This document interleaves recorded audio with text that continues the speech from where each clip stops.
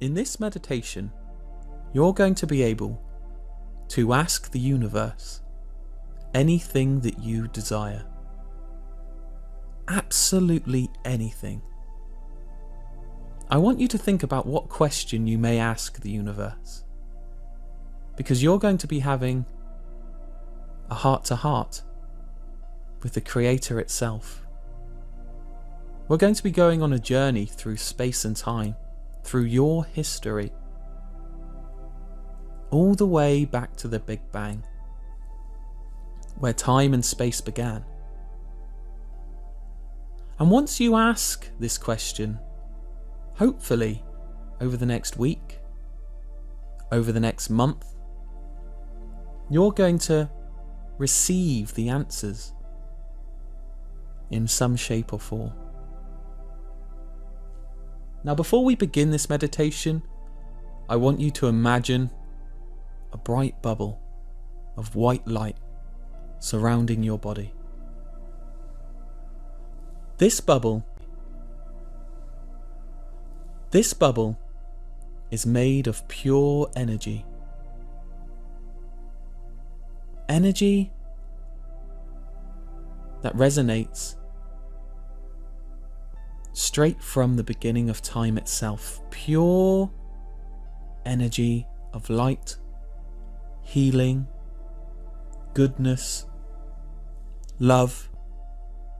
And the bubble that surrounds you is going to keep you safe and secure on your journey through space and time into your past.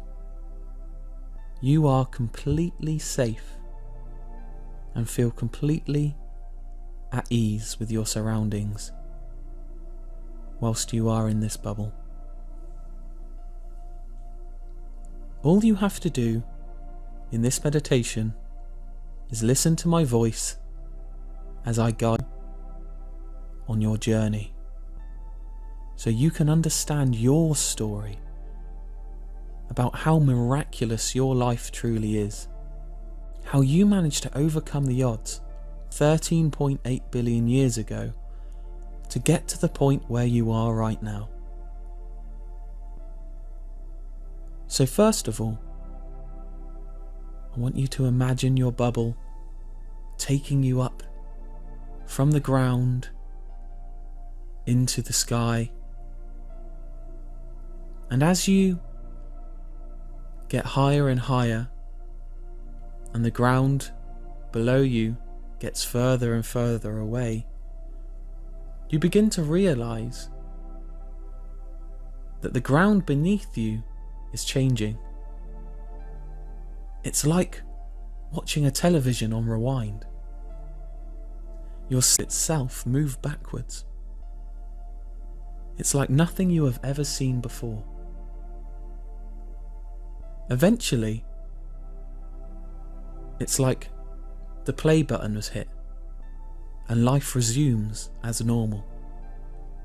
And you are beginning to get closer and closer to the ground in your safe bubble. As you land on the ground, you notice that things have changed. The world is not as it usually is. It's become clear to you that you have travelled into the past. You are excited. You are ready. All of a sudden, behind you, you see two familiar faces. A man and a woman. You're not sure of who they are, but you recognise them. You feel a connection with them, like you've known them your whole life. These two people smile at you, and their smile brings you this sense of relief, like all the worldly stresses and anxieties just diminish, and all that's left is just this serene moment here and now in their presence. These two people are your ancestors. This is your great great great great great great great great great great great grandmother and grandmother and grandfather. They want you to know that they have been watching you throughout your life, keeping an eye on you, keeping you safe. And even now to this day they are doing the same thing. They want you to know that you are so special, and that they are very proud of you about who you have become and what you have achieved with your life. They want you to know that you have a bright future ahead of you. You have success coming your way, and to keep believing in yourself no matter what. They said that you have their blood, and everything that was great about them is within you.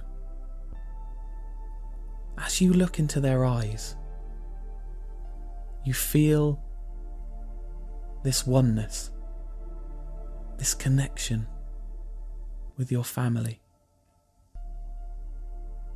They want you to know that everything that's good about your lineage resides in you, and you can tap into it whenever you want to. This ancestral power has always been within you. The lessons learned, the mistakes made, they are all a part of your DNA.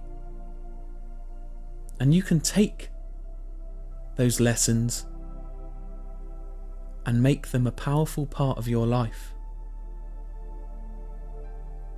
The lessons that they learnt are within you. Forward with this knowledge that you have been crafted and sculpted throughout history into this perfect image of a person. They are so proud of you because you are a result of their hard work and efforts. As you look into their eyes, you know that it is time for you to depart and move on to the rest of your journey. I want you to spend 30 seconds now just saying something to them that you want to say, whether that's thank you, whatever it is that you wish to relay to them. Now is your time.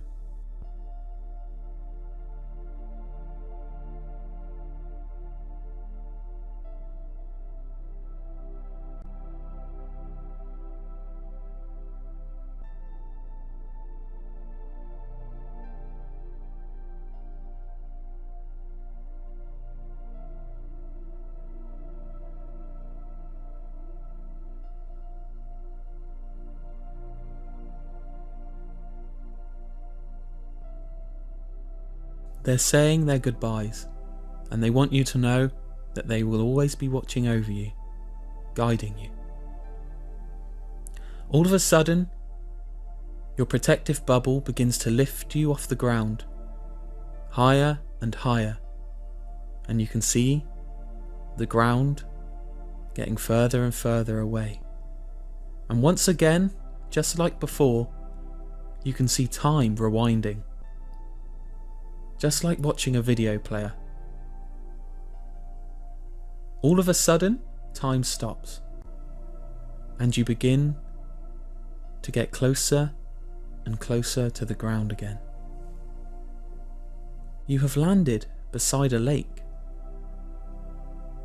There's also something familiar about this lake and the environment that you're in.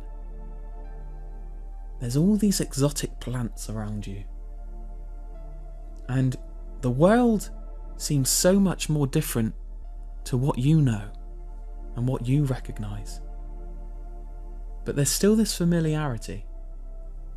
All of a sudden, you hear the splashing, and you notice that there is a creature crawling out of the lake. You take a closer inspection to find out what this creature is, and you realise that it's a newt of sorts.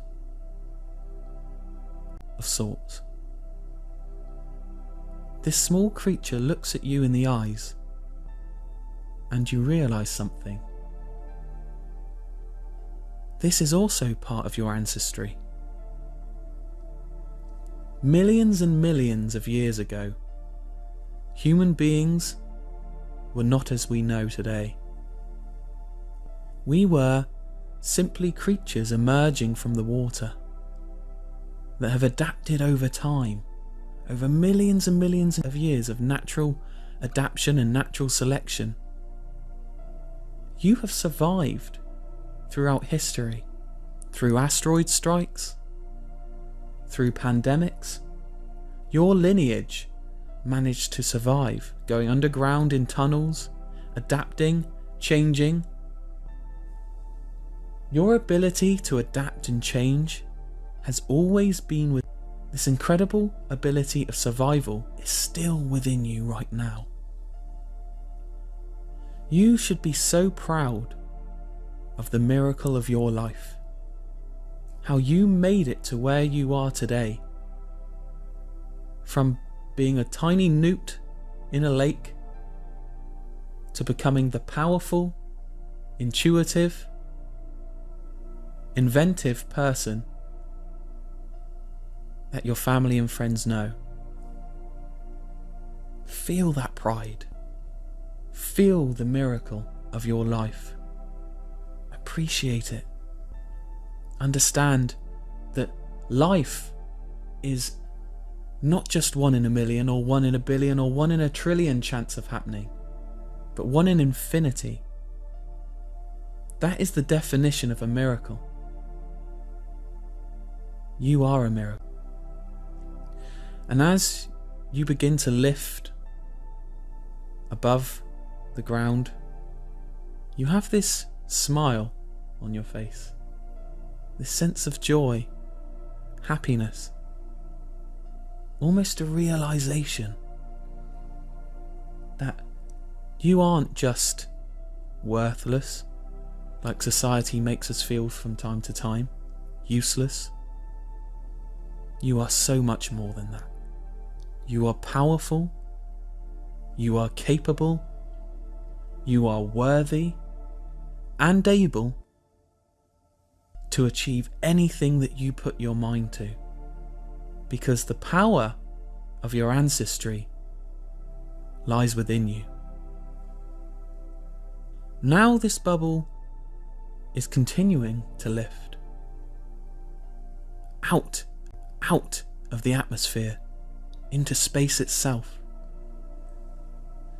Right in front of you, you can see planet Earth, this beautiful planet of blue and green, and you have this sense of connection with the universe itself.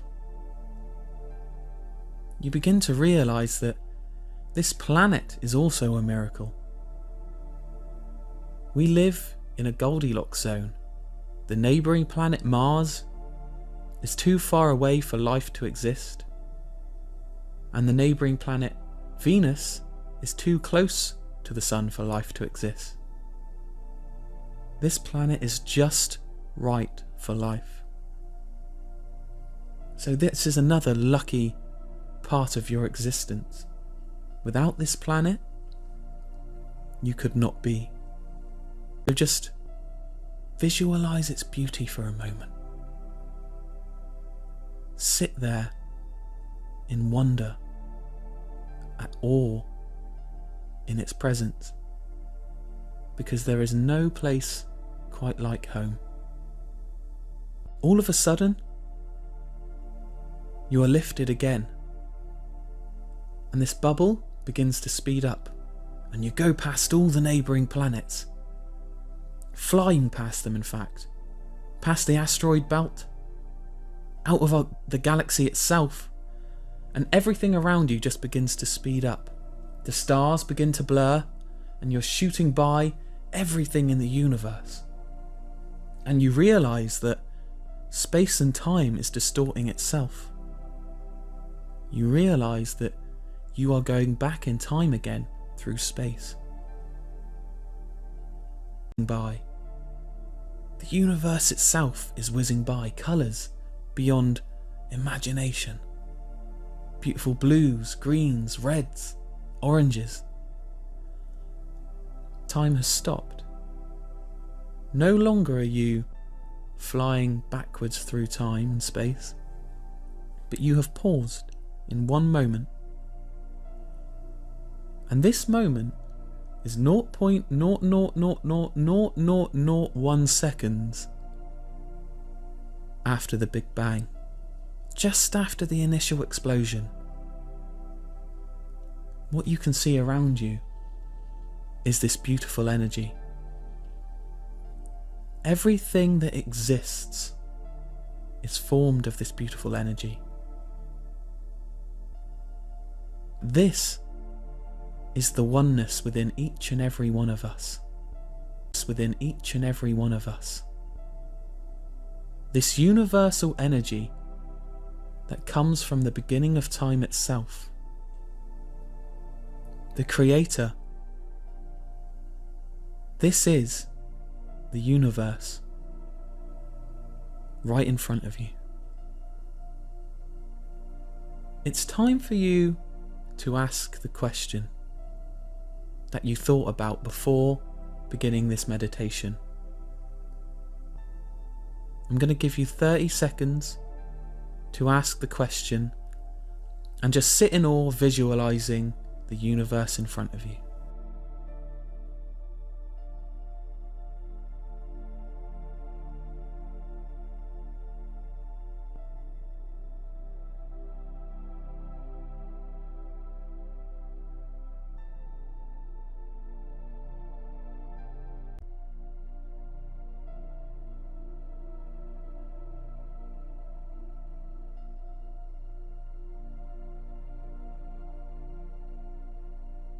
And as you say the words, thank you, all of a sudden, the bubble shoots back and reverses, flying back through space and time. Everything that you saw before is happening, but backwards again.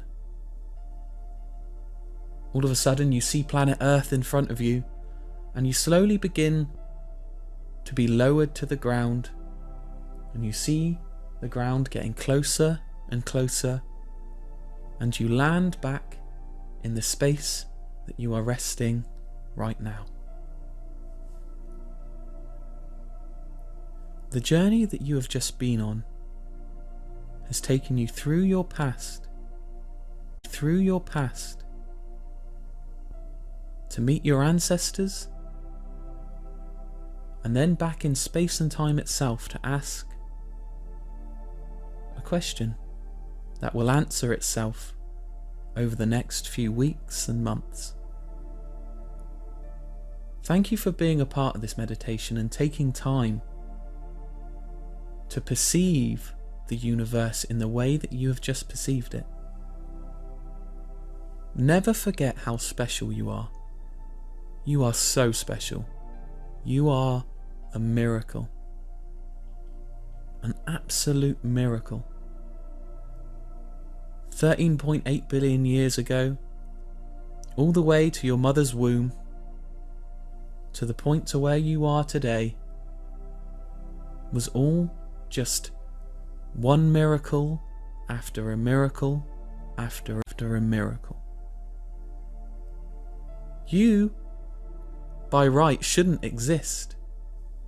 The mathematics don't add up. Science can't explain it, but you do. And I want you, once you leave this meditation, to look at your life in this way. Be appreciative of absolutely everything that you have in your life, because everything that you have in your life is more than enough for you to achieve your dreams. You can create success. It's just about reverting back to what we've learnt today, reminding yourself when you're feeling low, when you're feeling like you can't, that you are more than capable. You were born miraculous. I believe in you. Believe in yourself. Success is coming your way. Thank you for listening.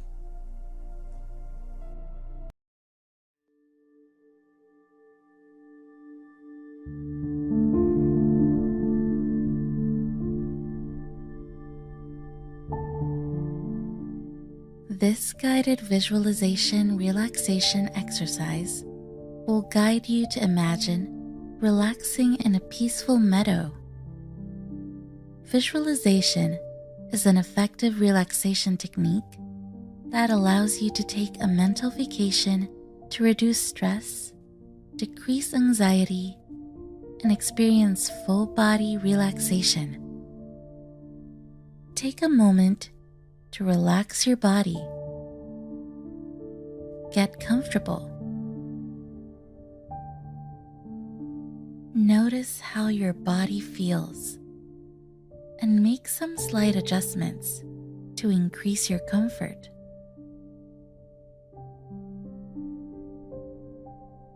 Take a deep breath in,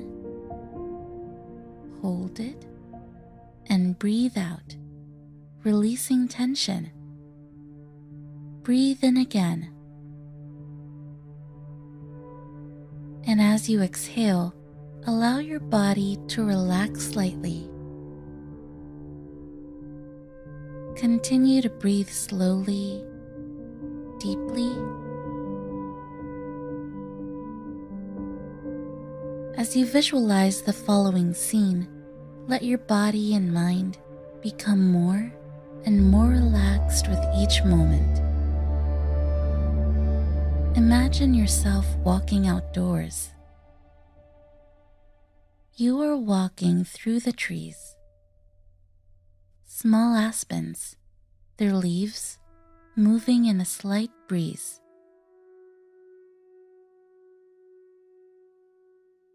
The sun shines down warmly. You walk toward a clearing in the trees.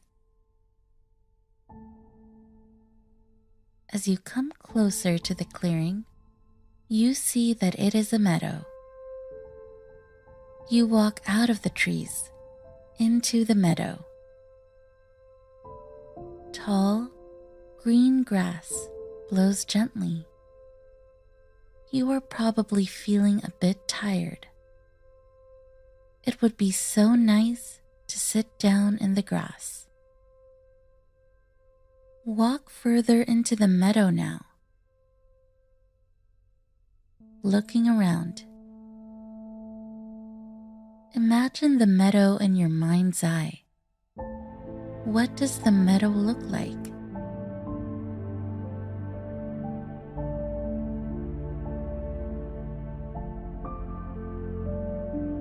Find a place to sit. You might want to sit or lie down in the grass. Perhaps you have a blanket with you that you can unroll over the soft grass and lie down. Feel the breeze caress your skin as you sit or lie down in the sun. It is a pleasant day, warm but not hot, quiet and peaceful. Notice the sights around you. The grass whispering. See the mix of meadow grasses, clover, wildflowers around you. Watch a small ladybug climb a blade of grass, climbing up toward the top, pausing for a moment and then flying away.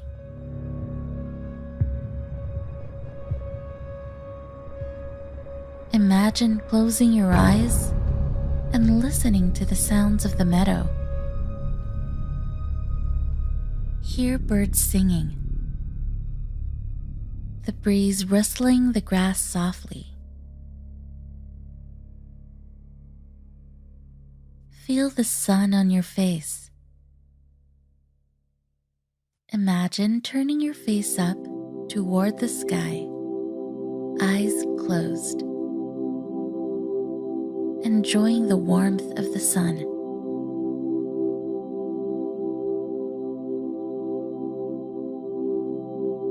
Smell the grass, the wildflowers,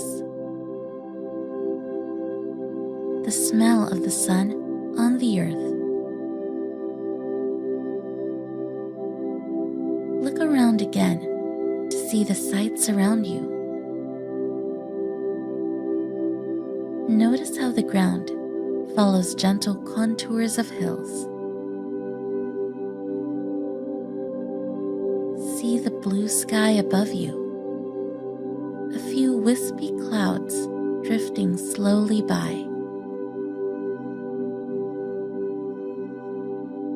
See the trees at the edge of the meadow. The meadow is lush and green, a haven for birds and animals. As you watch, a deer peers out through the trees and emerges to graze at the edge of the meadow. The deer raises its head to look at you,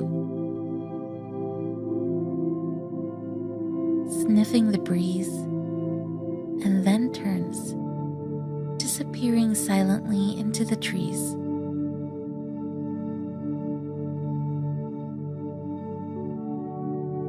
Rest and luxuriate in this peaceful, beautiful meadow.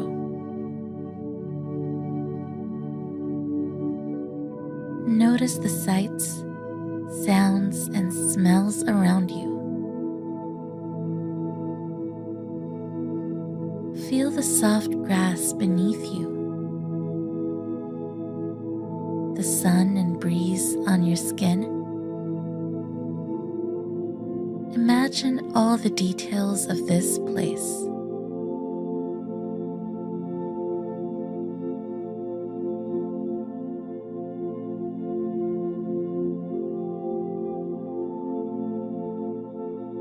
Now it is time to leave the meadow and return to the present. Notice your surroundings. Feel the surface beneath you. Hear the sounds around you. Open your eyes to look around, reorienting to the present.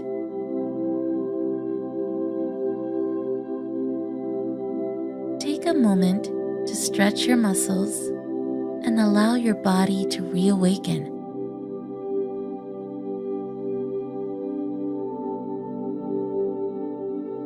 When you are ready, return to your usual activities, keeping with you a feeling of peace and calm.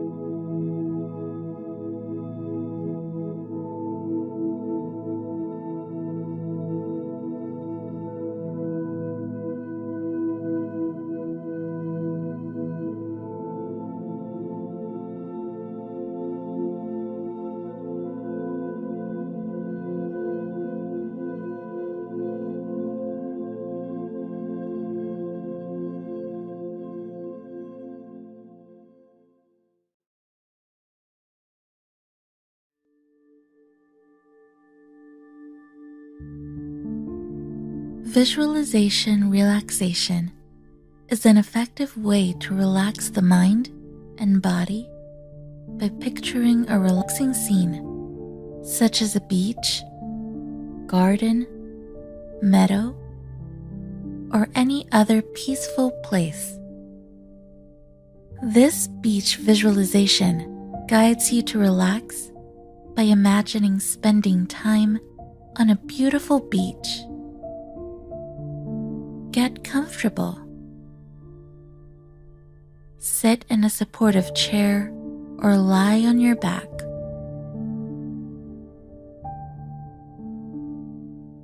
Relax your body by releasing any areas of tension. Allow your arms to go limp. Then your legs. Feel your arms and legs becoming loose and relaxed. Now relax your neck and back by relaxing your spine. Release the hold of your muscles all the way from your head, down your neck, along each vertebra to the tip of your spine. Breathe deeply into your diaphragm, drawing air fully into your lungs. And release the air with a whooshing sound. Breathe in again, slowly. Pause for a moment and breathe out. Draw a deep breath in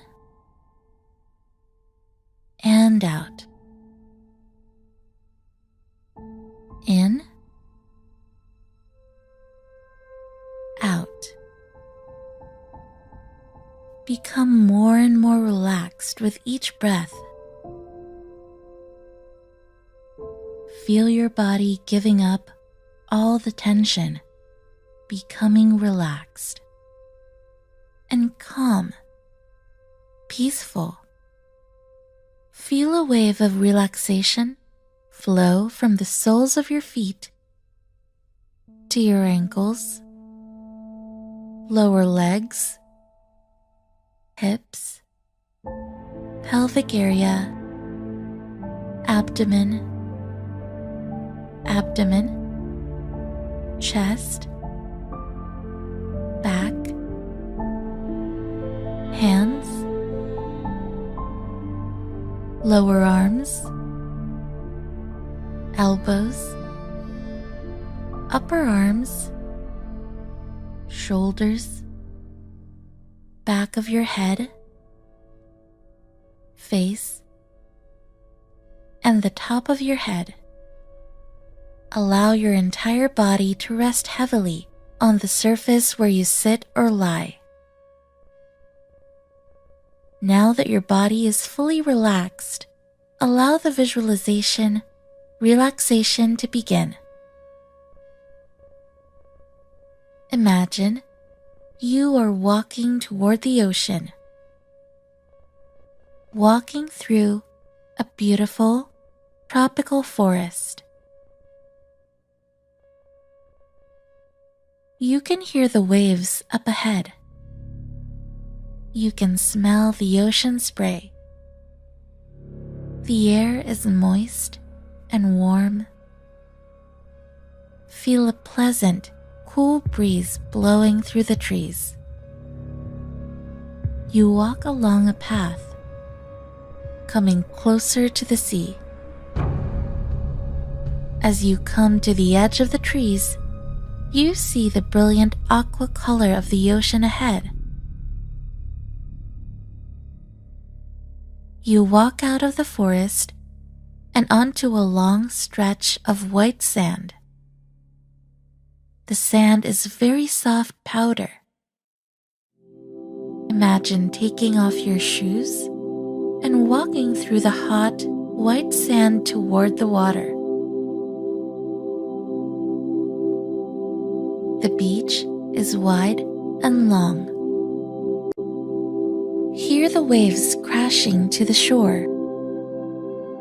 Smell the clean salt water and beach. You gaze again toward the water. It is a bright blue-green. See the waves washing up onto the sand and receding back toward the ocean, washing up and flowing back down.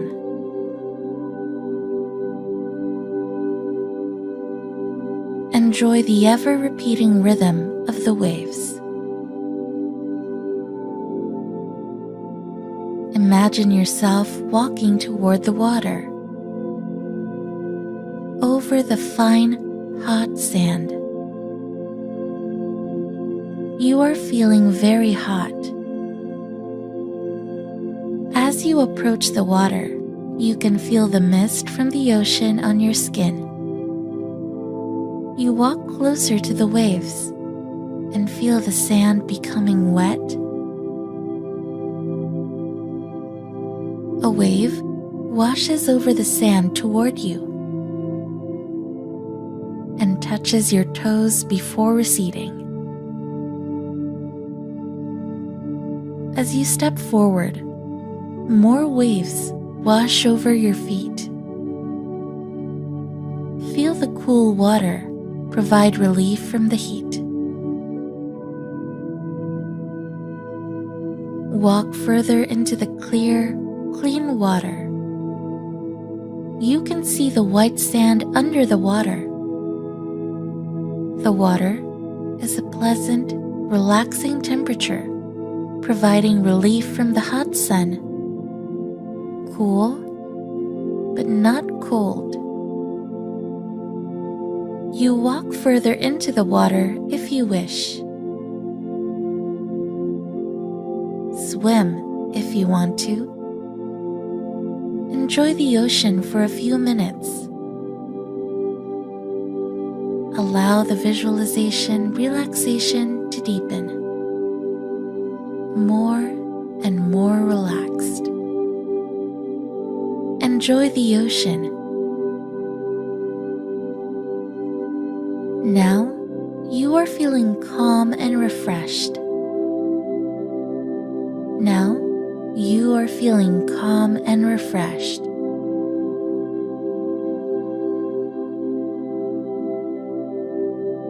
You walk back out of the water and onto the beach. Stroll along the beach at the water's edge, free of worries, no stress, calm, enjoying this holiday. Up ahead is a comfortable lounge chair and towel just for you. Sit or lie down in the chair or spread the towel on the sand. Open your eyes, stretch your muscles, and become fully alert, refreshed, and filled with energy.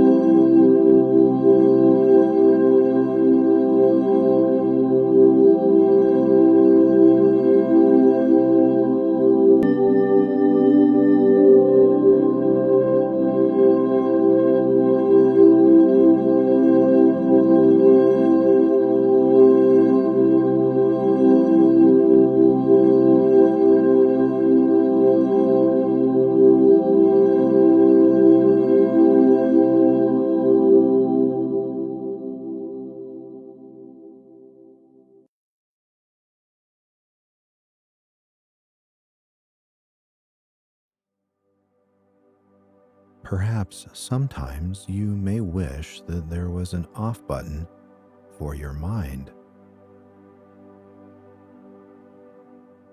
An overly busy mind can halt us in many ways throughout our lives.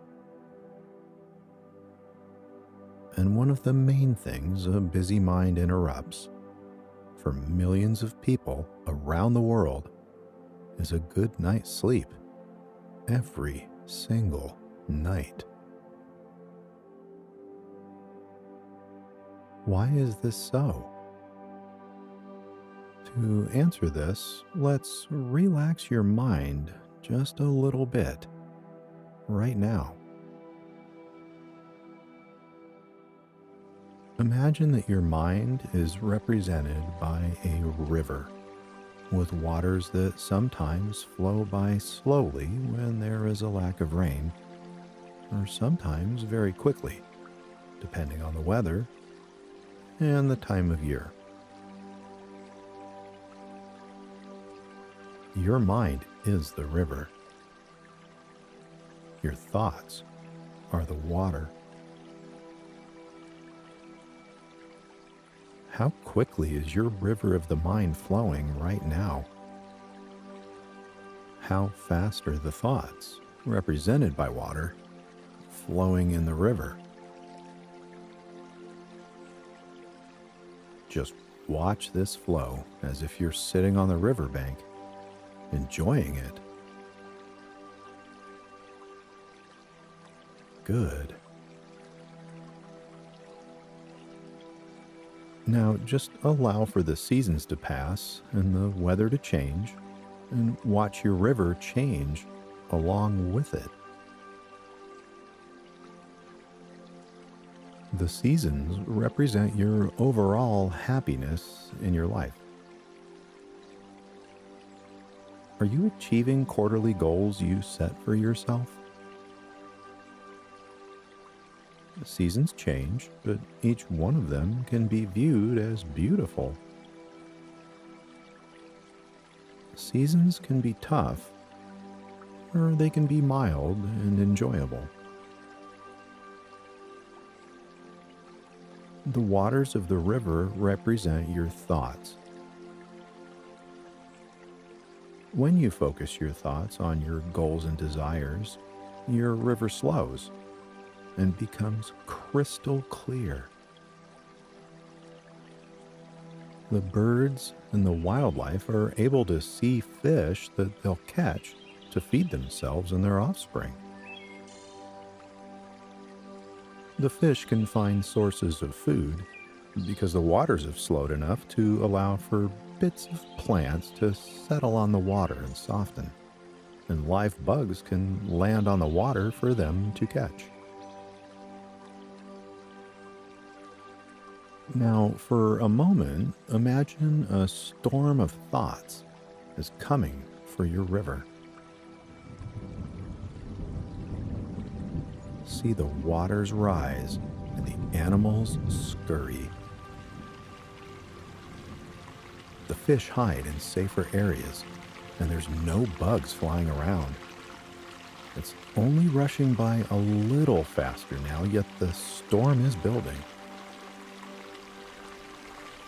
The more thoughts you let into your mind, the more the waters rush by.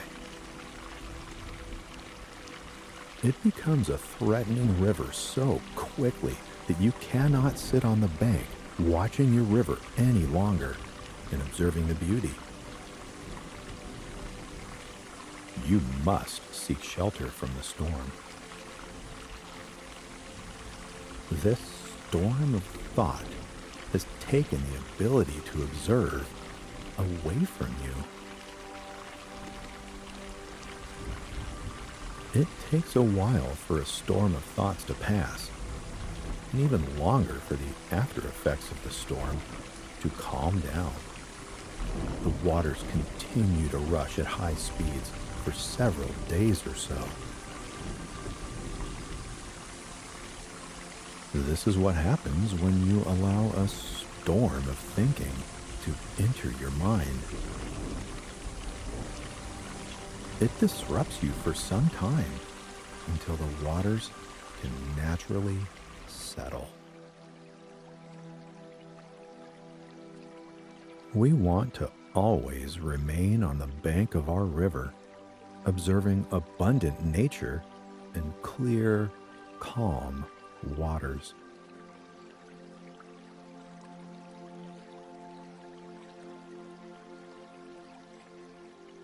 We all know sleep is necessary and rejuvenating, so why do so many people suffer to achieve restful sleep?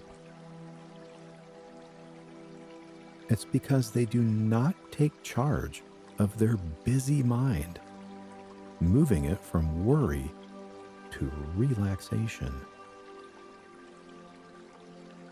Like I mentioned before, allowing a busy mind to go free is like never training a great horse.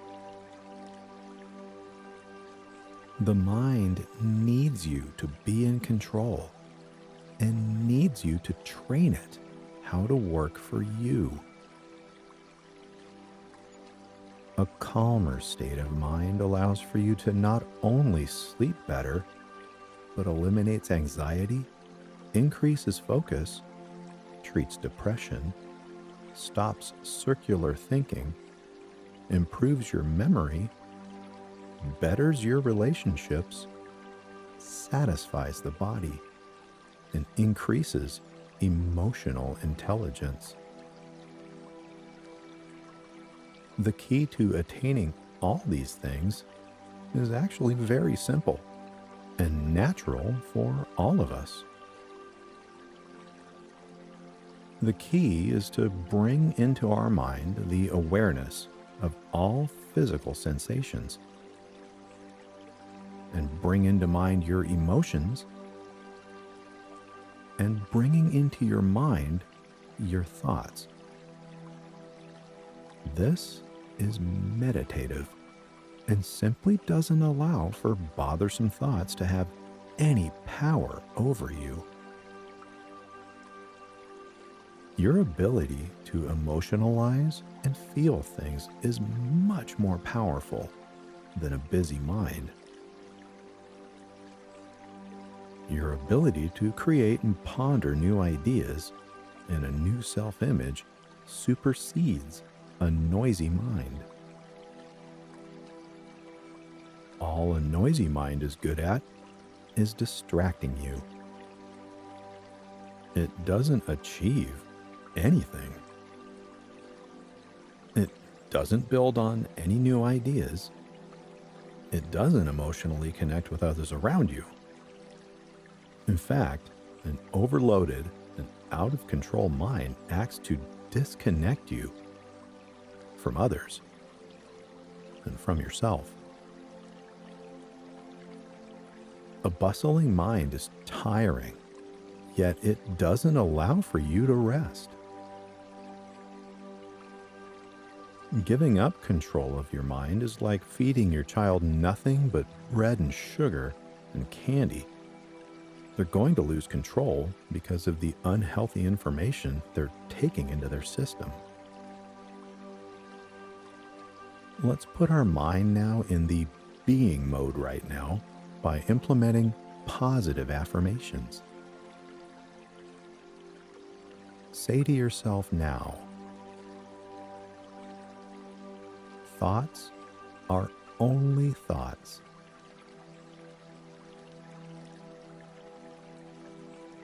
I live in the present, not in the past or in the future.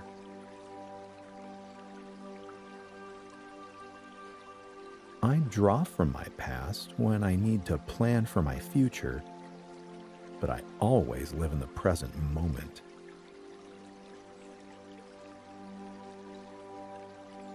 I take notice of my body often throughout the day, easing and relaxing my body by doing so.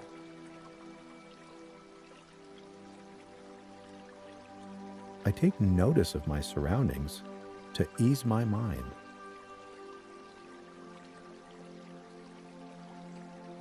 When thoughts begin to swirl in my mind, I have compassion for them and acknowledge them, knowing they are simply thoughts.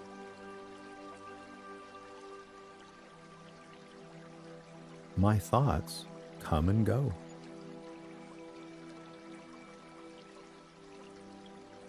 Everyone's thoughts also come and go. I'm no different.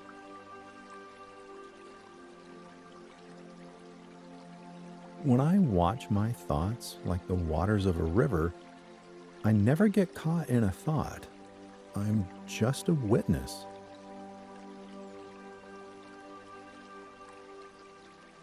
Stopping my thoughts is impossible. Instead, I observe them arriving and leaving.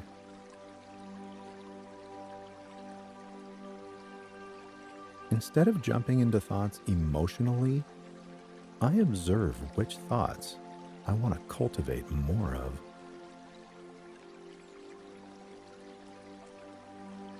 I know that which thoughts I put my energy into is what I create for myself.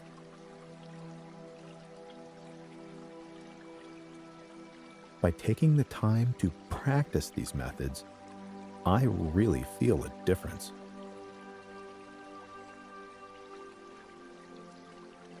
I have the patience to retrain my mind.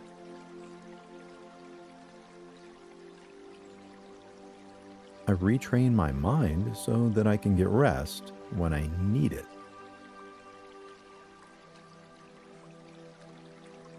I have patience when I'm training my mind, just as I would have patience training the most magnificent horse.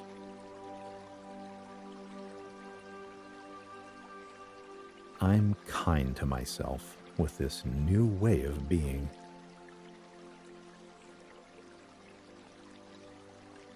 I'm kind to others, and I never allow overthinking in the form of judgment to cloud my relationships.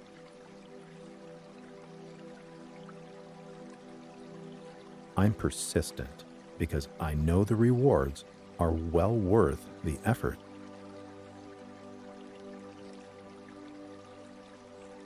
I see benefits right from the very start of my practice.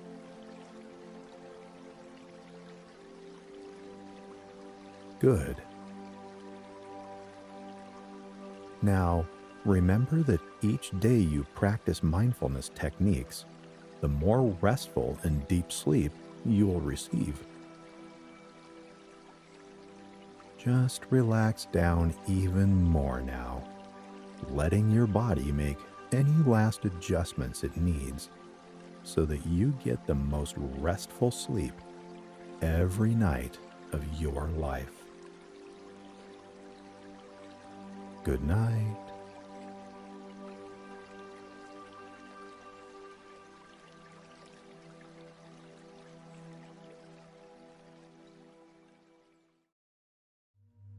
Dear Diary, I had the most beautiful day on the beach strip in Honolulu.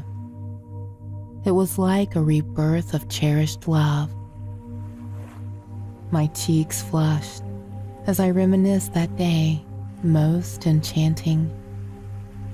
I can imagine the redness flushing up in my cheeks, though there is no mirror in this room. I am not sitting in the bedroom, but in the study, where we keep books, chairs, beanbags, and tables. The skyscrapers overlook the sands, dotted with palm trees, the boundary of the waters that were the most transparent, brightest shade of blue. I closed my eyes before writing the following sentences, trying to recollect my day in Honolulu beside my beloved.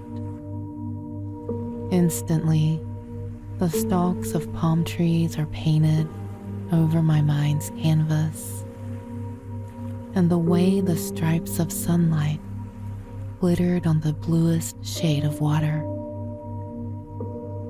with the waves of dips and crests, and the light casting its web over my face, over our face. I close my eyes once more, inhaling deeply to let the sensory memories gush forth in my consciousness.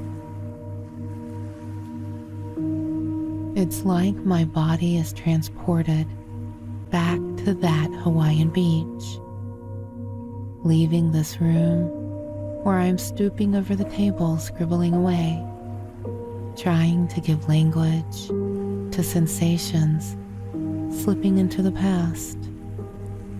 Oh, cool passages of time. I can almost feel the way the sun touched my skin, lovingly and with tenderness. That reminds me of my beloved who was there with me all the time. We had been planning this trip for quite some while, my significant other and I. Things had started to go a little stale for some time, you know. We both felt our souls were drifting apart with our jobs and making ends meet. Sure, we have reached that point where glances and things unsaid, suffused in the eyes, it's enough to make things work. But is it enough to exist on lost warmth and hearts too still? We sat down one day and asked each other these questions. In the end, we decided it was not. Just like individuals need a rebirth of spirit from time to time, so do two hearts beating in synchrony. Of course, we have loved each other through all the tides of life, both high and low. Our affection is constructed on the sturdiest boulders, rock solid. But even the hardest rocks can erode away by persistent dripping of time's water droplets. Sitting in the living room on the couch, we had held each other's hand, deciding that it was time to take a break and rediscover things the way they used to be. We took a leave of absence. Our bosses protested, but we persuaded them to let us go. But why did we pick Hawaii for our little rebirth adventure? It was where we first met, in entirely different times of our lives, in that innocent and carefree festival of youth. As I remember how the breeze made the palm tree leaves sway, I'm also reminded by that memory of the first time we met. Many years ago, on a beautiful sunny day with a clear blue sky, we met on the Hawaiian Islands. I remember that the narrow strips of leaves on palm trees fluttered and flapped in the wind like a cape of green. It was a gathering with people dressed in their spandex clothes, sprawled out on long folding chairs, basking in the sun. There were boats around as well, people sailing in the waters. There were darker and lighter shades of blue in the water, as it always is in Hawaii. As night fell and the moon came out, glorious and majestic in its glow, a bonfire started with people dancing and singing. I was sitting by myself on a sheet under a palm tree That tree has become associated in my mind with Hawaii. So I sat under the pale, buttery moonlight, embraced by the breezes that contained the water's moisture in them. The sounds of the water gushing and foaming, waving, mingled and echoed softly in the air, like the background to all the singing and laughing. I was sipping on a beverage that I cannot remember. Look at me, recalling that moment that changed my life. How vividly I remember the moon, the bonfire, the breeze and the atmosphere, but not the drink in my hand. Strange how memories work. We remember some things and not others. Oh, the flames. The logs crackled, turning to cinders before depositing ashes on the sand, which the occasional wind gust scattered in the air. The flames flickered and danced, just like the people around them. Shadows of people sitting on the ground at the edges as if they were smoldering. I watched the shadows and the marshmallows on the sticks held over the fire. I think I have romanticized the moment enough, but that is what diaries are for. So, without further ado, let me tell you that the earth did not move when I saw him. I distinctly remember thinking that my beloved was cute, and that was about it. Nothing out of the ordinary. But he happened to catch my eye and came over with a smile, offering a freshly roasted marshmallow. Close up, I saw that there was kindness in his facial features and in his eyes. That's when the magic began.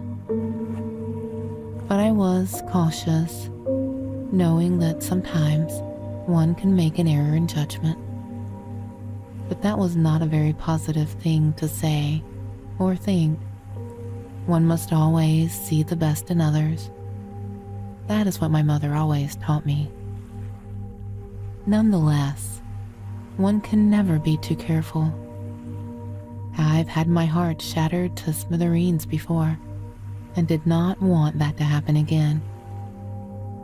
But from the start, I found my beloved easy to talk to and comfortable to be around.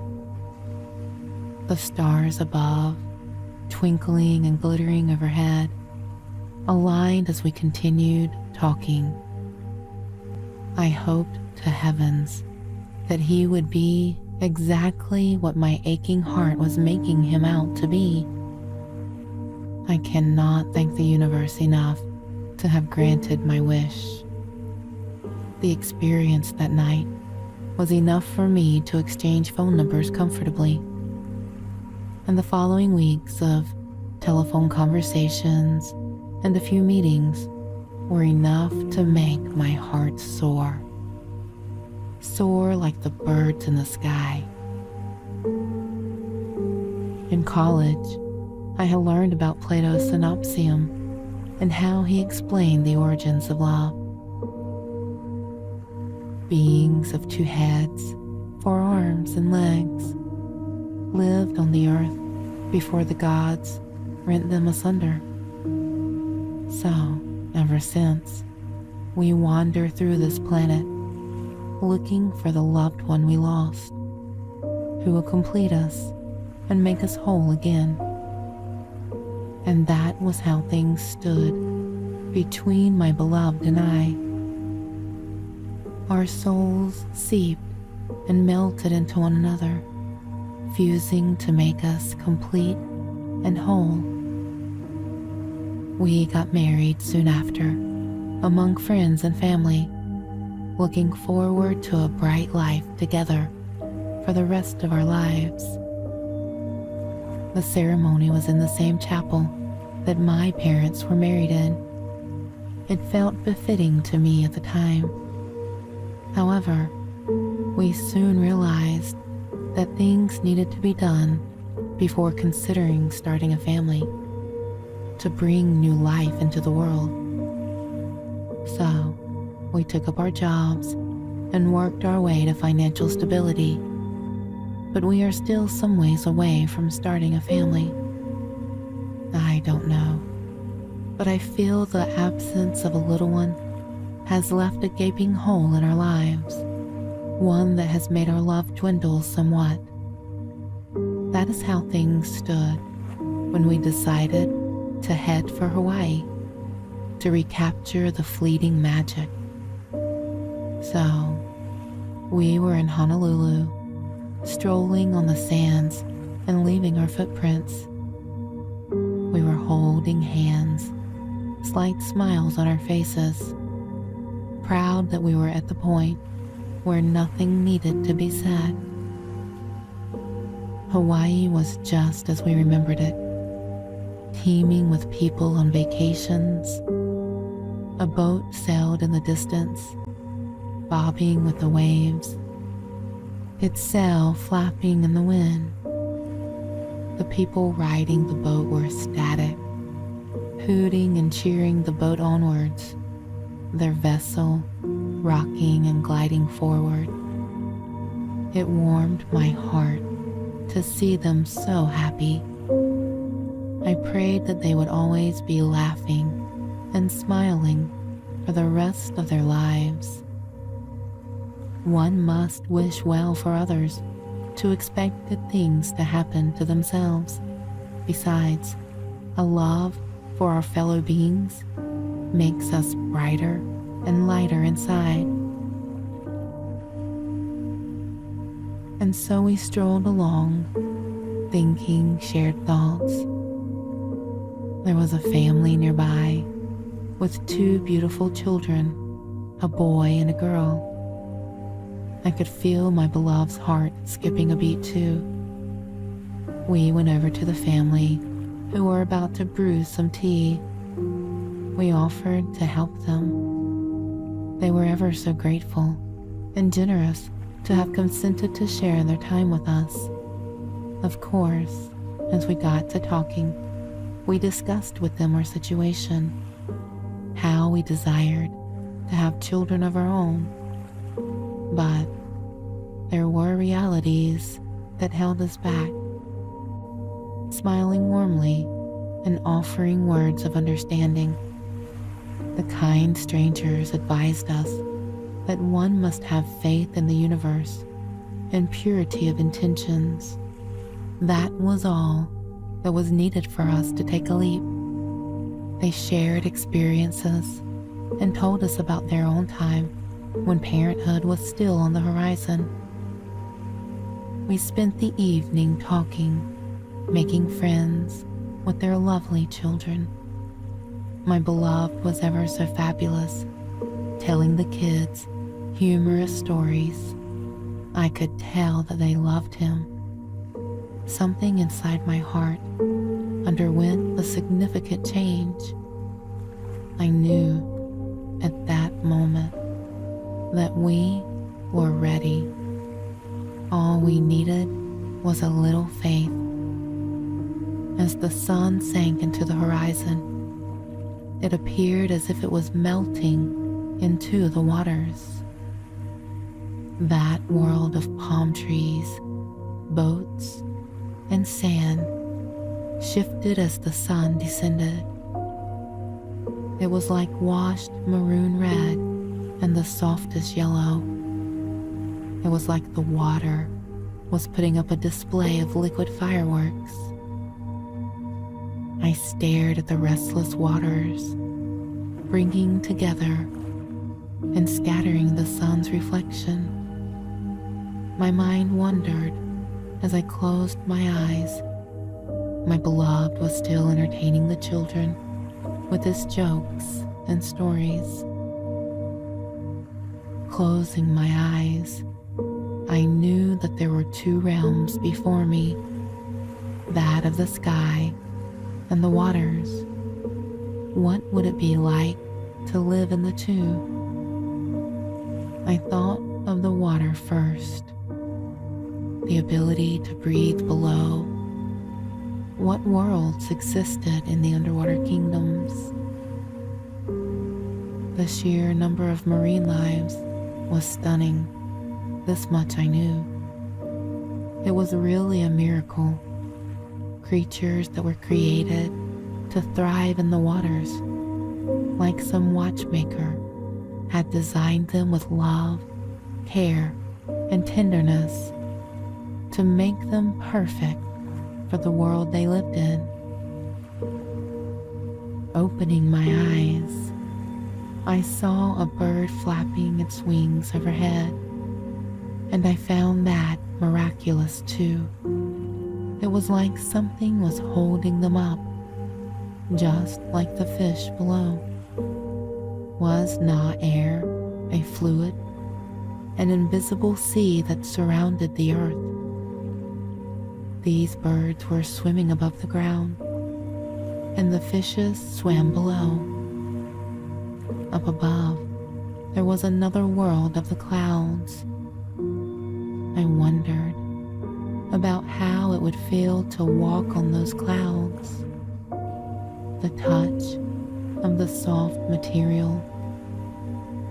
A lightness took hold of me by thinking all these thoughts. I felt at that moment as if my body melted away. The sounds and the touch of wind were gone. I was with the fishes, swimming along with them. It was a surreal experience as I soared the skies with the birds. For a moment, I really was in the clouds, walking on the soft material as if gravity could not pull me down. From a dimension not of this physical world, something seeped into my heart. I looked over at my beloved as we shared a smile. The faith had entered his heart too. That night, we had the most enchanting sleep, dreaming the same dreams of new life. Today, we got the news. The universe has blessed us. We have never been happier in all our lives. My beloved and I.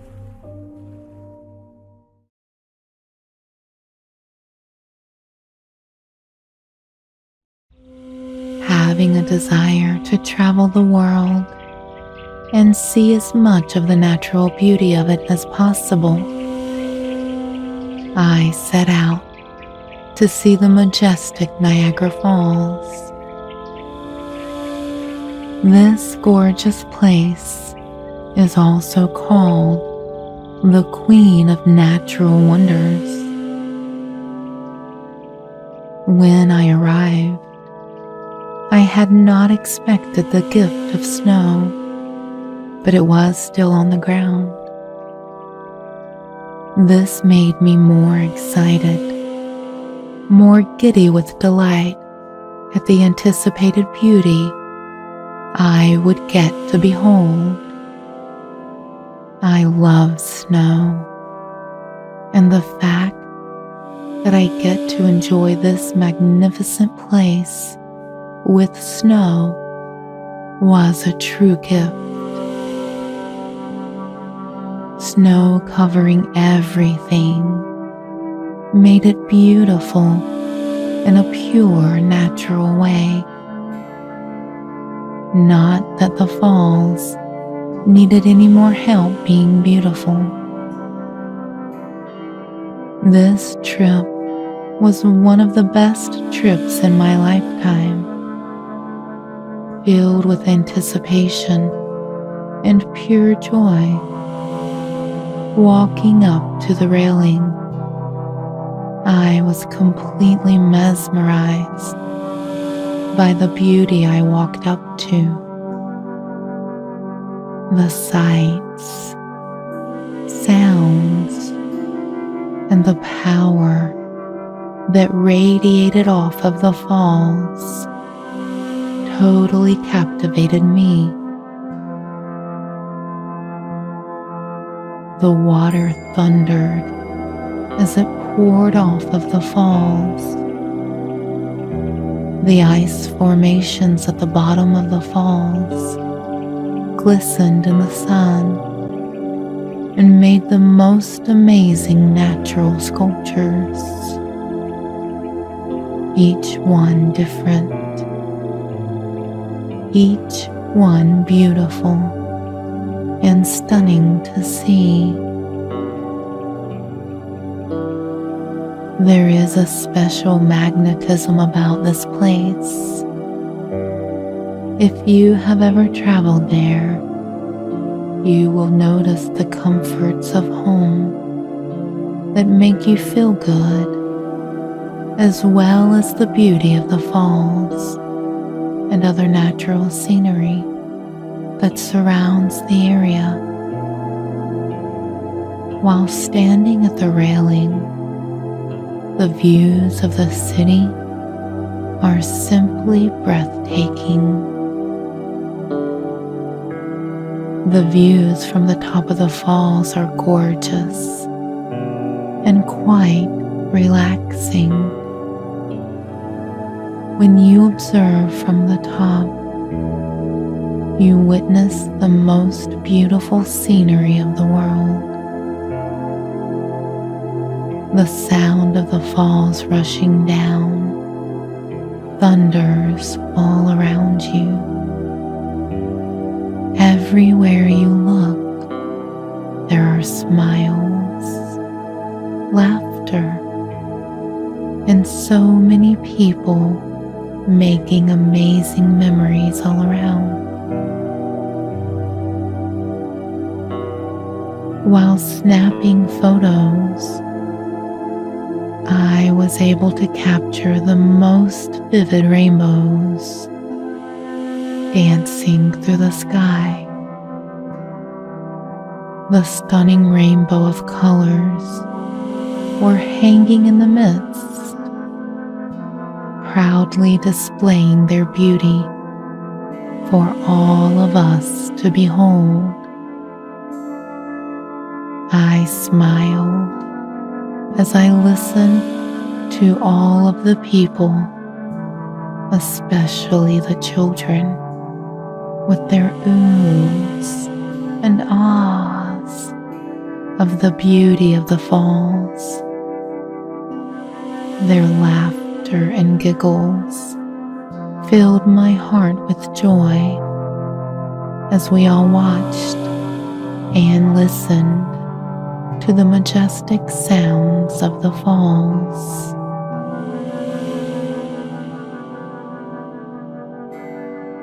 There were so many perfect places to get photos of all of the falls. I stopped and just watched as the water rolled off the edge, down the cliff, and splashed into the rocks below, taking in the sounds of the thundering water, the splashing of the water on the rocks, and the beautiful music that nature was singing in the background. It was easy to just be in that moment, to just stand and listen and enjoy without worry, fear, or concerns, just to enjoy the gift of nature's song.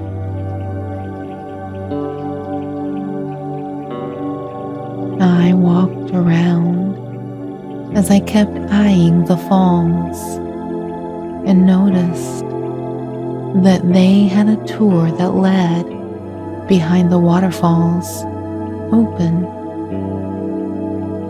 I skipped over to the desk with pure delight and purchased a ticket that allowed me to take a tour behind the Great Falls.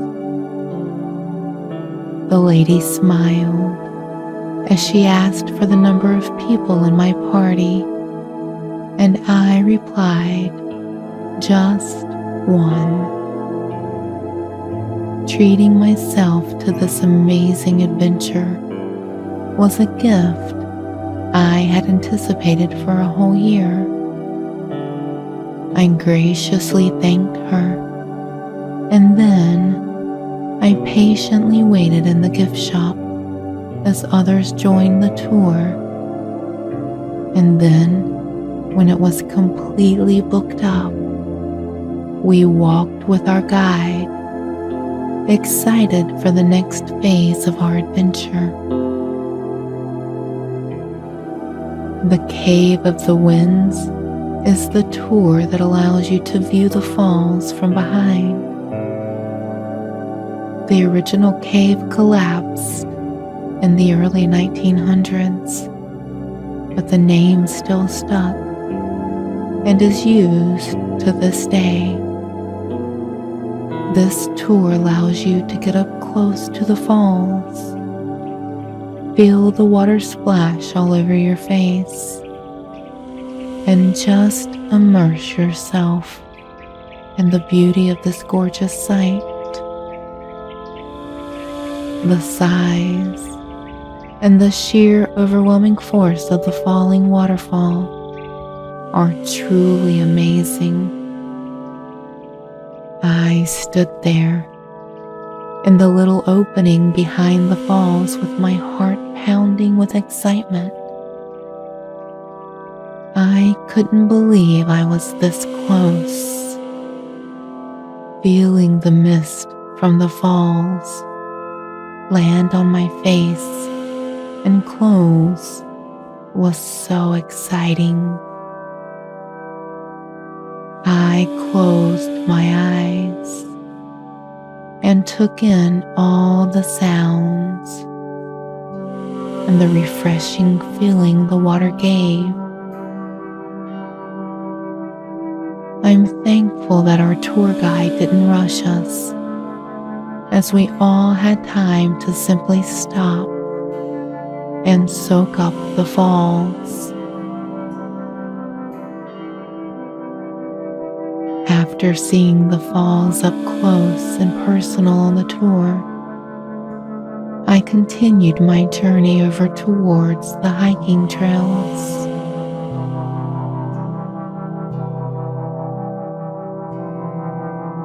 Hearing the thunder of the falls crashing, mixed with the calming running water, made walking the trail a refreshing experience.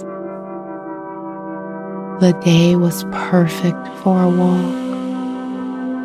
You would think that with snow on the ground, it would be too cold, but honestly, it was absolutely perfect. The crisp, gentle breeze from the falls gave my body some extra energy as the excitement continued to race through my heart.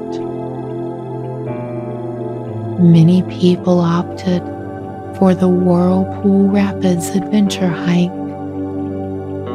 but I decided to take the easier one, as I wanted to be able to simply take in all of the sights with ease as I enjoyed the trail at my own pace. Sometimes slowing down and doing the easier route is what is needed.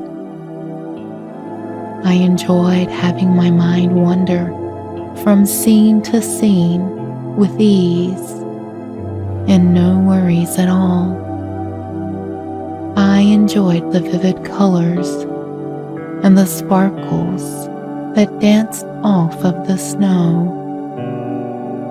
I took the much needed time to simply be part of the nature that surrounded me without rushing about. This trip wasn't about fitting in as much as possible into the day. No, this trip was about enjoying the beauty that surrounded me, listening to the soothing sounds of the falls, and just spending time doing nothing at all, resting in nature. It's something we should all do more of. After my hike, I purchased a ticket for the Maid of the Mist.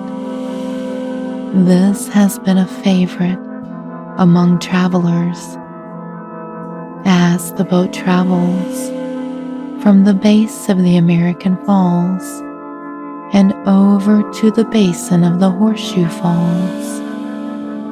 I was excited as I put on my souvenir rain poncho and climbed aboard the cute Maid of the Mist. Our tour guide was very approachable. She didn't mind at all when we all asked for her to take photos of us.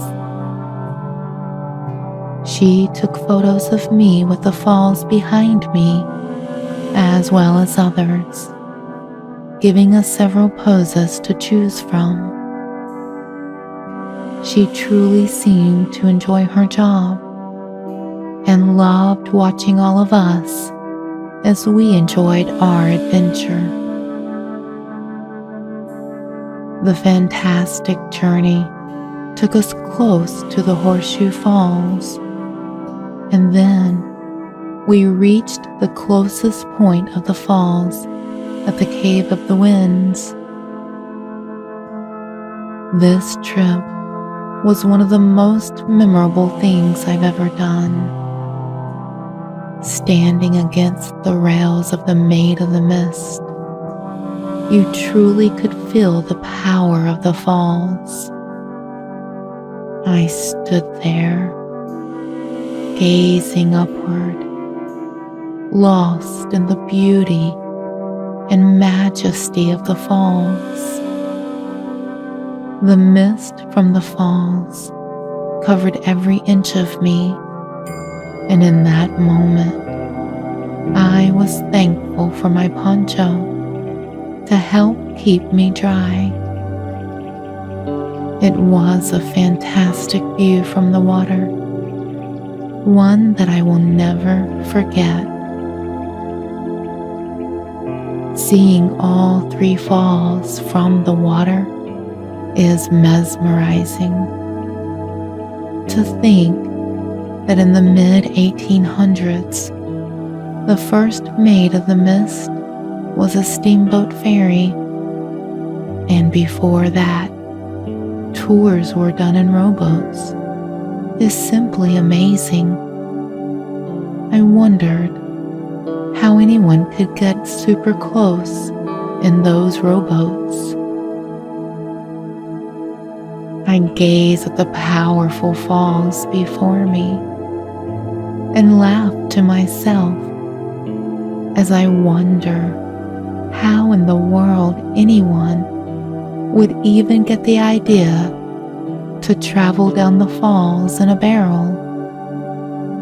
I wonder why. I don't know how anyone would ever survive such a fall, even in an accident. But then to think that there are people who attempted this on purpose. The brave Annie Edson Taylor became the first person to survive a barrel ride over the falls in 1901. amazing, simply amazing. After the Maid of the Mist ride, I was feeling a little hungry, so I decided to check out all of my options before making a decision. There were many cafes with snacks and treats to purchase. Gourmet coffee, ice cream, and even sandwiches are available as well. Niagara Falls restaurants have something for everyone. There is even a dine-in restaurant called Top of the Falls Restaurant. This is the only restaurant that overlooks Niagara Falls. It has floor-to-ceiling windows so that you don't have to miss a single thing while enjoying a fantastic meal. After having a fantastic meal and soaking in the mesmerizing view of the falls, I decided to head over to the trolley. This tour gives an overview of the park and provides historical information, fun facts, and other things to help you get the most out of your visit.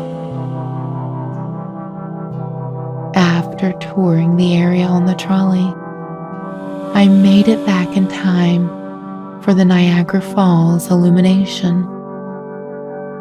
There are hundreds of LED lights in 3 locations, and together, these lights create a view like no other you've ever seen.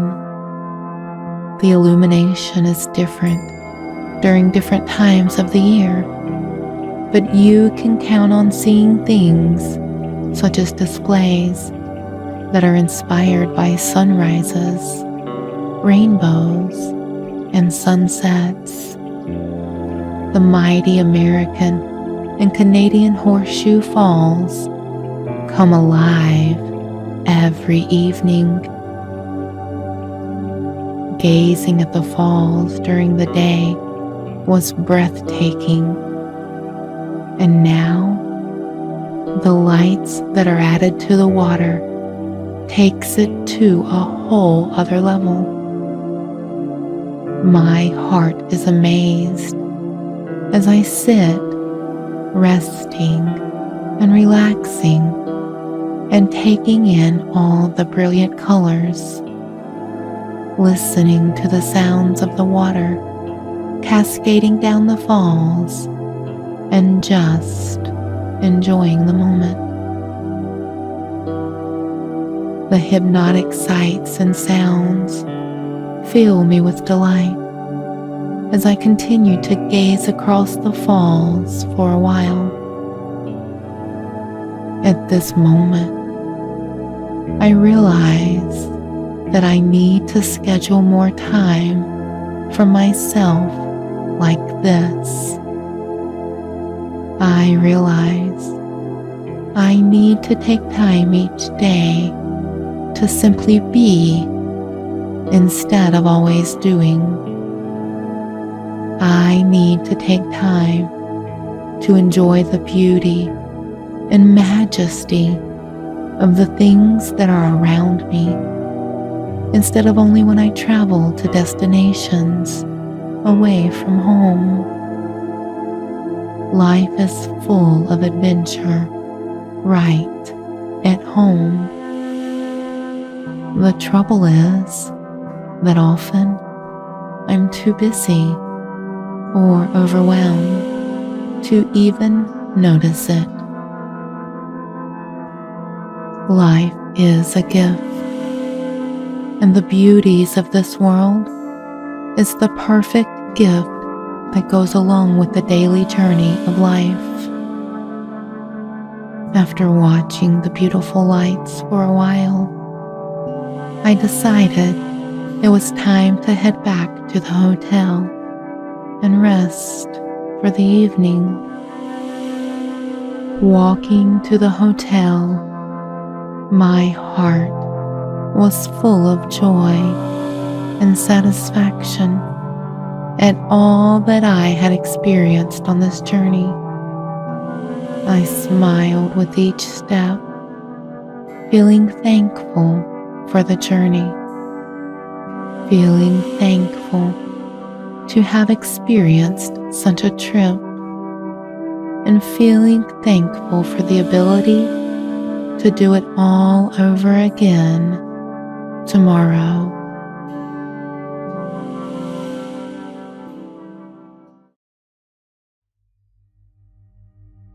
It was a fine, sunny morning in Switzerland, and as a teacher, I loved my students, but sometimes I just wanted to get away from school. I know, a teacher who doesn't want to go to school. Kind of weird, but it happens, you know? We all need a vacation from time to time. So I asked my students where they thought I should go. Some suggested Disney World. Others suggested a warm beach.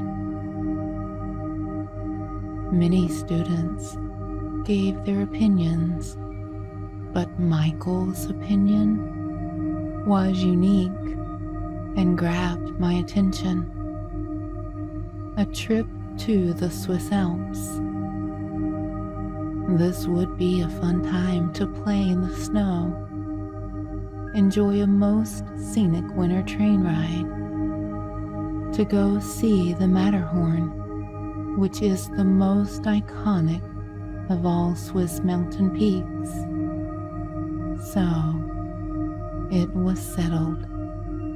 I was going to visit the Matterhorn, and then end my travels in St. Moritz.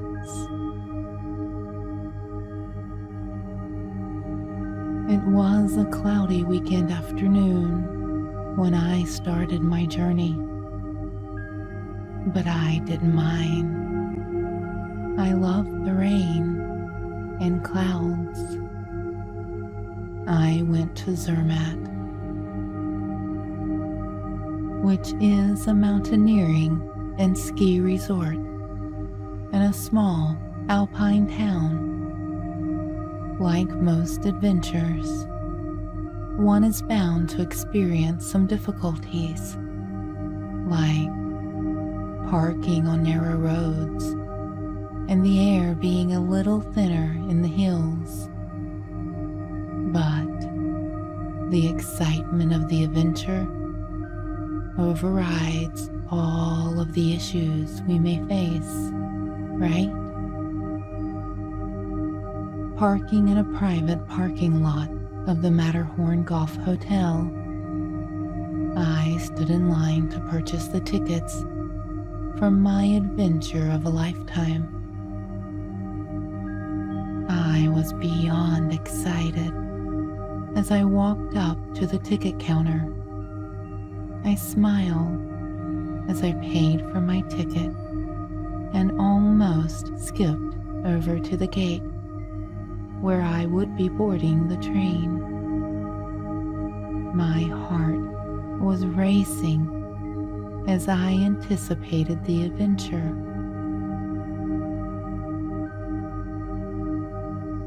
I was pleasantly surprised to find out that this small country of Switzerland is one of the biggest tourist attractions on the earth. It is uniquely known for the ski resorts, hiking trails, and other huge landmarks like Lucerne's Wooden Chapel Bridge. Switzerland has over 1,500 lakes and high mountain peaks, most of which are covered in snow. It also has one of the lowest crime rates in the world, which makes it super easy to enjoy all the amazing food and sights and other tourist attractions they have to offer. It didn't surprise me that thousands of experienced climbers come to the Matterhorn each year. I selected a window seat to enjoy the nature and beauty of the Alps. I took many photos so that I could enjoy the memories at a later time. But I also made sure to take time to just sit and watch out the window and enjoy the moment, to simply be present with the stunning scenery that was going past my train window. The view was stunning, and I was able to get some really nice panoramic views as I viewed the mountains through the windows.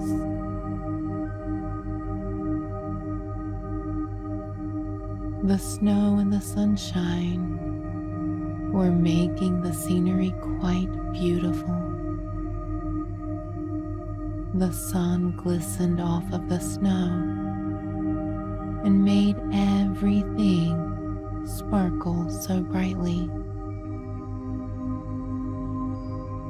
As the train continued rolling along, the vast sea of white, glistening snow was as far as I could see.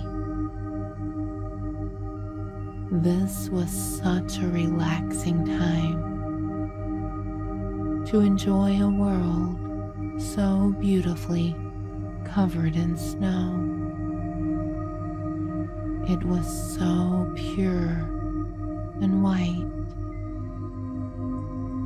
Lake Geneva was glistening as the sun shone down, highlighting her in a spectacular fashion. The view was simply amazing. As the train slowed to a stop, I grabbed all of my belongings so that I could transition to another train. While we were at the next station, we saw the Matterhorn peak, shaped like an ancient Egyptian pyramid, but covered in pure white. I stood for a moment, gazing at its natural beauty. So stunning, so perfect. As the train continued to roll along, and we reached our next destination, Gornograt. From the Gornograt, you get to see 29 peaks that are 4,000 meters high. The best plan is to go up from the railway station to the viewing terrace. A very cool thing they have is the Viscope telescope. I was amazed that it shows you the peaks with the names of them.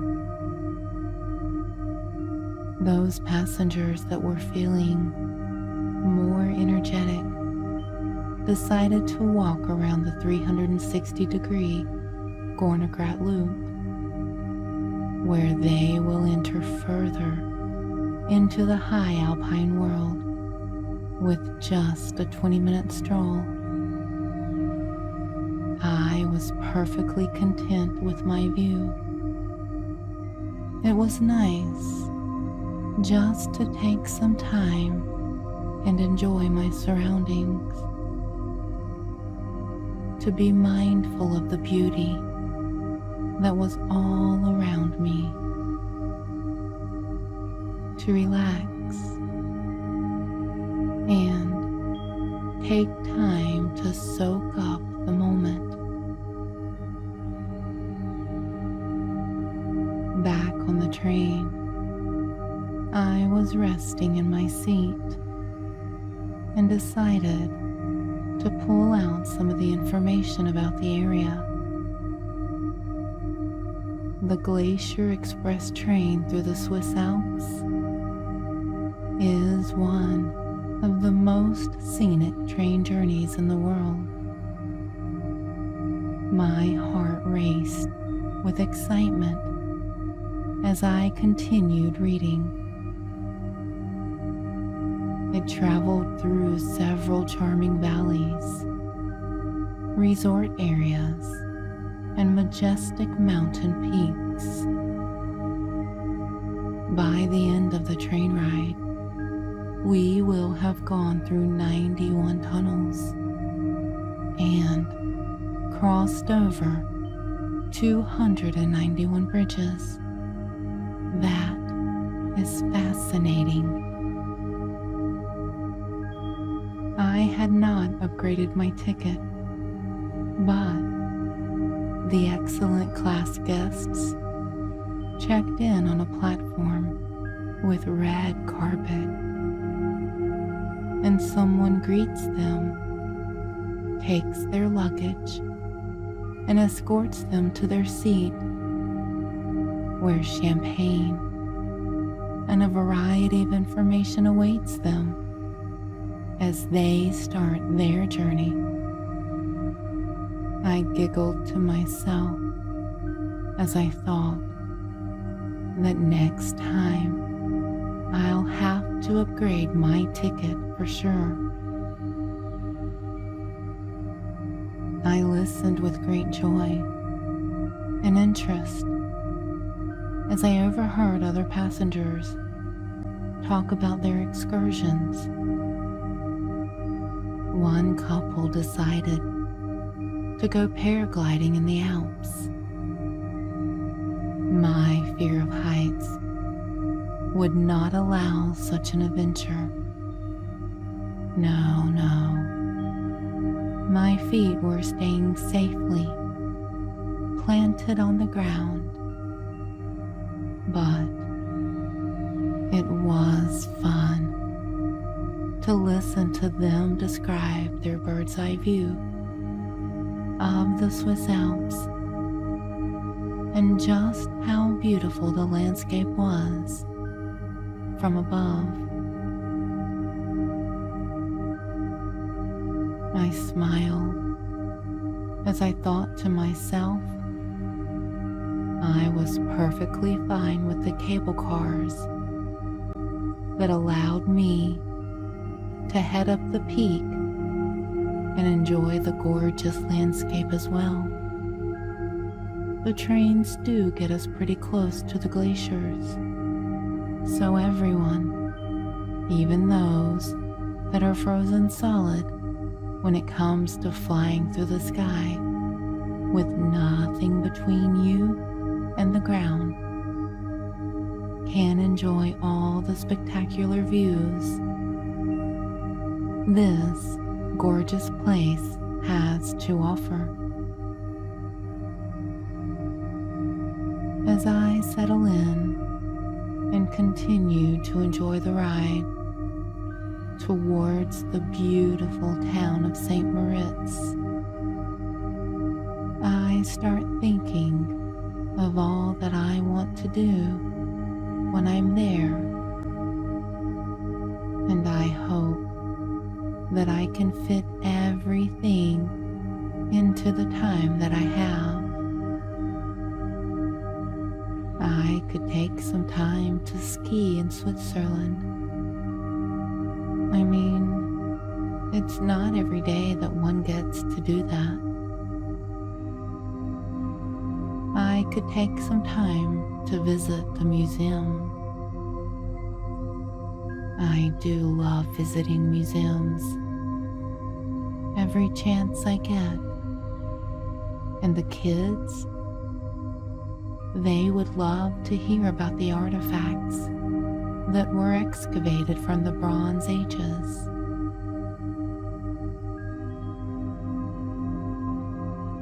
There is no doubt that I would not be doing the bobsled run, even though you are riding with an experienced pilot. I just don't think I could ride on something that small, going that fast. I could take some time to enjoy the Wildflower Trail.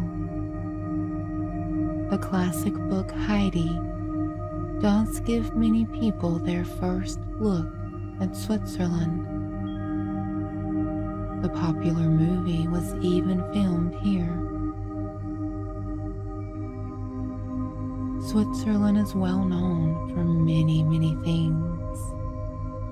Cheese, watches, chocolate, as well as the spectacular views, no matter where you are. As the train continues its path towards St. Moritz, I wonder if I'll be able to see the Matterhorn.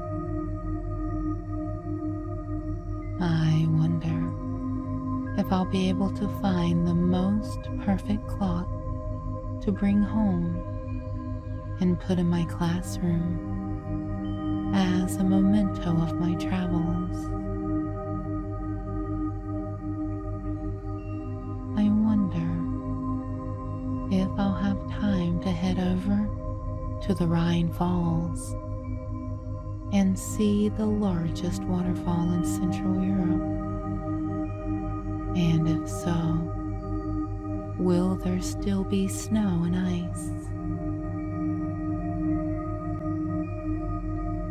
There are several castles that I would love to take time to visit. They always have rooms that still have the furniture, clothing, and other items from the times when they were operational and being lived in. Maybe I'll have time to visit the Swiss Grand Canyon. This is a nature lover's heaven. Gazing out my train window, my heart is full, and my mind is at complete peace. I smile as I continue to dwell on all of my options. I may not be a professional skier or even much of a hiker, but the Swiss Alps are absolutely breathtaking, no matter who you are. Gently leaning my head against the train window, still gazing, pondering, and just enjoying my surroundings. Looking out the window at the majestic view is not only relaxing, but also empowering. It is refreshing to be here. It is invigorating to be surrounded by such beauty. It makes you feel like you can truly accomplish anything you set your mind to.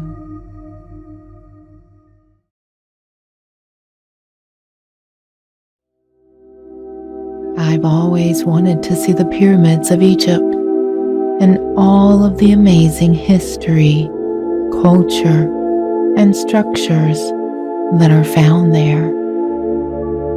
I know that I could spend months there and never see everything my heart desires. But I would have to try and see as much as I could in the time I was given. For over 5,000 years, the Nile River has been the lifeblood of Egypt, and there is truly no better way to explore that wealth of Egyptian history, culture, and structure than on a Nile cruise. I have always dreamed of exploring ancient Egypt by imagining the desert sun setting over the Emerald Nile. And now was my chance. Months of planning, reading, and looking at everything I could about this amazing place had finally paid off. It was time to explore this beautiful part of the world.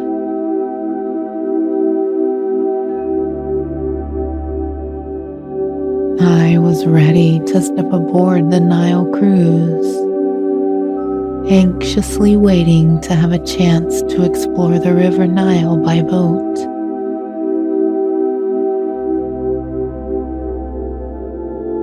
Excited just to take a break from the responsibilities of daily life and to make wonderful new memories. And now was my chance to explore the River Nile, as well as to experience the divine beauty of Egypt. My heart was overflowing with excitement, joy, and so many other emotions. Boarding the gorgeous cruise ship, I was excited to start my adventure and to spend time relaxing while exploring this historical place.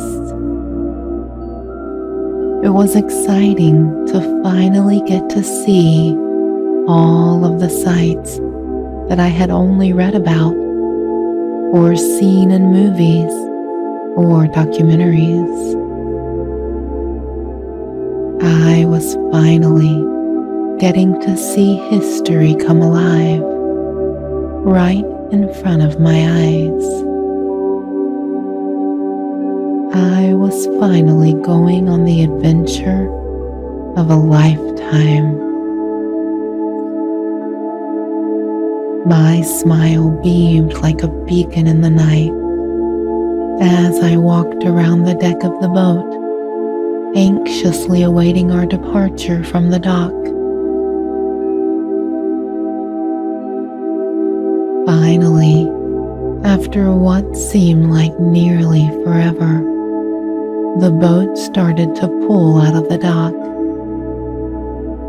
I was full of excitement and wonder as I looked out over the horizon from the beautiful vessel.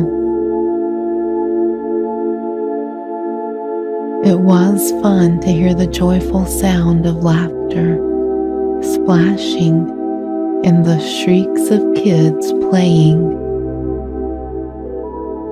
As I got to the rail of the boat, I saw a handful of teenagers who stood soaked from head to toe, happily splashing water at each other with large smiles on their faces. I smiled and thought, as different as each part of the world is, we all love playing in the water. There is just something about water that everyone loves, no matter where we live. We saw fishermen in rowing boats just a few feet away from us.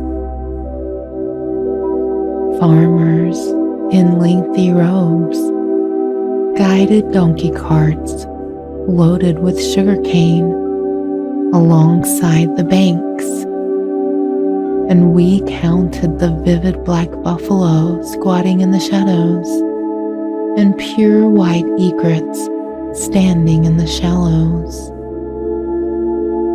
This was a gorgeous day to be exploring this amazing part of the world, and I was thankful for the opportunity to do so. We waved back at passengers on the huge cruise boats as they swept past, dwarfing our small but perfectly fashioned wood vessel, and agreed that the Nile is one of the most excellent river cruises in the world.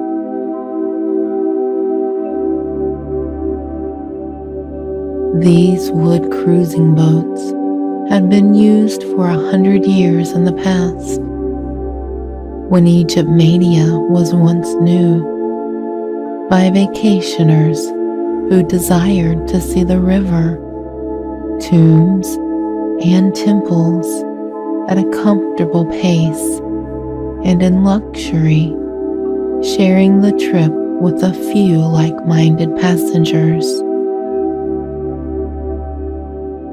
This beautiful vessel is made up of just 6 cabins. It is one of a kind from the standard Nile cruise experience, making it a more personal and intimate experience overall. It was bright and colorful, with cushions in every seat and kindness that filled every part of the vessel.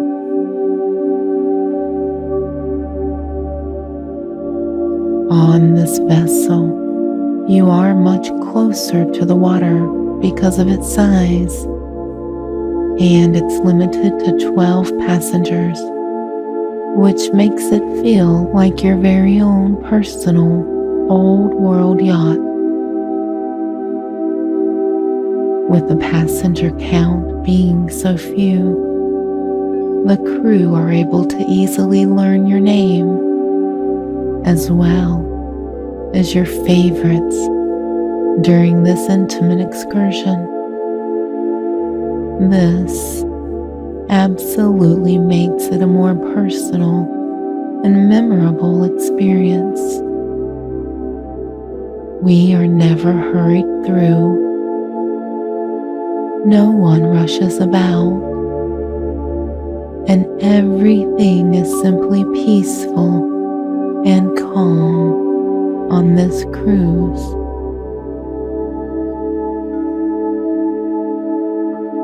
We took many photos of the horizon and the passing cities, getting a peek inside the lives of the residents from the comforts of our boat. After some time on the river, we arrive at a temple and are in awe at its beauty. Most sights are more beautiful in person, and this is no different. The monuments and decorative plants and flowers that surround it are simply stunning. The full-size columns and sphinxes are even more majestic than photos could ever show. I gaze out over the sights and took in all the colors, smells, and allowed myself to simply be as I enjoyed my surroundings.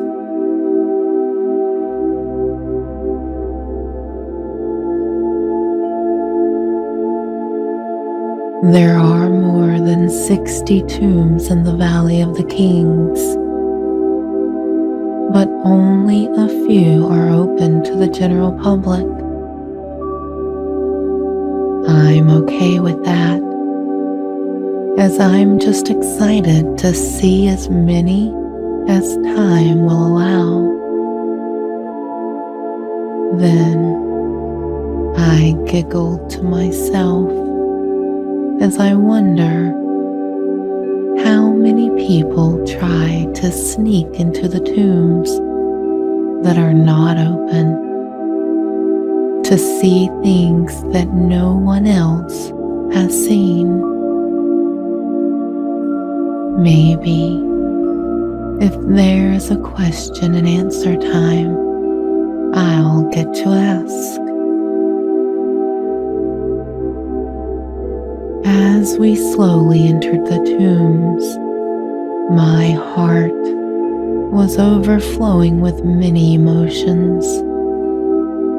This is something I had always dreamed of doing, but never actually thought I would get the chance to experience.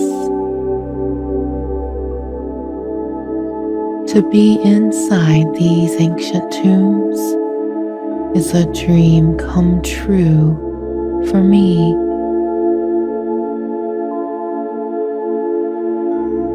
The tombs are more stunning than I ever imagined.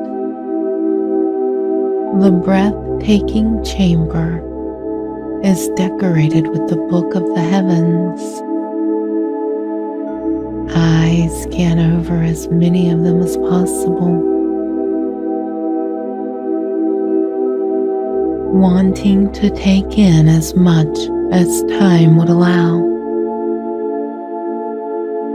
There are several staircases and a long hallway, and every inch of the walls and ceilings tell a story. Nothing is left undone. Nothing. The burial chamber is full of colorful scenes on the wall, as well as astronomical scenes all over the ceiling. As I gaze upon every inch of the scenes, I know I'm bound to miss something, because there is simply so much to take in. We could spend days here and not see everything on the walls and ceilings. I slowly take in as much as I can, not wanting to hurry through, trying to make it last as long as I possibly can without slowing down the group too much. After touring the tombs, we are given some time to explore on our own and to shop in the local market. The shop owners are very nice, and you haggling was a fun part of the experience. Their handmade bags were in every color, and many tables with scarves, jewelry, shirts, dresses, statues, spices, and anything else you'd expect to find in a local market.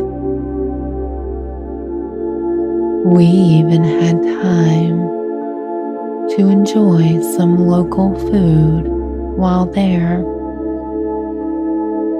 When we travel, we make sure to stop at smaller local restaurants to truly taste things that we could never get back home.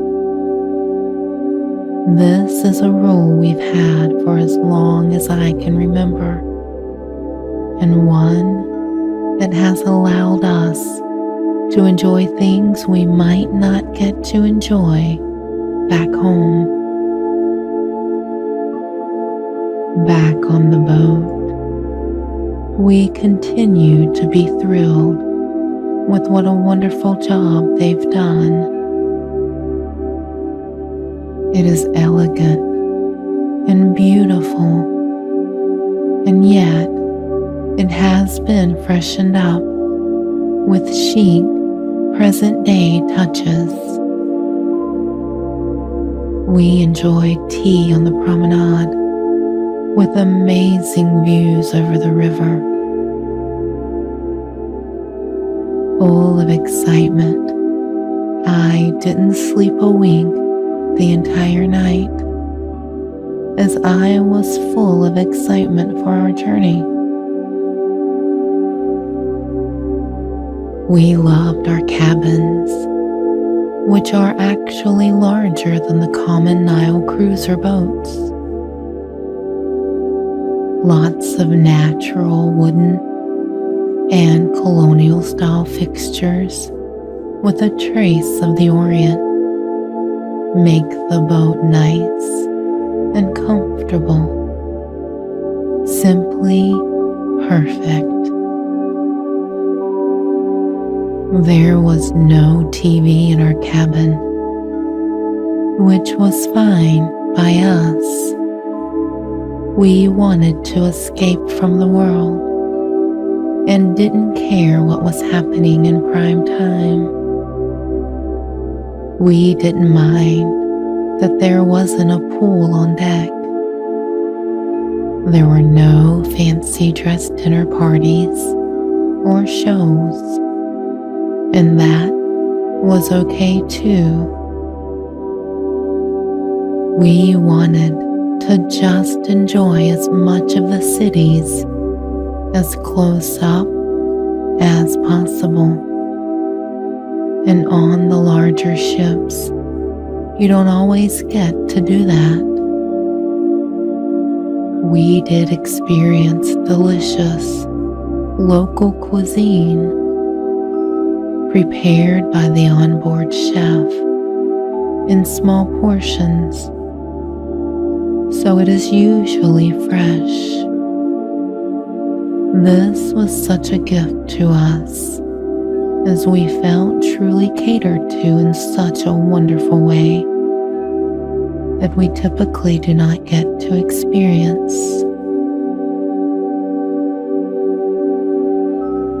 The next stop was a tiny island in a tranquil spot. We had our choices of local cuisine at any time on the island. We spent time enjoying the sun and the sounds of the water lapping against the shore. I brought a book so that I could read as I listened to the water lapping and enjoyed the time to just stop and enjoy the island. It was nice to not be in a hurry, not be looking at a list of things that required my attention, to just simply be, nothing more. The next night, we docked a few hours south of Luxor with the intent of cruising at 2 a.m. in order to arrive early enough to meet our bus for our next excursion. After doing nothing all day except catnapping in the sun, swimming in the Nile, and enjoying my book, we docked for dinner, drinks, and a massive moonlit bonfire in the desert. It was a wonderful evening, full of laughter, smiles, native music, and fond memories. I know that this is a once-in-a-lifetime trip, and am so thankful for the ability to experience all that this ride down the River Nile has to offer. As I sit back and listen to the music, see the smiles and laughter, my heart is full of gratitude for the ability to make such memories. My heart overflows with great joy at the adventure that lies ahead of us over the next few days. I'm thankful for the time to travel. I'm thankful for the time to rest and relax. I'm thankful for a smaller, more intimate ship where I can experience the luxury of the culture. I'm thankful for being able to just step away from the craziness of life to explore faraway lands, sit by the waterside, and see the wonders of the world that we have all dreamed of seeing. I'm just thankful.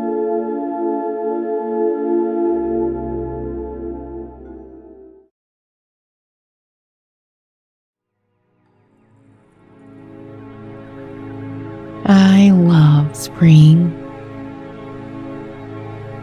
I love the beauty it brings and the new life it represents. I love the freshness in the world and how everyone is excited to get out and enjoy each day as much as possible. Spring has renewed the world, filling it with freshness and life, filled with refreshing scents and vivid colors. Winter's slumber has passed away. The world awakes to a new day, basking in the yellow sun's lovely glow. The ice has finally melted away.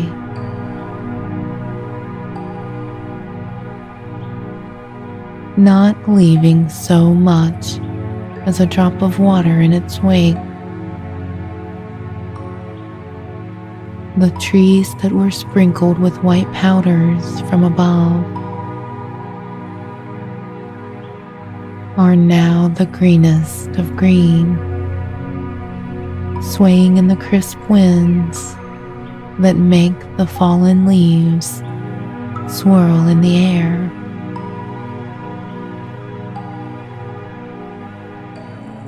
Birds have migrated from faraway lands.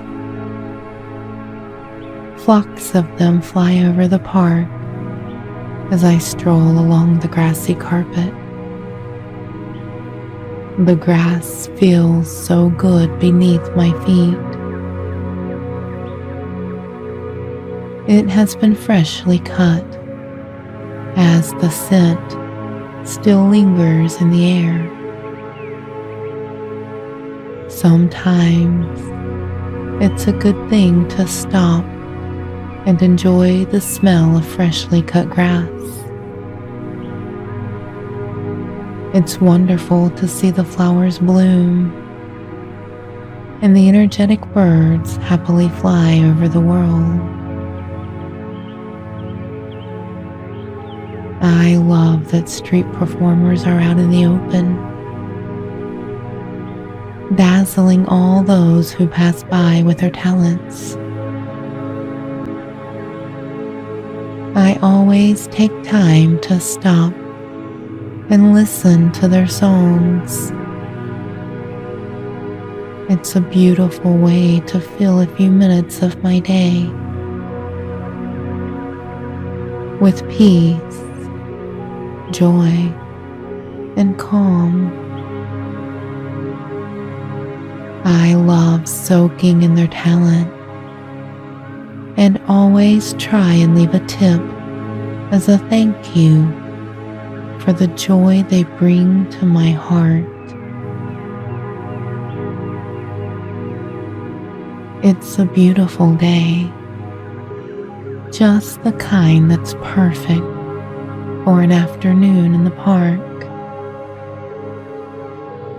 After spending endless hours staring at the laptop, clicking and tapping away at the keyboard, I knew it was time to come out of the house and enjoy the outdoors for a little while.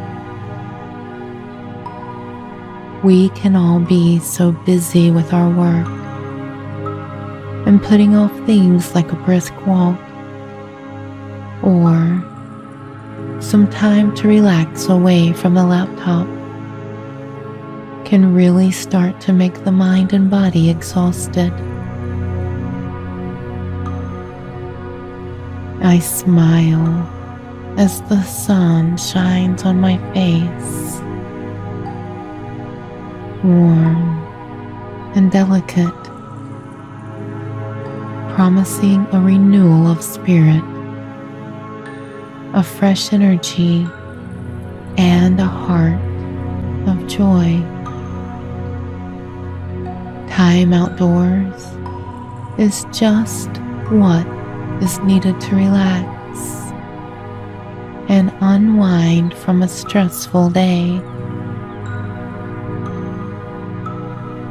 Walking outdoors is the best way to unwind,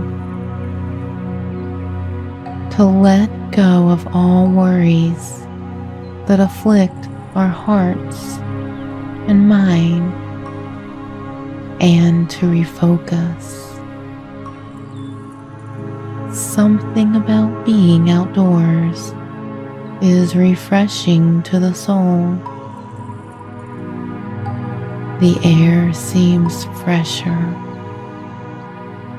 The sounds of nature all around are relaxing, and the beautiful colors are bright and vibrant. Beautifully trimmed hedges line the edges of the park. The sweeping wind gently ruffles the top. I'm holding on to a book that is full of poems, one that I've been meaning to read and have just never taken the time to enjoy. I know that I should take more time for myself and read more often, which is what I fully intend on doing today.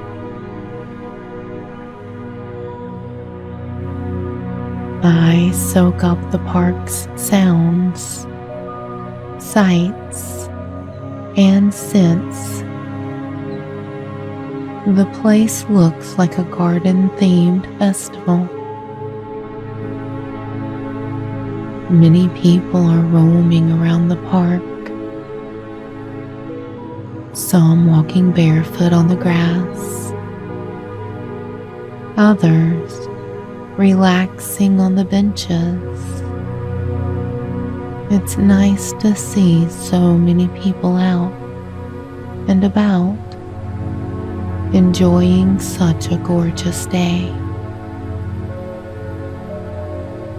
There are families with kids and couples holding hands, and there are some people who are out on their own like me, with the birds chirping from their houses and tree canopies, and beds of flowers wafting their glorious scents into the air. I walk through the graveled path and into the park, with my eyes scanning the horizon for just the right place, choosing the most perfect tree with the best shade. I settle down with my back to the trunk, seated on the grassy ground. The cool shade is spread before me, an impression of the tree on the ground's canvas. The gentle breeze is refreshing as I look up to the sky and close my eyes for a moment, soaking in the calm and peace that are quietly surrounding me at this very moment. I take a long, deep breath, getting myself in a most comfortable position. Opening up my book, I randomly stop at a poem. It's about a moonlit night, solitude, and drifting clouds. I read a verse, close my eyes as I picture the images in my mind's eye. I find my mind soaring, transcending the space around me, free from the grip of time. Verse after verse, a rhythm is born that sends waves of comfort and joy throughout my body. I feel like I am teleported to these settings, weaved inside a poet's mind. The creations of an active imagination that has preserved childhood's sense of wonder. I read this small poem by the great poet Robert Frost, in which he reflects upon his pet dog and how it is growing old.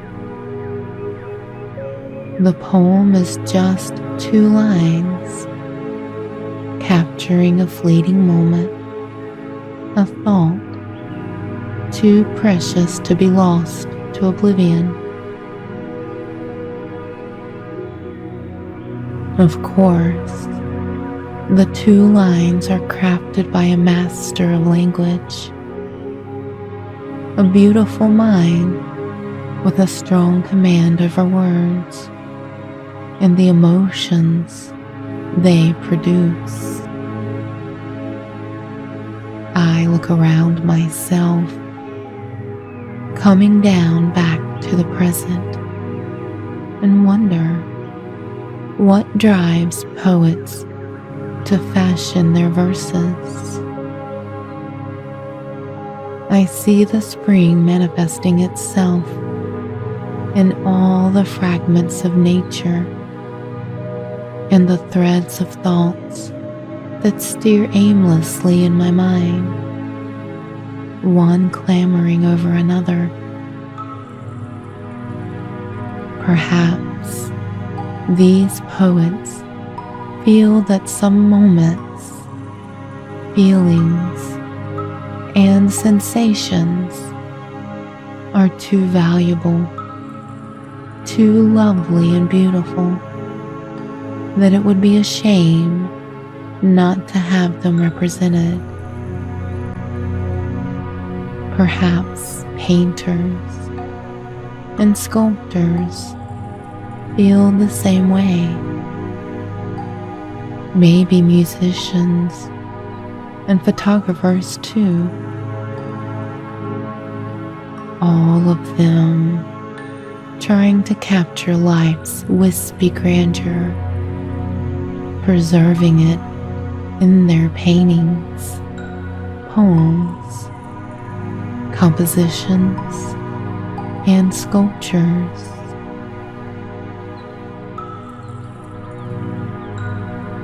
After having read many more poems, I gently closed the book and put it away. I grabbed my headphones out of my pocket, placed them in my ears, and I turn on some music. One of my favorite pieces by Mozart, and focus all my attention on it. I feel my body relaxing, unwinding, as if invisible chains are torn away. A forgotten sense of freedom flows freely over me.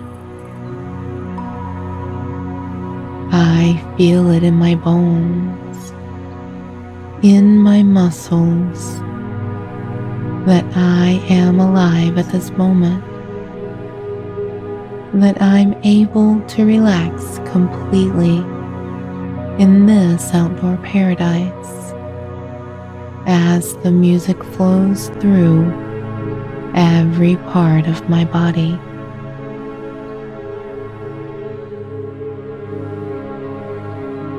All the details of the park around me, the cool shadows, the lush hedges, the mowed grass, the mantles of sunlight are wonderful gifts to my eyes. A bliss swells up within me, warming every tiny fragment of my being. All the imprints of stress faded away, like footprints on the sand, washed by the ocean waves. My breathing, the music, and shifting scales of sounds, the wind, the laughter suffused into the air, all of it coming together, complementing each other perfectly.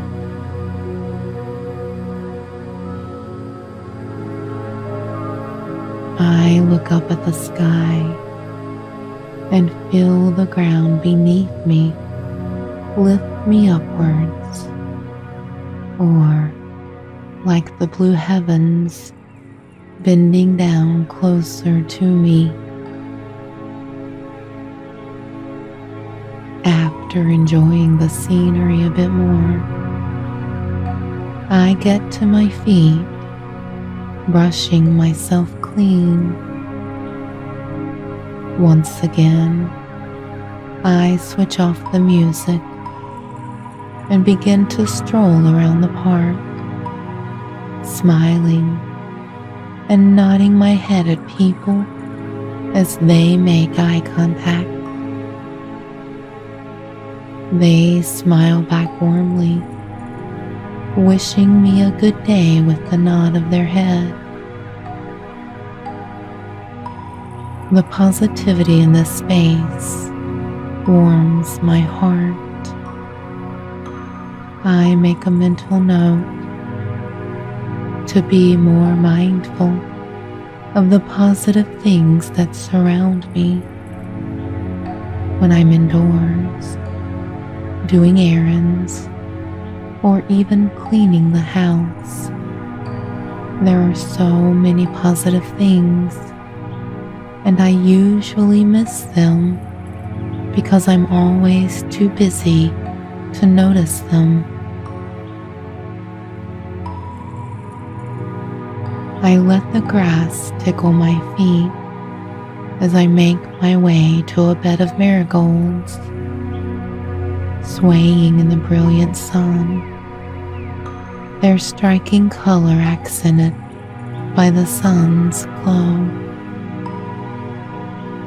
Choosing another lovely spot a little away from the bed of marigolds, I lie down on the grass. Placing my arm under my head as a pillow, I cover my face with the book.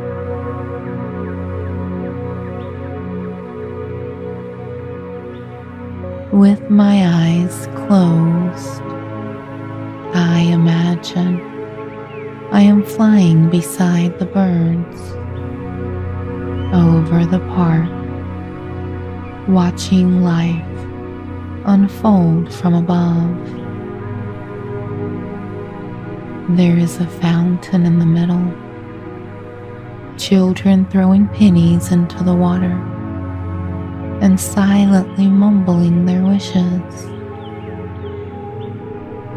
A stream of green, yellow, and red roses sparkle in front of my eyes. I gently come back to reality as I yawn and stretch my arms. I get back on my feet and walk towards another spot with my book and music. I pass by a man sitting on the bench, holding a guitar, plucking the strings to make beautiful music that floats into the air. A young lady and man, holding hands and a bouquet of pink flowers, are offering them to passers-by. They offer me one with a bright smile that I return. Accepting their generous gift, I thank them graciously. I stop them briefly and ask them if the flowers signify a special occasion in their life. They smile and tell me that they recently got married, and each weekend they come to the park, giving out flowers together to bring joy and happiness to those that they encounter. I tell them that this is a lovely gesture and wish them a long and happy life together. She smiles and leans her head on his shoulder, He kisses her hair. I smile and walk on, praying that they continue to be together forever. I find my tree and settle down into its shade, reaching for the chocolate bar in my pocket. I slowly unwrap the chocolate and start to enjoy this sweet treat. I slowly look around the park again. On the branch of another tree, a mama bird feeds her young, wrapping them in her wings. She will keep them safe and warm, feed them every day until they are ready to soar into the skies, venturing into this great big world on their own.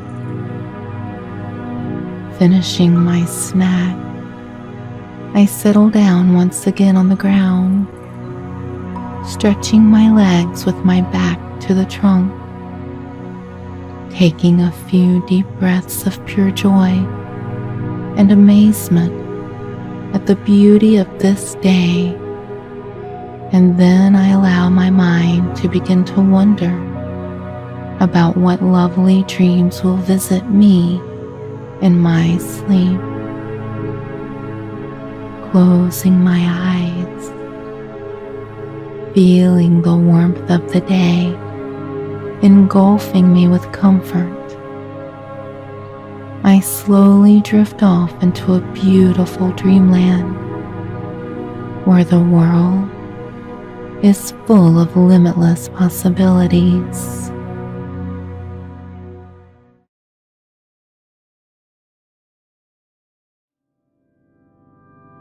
American painter Edward Hopper once said, "I do not believe there is another city on earth so beautiful as Paris, nor another people with such an appreciation of the beautiful as the French." I could never understand the depth of these words until I visited France. This journey begins when I did my master's in microbiology. I applied to different international universities for my postdoctorate, and Pasteur Institute of Paris was one of them. Luckily, I got a fully funded scholarship for my postdoctorate from Pasteur Institute. I fulfilled all initial requirements and booked my seat for Paris. I was supposed to be picked up by my cousin, who was already living in Paris for the last 3 years. I waited for him at an airport restaurant while I enjoyed a delicious meal. He was sharing an apartment with 2 other boys. Both of them were from Berlin and were leaving for work when we arrived to his place. We had a little bit of a conversation because they were not good at English, and I did not know French at that time. The next day, I went to the Pasteur Institute, an institute which is for the study of everything related to microbiology. It is named after the amazing French scientist Louis Pasteur, who has done revolutionary work in microbiology. It was a huge honor for me to be enrolled in such an amazing institute.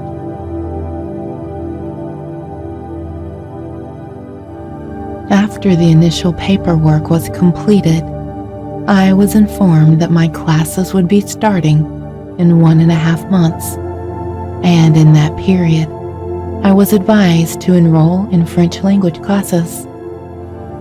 In that month, I explored France with my cousin.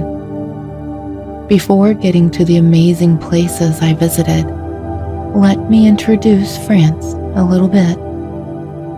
France, officially called the French Republic, is a country in Western Europe. and is one of the most developed nations in the world. Its development started after the French Revolution in 1789 to 1799. It is one of the 5 permanent members of the United Nations Security Council. It is the largest architectural producer in Europe. It is famous for tourism, fashion, and its wine. According to a survey by the WTC, World Travel and Tourism Council, in 2017, France was the most visited country, with earnings of $204.3 billion, and its tourism made a gross contribution to its GDP of 58%. There is a famous, rude French myth according to which French are very proud of their language, culture, and country. But I believe they have a very fair reason to be proud of their country.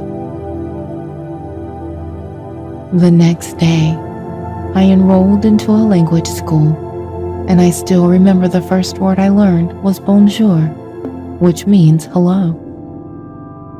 French is a difficult language, and I had some difficulty learning it. After my classes, me and my cousins started exploring Paris.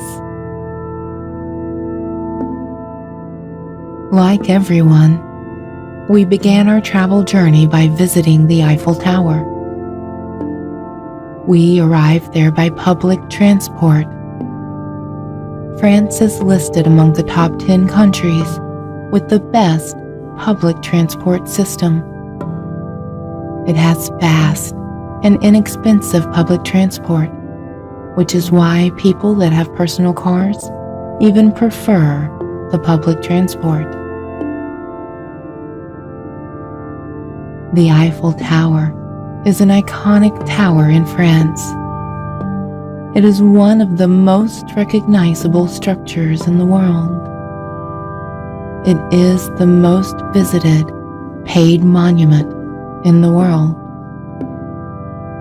This amazing tower was constructed by Alexander Gustave Eiffel and was constructed from 1887 to 1889. It was the tallest building in the world until the Empire State Building was constructed. The Eiffel Tower has 3 floors.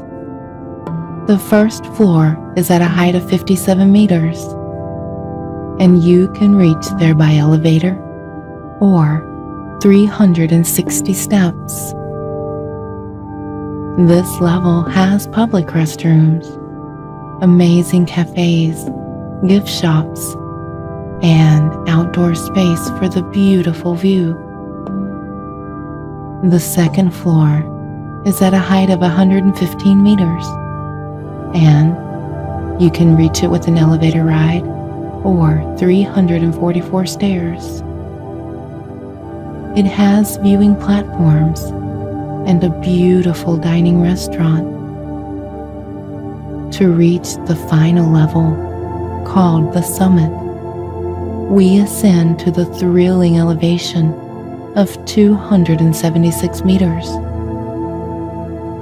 The view of Paris from the top is a sight worth seeing, and one of the most amazing things to do in Paris. One interesting fact that I came to know about the Eiffel Tower is that it gains height of a few centimeters in summer and loses it in winters. This means the tower is a few centimeters taller each summer, and the reason is that metal expands in summer because of the temperature rising. We spent a few hours here, and I enjoyed it very much. We were feeling hungry, so we decided to go get some food. My cousin told me that a visit to the City of Lights is not complete without spending time in the sidewalk cafes. It is commonly said that you can climb the Eiffel Tower and look into the eyes of the Mona Lisa. But if you do not eat in French cafes, then you have missed out on it. French people are so famous and proud of their food, with good reason. We went to a very popular area that is full of boutiques and world-class cafes. We enjoyed a few macaroons with coffee, and as I was enjoying time with my cousin, I noticed some strange habits of the locals. There were lots of people in the cafes, and they eat French fries with a fork. They eat a lot of cheese. A lot of cheese. Nutella is also used in massive amounts by French people. Macaroons are a national favorite. They drink coffee in bowls and drink water with mint syrup. After having some food, we decided to visit some museums. Of course, we stopped in the world's largest museum, which is also famous for being the home of the Mona Lisa. All of us are familiar with Mona Lisa, which is the world's most expensive painting, and now it is declared priceless because no money can be compared to its worth. I had heard many myths related to the Mona Lisa, that the lady in it smiles at a moment and it disappears in the next moment, and her eyes follow you no matter where you go in the gallery. I did not believe them until I came face to face with her. It's actually true, and I was also mesmerized by the spell of the Mona Lisa. Besides the Mona Lisa, the museum also has a lot of other masterpieces of art that captivate you. The building of the museum is very charming in itself. Paris is one of the most brightest cities in the world at night. It's bustling with life, and it's bright, and everyone walks around with the biggest smiles. With a lot of nightclubs, the city is awake for the whole night. This city of monuments and museums becomes a city of lights and entertainment at night. The next day, we decided to visit some other renowned places in Paris. The Seine River runs through Paris and adds to the beauty of Paris. Stunning cruise trips in the Seine River are another level of fun. One more amazing thing about this river is that it has a pedestrian bridge called Pont des Arts. Tying a love lock on this bridge and throwing its key into the river is a tradition in Paris and has become a great attraction for tourists. It is believed that it strengthens the love bond. It is mesmerizing to behold all of the locks on this bridge. To think of all of the love it represents warms my heart.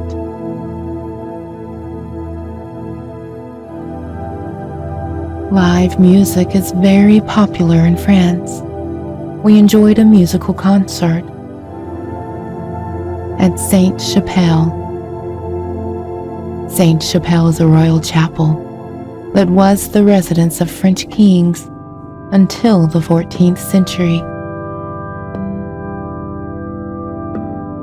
The shrine is famous for having a glorious collection of 13th century stained glass and is a beautiful historical building with so much to take in. We headed up to the second floor and enjoyed some of the live classical music they were playing that day. It was such a fantastic experience to take in the majesty of this historical place. After that, we left for markets nearby. My cousin wanted to buy some groceries. He took me with him so that I could get familiar with the markets of Paris. Local markets of the city are also a tourist destination.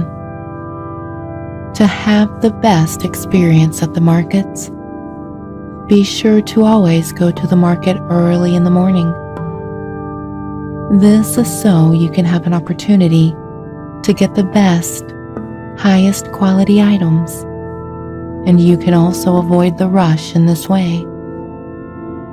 Another tip: don't hesitate to haggle.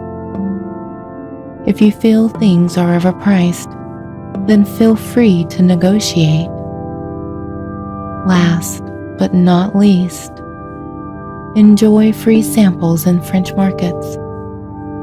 You never know what your new favorite French food will be. Venturing out into the city on your own can be a pretty scary thing. If you aren't used to the culture, traditions, and where things are located, it can be overwhelming, but in a wonderful way. It was pretty much a difficult time, as I could not speak and understand the French language, except for a few basic phrases. And French people prefer to speak French. It's fun to see people as they are smiling, walk up to each other, and greet each other with a kiss on the cheeks. Many cultures do different things when greeting one another, so it's always fun to see locals and learn from them. On the weekend, me and my cousin planned to visit a very popular mountainside. It is a limestone mountain that was carved into a circular shape by glaciers.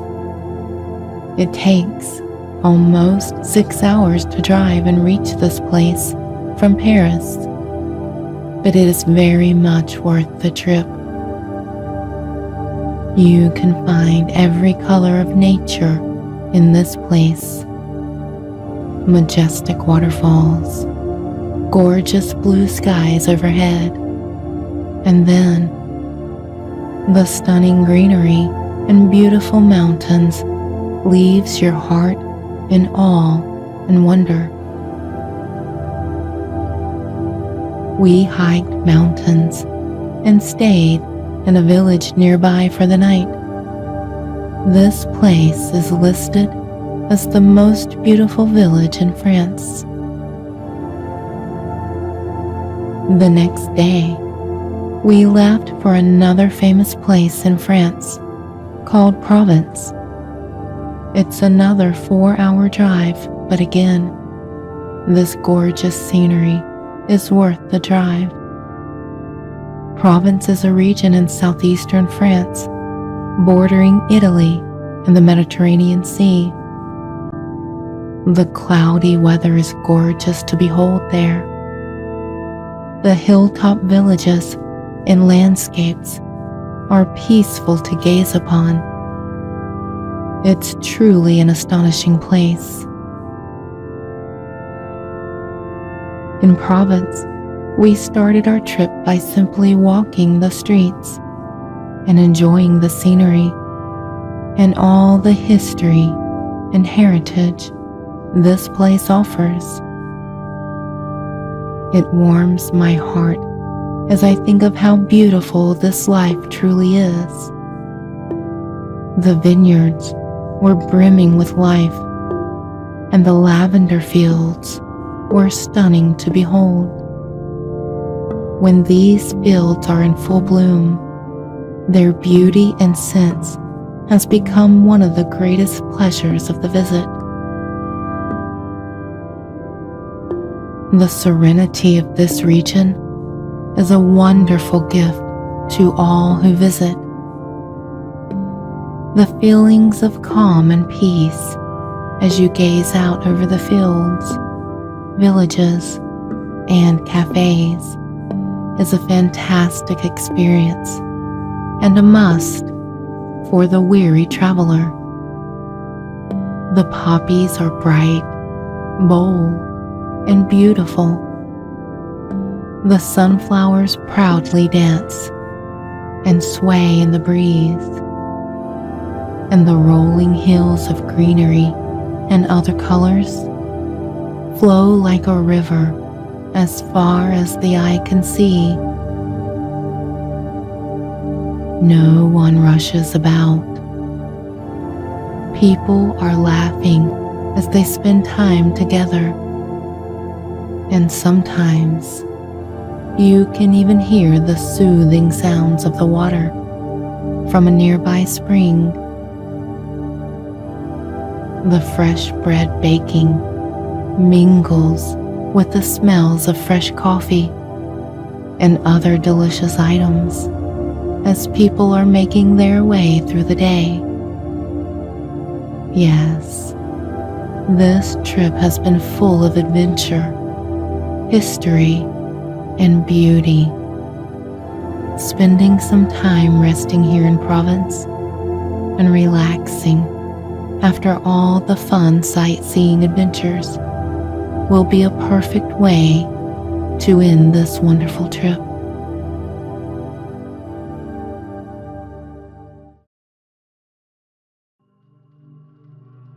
I was going to set up camp in a cave that night. Located in the periphery of the woods that overlooked the hills, the cave was known to be etched into the hillside. The idea fascinated me as I felt like Bilbo Baggins living in a house under the hill. A cloud of dust trailed behind my car as I pulled up before the neck of the woods. The journey to the cave had to start here foremost. A kingdom of green stretched out before me as far as my eyes could see. Peering out of the dust-smeared windshield, I caught sight of the forest's many attractions from afar. My heart leapt with a childlike sense of joy as I got out of the car. The sun was still a few hours behind, reaching its zenith in the skies. The trees, swaying branches, cast flickering shadows on the muddy ground, which appeared like a shifting tapestry of light and dark. The kaleidoscope was perforated, the holes of light bouncing around on the soft brown floor. I had not seen my parents for a year now, as they were far away, in a distant land across the ocean. I was missing them a lot lately, for obvious reasons. But my job made it hard for me to go pay a visit anytime soon. No matter, there was always a way to find a little remedy for the absence of loved ones. Reminiscing. Sure, phone calls and video meetings were there, but the void I felt inside could not be filled through electronic means.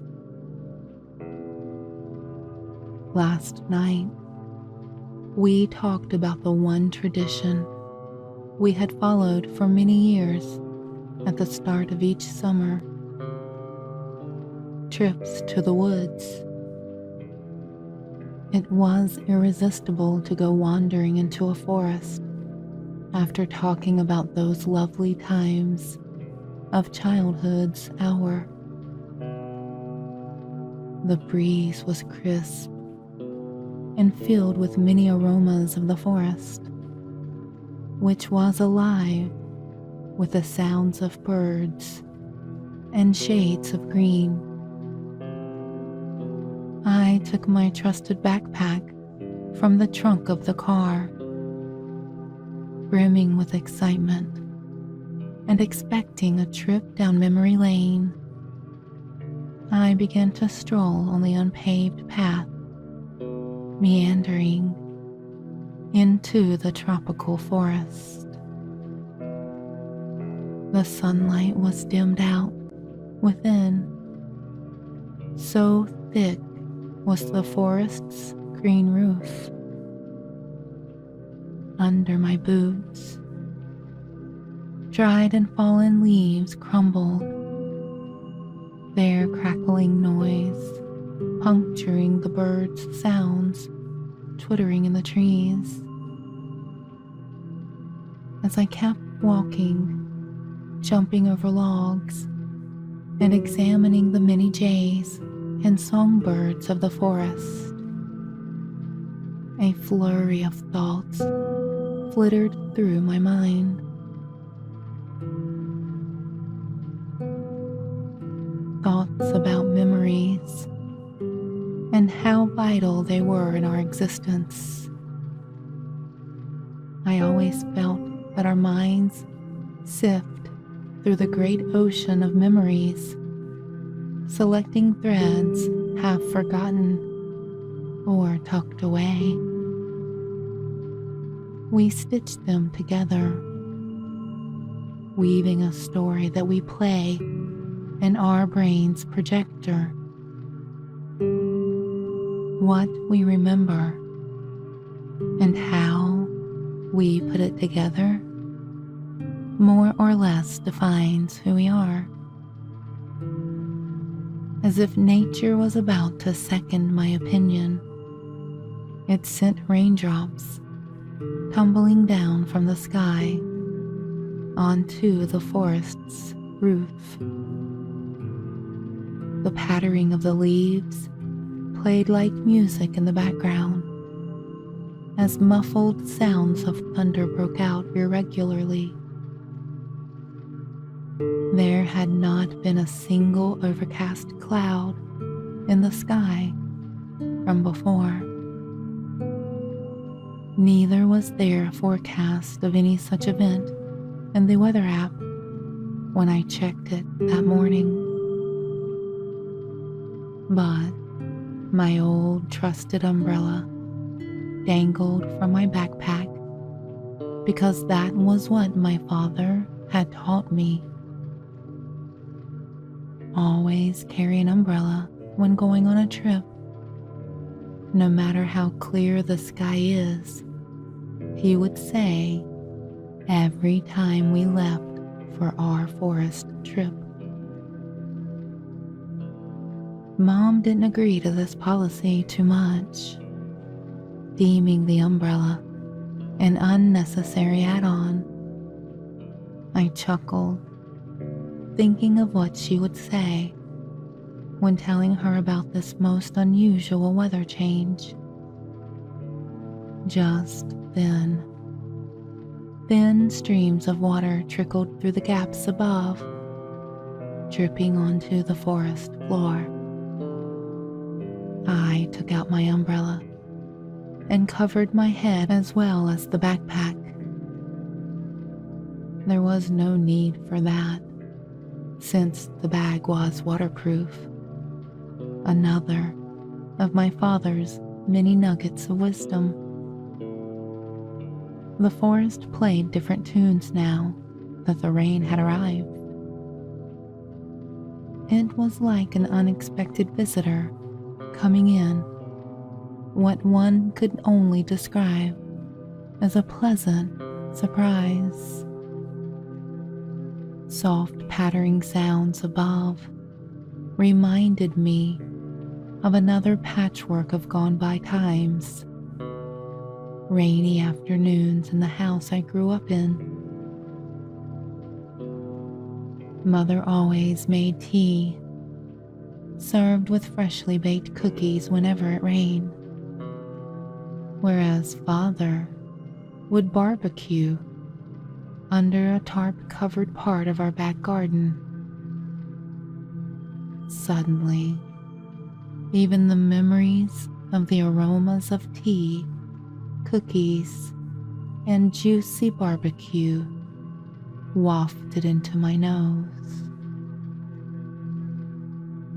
Swimming in the vast ocean of my thoughts, I came across a clearing in the forest. In it was a bed of flowers, bathing in the rain.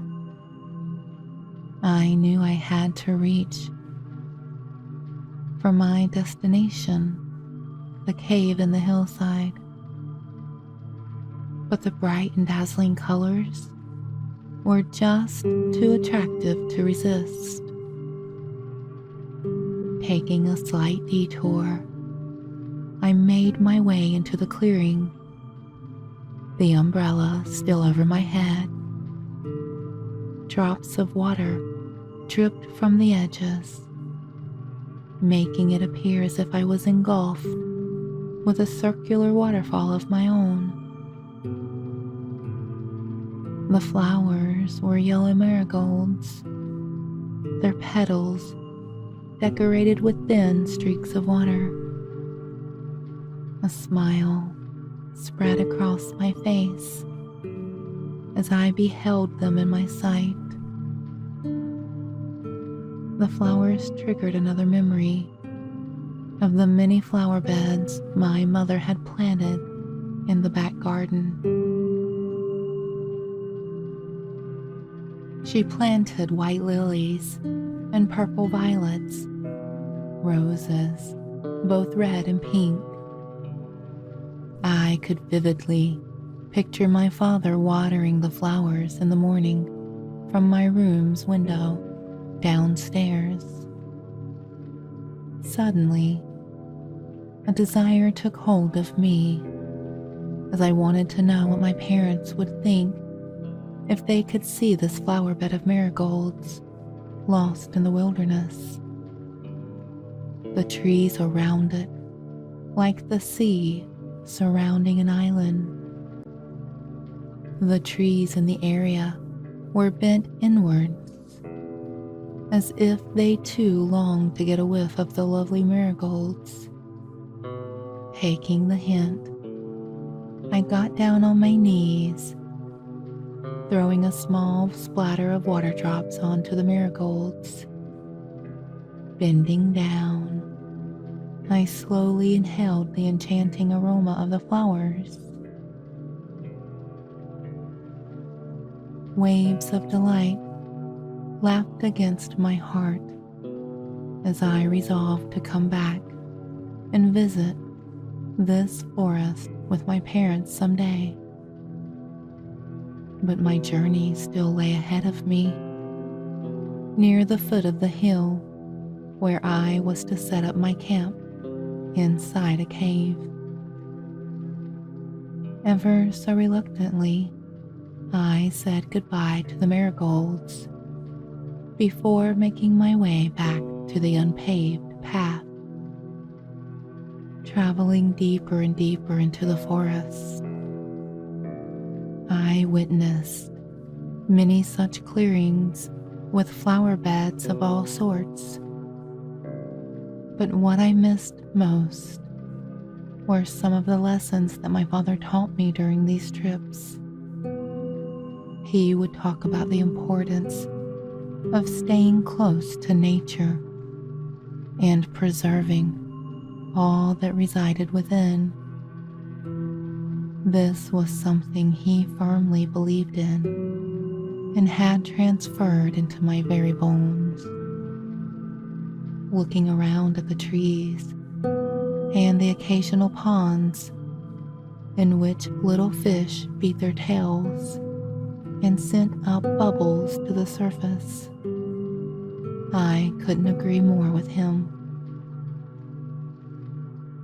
Thankfully, the rain subsided by the time the hills loomed above. The rain's soothing melody, which had played ceaselessly, was now replaced by leaves dripping water onto the forest floor. The rain had left murky puddles in the ground, into which I couldn't help but jump. Unrestrained peals of childhood's laughter trickled out of me.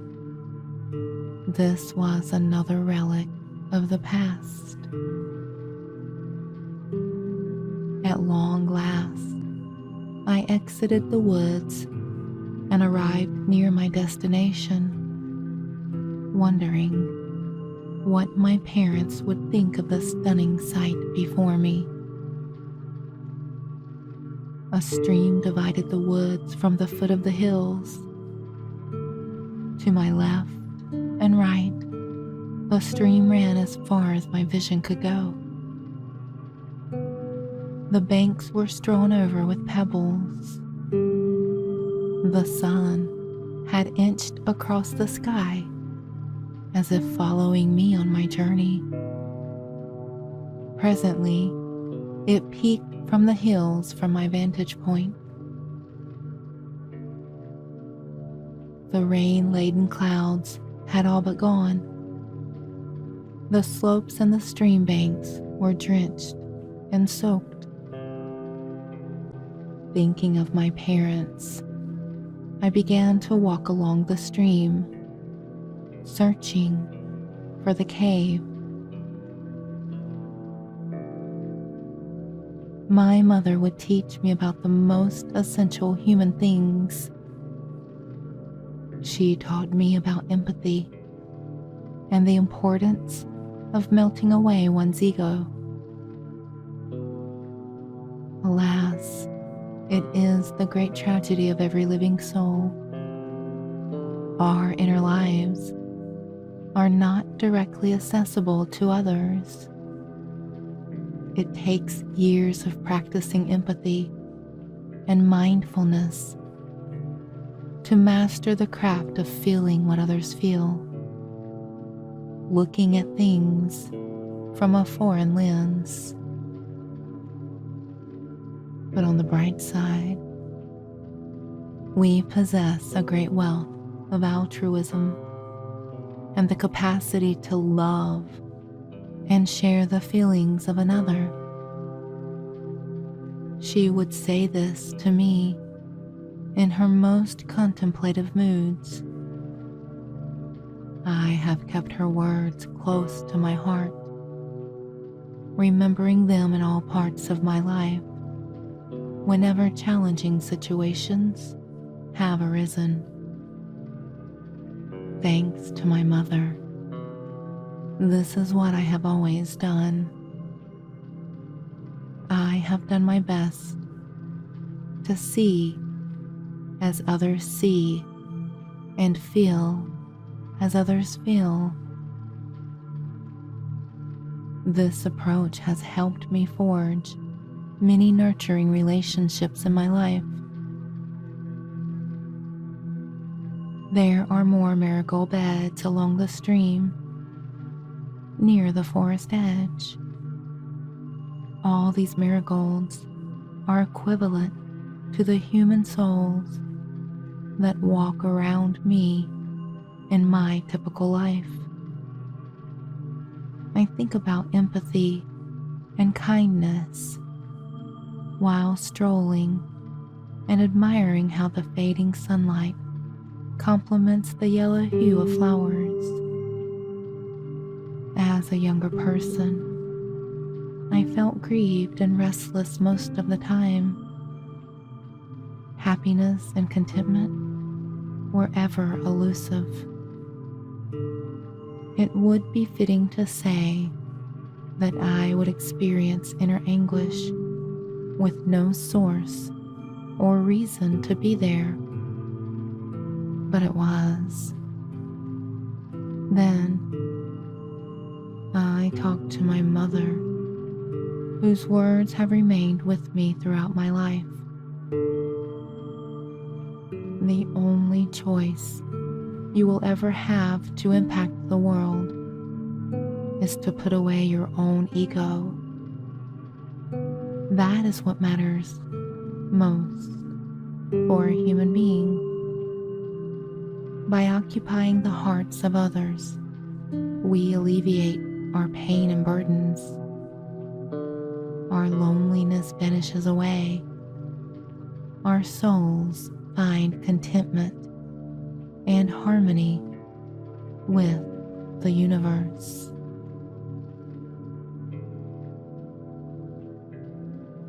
But how did I ever get here?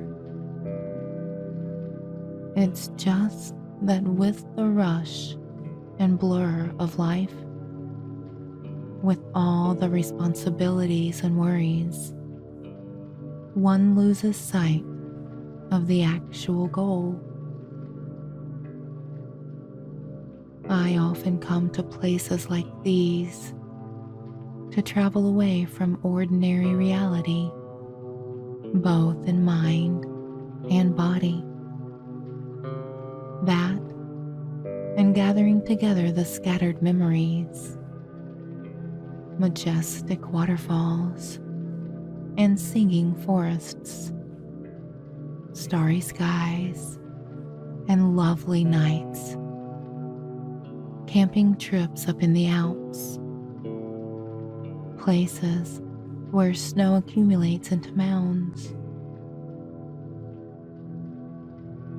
These natural destinations are like solitary temples where I can find my wandering self and reunite with it. But they are no ordinary places. As fragments from a child's imagination, I construct them in my head and access their greatest delights through sleep. Finally, I found the cave just as I had imagined it to be.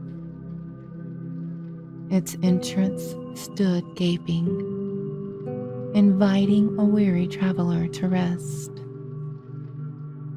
I took off my wet shoes and waded through the stream's water, clambering over boulders and tricky spots. I made it to the other side of the stream.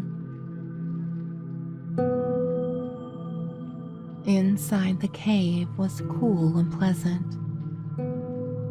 It did not go too deep, as the wall was about 20 feet away from the entrance.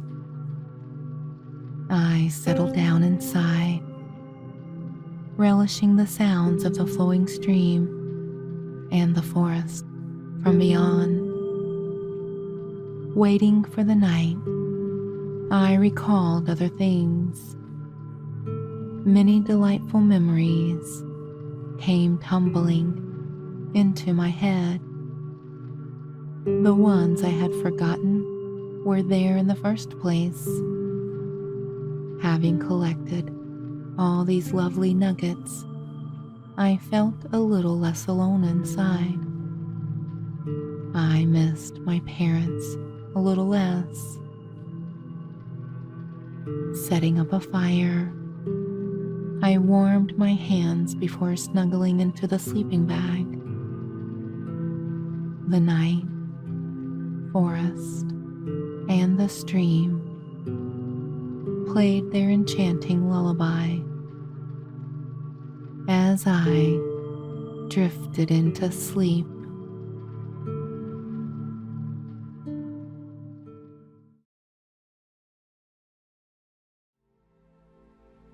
The turbulent waters of the stunning, seagull-filled blue sea reflected the sky above.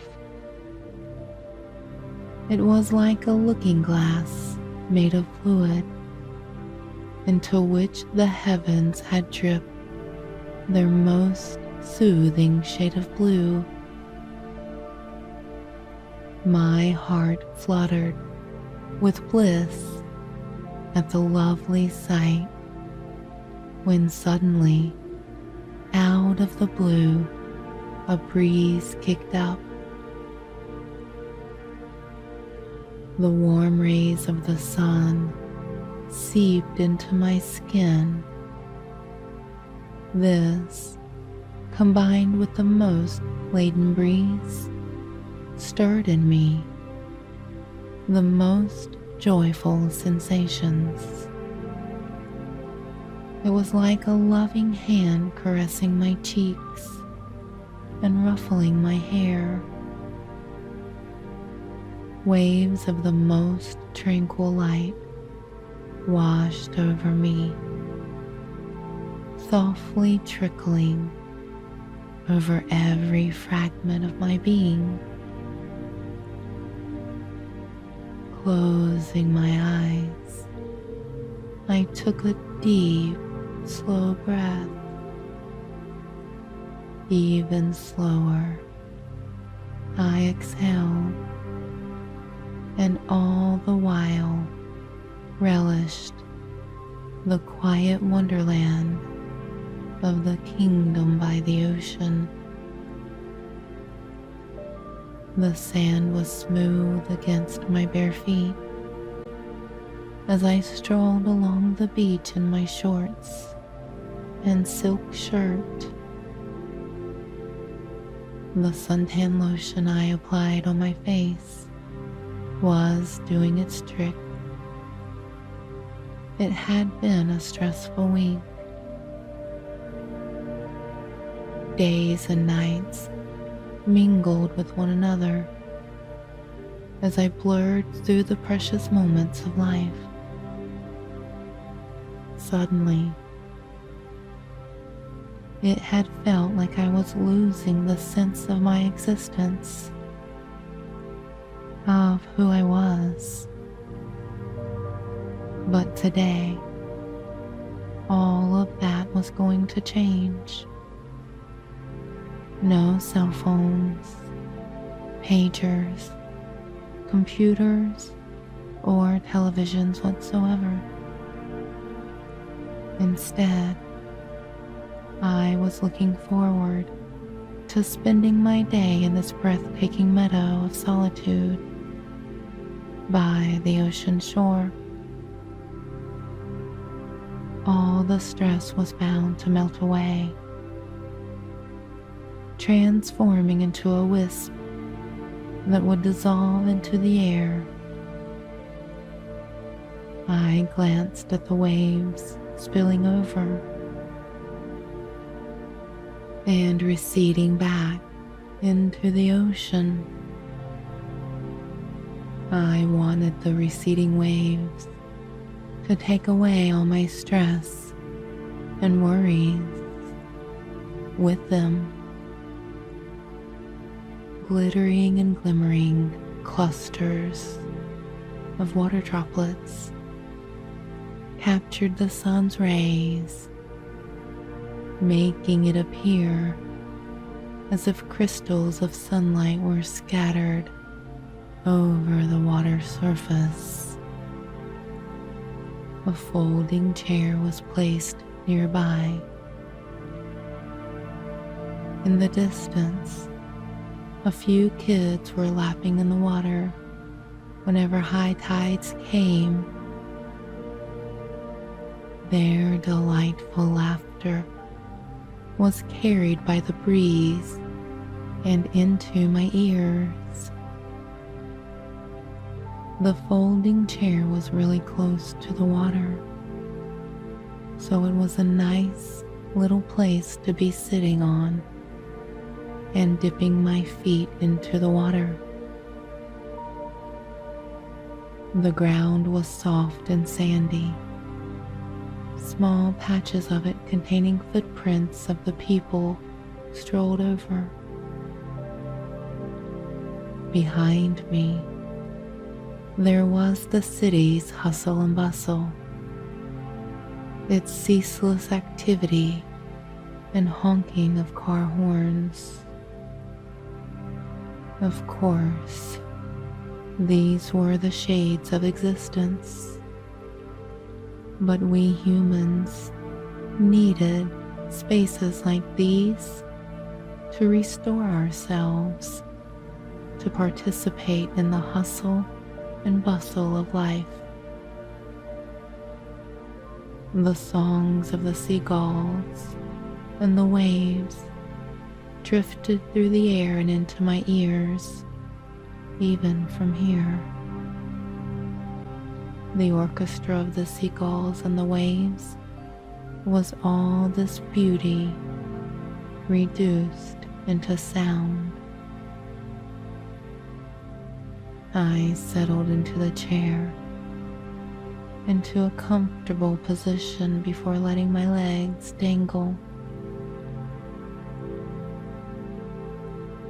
The water splashed as I lightly tapped on it with the soles of my feet. Ripples went waving out over the part where the water went deeper. The blowing breeze picked up a little more momentum. Its shadow cast over the surface, like that of a fluttering curtain over a rug. In the distance, every now and then, a fish jumped out before splashing back into its aquatic world. To think that a world teeming with life resided beneath the stretch of blue. Oh, the serenity, the tranquility of Mother Nature's delightful crafts. Taking another long, deep, and ever so slow breath, I closed my eyes, painting my mind's canvas with all that surrounded me. All kinds of colors splashed over this canvas in my head. Clouds of fluff, wanderers in the sky, drifted across the sun, whose rays filtered through it. This was the perfect opportunity to be pouring out the thoughts in my mind.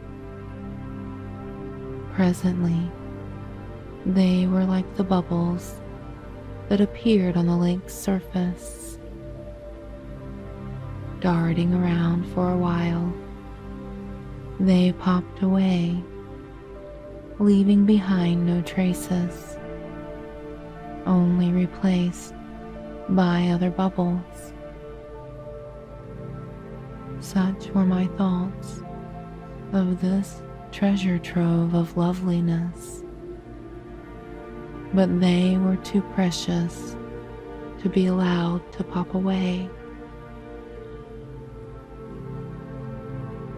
I took out my little notebook and pen and scribbled on the pages. I wrote about the beautiful sights and the enchanting scents, the mellow sounds, and the water's gentle touch. Some of the words I rhymed, the others were freer than the rest.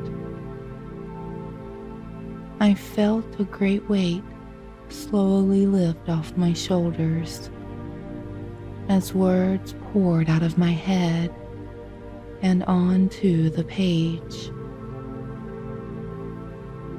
A calm spread over my heart, warming me ever so lovingly, as if nature had taken me into its arms. Once I felt light, as a drifting feather, I stopped jotting down. The notebook's pages were filled with such minds wandering, the soul expressing its joy. I had taken up this habit many years ago at another challenging time of my life.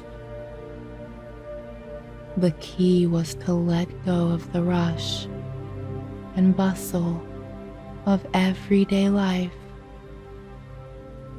By finding a place as lovely as this one, it often felt like these green and blue earth fragments simply existed to provide respite for troubled hearts. Sometimes I would trek through the Alps,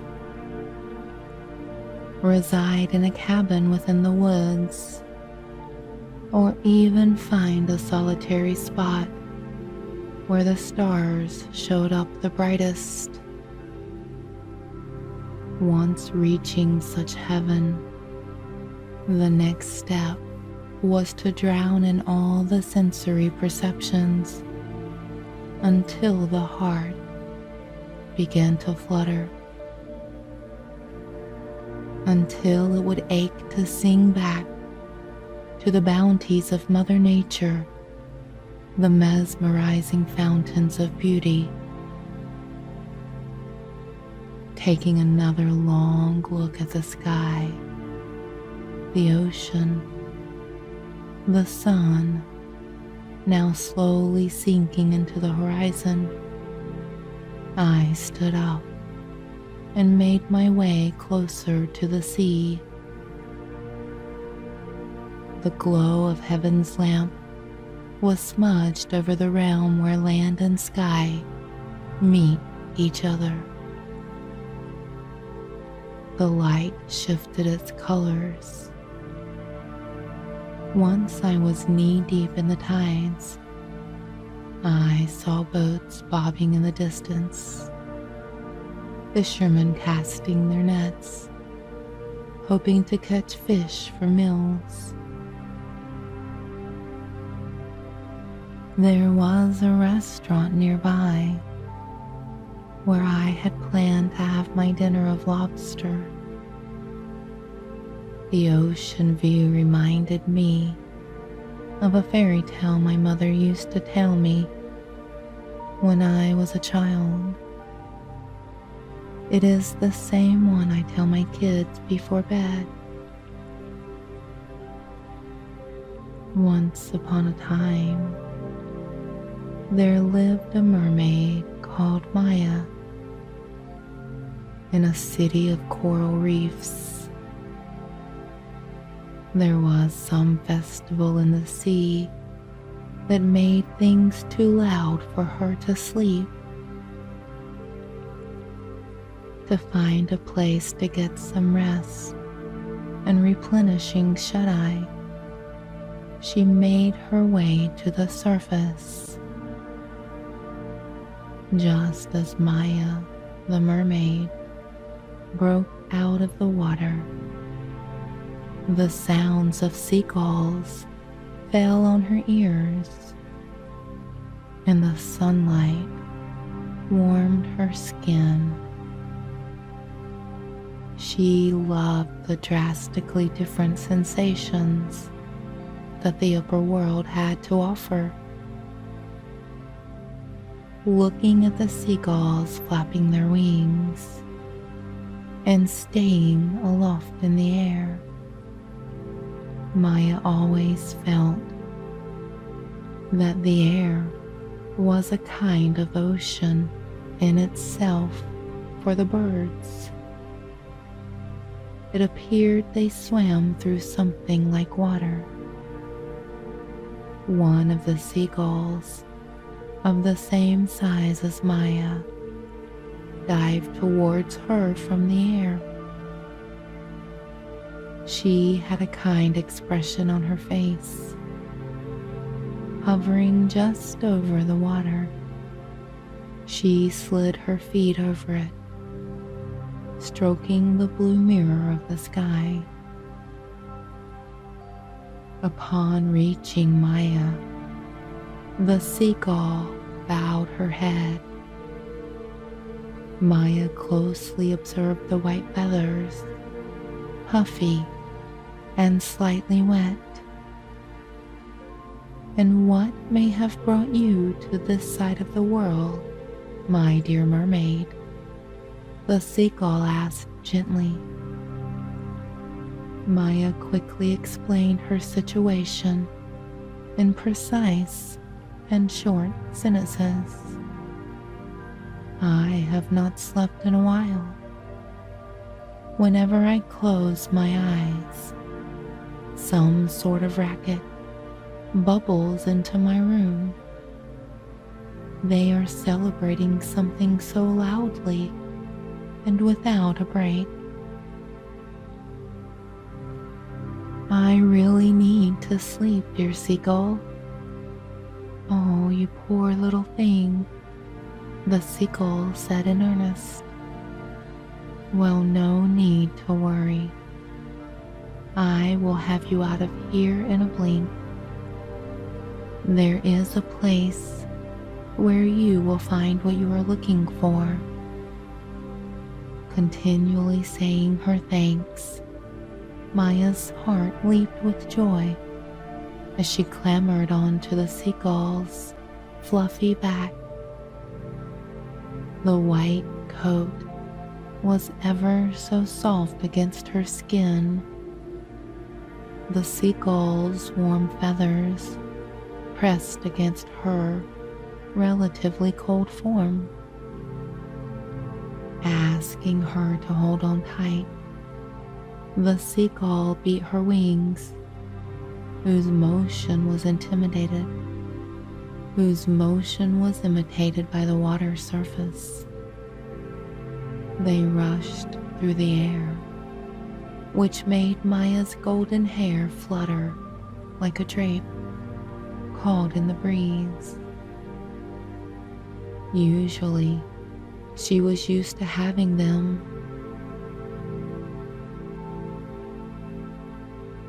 The breeze that spattered against her face made her squint her eyes. Looking above, she saw the red of the sunlight filtered through her eyelids. The seagull dipped and soared. Despite her sleepy state of mind, Maya the mermaid felt absolutely exhilarated by the ride. Opening her eyes, she witnessed the vast expanse of the sea, which united with the horizon on all sides, no matter where she looked. Down below, dolphins did their elegant porpoise movements, becoming one with the air and water. They came out and back in with a single motion.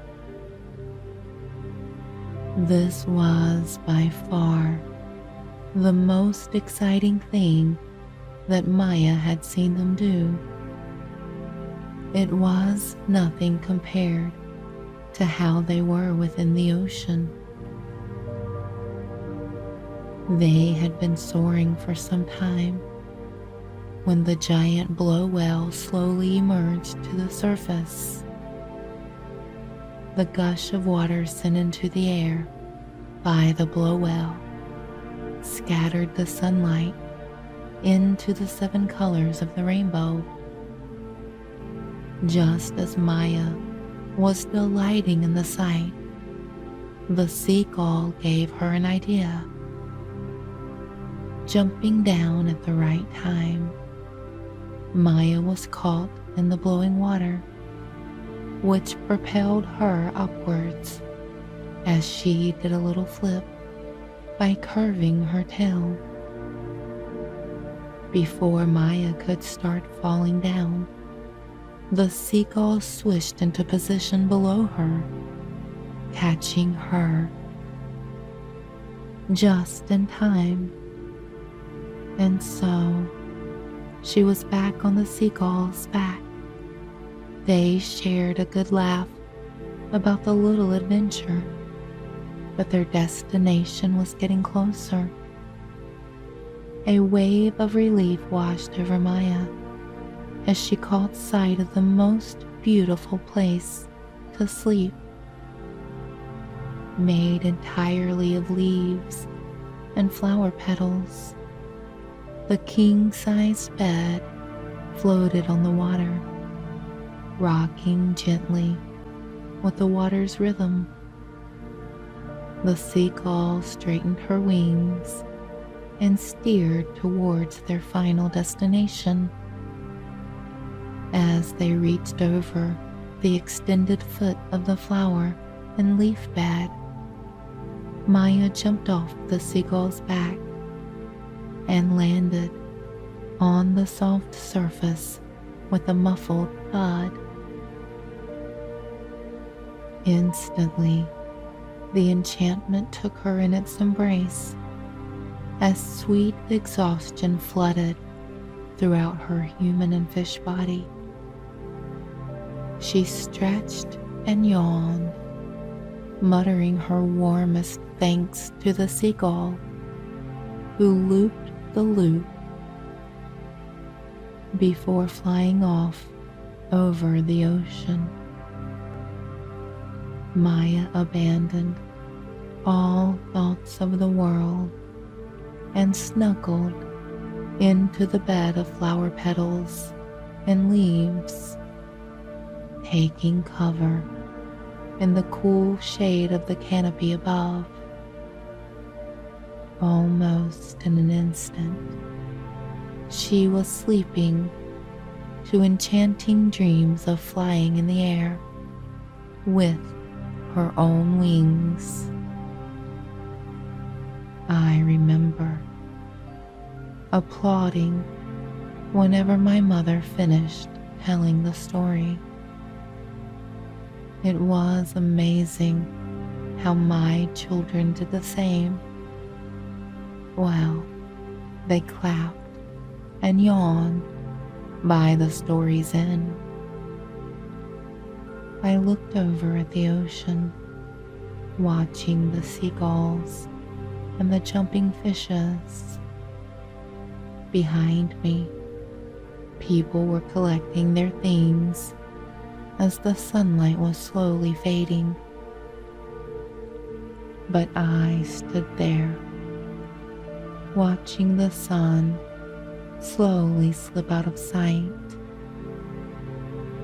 I admired the many colors it splashed over the sky while inching away to shine over another part of the world. Turning on my heels, I felt the wet sand as I made my way to the restaurant. After dining on scrumptious lobster, I felt a wave of drowsiness wash over me. Much like the mermaid in my mother's fairy tale, I made my way to the beach house, looking forward to a most refreshing sleep.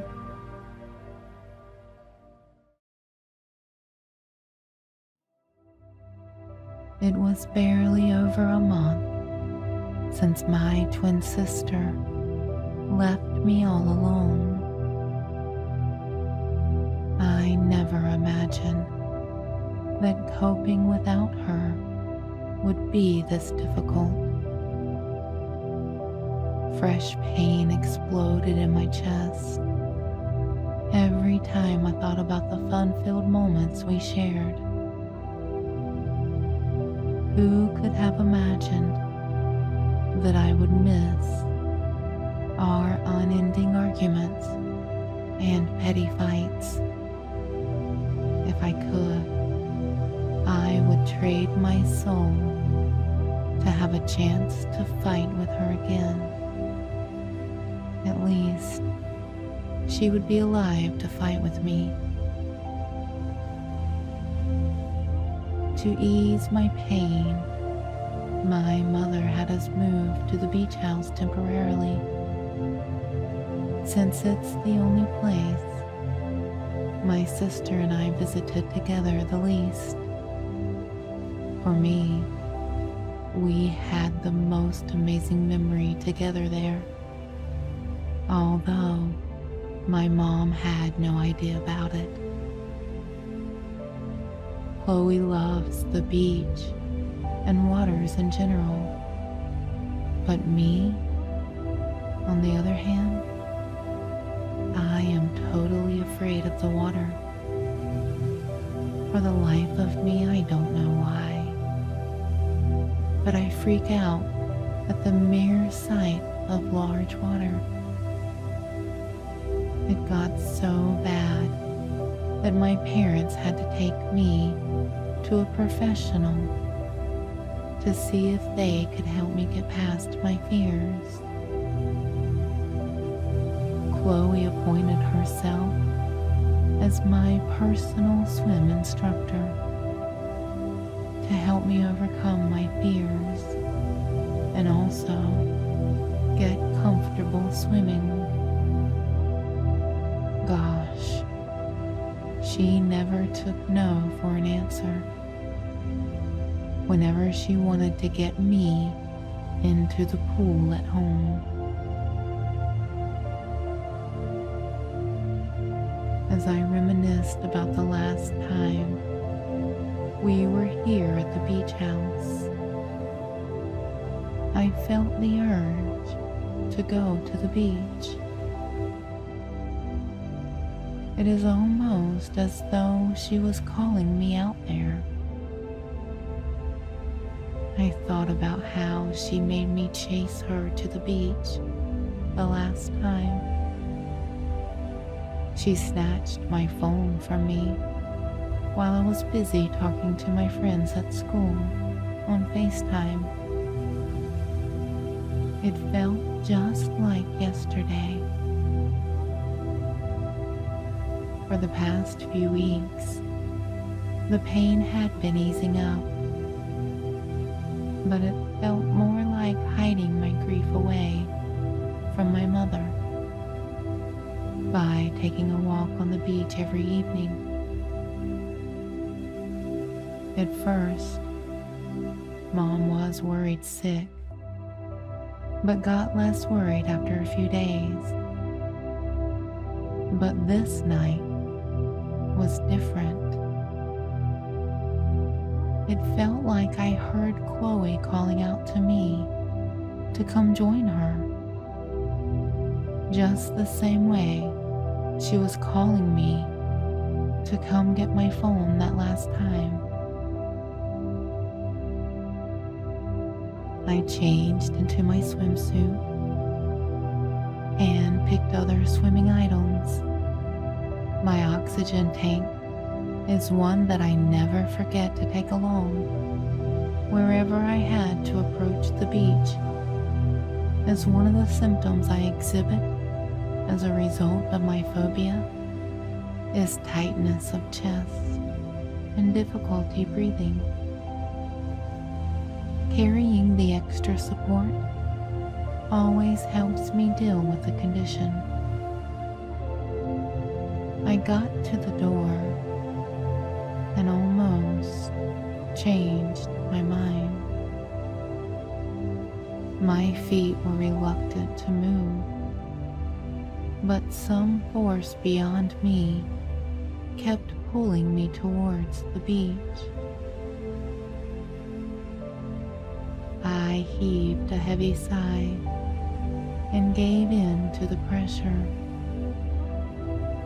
The very moment I stepped out of the house, I noticed the rather too calm scenery of the beach. It was somewhat usually calmer than it used to be. I also noticed that there were glittering shades of colors, like the reflection from a disco light on the surface of the water. Right in the middle, sparkling, colorful glitters dancing on the surface. Wow, what is going on, I think? This is beautiful. It was obvious that something was at play. I looked around, and there was no trace of anything to hold accountable for it. I could feel the strangeness with my entire being. But then again, I was so engulfed with its beauty that I forgot my fears. I dropped my oxygen tank on the ground and approached the calm water. I sat there by the bank, and it was so soothing. It calmed my nerves.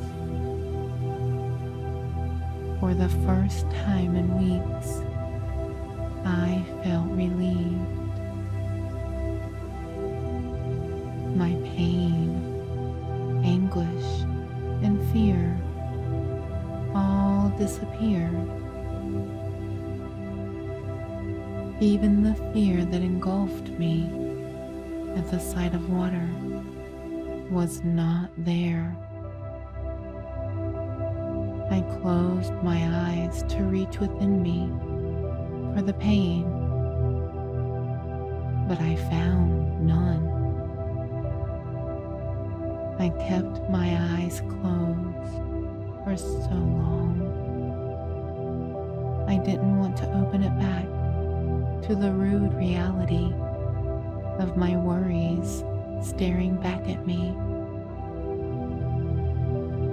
I was lost in the euphoria of this newfound peace when I heard someone call out my name. The voice was soft and subtle, but I heard it clearly. I continued looking around with my eyes wide open to be sure that I was not imagining the voice in my head. My vision was blurred when I opened my eyes, obviously as a result of shutting it for so long. I gently rubbed my eyes slightly and reopened them again.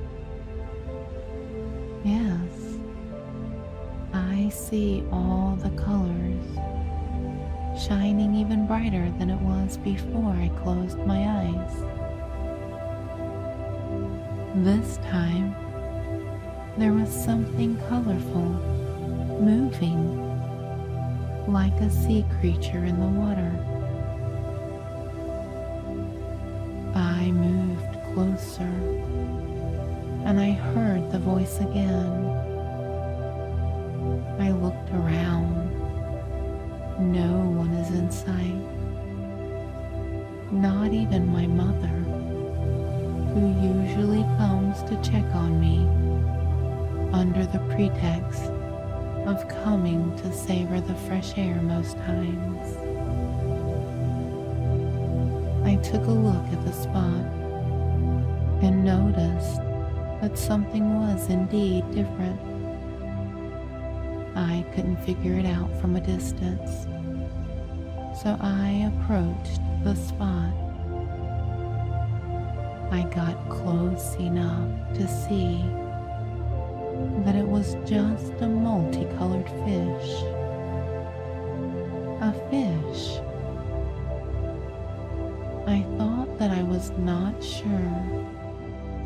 I looked again, and there, a tiny little fish. It was very pretty though. It felt strange. and I could have sworn that I heard someone call my name. I turned back, and the voice called out again. It was crystal clear this time. I turned around so fast that I could catch the person this time. "Zoe, look down here. It's me." Who called my name? "It's me. Look down here." I looked down, and it's still the pretty fish, swishing its pretty little tail excitedly. Just to clear my doubt, I decided to ask the little fish. I know that I have probably lost the last little bit of common sense in me, but were you the one to call out my name? "Yes, I am." "What? You? But you are just a fish." "Yes, I am but a tiny little fish, but I will have you know that I am an extraordinary fish. Come with me. I want to show you something." I was reluctant, and I was about to refuse when the tiny little fish told me that my sister was never afraid of the unknown. Did I hear her right? My sister? The moment I heard Chloe's name, I became anxious, half smiling and half crying, and I obeyed every little command of the tiny little fish. I dived into the depth of the sea with her. Something strange took over my body immediately. Something strange took over my body immediately. I was transformed. I felt like I had a tail, just like the fish, and I could flip my hands like their fins. It was a wonderful experience. Welcome to our world. My name is Miranda. Nice to meet you, Miranda. I guess I don't need to introduce myself to you again, do I? You don't have to, she giggled. I looked around, and my heart couldn't comprehend what I saw before me. My eyes were wide as they scanned the horizon, under the water in absolute awe.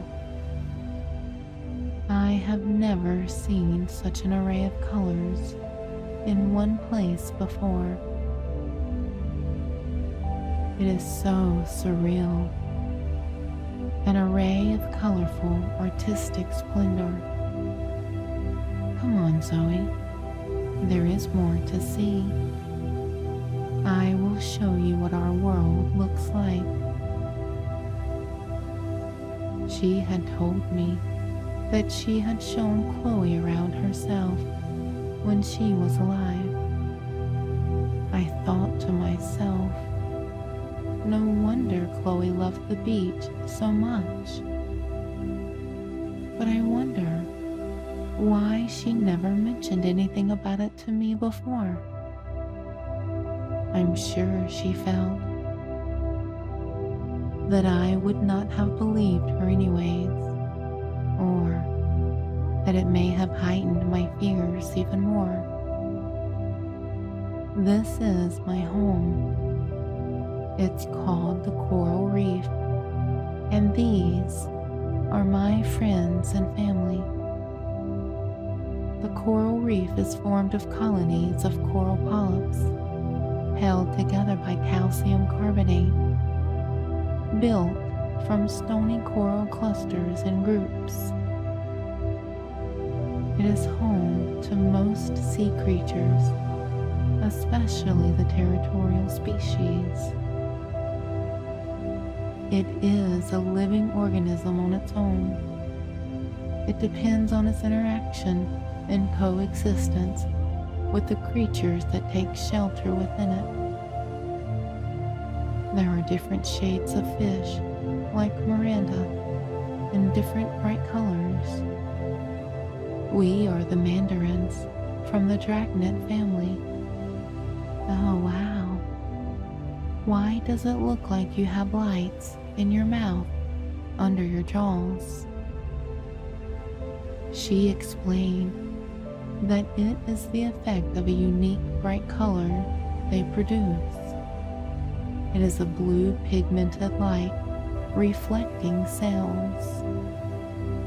In order to enhance their beautiful color, they had to produce this cell, and it also reflected in their body like lights. It is so beautiful. The coral reef is like having a large estate in the real world. Different houses with their unique colors, structures, and inhabitants coexisting together in one place. We swam through different coral reefs. There are different types of fishes, like the mandarin fishes there as well. There are clownfishes. They are also a very beautiful species with their bright orange colors, stunning, thick white bands. There is another variety called the triggerfish. These have white and black polka dotted skin with a mixture of bright blue colors. A small, pretty clownfish came swimming towards us with great speed. Miranda, I have been looking everywhere for you. Where have you been? She is obviously not surprised to see me. Hello, Chloe. She can't talk as well? Chloe? Miranda could tell what was going on in my mind, so she introduced us. No, she can't. She is not Chloe. She is Zoe, Chloe's twin sister. I could tell that the tiny little fish is as confused as I was, seeing her call me Chloe. Miranda explains to her what it meant to be twins. If she understood it or not, she knocked out the thought from her cute little fish head as she turned in circles for a while. They both showed me around. I saw the betta fish family, and the seahorses are adorably beautiful. What I loved about them is the unique pattern they swim, so that they link their tails together. Come, I will take you to Princess Ava now, Miranda announced to me with excitement written all over her face. Princess Ava? I inquired. She is a mermaid, the princess of the underwater kingdom. She lives in the west end of the sea. The princess must be very friendly and nice, because everyone gets really excited at the mention of her name. I wonder to myself if mermaids are real. I was beyond excited to find out myself. I pictured how happy Chloe must have been when she visited this place for the very first time. I was glad she had this much fun, if not more than I could imagine. I was lost in my thoughts when we got to a dark depth of the sea. My hosts were engulfed in fear. They said that the sharks inhabit this part of the waters, and they invade the rest of the sea occasionally. We swam as fast as we could past their territory, but what I saw left me in shock and awe. It was a very huge castle, and melodious sounds echoed within its walls. It was the best melody I have ever heard in my entire life. The front doors flung open, like they had been expecting us. A bright ray of light shone on the steps. I could barely see anything until the figure was right before me and called out to me, "Welcome to my home, Zoe." Does she know my name? It's my pleasure to finally meet you, Zoe. It's my pleasure to finally meet you, Zoe. Zoe. Zoe. A light from the princess's dress caused a blackout right before my eyes. I hear another voice, Zoe. This voice was different. I knew this voice well. It is my mother's voice. I was confused as I opened my eyes. I saw myself laying by the bank of the water, and my mother was standing right above my head, calling out to me. Yes, Mom? I tried so hard to hide my confusion. The last thing I wanted was for her to get apprehensive and worried about me. How I got back remained a mystery to me. I got up and followed my mother. When I looked back over my shoulder, I saw my 3 new friends waving at me. I smiled. My mother saw me smile for the first time in weeks that night. She looked so happy.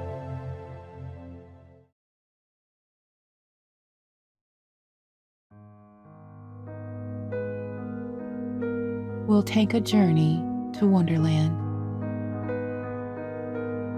The lead safari was still some distance away. How far exactly? Well, you couldn't tell that in Wonderland, now could you? I, for one, never could tell distances in this place. It was a good thing that there were many stops and distractions in the way, as well as Mr. White Rabbit to keep me company. That's it. If you had something to do on your journey, people to meet, and places to visit, then the destination you wanted to go to wasn't that far.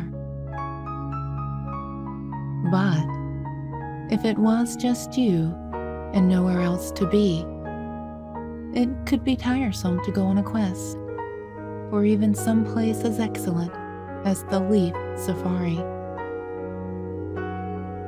Accompanied by Mr. White Rabbit, I skipped along the riverbank, letting all the lovely scents drift into my nose, and the beautiful sights dissolve into my eyes. As always, Mr. White Rabbit was in a big hurry. He always had to be somewhere urgent. Reaching into his waistcoat with a nervous paw, he produced a golden pocket watch, whose chain dangled on his tummy. "Yikes," he exclaimed, jumping about a good foot in the air. His snowy white fur prickled, and his protruding rabbit teeth clattered. "I am going to be late. I am going to be late again," he exclaimed, all jittery and panicky. It was really exhausting sometimes to keep him relaxed and content, but I was still grateful that he was there. After all, if it weren't for him, I would have never known about this magical world, where the rules were more creative than anyone's imagination. Stepping forward, I took his paw into my hand, caressing his furry head to calm him down, which he did eventually. He thanked me for soothing him, but got my name wrong, which was all right. He meant well. "Just focus on how lovely the night is, Mr. White Rabbit. Besides, we will be stopping by the Mad Hatter's tea party. The clock never ticks there," I said to him, with all the reassurance in my voice that I could muster. My words did cheer him up somewhat, but his eyes regularly darted here and there. To keep him distracted, I told him the story of my fight with Mr. Gryphon, which happened on a different adventure some time ago.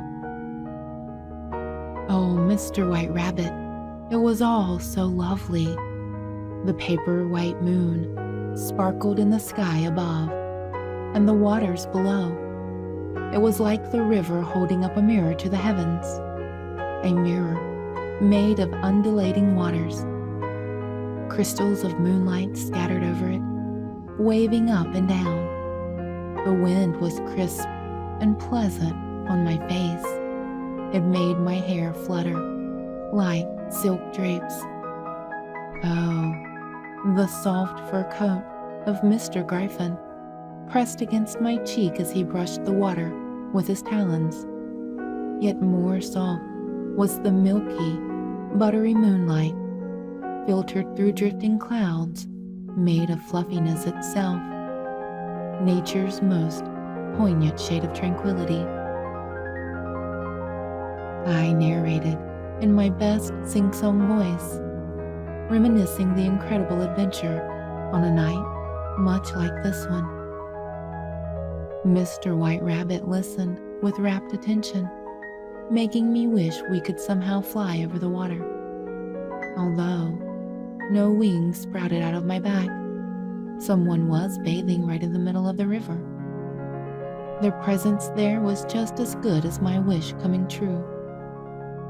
Mrs. Duck dipped her head in the water, going quack quack with delight.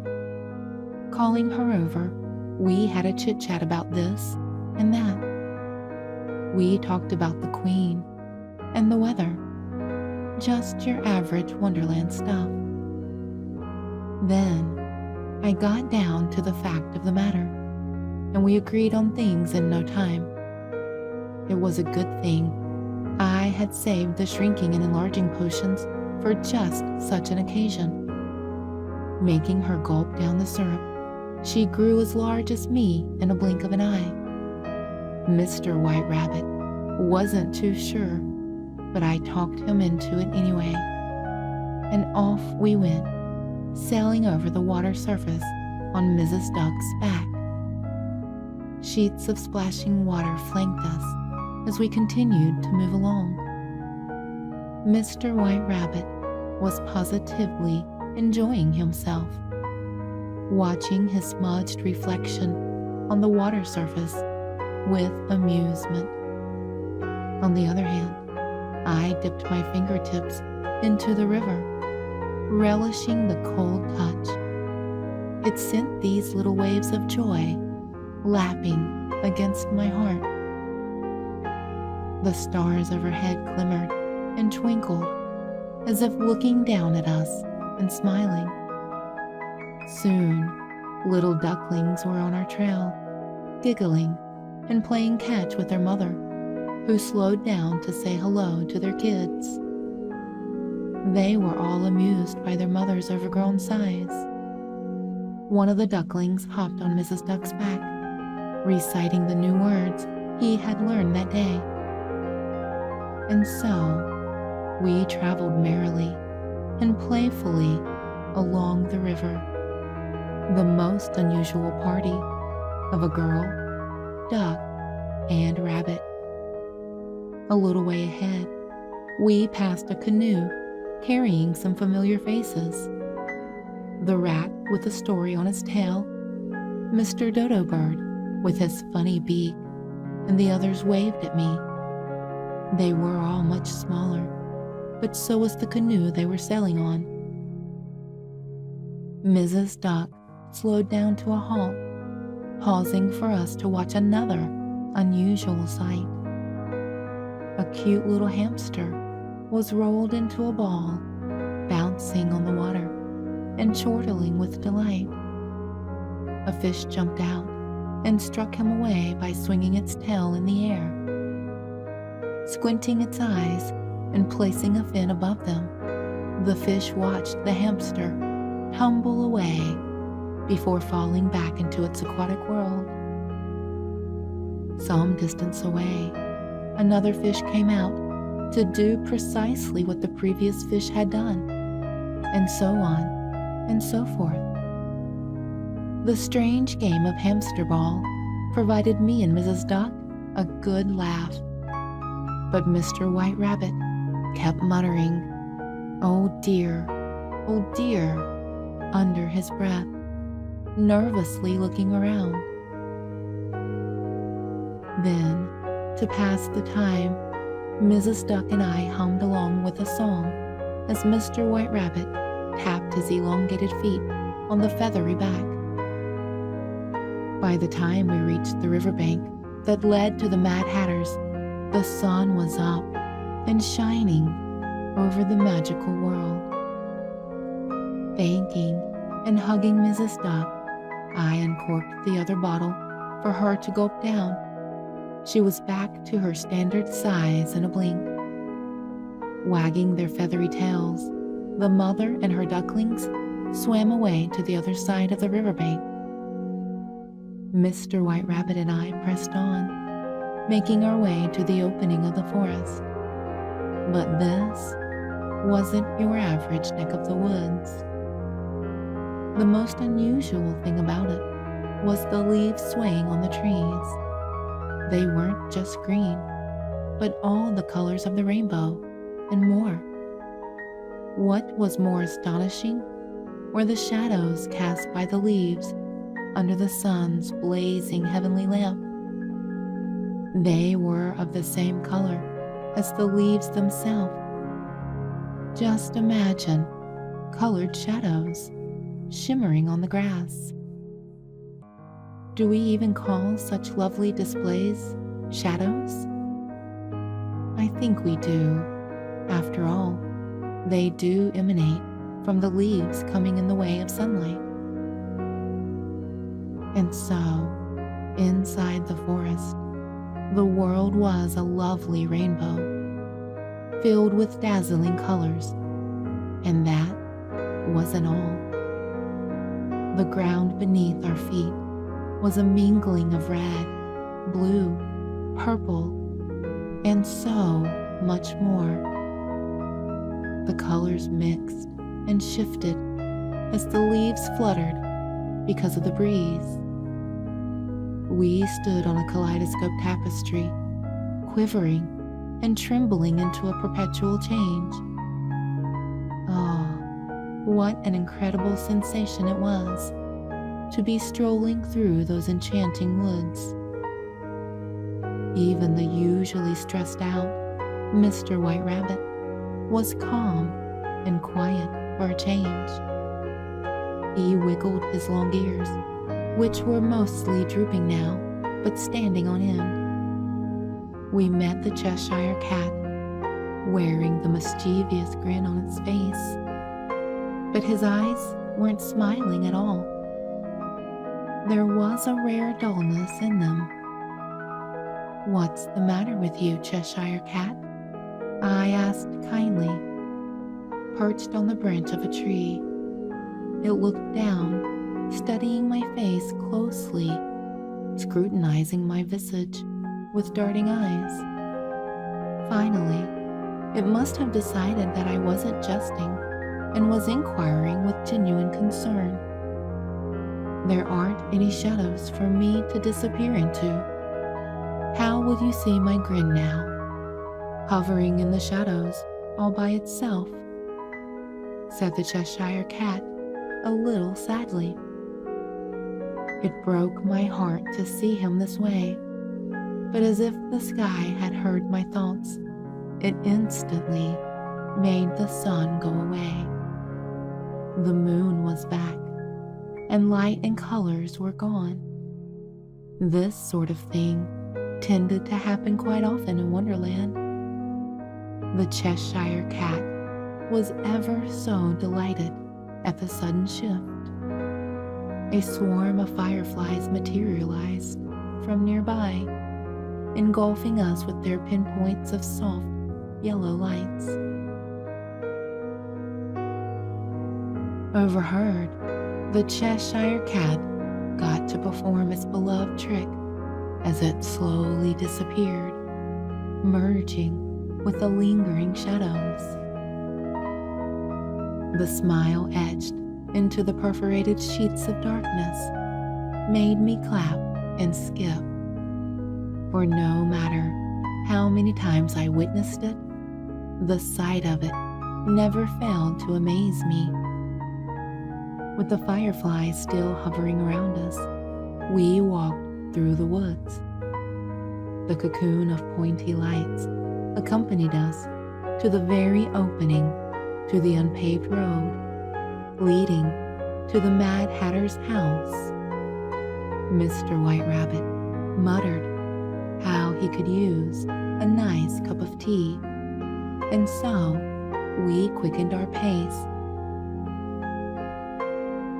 The top hat becoming visible even from such a long distance, and to my great surprise, Mr. Gryphon was already there, stretching his wings as the Mad Hatter held up the saucer of tea for him to slurp. After an exciting exchange of salutations and greetings, the tea party was underway in full swing. Laughter echoed through the air as everyone told jokes and stories. Beside my chair, Mr. White Rabbit was utterly at ease. Upon our arrival, he had seen that the hands of his pocket watch were frozen. And on it went, the chatter and the laughter, until a great big yawn escaped me.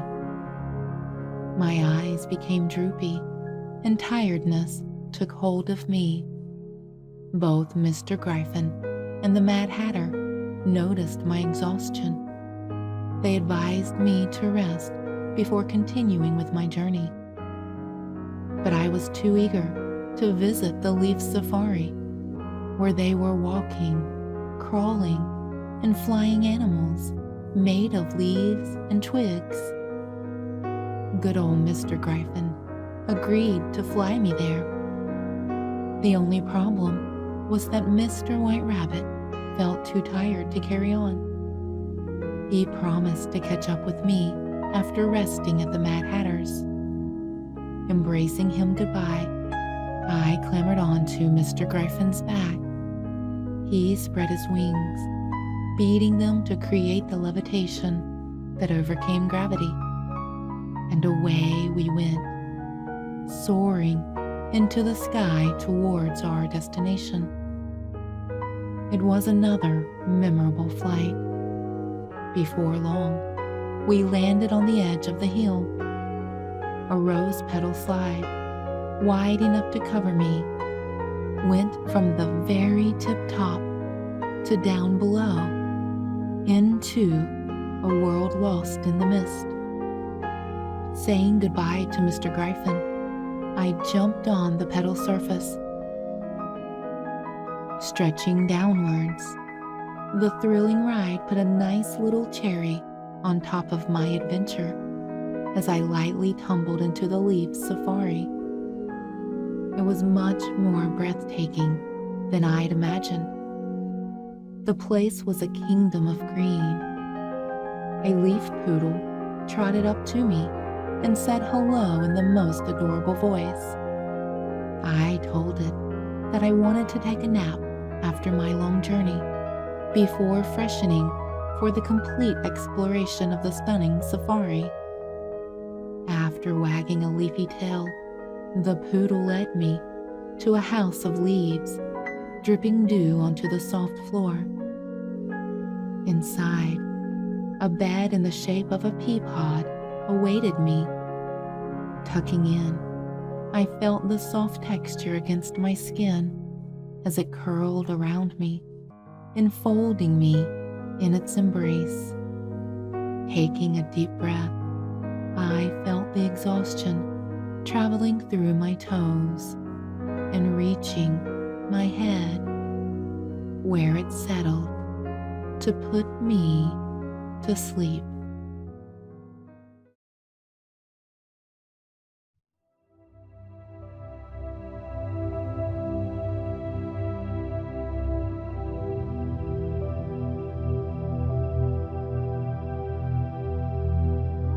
Hello, and welcome to this Meadow Dreams sleep story.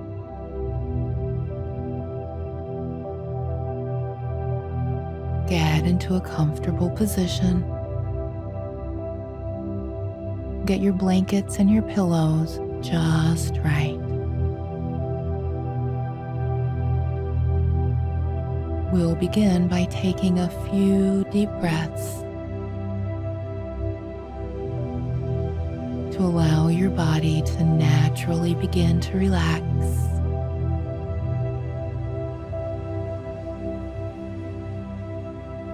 Allowing the oxygen to flow freely throughout your body.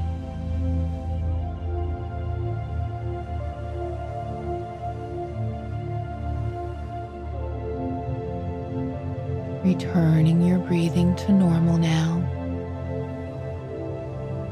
Close your eyes and listen to the sound of my voice as we explore a most beautiful meadow.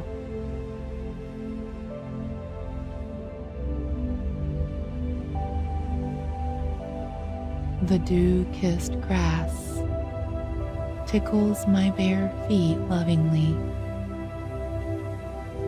caressing my soles gently and softly, sending waves of serenity to every fragment of my being. The moon above has captured the sun's fiery radiance and transformed it into a pale bath of buttered light to be poured over this lovely meadow.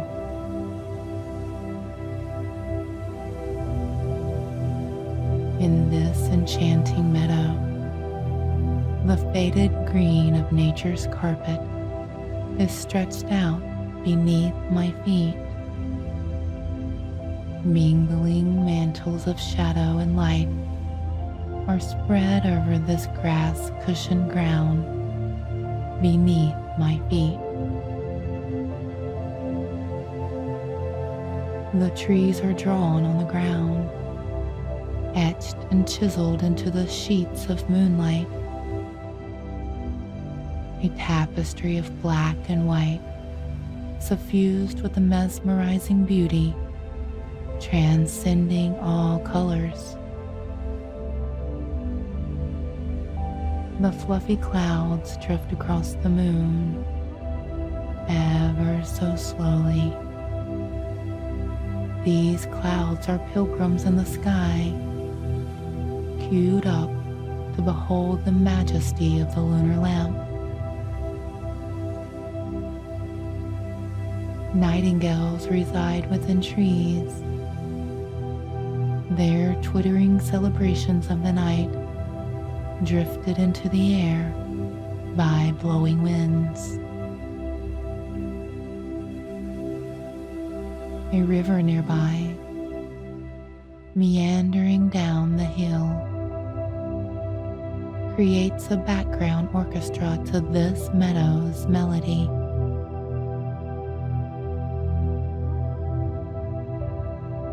A few hot water springs are dotting the ground, sending wisps of air vapors into the crisp air.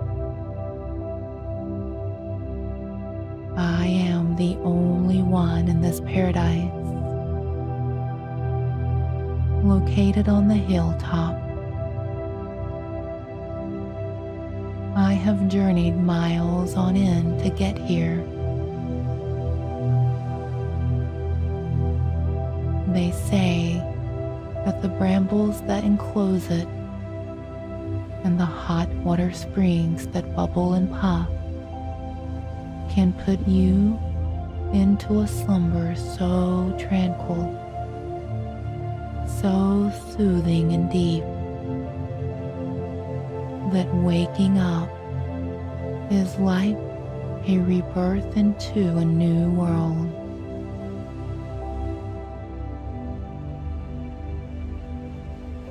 A world of bright and scented flowers, fluttering in the gentle breezes that whisper in your ear, the songs of Mother Nature, odes to this lovely tableau. I have searched for this garden many years in the pursuit of inner peace. The utter calmness of heart and mind,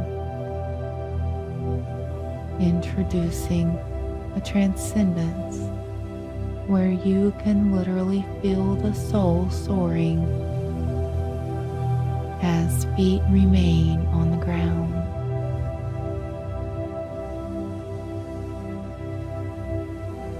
Yes, the spirit longs to take this flight, drowned in the beauty of these sounds and sight, these scents and touch, an ecstatic festival of earthly senses. I stroll around for a while, relishing the cool beads of dew clinging to the soles of my feet. It is summer down the hill, so the coldness up here pleases me with its mildness. A perfect temperature, as if fire and ice had poured harmoniously into one another.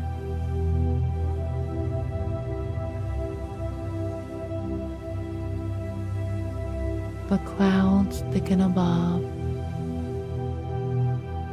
an adoring crowd clamoring to get a good look,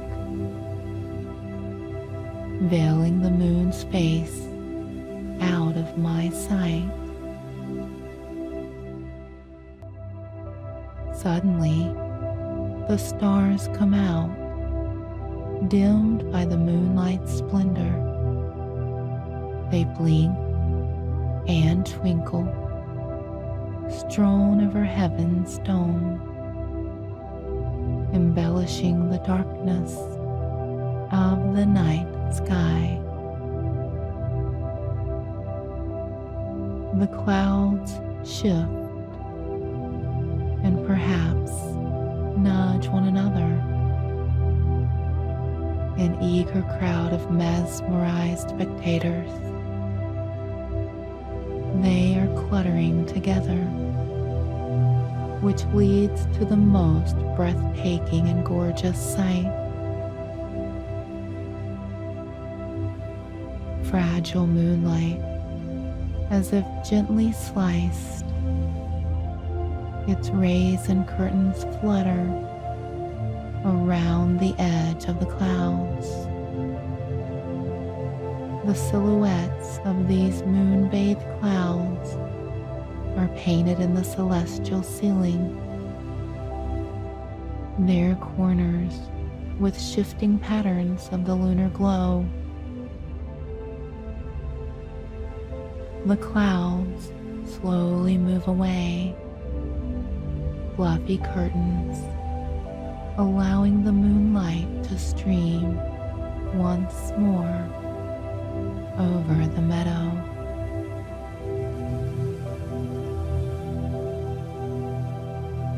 I realize that I have held my breath all this time, too dazzled to think of anything else.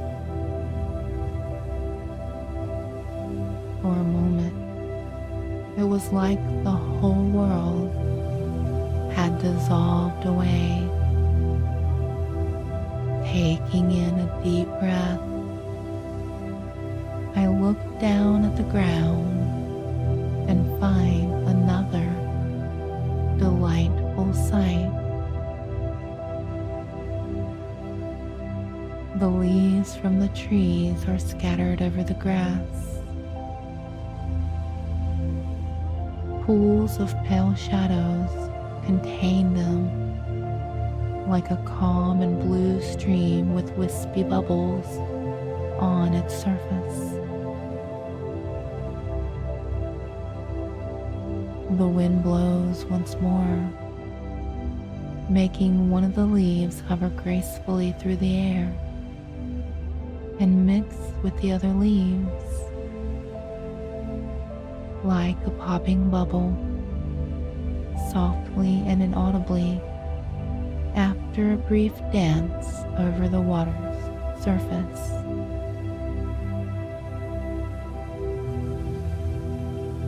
A flower bed embellishes the grass-matted floor. The most delicate brush stroke on the ground's intricate canvas. Fireflies, with their lit tails, emanating warm, yellow light, swarm through the violets. Beads of dew cling to the purple petals, rolling and dripping onto the leaves below. I see a tree near the floor bed, bending towards it, the nightingales chirping away on its branches from the warmth of their nests.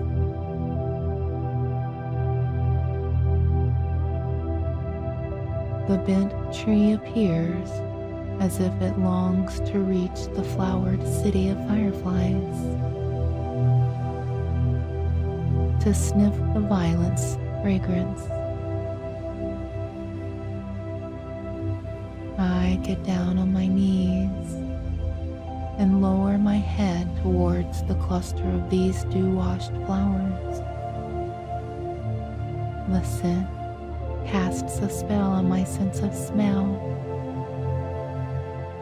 a childlike sense of excitement washes through me, making me swoon and chuckle, a balm pouring over my heart.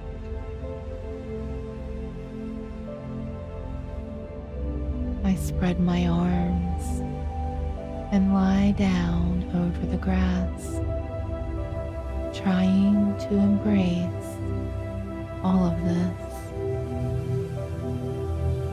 I think of all the lovely dreams that could be weaved with these sights and sounds. My mind drifts off to thoughts of magic and fairy tales. I am walking on a bridge made of solid moonlight. At first, it arcs ever so slightly in the sky, surrounded by clumps of clouds. What would it be like to walk on this bridge made of moonlight? How soft would the folds of lunar radiance be? My feet sink in ever so slightly, but not entirely, as I tread on the light.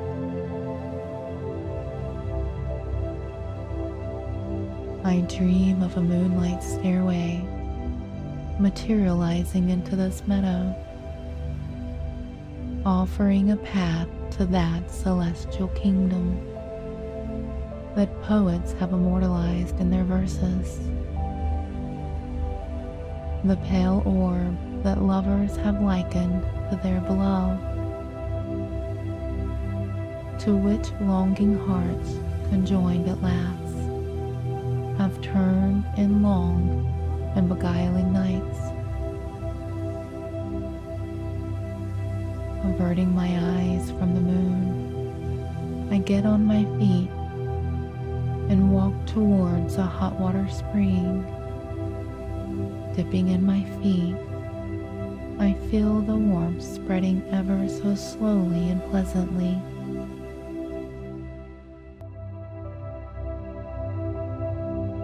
I dream of a city made of all kinds of flowers, purple violets and white lilies, pinkish cherry blossoms and red tulips. The blooming flowers envelop and cover me like sheets, making a bed of enclosed petals. I dream of gulping the dews trickling off the tips, water in which flowers have bathed. The spring's coziness invites me for a bath. I take off my clothes, depositing them in a neat pile beside the pool. I submerge myself into the tepid water as new realms of relaxation present themselves to me. Here is a world apart, of bubbling warmth and buffeting steam. The tiredness in my bones is utterly cast away. I wade through the spring, rotating my arms in a swimmer's fashion. Holding my breath, I dive into the muffled sounds of water. The mellowness enwraps me in a cocoon. Emerging out of the surface, I breathe in the air. The vapors clear my breath, refreshing my respirations.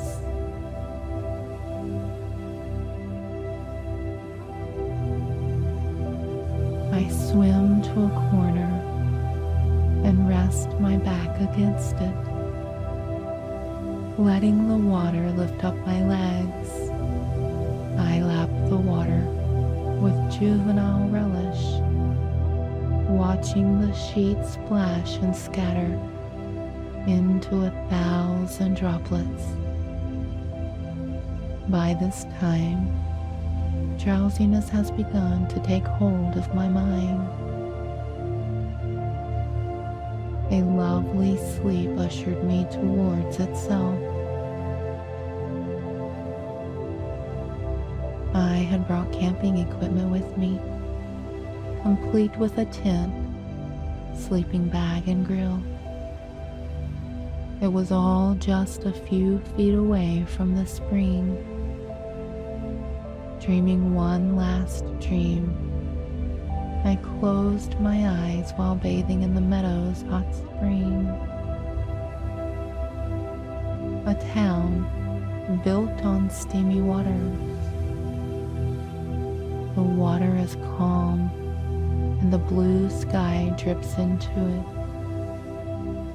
Roses of all colors are placed next to one another over the surface, forming petal pavements from one wooden home to the next.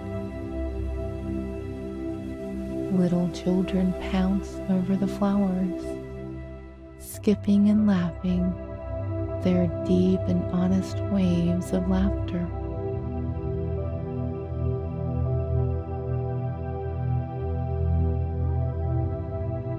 I take a moment to enjoy this settlement, this town, in my mind's eye before stepping out of the hot water spring. I rush over to the backpack and take out the robe, wrapping myself in it. I set up my camp near the spring. A crackling fire is soon lit, and the tent is put up. Sticking a few marshmallows on a twig, I let them simmer and heat over the fire. They are crispy by the time I munch on them. My eyes begin to droop before I see an owl gracefully swooping by. The amber eyes, soft and radiant, as it perches on a tree branch, briefly before taking off into the night. It swishes away, becoming fainter and fainter as it flutters its wings. A little way upward, it does a playful little cartwheel in the air, and majestic form gets encircled by the full moon. When I see this nocturnal bird silhouette painted on the moon, I think of what it would be like to be small, perhaps like Thumbelina, to hug the owl's neck, the feathers cushioning me as we sail through the skies over this meadow, encircling it slowly. Finally, a yawn escapes me as the sleeping bag invites me. I snuggle into it. I drift off into the embrace of an enchanting sleep.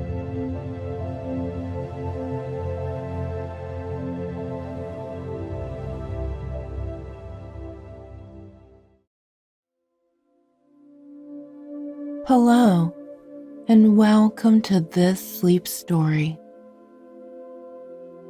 Take just a moment, snuggle in tight, adjust your pillows and blankets just right. Take a few deep breaths to allow your body to begin to relax naturally. In through the nose, out through the mouth.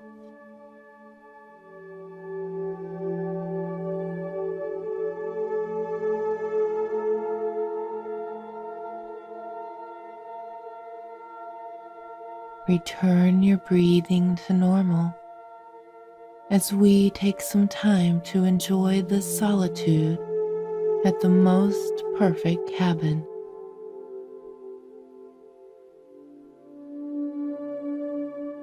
Meandering and streaming threads of raindrops are knitted on the window. Small rivers clinging to the glass.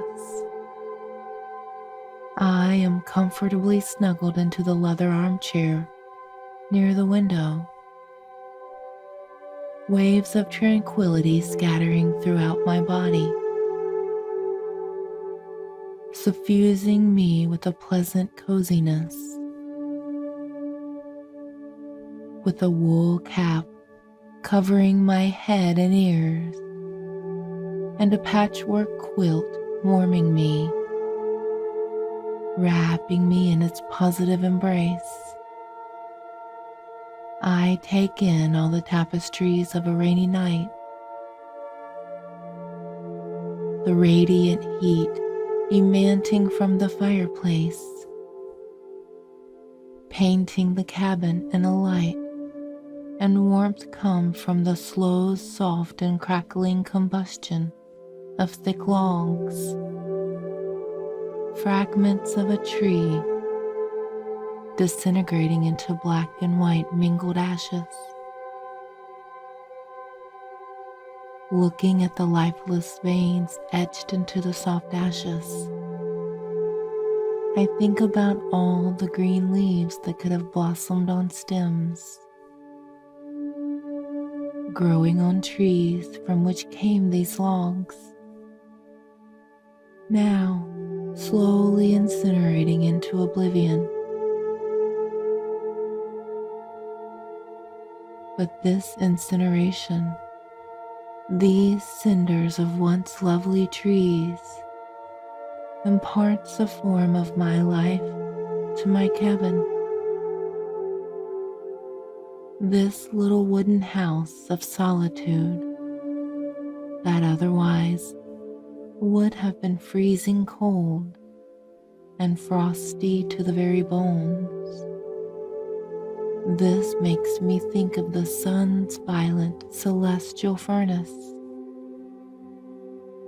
regurgitating a flood of radiations into space,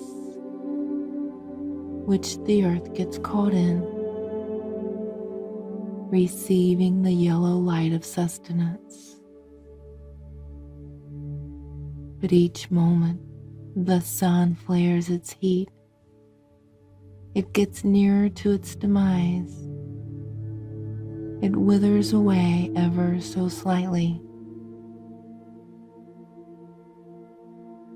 Whenever a bright star, a heavenly lamp, reaches the end of its life, it goes out with a massive explosion.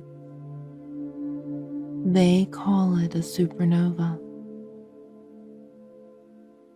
Mother Nature's most spectacular fireworks,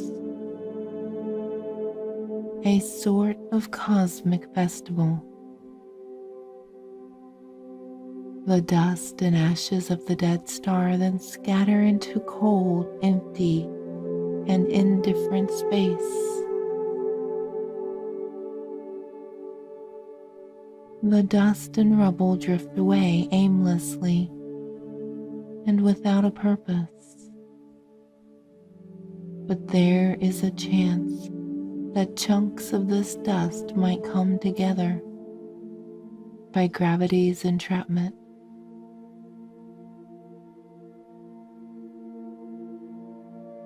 Undergoing a lengthy process, stretching over unfathomable timescales, this condensed stardust might create worlds with burning suns and freezing moons, with intelligent creatures that love, hate, grieve, cheer, live, and eventually die as if they never existed. So stars died to create new worlds. Suns flare and wither to give life, and trees burn into ashes, just so cold cabins can be warmed for humans to live in. Laugh, love, and make a homely place. I think of all this, about death's necessity for there to be life.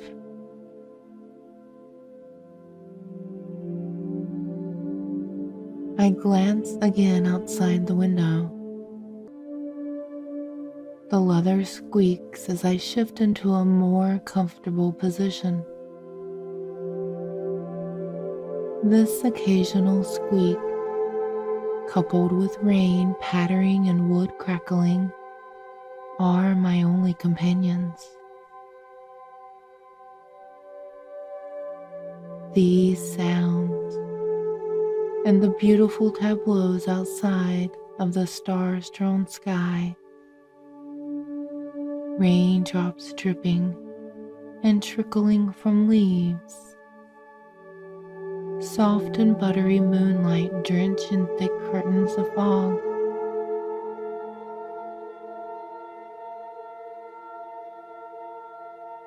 But my dearest companions in this lovely loneliness are my memories of my beloved grandmother. Our human selves, our souls, are more or less defined by what we remember. My grandma used to say that, probably because she was old enough to have nothing but memories. Today is one of those peculiar days when I really think a lot about her, recollecting my memories of her. Shadows flicker on the opposite wall, mimicking the fluttering flames in the grate.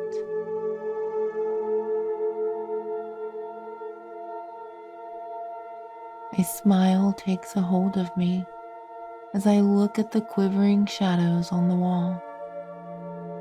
As a child, Grandma and I used to have shadow puppet shows in this very cabin. Using our hands, morphing them into all kinds of shapes. We would do entire shadow plays. Fits of laughter would swell up from within us. Do these walls remember any of it? Do the sheets on the bed have imprints of all who have slept on it? Of course they don't. It makes me a little sad. But then I close my eyes, straining my inner ears. The ghost of voices, images, sensations, and feelings come flooding into my consciousness.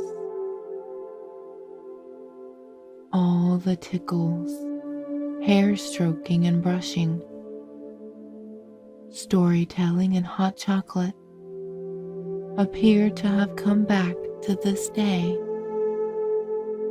this night of solitude.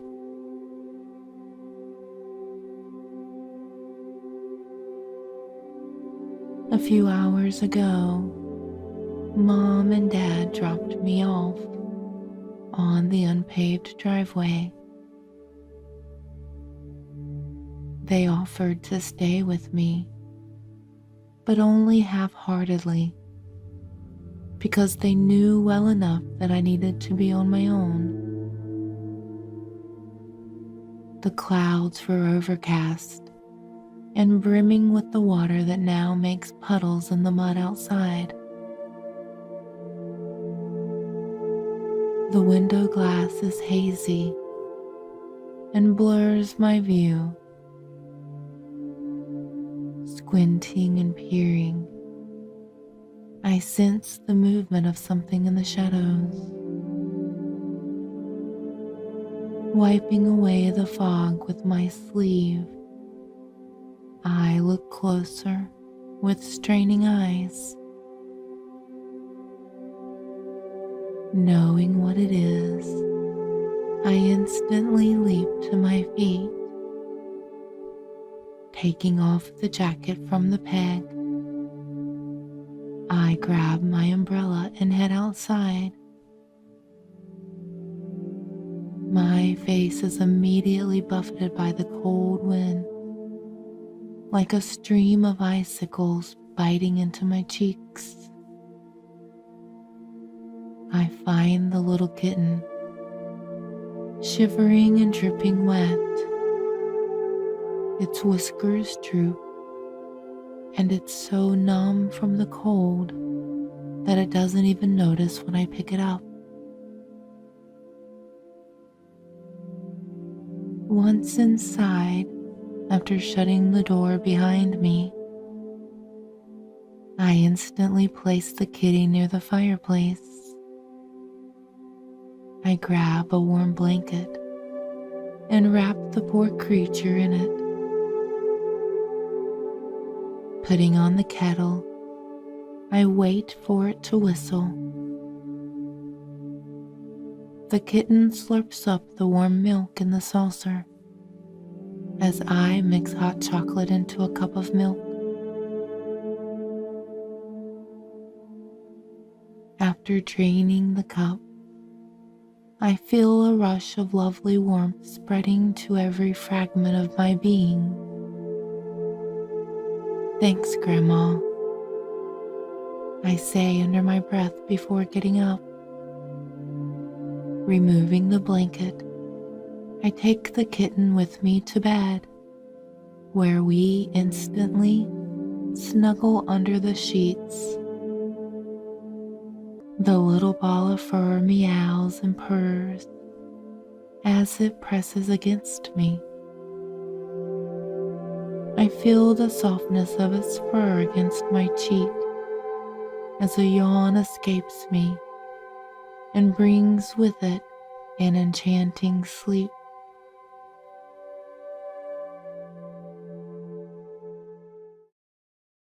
You know that the meadow that you're in right now is not of the physical realm.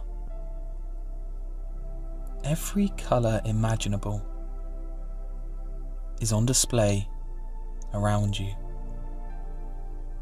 The grass is roughly shin height, and within the grass are all these abundance of flowers. They're so colourful that they're actually glistening. And there are some flowers that are new colours that you have never experienced before. You are in a different dimension, somewhere else beyond space and time. You are currently timeless in a magical place that you have never been before. And you feel amazing. Everything is just perfect.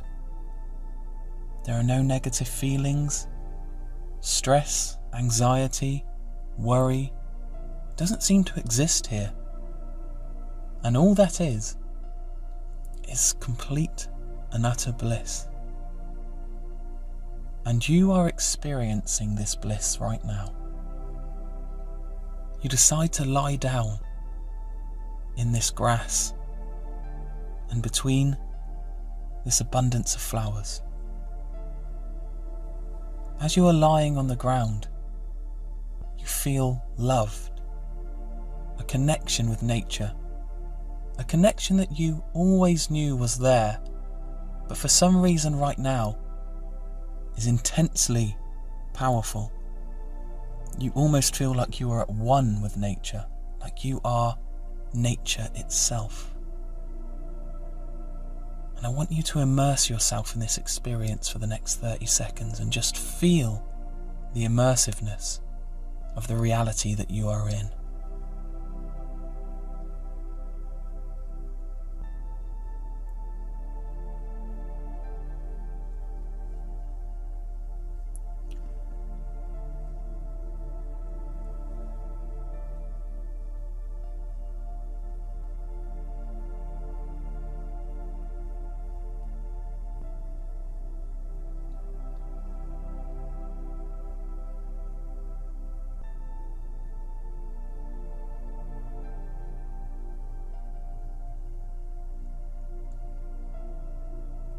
You feel this connection with nature like you have never felt before. You look above you into the sky and you notice that it's this beautiful purple colour. And although it's daytime, there are stars out everywhere. You don't recognise these stars. It's like these stars are different to the usual stars you see. And as you look closer, you notice that you can see every colour of the rainbow within the glow of the stars. And these stars are shining directly onto you with each and every colour. And it's almost like that the colours that are shining onto you are cleansing you and washing away all your physical attachments, your problems, your worries. And you feel as if when you release yourself from this meditation and come back to the real world, all these negative attachments are going to be gone, and you're going to be able to approach your day in a new, refreshed way. You feel this sense of excitement. You almost feel like you're on an adventure. And I want you to take this as a reminder to live your life to the fullest. We can often get caught up in the monotony of life, and day-to-day life can be repetitive, and we don't make time for adventure. Go out and experience the world. That's the message that you are getting from the stars as you look up at them. It's like they are talking to you directly.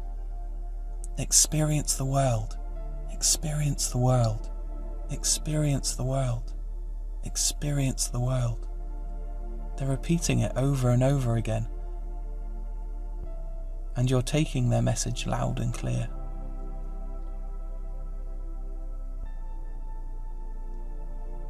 You take one last look at the stars and appreciate the grass around you and the flowers around you. You say thank you. And then you immediately come back to your reality, feeling refreshed, revitalized, and like you have this renewed energy ready to take on the rest of the day. You know that today is going to be a good day. Thank you for listening.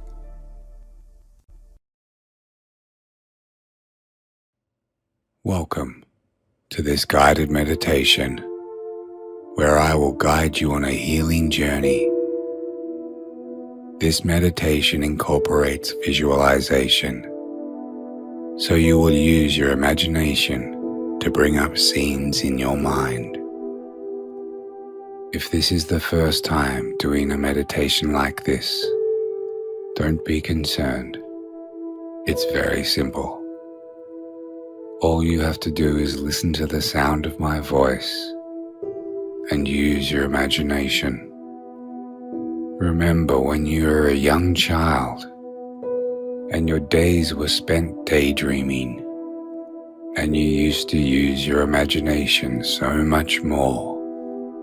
Approach this guided session with the same enthusiasm you had as a young child, with an open imagination. Let your mind wander and play. This is what the mind is for. Just listen and imagine. Let's begin. This is a longer guided visualization, allowing you to go deeper into the experience. So before we begin, start by choosing a quiet space where you will not be disturbed. Make sure your electronics are switched off or on silent. Have a blanket nearby in case you experience a temperature change.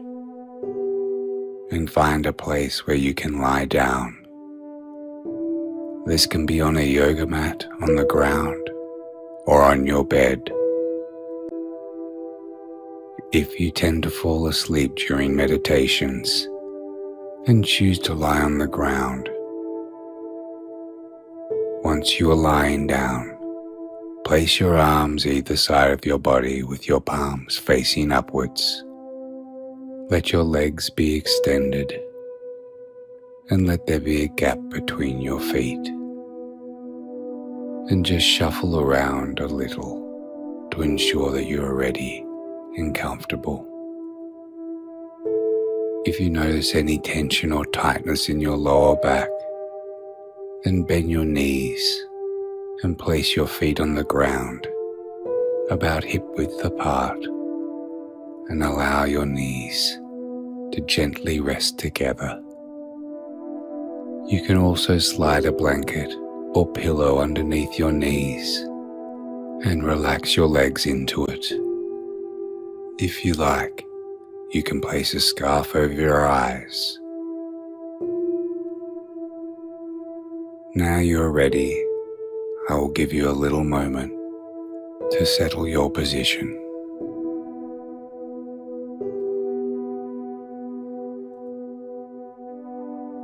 Take a slow, deep breath in through your nose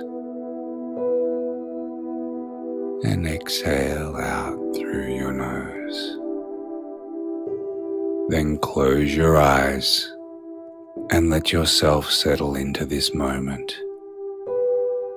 As you release any tension in your body, letting go of any gripping or holding, and just surrender into a deep state of relaxation.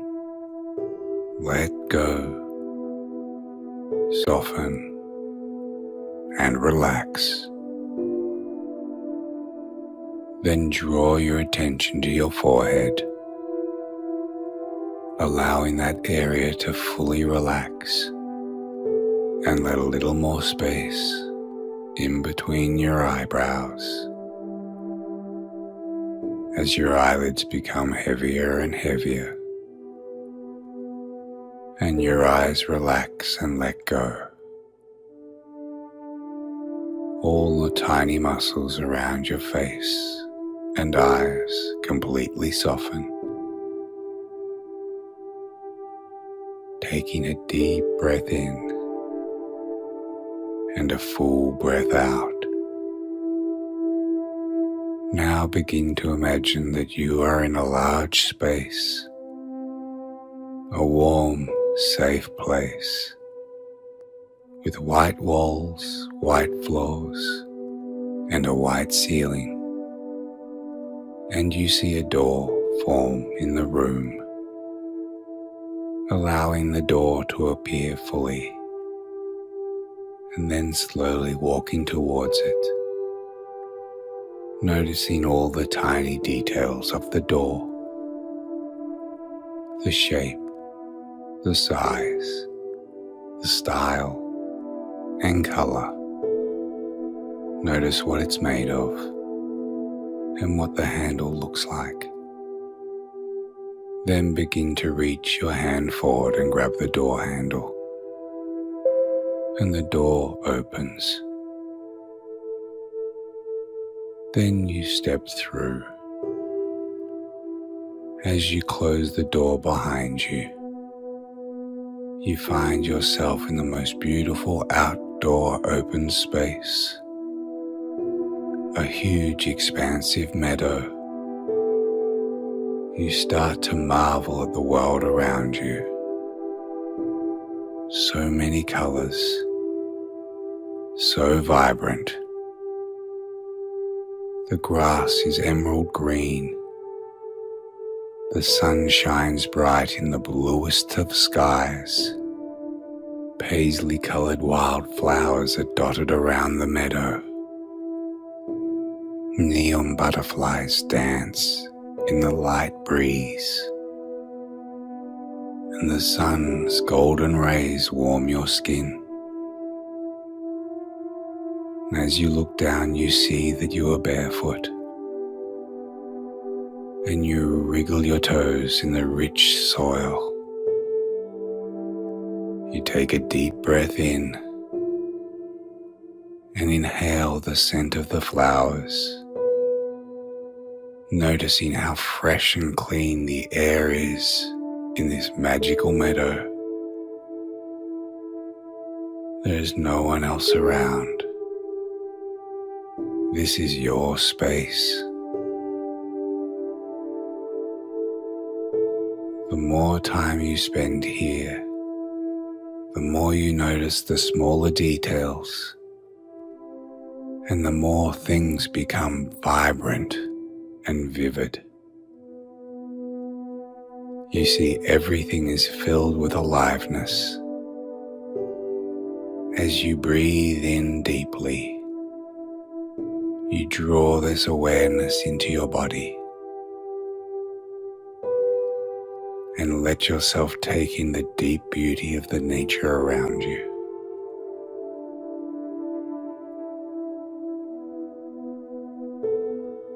A particularly beautiful blue butterfly flutters and dances just in front of your face,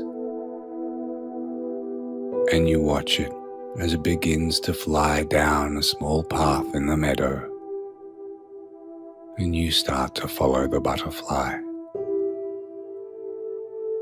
You notice how the wings shimmer in the sunlight, and how lush and abundance the nature is around you. Following the butterfly down the path, noticing all the beauty around you, you start to approach a forest filled with tall pine trees and ancient oaks. Feel the crunch of leaves fallen beneath your feet, and the amazing scent of earth and wood and the forest. As you move through the clearings of the trees, sunlight flickers through the branches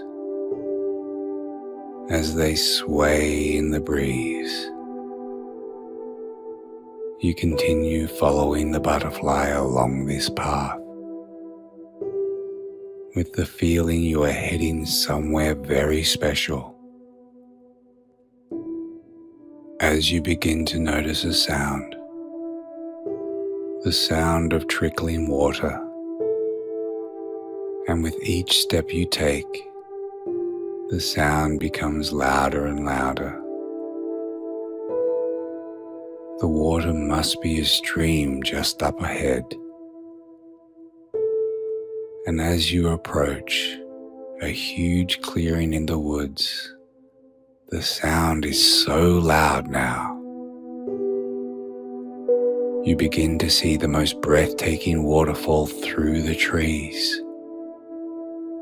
The clear water rushing down that is so perfectly divided. As you come into the clearing, you see the perfect spill of the waterfall pouring down into an exquisite pool and flowing off gracefully into the river. The whole waterfall is framed by plants and colorful flowers. You walk towards the waterfall and its amazing beauty, and begin to dip your toes into the clear water. The water feels almost the perfect temperature. You notice a small sign next to the waterfall. As you approach, the small wooden carved sign, as you read the words, you learn that this is not just any waterfall, but this has the ability to deeply cleanse the whole body, to release anything you want to let go of, and leave you feeling purified and refreshed. And each tier of the waterfall brings its own cleansing and healing powers. Here at the bottom tier, you can cleanse and renew your whole body.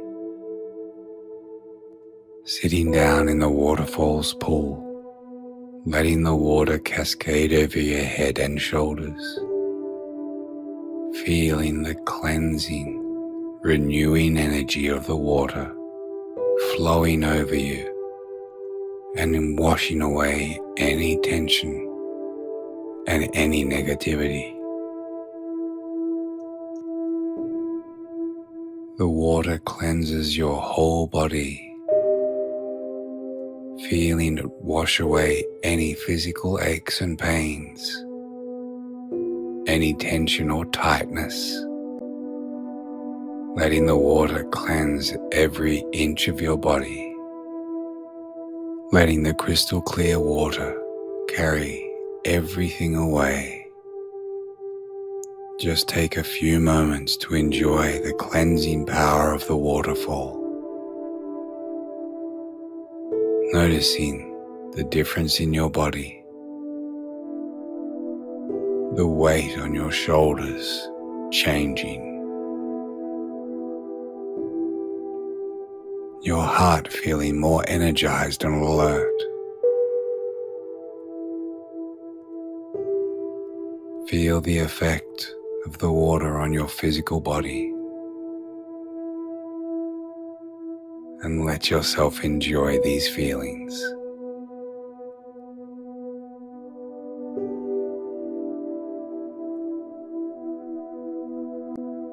Thank the water for its cleansing powers, and thank your body for absorbing the amazing energy of the water. As you climb out and back onto dry land, you notice some steps leading up to the next waterfall, and you begin to climb them one by one, feeling the spray from the waterfall on your skin, inhaling the beautiful scent of the pine trees and the forest, climbing up and up. You notice the smooth rocks underneath your bare feet until you reach the second waterfall, even more beautiful than the last. The waterfall's pool is surrounded by small boulders.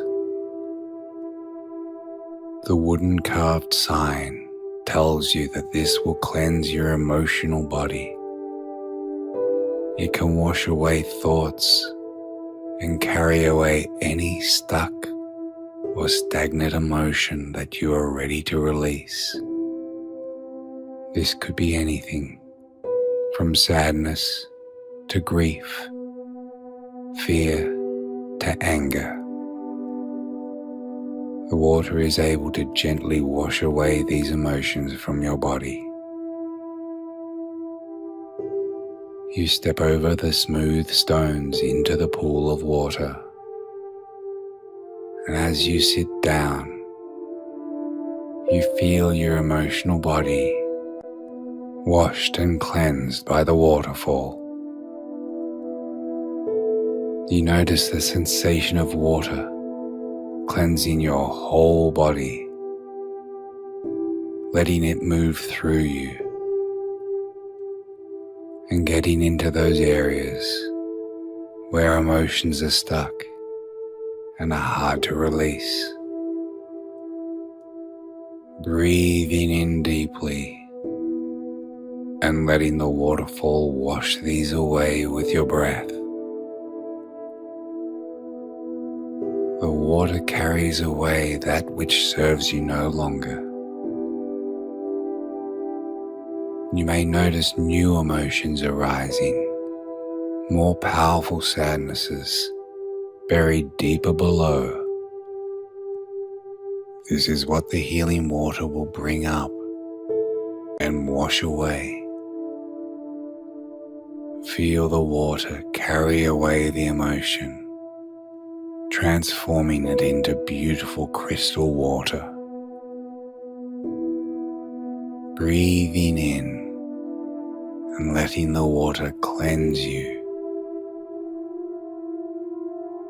Breathing out, letting it flow away with the water.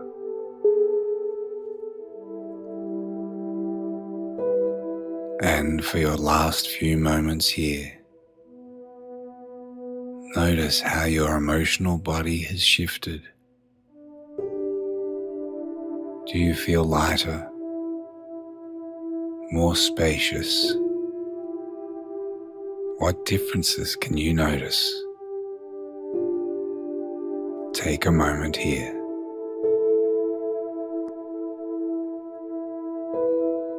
Thank the waterfall for helping you cleanse away old emotions. And thank your emotions for teaching you who you are and what you care about. But it's time to let them go and let them wash away with the crystal clear water.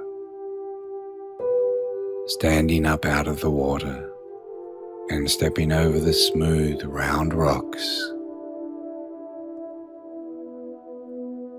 you turn and start to walk up the stone steps once more, slowly and mindfully, breath by breath, step by step,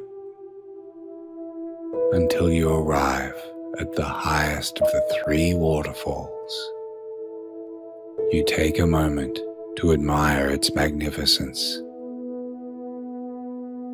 The spray of the waterfall creates a beautiful rainbow in the sunlight. Butterflies and hummingbirds play around the water's edge. Flowers are in full bloom and fill the air with their sweet scent. Take a moment to breathe in the beautiful scene and all that it has to offer you.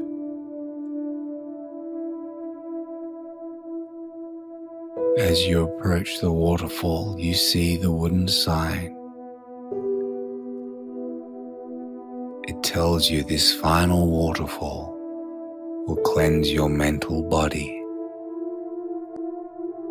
It is able to wash away any negative thought patterns, any repetitive or unhealthy thoughts and beliefs that you have carried around for too long.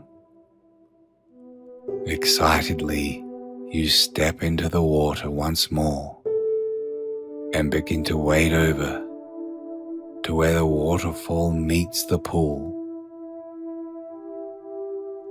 As you find yourself underneath the raging water, letting it pour over the crown of your head and wash over you, you instantly feel its ability to wash away these thoughts. You see them wash away into the crystal clear pool of water and down over the next waterfall's edge. All the negative self-talk, anything self-defeating, all negativity that does not serve you is gently washed away by this waterfall. Let yourself deeply feel the power of this water, cleansing away these negative thoughts. They have no power over the strength of the water rushing over your head and shoulders. You smile as they struggle to hold on and fall away with the water and your breath.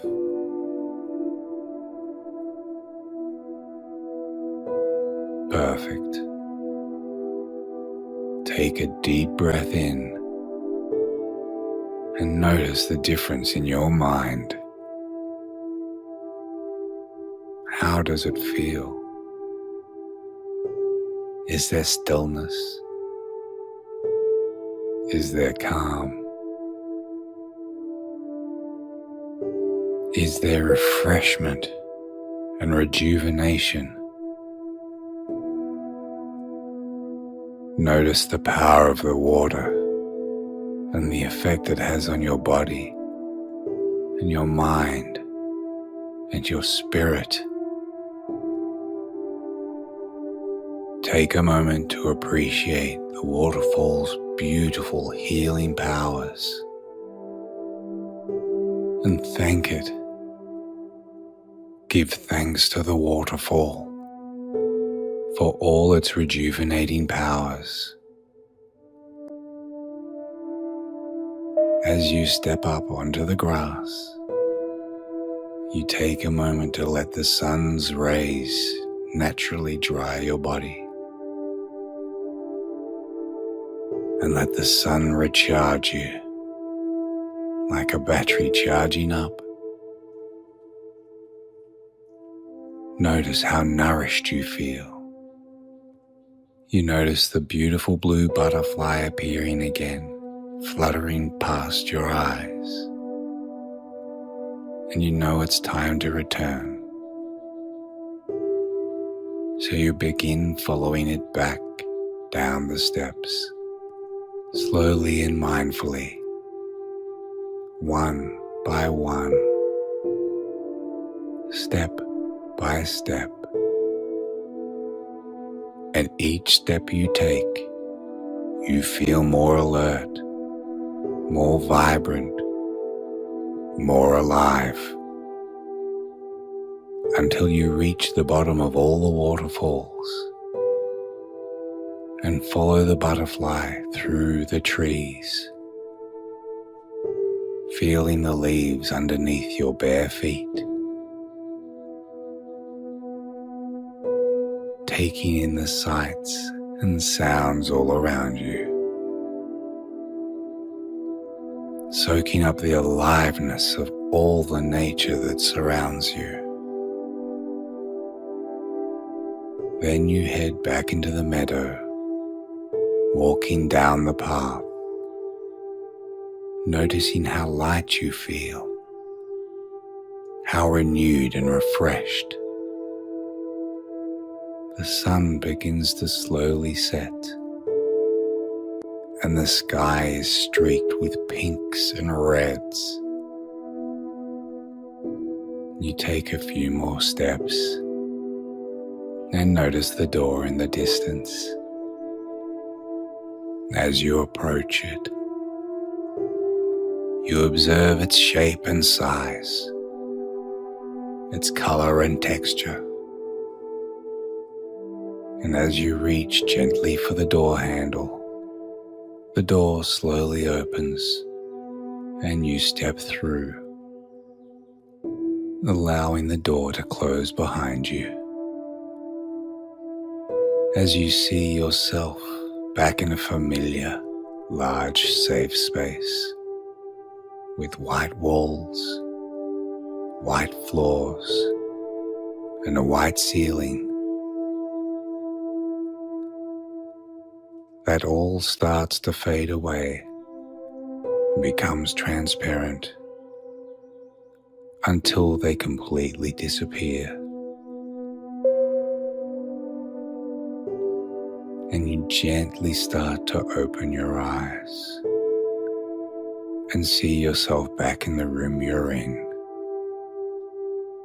feeling the ground underneath your body,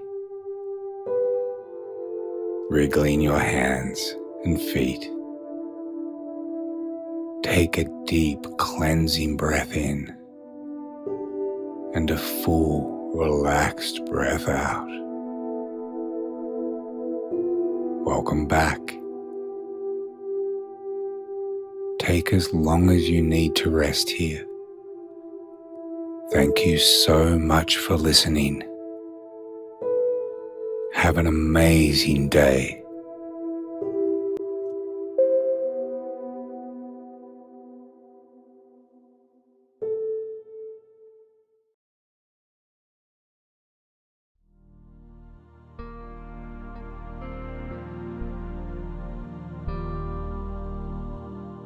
My joy knew no bounds.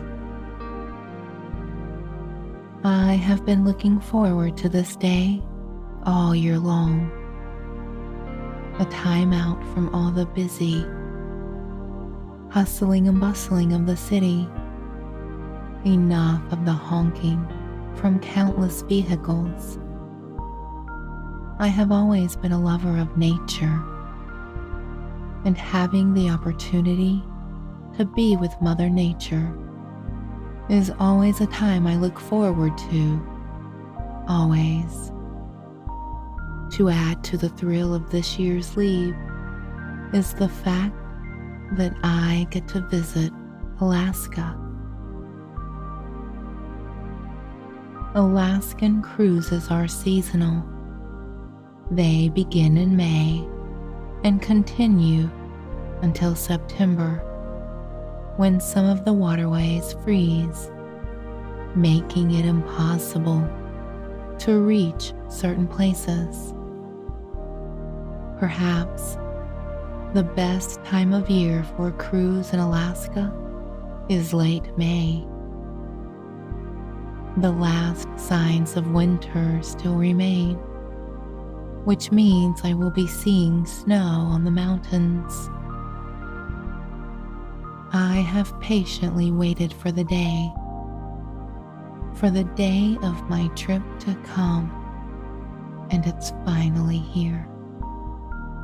The day to connect to nature and feel the thrill of it all over me.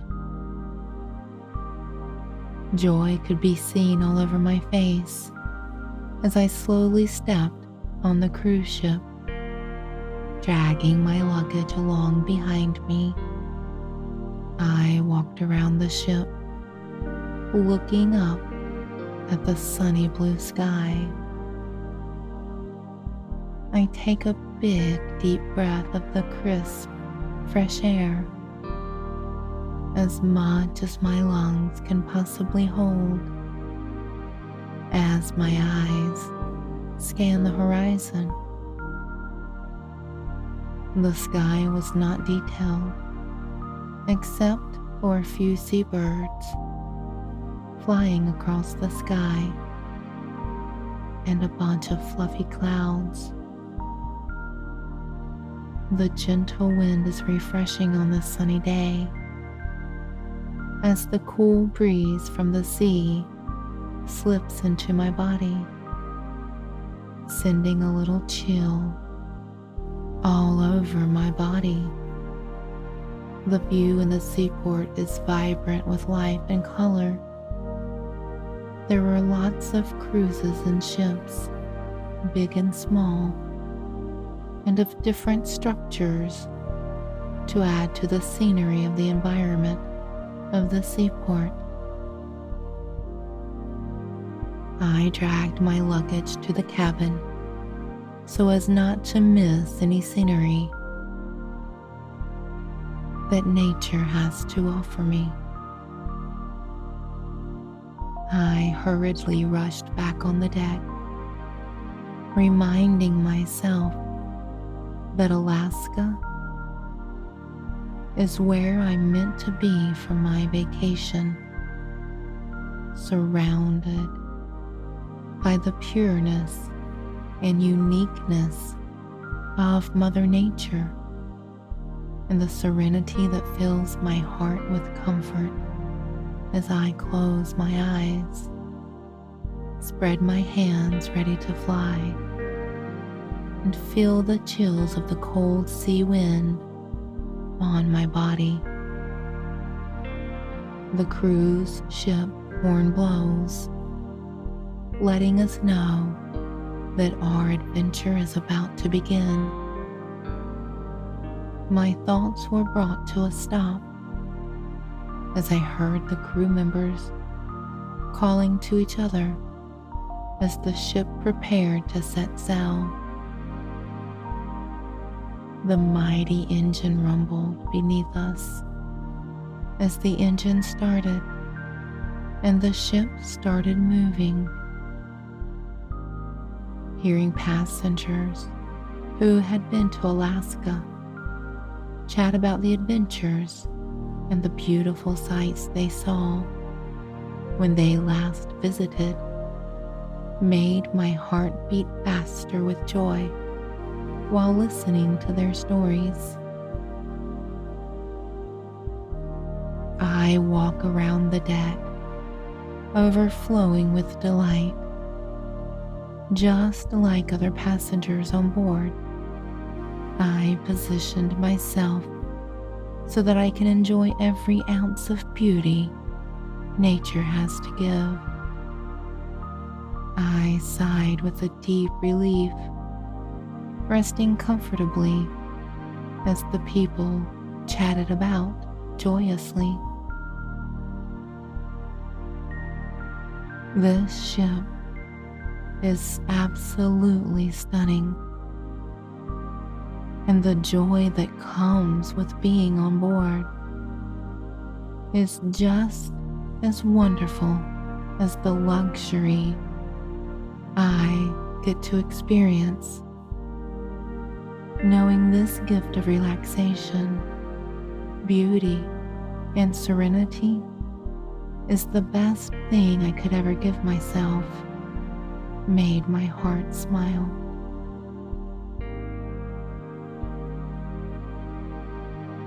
I smile as I think I should treat myself to these adventures more often, to refocus, to just appreciate the gift of nature.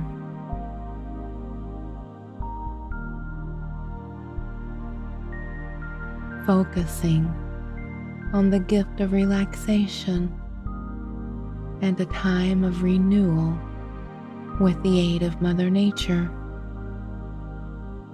Content and full of happiness, I was gazing far into the distance, as if to see if I can catch a glimpse of Alaska.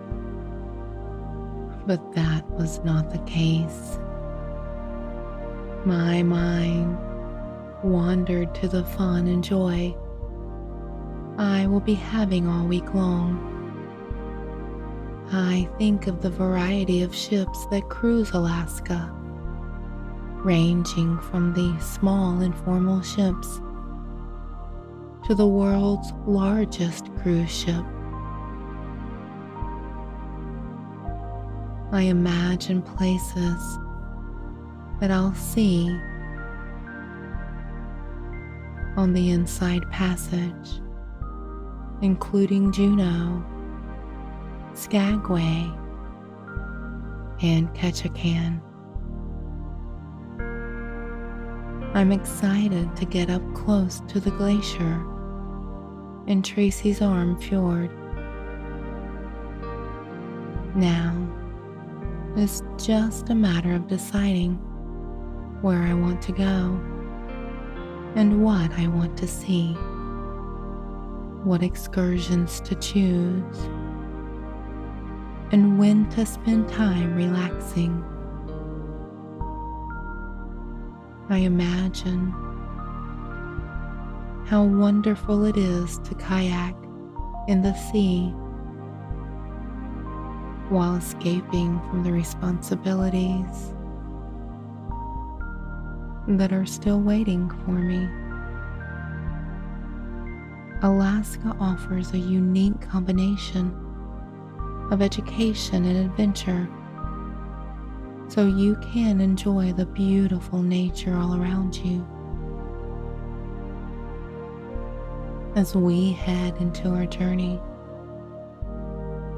some mountains were coming into view with lots of beautiful scenery, but it's nothing compared to the incredible scenery of the Alaskan marine life, the stunning mountain vistas, the glaciers. Alaska is so large and so diverse that it is often difficult to see it all in one trip. But a trip through Prince William Sound with a stopover in each of the 3 communities will allow you to experience much of what makes Alaska special. I imagine the fish leaping out of the sea, trying to catch a glimpse of the sun. And also, I imagine the beautiful fishing lodges or cabins being constructed near some of the most heavily fished locations in Alaska. I imagine taking a casual stroll along the water's edge, listening to the gentle waves. Must be refreshing after a long, hard day. Or how wonderful it would be to take a ferry up and down the coast. The views of the bay are amazing. The ones that are of particular interest are areas where the glaciers are pouring into the bays. It wasn't quite time for dinner at the ship's restaurant, so I decided to walk around and see what wonderful snacks I would find on this beautiful cruise ship. I was amazed at the gorgeous, fresh fruit that they had to offer. Delicious cookies and cakes, even chocolate. I saw that there is 24-hour ice cream and pizza.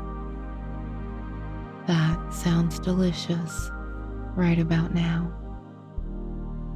I order my pizza and walk over to the rail while I wait.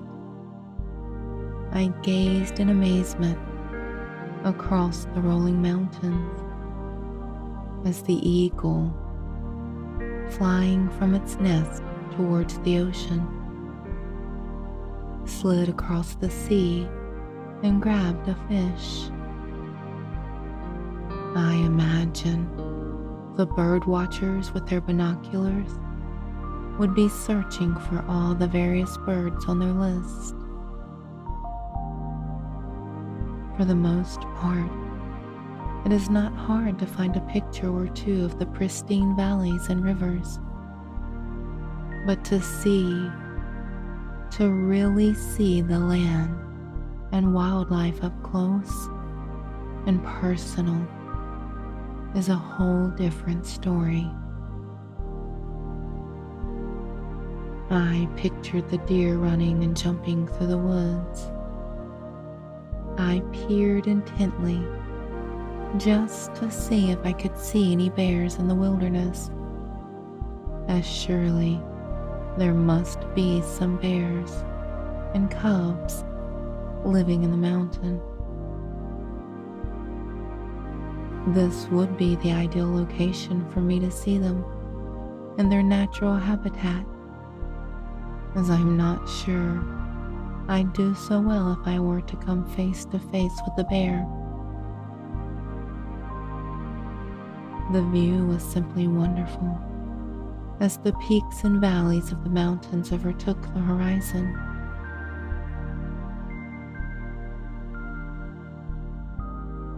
My heart leaped with joy as I saw in the distance several huge waterfalls. I usually love watching waterfalls. Seeing one is a gift. But now, right in front of me were 5 beautiful waterfalls streaming down the side of the mountain. The sunlight catching the water, causing rainbows to dance in the mist. For a moment, It seems almost magical somehow as I lose myself in the sights of the waterfall. Alaska is a striking showpiece of nature at its finest. The flowers are beautiful, and the vines that seem to stretch for miles are a healthy green as they scamper up the side of the waterfall. One of the locations worthy to note is the Denali National Park, which covers more than 6 million acres and is home to the 20,300-foot Mount McKinley. Abundant life and some of Alaska's best rafting. Alaska is home to over 98% of North American brown bear population. It's no wonder that bear viewing is a popular visitor attraction. Bears are found in nearly every corner. Viewing a bear in the wilds of Alaska is a truly awesome experience and often one of the highlights of the trip, according to the visitors who had been there in the past. All of the public trash cans are metal, have lids that are hinged and shut tight so that the bears cannot rip them open. The beauty of Alaska cannot be put into words. It's full of outdoor adventures, with over 1,400 miles from north to south, to cover over 2,300 miles from east to west. Alaska hiking has some of the most incredible scenery to be found in the United States. Anchorage. It offers over 100 miles of paved roads, multi-use trails, 150 miles of wilderness trails, perfect for mountain biking, hiking, and skiing. My mind has been spinning all day, and I'm trying to decide how much to see, where to go, because I don't want to miss a single moment of beauty. After dinner and a wonderful show, I walked down to my cabin, feeling tired from the day. I simply can't resist the desire to close my eyes and let them rest.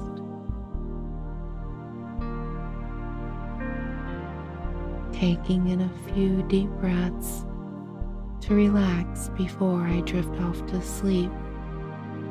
My heart is content, is full of calm and peace. I know this trip is so needed. I know that we need breaks from the busyness of the day, the tight schedules, and those never-ending to-do lists of the week. Sometimes we just need to treat ourselves to good things. We need to get away for goodness, calmness, and joy into the deepest parts of our very soul. As I close my eyes, smiling, just relaxing, as the swaying of the ship lulls me to sleep. I think of the endless moments of joy that I'm going to encounter this week. Every day will be a blessing. Every day will be a wonderful memory to cherish. Every day will be something fun and new, because the real journey to Alaska starts tomorrow.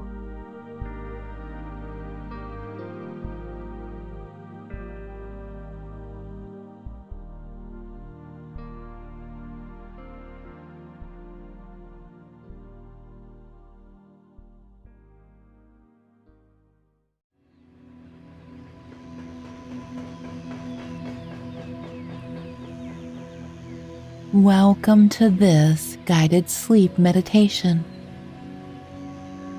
Our next adventure is a train journey that will lead you into deep sleep through this train ride. To get the most out of this meditation, listen to it at bedtime, allowing it to ease your mind into a peaceful, sleepy state.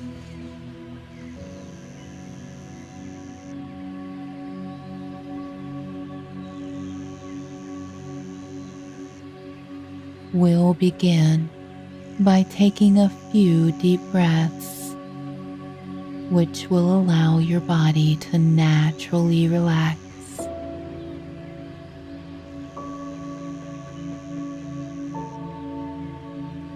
Deep breaths in through the nose and out through the mouth.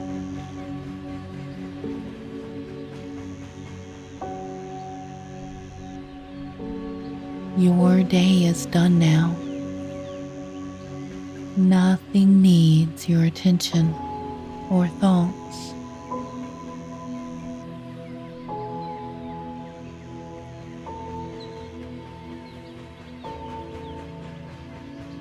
Breathing normally now. Let go of the anticipated phone calls and emails. Let go of your daily to-do list. Just focus on your breathing and my voice. It's time for you to rest and relax. It's time to sleep, so you can wake feeling energized and motivated, resting and relaxing. Just focus on my voice as we grab our ticket for our adventure.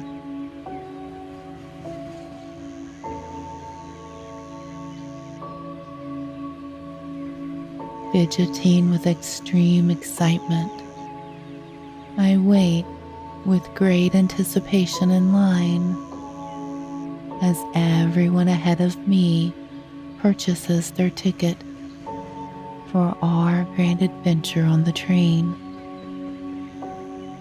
My excitement floods through me as I look at everyone and smile. I can clearly see they are just as excited as I am. I love train stations. I love the adventures we can choose with ease. I love that people from all over the world have walked through these corridors. I love the excitement of the hellos from people that are giddy with delight to see their friends and families. the sad goodbyes that are tearful, yet full of love. I love the history that is found within these walls. The many people who have taken adventures, traveled to see loved ones, or simply hopped aboard a train to escape for just a little while.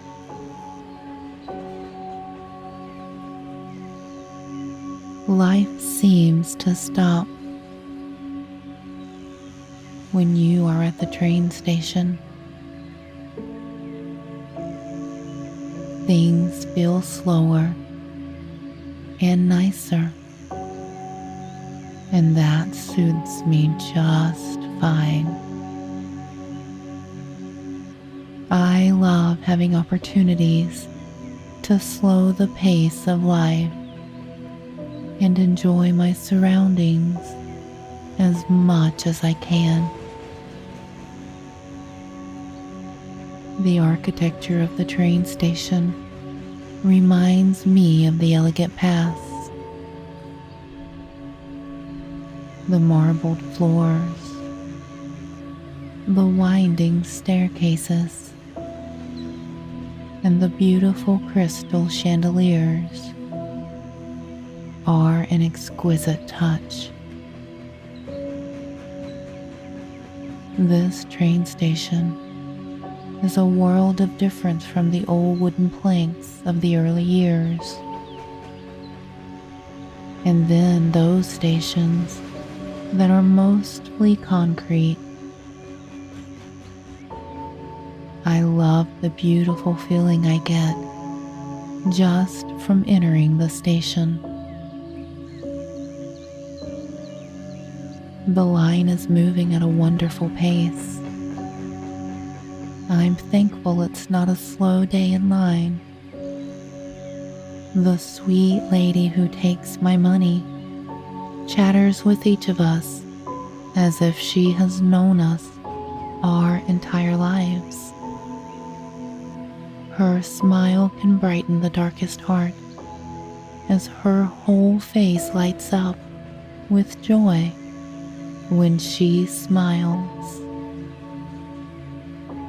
She gently taps on the keyboard, and in an instant, my pass has been handed to me. She wishes me well as she waits for me to leave so she can greet the next passenger. I check the time and have a few minutes to enjoy before the train arrives. I quickly get to the correct gate, and the excitement of this journey simply wells up within me. It's been a long time since I took the time to just ride the train with no particular destination in mind. Just to be and enjoy, so my mind and body can simply relax. I find an empty bench on the platform and take a long, deep breath of the fresh, crisp air. The sky is a gorgeous mixture of blues, and the clouds are every shape and size. Each cloud is changing as they waltz through the air. The breeze is gentle and refreshing. I scan the horizon around me, and the hillside is covered with the most beautiful rainbow of wildflowers. Their colors are melting into each other as their natural beauty decorates the area for all to see. As I await the arrival of my train, I am overcome with peace. The golden sunbeams illuminates everything it touches. I breathe deeply again, knowing this is right where I'm meant to be. Allowing this trip to refresh my body, soul, and mind. Allowing the beauty of nature to fill me with comfort. I turn my focus to the arrival of the train. I quickly get up to get into position to board as the current passengers are making their way off the train. Watching them quickly walk to their next destination with beautiful smiles makes my heart overflow with joy. I am giddy with delight as I find myself entering the train car and moving down the aisle to find the perfect seat. Everyone wants a window seat so that we can enjoy as much of the scenery as possible. Nature's gift truly is spectacular.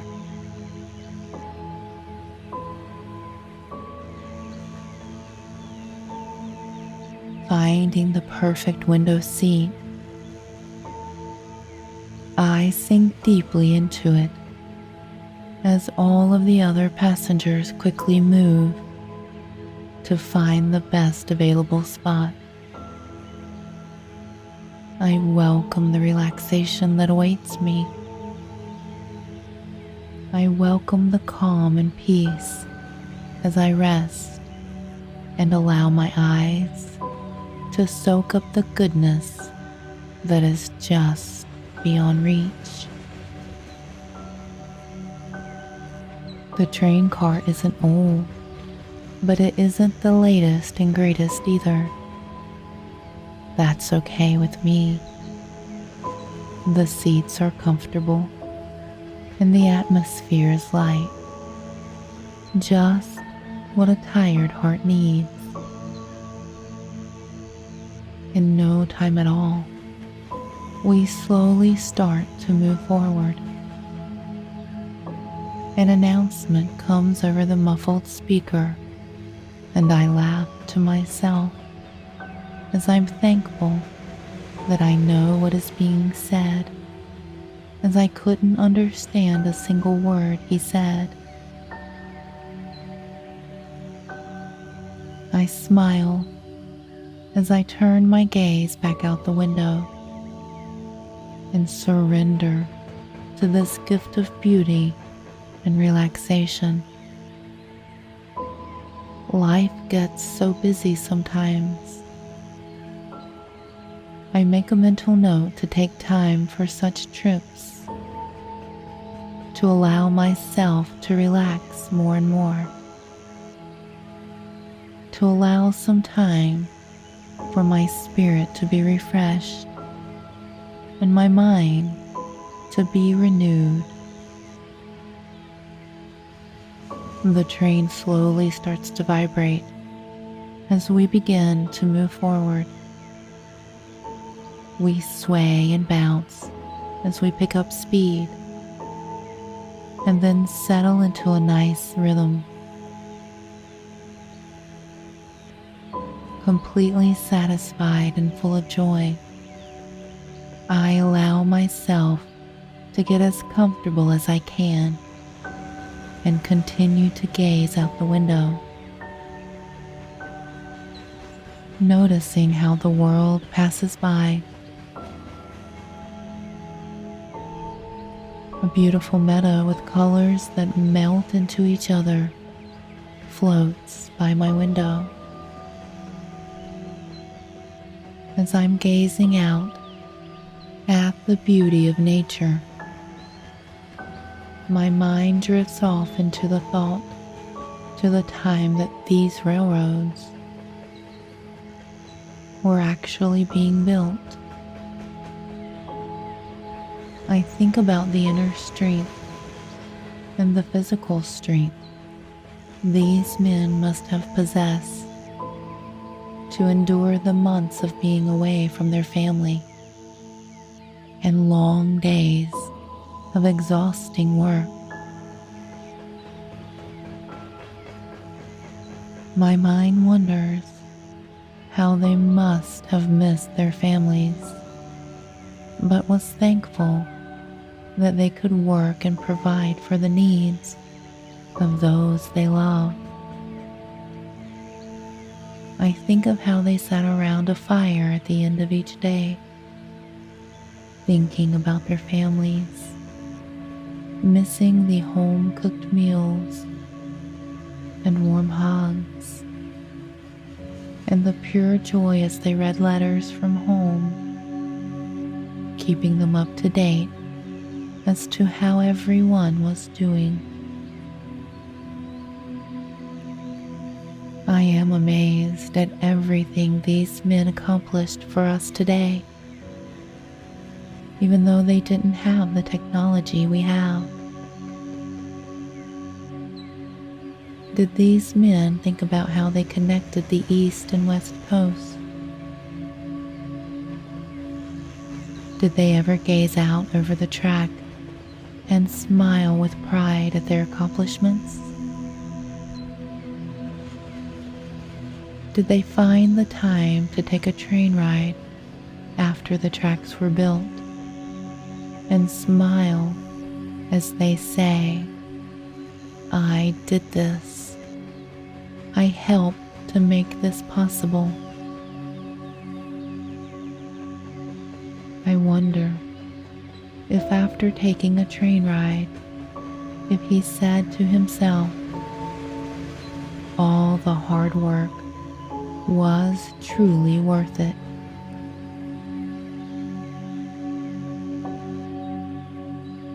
I smile to myself as the train continues rolling along the tracks. I see a little town as we round the corner. People are out and about running errands, shopping at the grocery store, and just enjoying the beautiful day. I see every emotion on the faces we pass. People ranging in age, waltzing through their journey without knowing that they have an onlooker. I peek into their life from my seat on the train. The gentleman getting gas so he can continue on with his day. The mom with her children juggling everything so she can get all the items on her grocery list and get the kids back home in record time. There is a lady on her cell phone with her arms and hands moving as quickly as she is speaking. I giggle to myself as I think that is how I must look when talking with my hands too. We pass a park that is full of children running around. I cannot hear their laughter, but I can see the joy on their faces as they swing and slide and run around. Those carefree days were amazing as a child. I tell myself I must go swing one afternoon just to enjoy that feeling of flying and feeling like I can conquer anything that comes my way.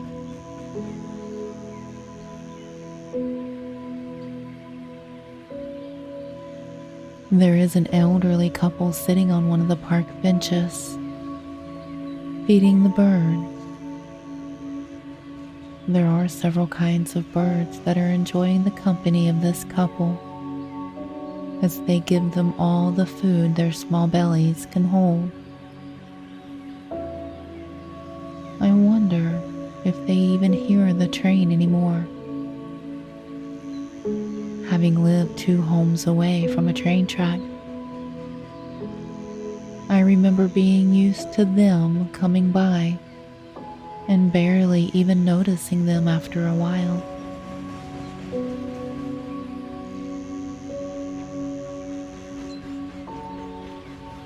As the people in this cute little town get smaller and smaller, I wish them all a great day in their adventures. A little while passes and a stream comes into view. There are giant stones all along the bank, as well as some smaller ones. It's a beautiful way to showcase the beauty of the stream. The water laps at the edges, and there is a walking path going down beside the stream. I can imagine how relaxing a walk beside this stream must be. This would also make a wonderful place for a calming picnic on a beautiful spring day. As I imagine people enjoying their picnic, I decide it is time for a snack for myself.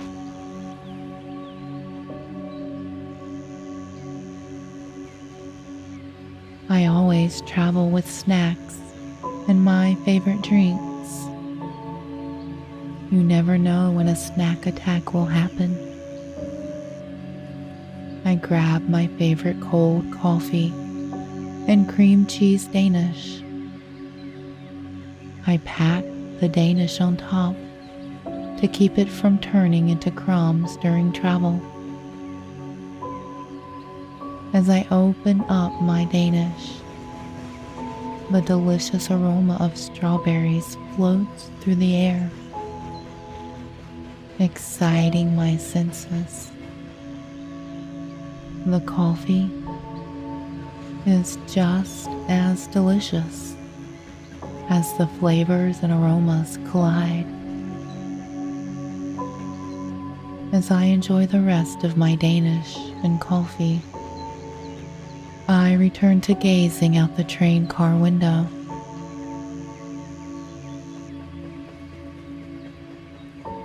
I notice several barns in the distance.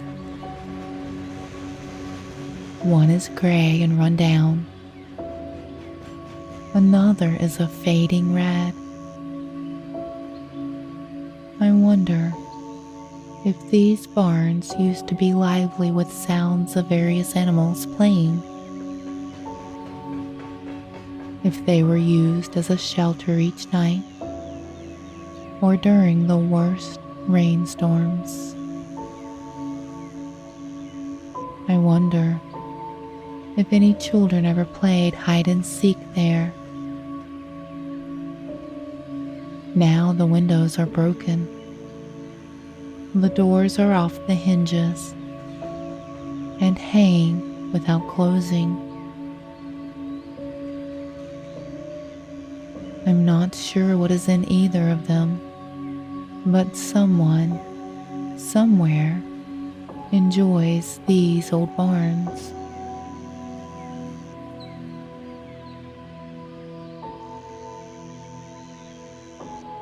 The barns get smaller and smaller, and eventually are out of sight as we start winding around the mountainside. The view was spectacular out across the mountains. I I take a few deep breaths as I take in this gorgeous scenery. I feel like time has stopped and I have the opportunity to just bask in the beauty that nature is freely giving right now. I wonder who is down there, taking it in on a personal level, walking the trails that have been made, who is searching for the birds on their list with their new pair of binoculars. I wonder how many deer and rabbits are just roaming about.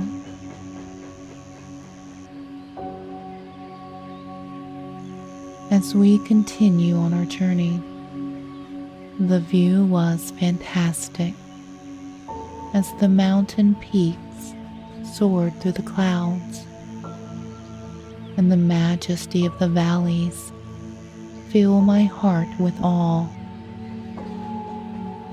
The beauty of this valley was captivating. I think about the actual valleys of life and wonder why we don't stop and notice the beauty that towers above us. There is literal beauty when you are in the middle of a valley and look up. Maybe in life, we should pause when we are traveling through a valley and simply look up. The excitement continues on as we roll upon a huge waterfall. The water is gliding off the side of the mountain with ease. The sunlight illuminates the many rainbows that float in the mist. This place is magical with the beauty that flows from the waterfall.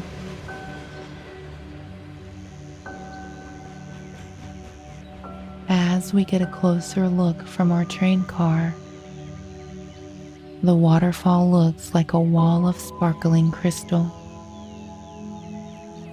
The sun radiating down, catching the wall of water as it cascades down the mountain, flowing gently over the rocks that are nestled below. As I sit, gazing at this powerful gift from nature, my heart is calm. There's something about the calming power of water. My heart is full of gratitude for this journey. This adventure has been stunning and wonderful. I've needed to simply get away from everything for a little while and rest, feeling at peace and full of calm. I think for a moment of all the things I have to be thankful for.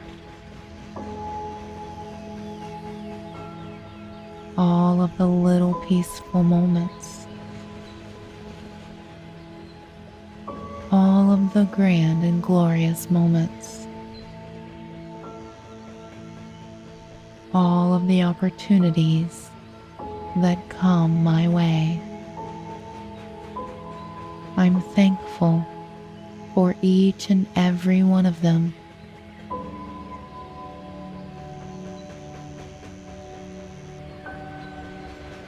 Feeling at peace and tired from the journey, I let my eyes slowly close. I can't resist the call to sleep. I take a few deep, relaxing breaths and think how wonderful this trip was for my spirit. Stepping away from the emails, phone calls, and all of the housework that screams out for my attention.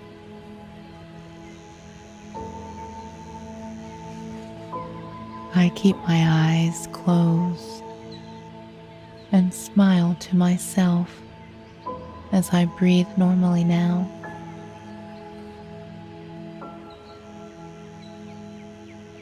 As I drift off to sleep, I think of the many moments of goodness and joy that fill my world each day. Many times, they go unnoticed because of the work and chaos that tends to demand my attention.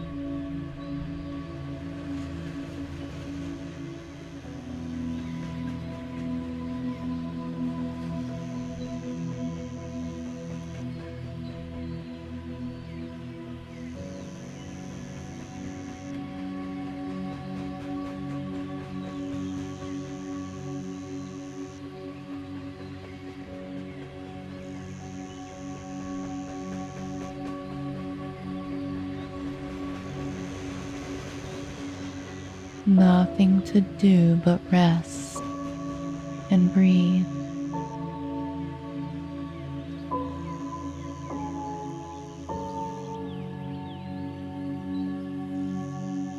Nothing to complete or check off.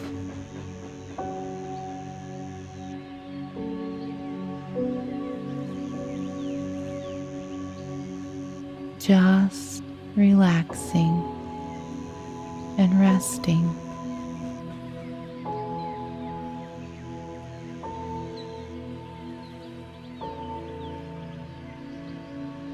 Allowing my body to heal from the day.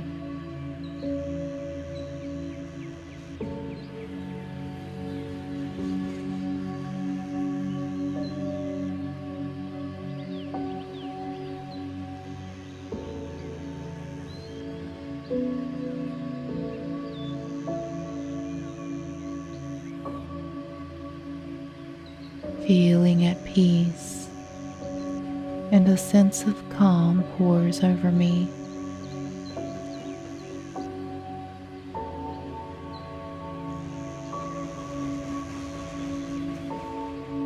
Allowing me to be completely relaxed now.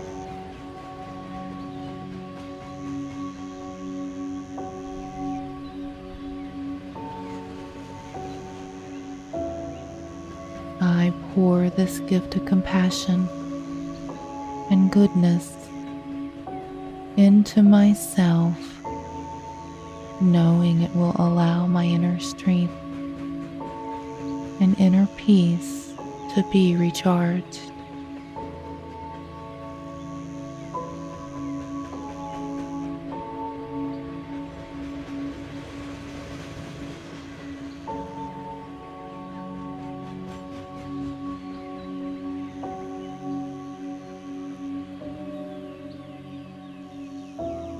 Everyone needs to make time for self-love.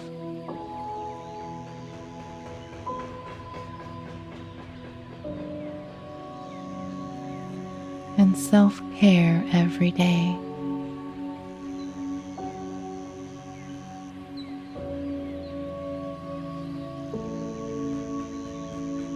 We all tend to take care of others before we take care of ourselves.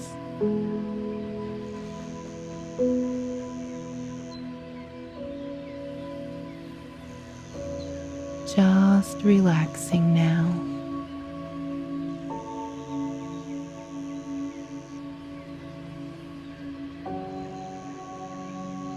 Enjoying the blessings of the day.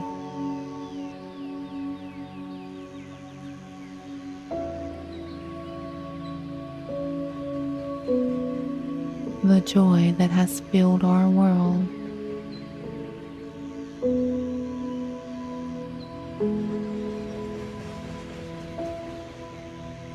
And the little things that are actually big and wonderful.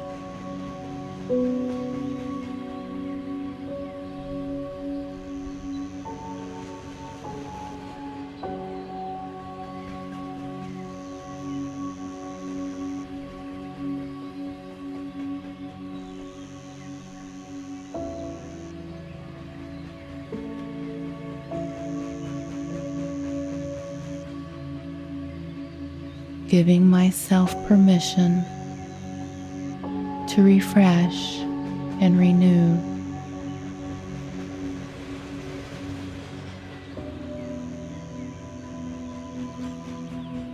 Will enable me to be the very best I can possibly be.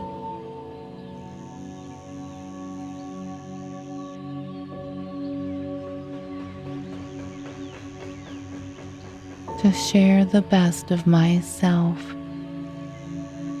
and provide me with the energy to encourage everyone I come in contact with.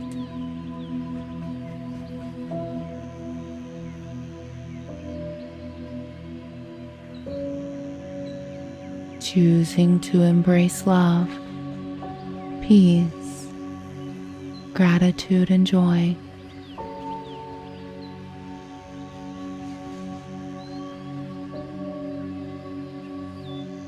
As I know these positive attitudes are contagious.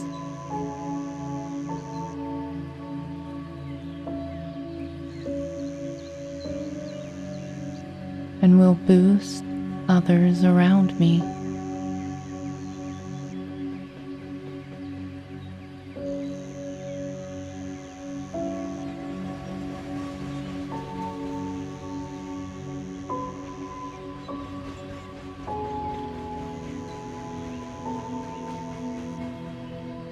Resting and relaxing will allow me extra clarity tomorrow.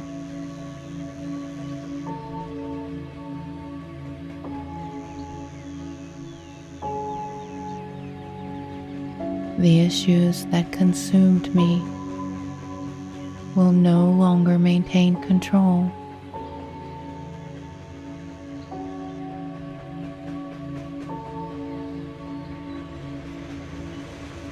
And the answers will flow from my mind with ease.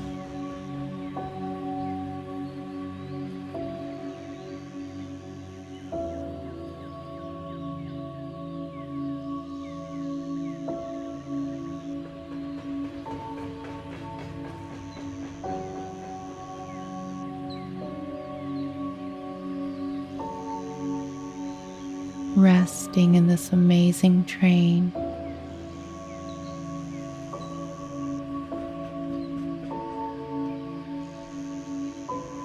As I travel to destination nowhere.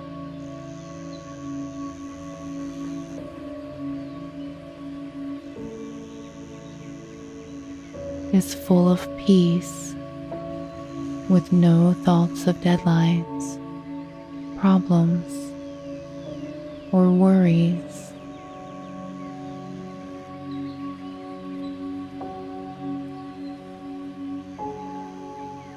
Is a gift of love I can give to myself.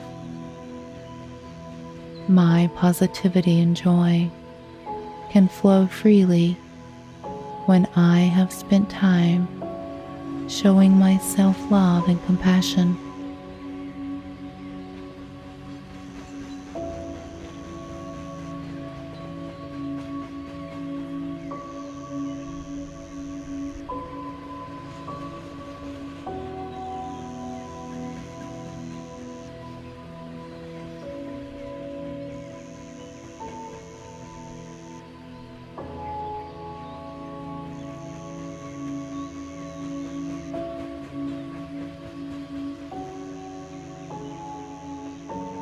I remind myself that I need to be fully present in the moment.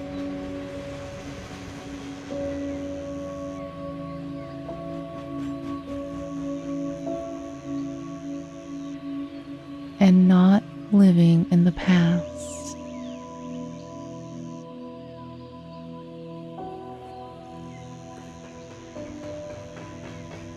Because I cannot change the events there.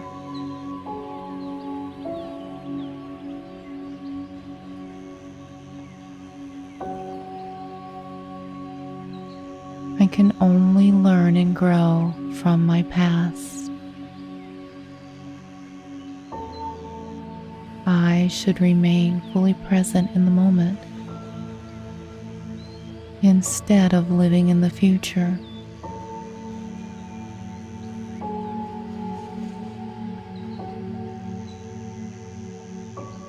One that I have no control over.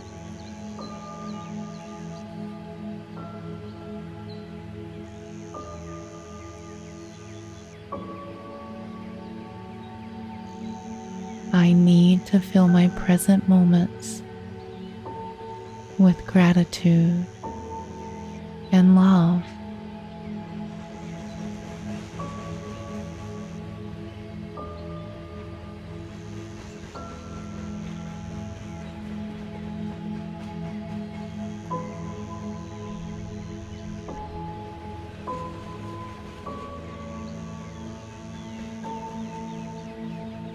Naturally drifting off to a deep, peaceful sleep.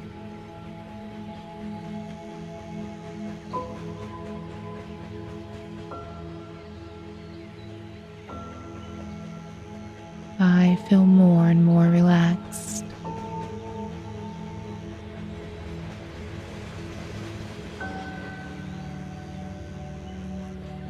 More and more at peace.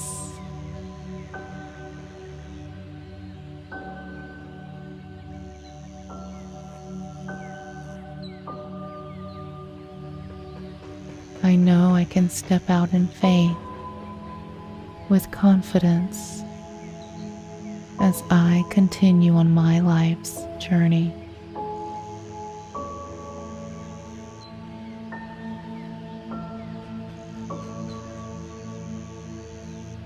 I know I am strong enough to push through any issues and fatigue.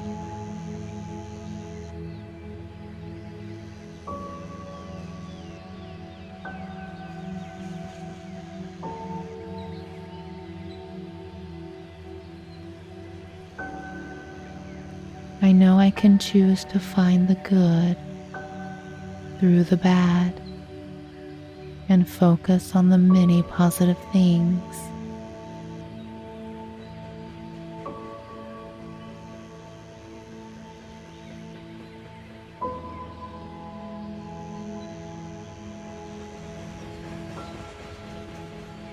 While working through any negativity that arises.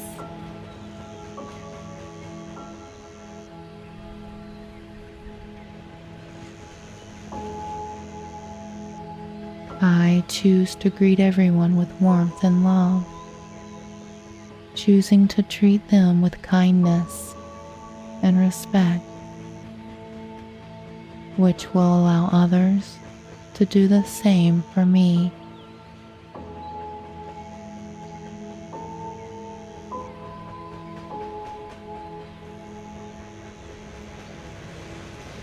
I will be courageous enough to move past things that make me feel inferior, small, and undeserving.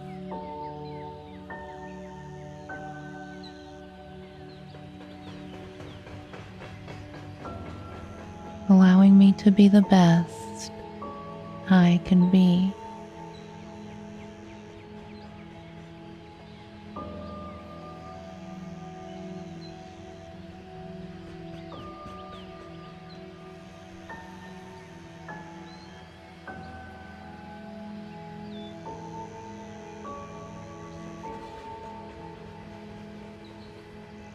Good night. Sweet dreams. Until we meet again.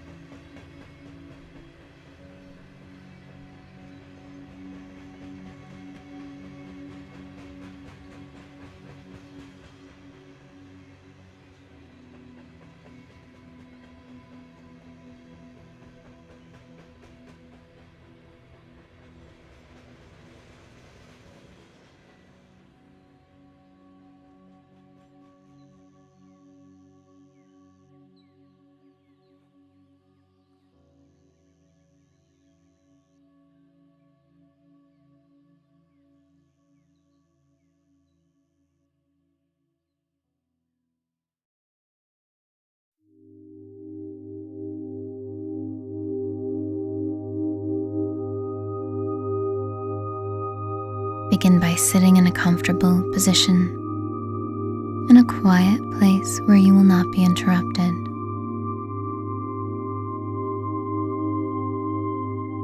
Take a moment to adjust your spine and your sit bones, bringing your body into a tall, proud position, letting your shoulders roll back, opening up your heart, and placing your palms in your lap, facing upwards.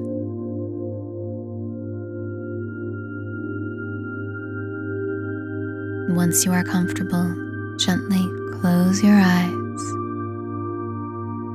and take a long, deep breath in through your nose, feeling your stomach expand, your chest expand, and hold your breath at the top. When you're ready, exhale with a long, audible sigh. Again, take another deep breath in through your nose, letting your stomach expand, holding your breath at the top. And when you're ready, let it all go with a sigh. And at the end of that breath, breathe in deeply one more time, holding it at the top. And when you're ready, letting it all go with a sigh. At the end of this breath, just return to regular pace breathing in through your nose and out through your mouth. Throughout the course of this meditation, let all of your awareness be on this present moment and your breath. Anytime a thought about your day emerges, it's perfectly okay. Do not judge yourself or get hung up on the thought. Instead, just return your awareness to your breath.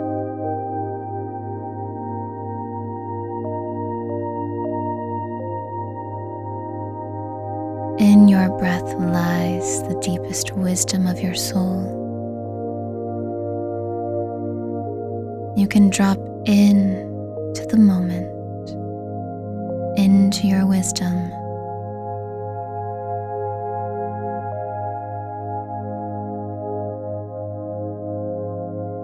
Just let yourself be present with your breath and your body,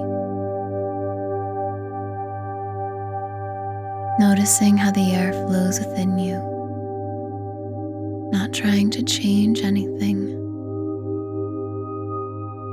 just being present.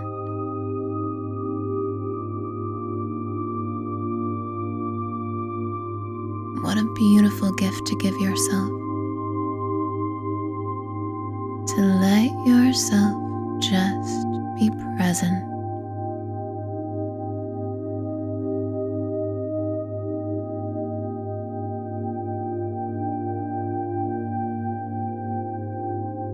Notice how the air feels cool as it enters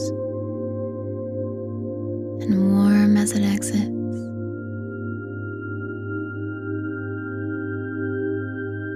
Noticing the rise and fall of your stomach and your chest.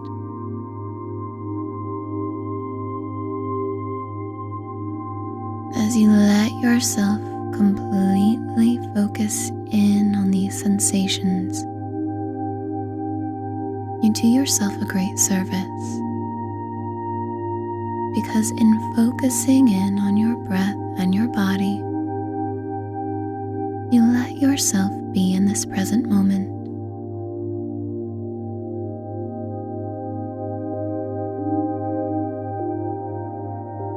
As you do this, you let go of everything else from your day. In this moment, all there is your breath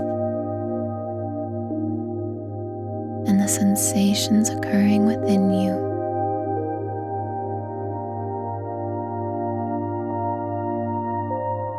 In this moment is peace.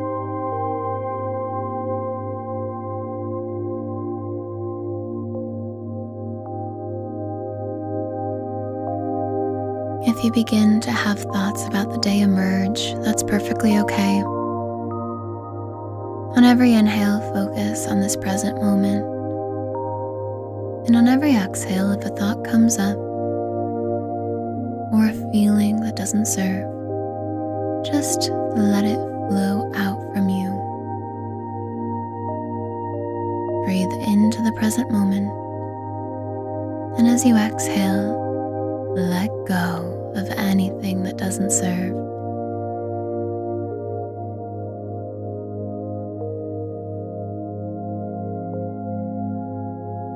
Use your breath to guide this process, to help you sink deeper into relaxation and into this very moment.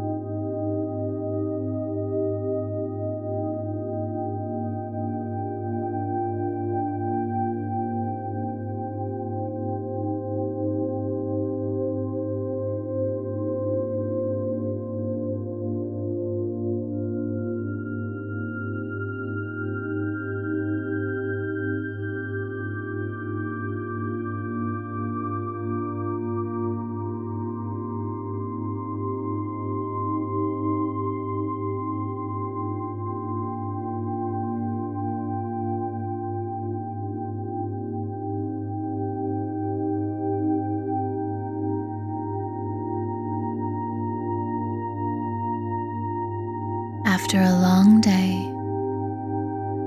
it's time to return to your inner sanctuary, bringing all of your awareness into your heart center, the space in the center of your chest and a couple inches inwards. Let your breath be soft and easy as you focus in on this space.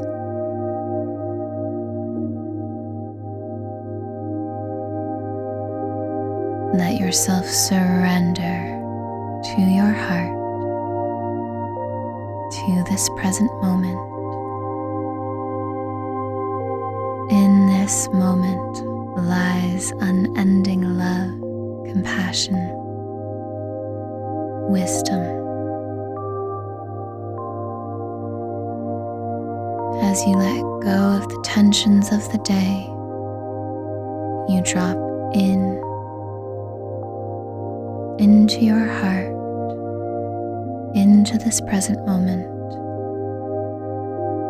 realigning and preparing yourself for a pleasant evening.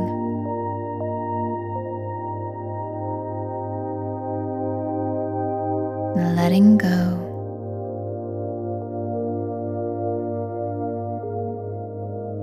centering in,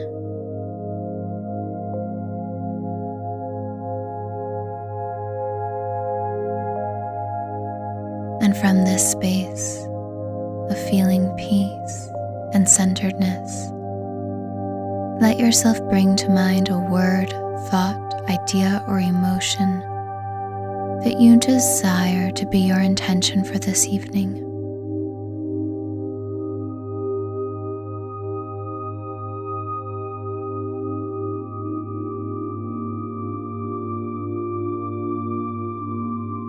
Let yourself breathe into how it feels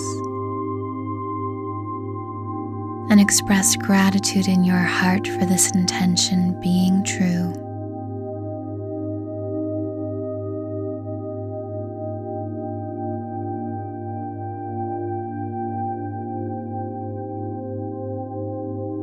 Feel your heart opening up as you welcome this intention in. Whatever it may be for your desires for this evening, you set that intention now. Feel gratitude for it already having happened, and open up your heart to receiving it.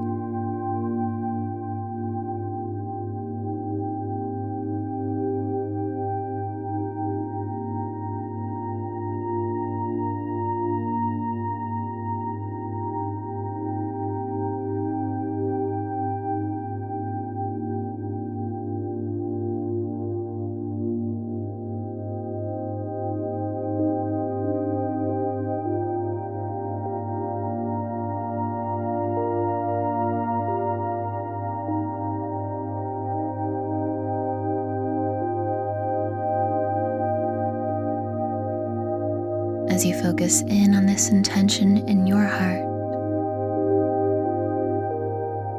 feel yourself shifting,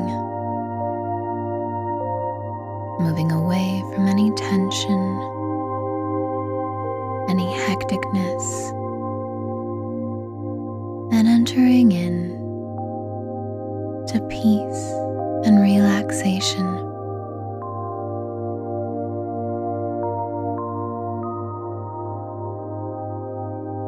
In this feeling, you can access your own deepest inner wisdom.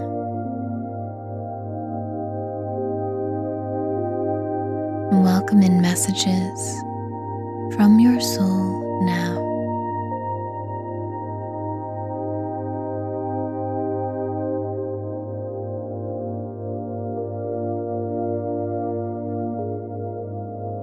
Ask, what guidance do you have for me?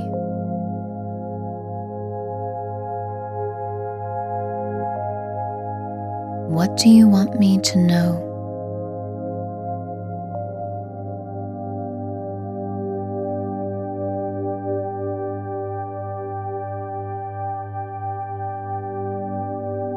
The answers may come as thoughts, emotions, images, or words. Just be open and trust whatever it is that you receive.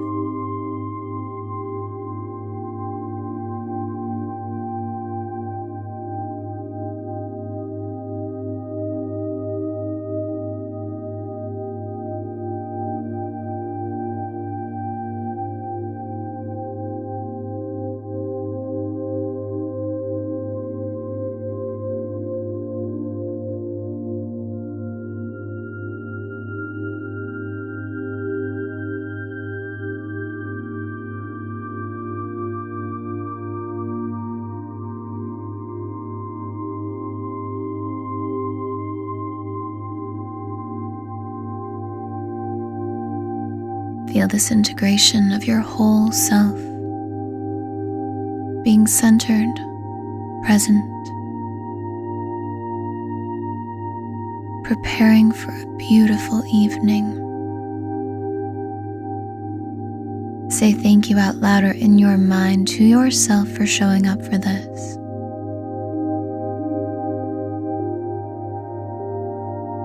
Let yourself spend a few moments in gratitude, noticing where feelings of thankfulness and appreciation live within your body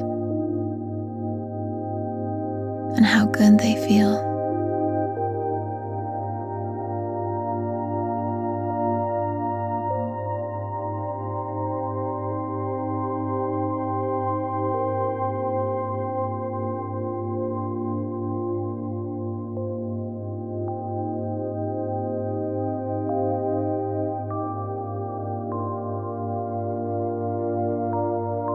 Begin to use your breath to deepen these feelings of gratitude. Breathing in gratitude on the inhale and extending gratitude out from you to the world on the exhale.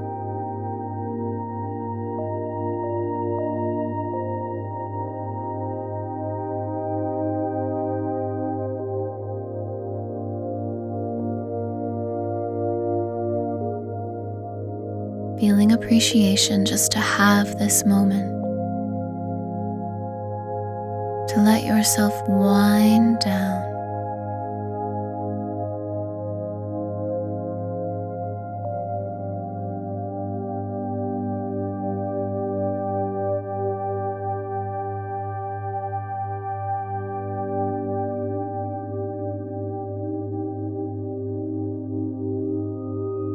To deepen the feelings of winding down, focus in on your lower abdomen.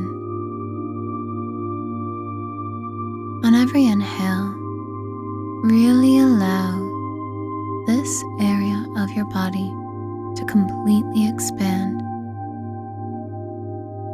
And on every exhale, contract your stomach muscles, letting the air flow out.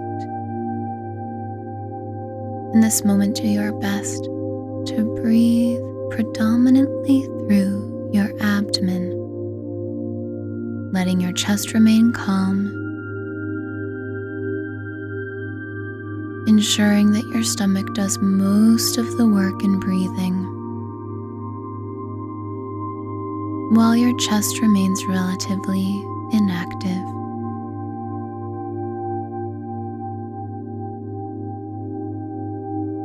Breathing through your lower abdomen signals to your body that it is safe to calm down.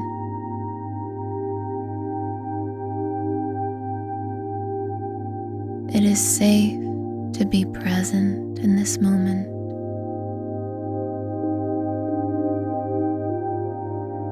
And it's time to relax.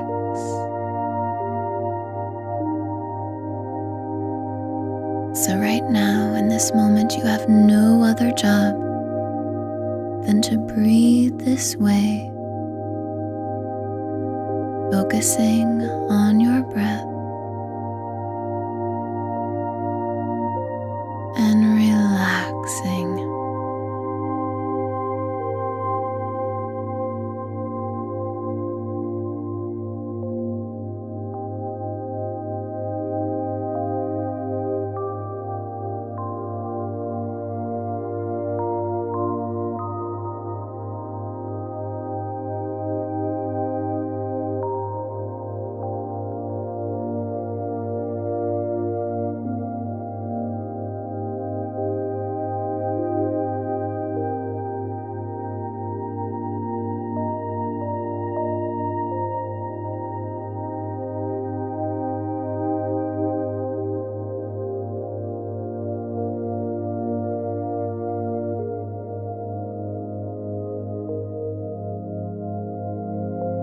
Now begin to see a white light entering in through the soles of your feet,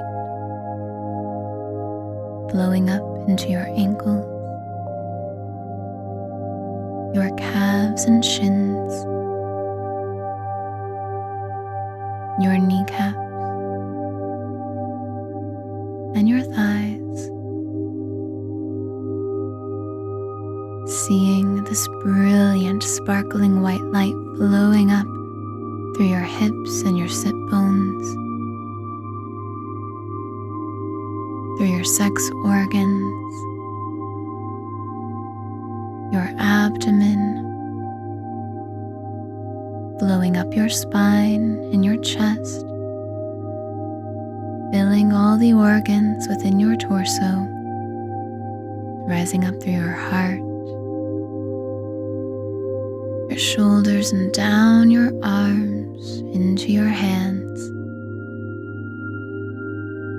You may even feel a tingling in the palms of your hands, and you watch as the white light continues to flow up through your neck and your head, illuminating you completely with pure, positive energy.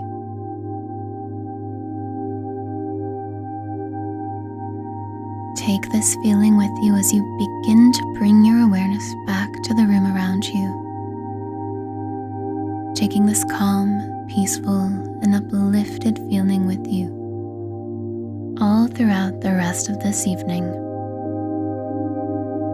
And whenever you are ready, gently open your eyes to the room around you.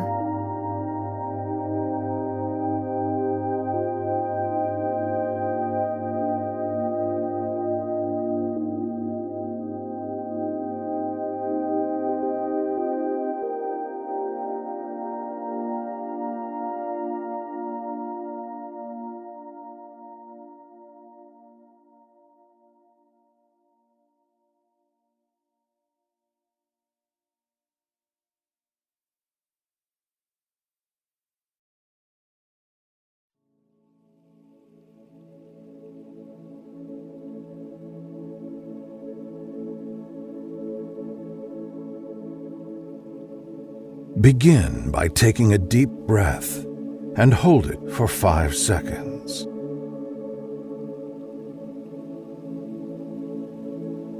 Exhale and relax.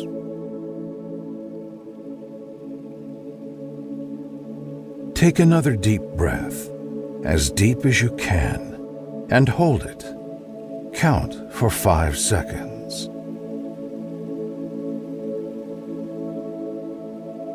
And as you exhale, just imagine blowing out all of your stress.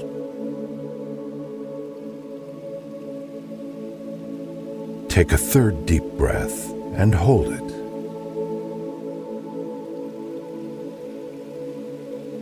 And as you exhale, blow out any stress you've been holding on to, saying to yourself, "Relax now." This is your new solution to stress. Whenever you become stressed in the future, you simply take 3 fully in and deep breaths, holding it at the top of the inhalation for 5 seconds. And when you exhale, blow out any stresses that you feel. And on the third breath, as you exhale, you simply say to yourself, "Relax now."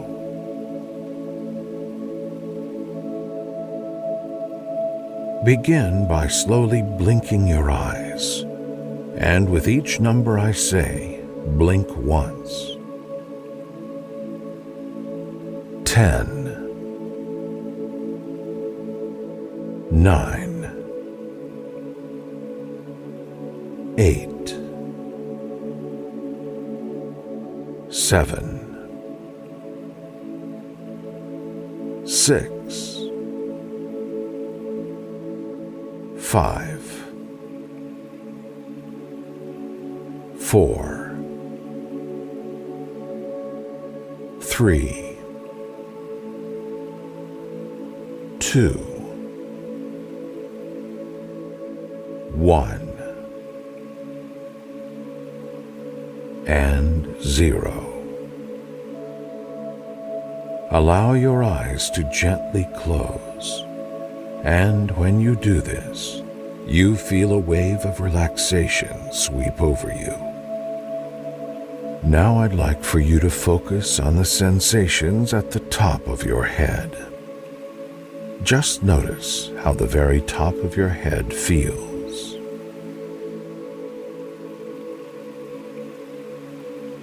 And now, let your focus move down to your eyes. Just notice how your eyes feel and ask them to relax even more. The little movement in your eyes is called rapid eye movement and is completely normal. These small eye movements allow for you to feel calm. Notice how the back of your head feels against the surface that it is touching. How heavy does your head feel right now?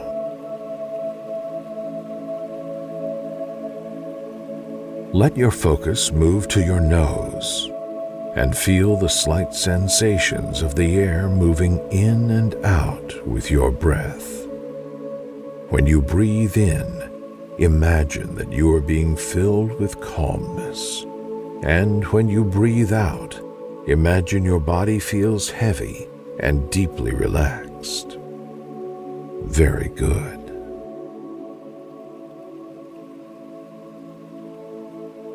Now focus on your ears. Notice how they feel and what they hear around you. Try to hear every single noise. When sounds come into your ears, they act as little waves of relaxation, taking you even deeper. Notice the sound of my voice and how soothing it is. From here forward, you can only hear my voice guiding you, taking you deeper into a state of relaxation.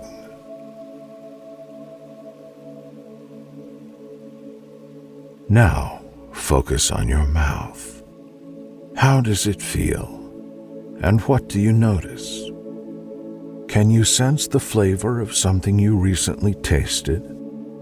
Perhaps you can imagine biting into a fresh slice of lemon, and you notice how your mouth waters. Very good.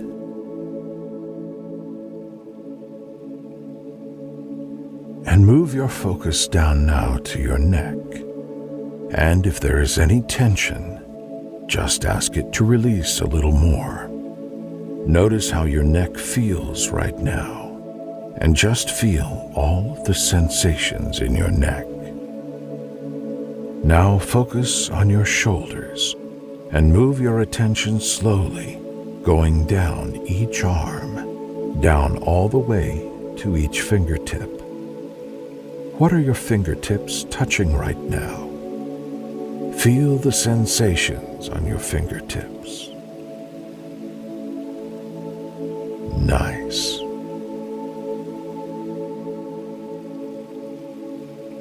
Allow your focus to go to your chest, relaxing this area, as well as your upper back. And if you notice any tension, just ask it nicely to release a little. Now imagine you are focusing on your heart and feeling it beating strongly, supporting you. Relax your heart and notice how good it feels to do so.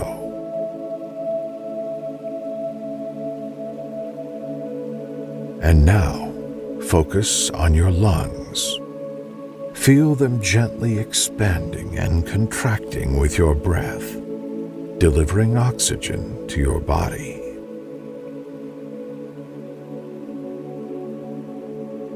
Allow your focus to move down your vital organs and digestive system. Just notice your belly and how it feels. Just observe it working and digesting effortlessly for you. Now notice your lower back and how it is pressing against the surface you are on. And if you feel any tension, just say, "Please relax a little more."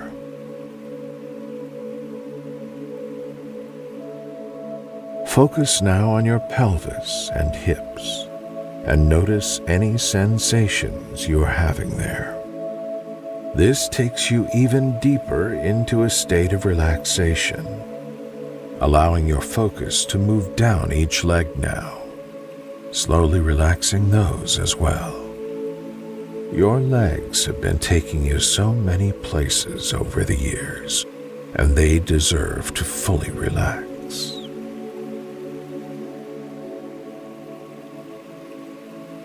Notice this wonderful wave of relaxation moving down to your knees and down your lower legs, all the way to your feet and the very tip of each toe.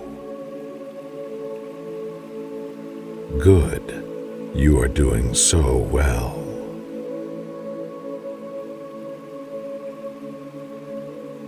Now that you have relaxed your body so well, I'm going to count down from 10, and with each descending number, your conscious mind will relax even more so, letting go of any beliefs that hold you back from your goal.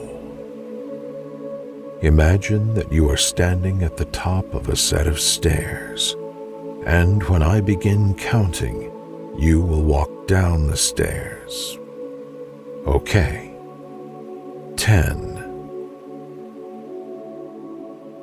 9, 8, 7, 6, 5, 4, 3, 2, 1, and 0.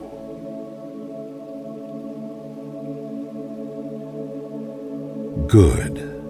It's natural that your conscious mind give less and less importance to the words that I am saying, allowing your subconscious mind to be present right now.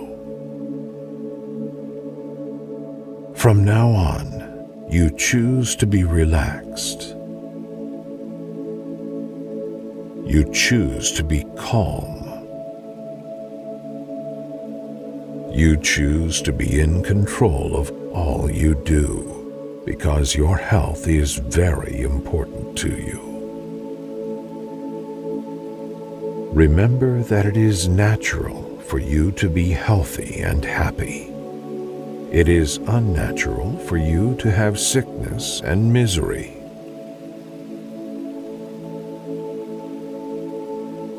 Now, hear yourself saying, each day, in every way, I get better and better.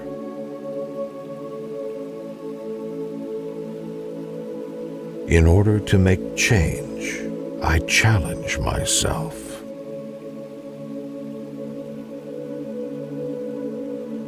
Change is not comfortable. In fact, it is inconvenient.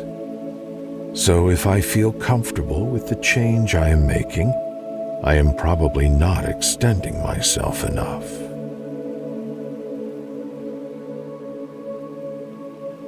When I have a negative thought, I acknowledge that I feel this way, and then I release it.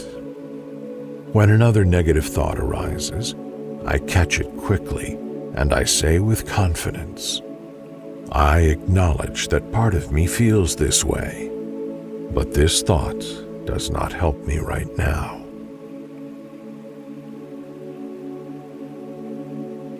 Each day, in every way, I get better and better. Whenever I am presented with feelings of stress, I know my breath is there to soothe me and guide me into relaxation.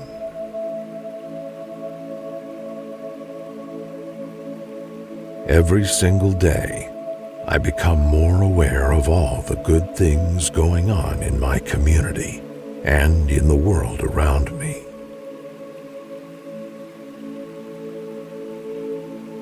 When I feel that darkness is surrounding me, I know that the way to see light is to take 3 deep breaths, relaxing my mind and body by doing so.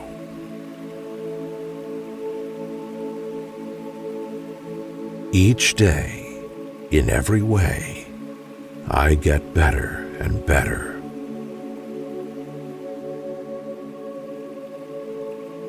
In order to make great change, I challenge my thoughts.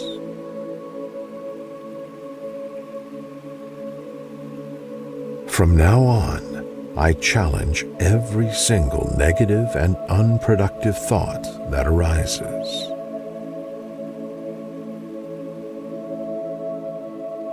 From this point forward, whenever you feel yourself having negative, unproductive thoughts, you will immediately say to yourself the word stop. Let me repeat that to you so that it is perfectly clear. Whenever you find yourself having negative, unproductive thoughts, you will immediately say to yourself the word stop. And as soon as you say the word stop, you'll find that the negative thoughts you are having just disappear. This gives you the opportunity to start a new positive thought process.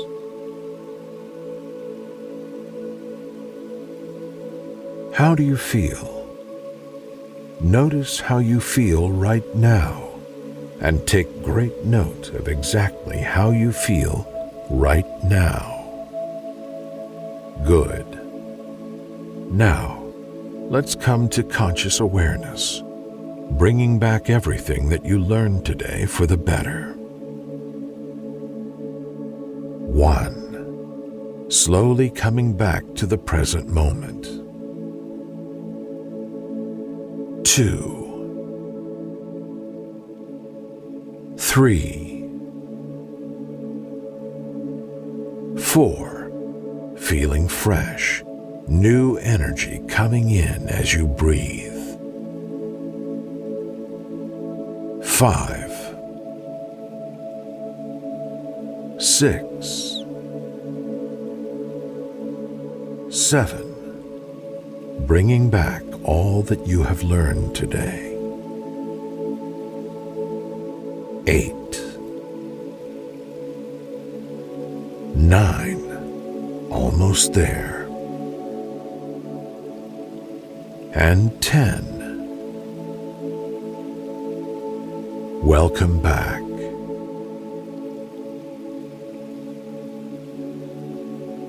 Good.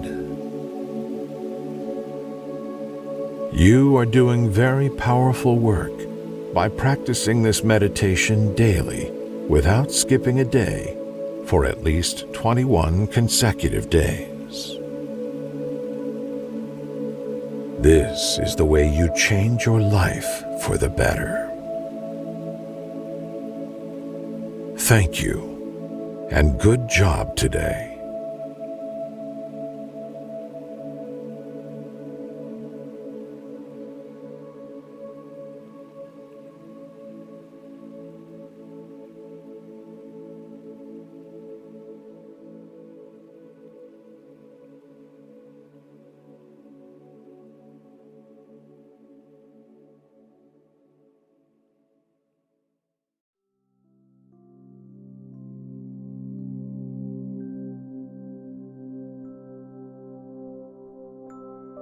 The sun did shine on the world of snow as I left my footprints in my wake. But this was a mountainous landscape, much closer to heaven's blue-tainted ceiling.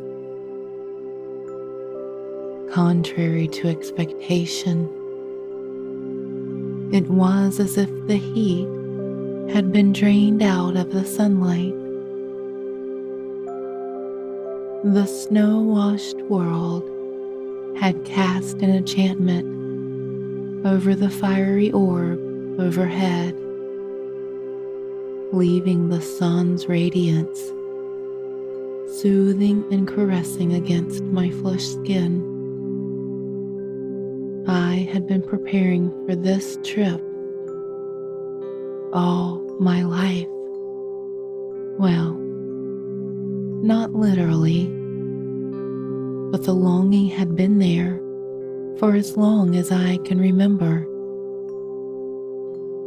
My grandmother would tell me stories of magicians and kings, flying carpets, and magical roses as a child. She would recount events that unfolded in the lands of once upon a time and happily ever afters. I remember how my childish heart would flutter with my beloved grandmother's great descriptions and dramatic narrations. These experiences instilled a love for magical and mesmerizing ideas that invoked a childlike sense of wonder. Even today, this ability to get excited and gleeful like a child is the most precious thing for me. I believe all of us need to preserve that capacity that finds the world new and fresh with every glance. A perspective where sunsets and sunrises are delightful as ever. I halt in my tracks, pulling up the collar of my fur coat against the chilling breeze that kicks up.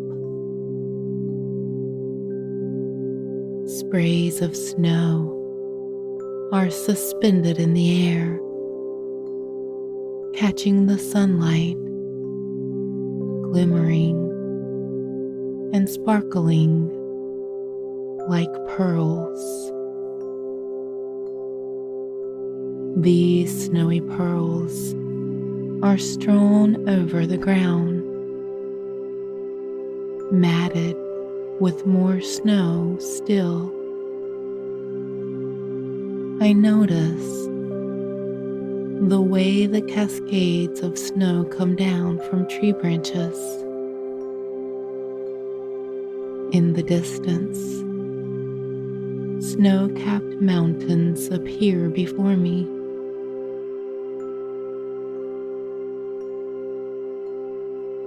How many adventurers have these mountains seen before me? There are settlements down below in the valley, houses with thatched, sloping roofs. The residents of these houses depend on tourists for their livelihood.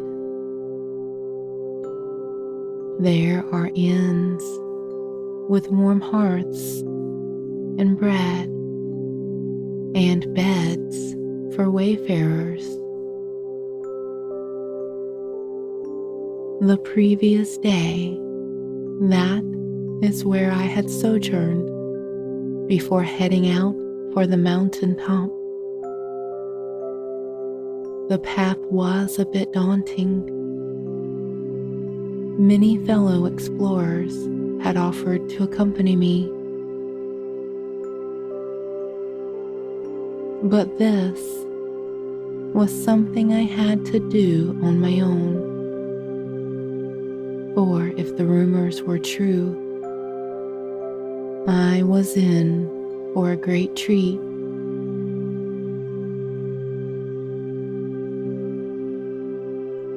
My fascination with the transcendent had never left me in all my years. It was my way of staying in touch with my late grandmother's spirit. I have the loveliest little daughter back home, 3 years old, and possess a vibrant curiosity and imagination. Her mother is a fantastic artist who loves to draw and paint in her spare time. She swipes the paintbrush with skillful strokes over canvases to depict prairies and streams, rainbows and waterfalls, meadows and woods. We met in college during my sophomore year when we took a literature class together. A brief chit-chat was all that was needed for the souls to seep into one another, for hearts to synchronize in their beating. It was a love meant to be, and it did. A few months later, I looked into her stunning blue eyes, pouring out my heart's feelings to her. Her eyes, suffused with the depths of the ocean, welled up as she confessed her feelings back to me. We stood in the campus park late at night, cloaked by the moon's milky glow, wrapped around us as we embraced. In that one moment, I had lived my entire life's happiness. But it was nothing compared to the day our daughter was born. A beautiful little angel in which all our endless love had been poured. My beloved sat on the bed, holding our daughter in her arms. I sat beside her, my arm around her shoulders, as she placed her head on my chest. We were both weeping with joy, knowing that we had created life. The breeze had calmed down as I was brought back to the present. Taking a long, deep breath, I exhaled ever so slowly. The warmth of my breath froze in the frigid air. I wondered what my beloved and little angel were doing right now. They would probably be cuddled up by the fireplace, reading stories together, laughing and smiling. Their melodic laughter rang in my ears as their smiling faces darted through my vision. It was like the wind carried their mirthful chortles. The sky above me, laden with fluffy clouds, was the tapestry against which their faces were painted. I missed them badly, my arms longing to hold them against me, kissing them on the head and telling them just how much I loved them, letting them know how I was nothing without them, how they made life not only worth living, but heaven, in which I wanted to spend eternity by their side. A warm sensation washed through me, warming my heart and every fiber of my being. The frigid cold had nothing against me. I stood there as the happiest human being in the world,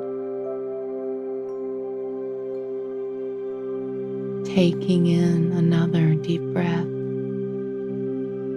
I carried on with my journey, thinking of all my loved ones. I thought of my grandparents, looking down at me as I thought of them. Grandmother gave the gift of stories, of making me realize how much beauty the world contained. Through the fairy tales she told, she basically taught me about life and all its complexities. Even now, I find myself processing experiences and events in the framework of those stories, because that is how important stories are. They are the little nuggets in which life finds its representation. Grandpa, on the other hand, taught me how to enjoy sports. He would sit me on his lap whenever a game was on the television. We would go into our little garden and play baseball. Grandpa would always encourage me to become better by applauding my every minor achievement. Whenever I got decent grades or did well in sports, he would ruffle my hair and say, "That's my little guy," and take me out for ice cream and hamburgers. But it wasn't just that.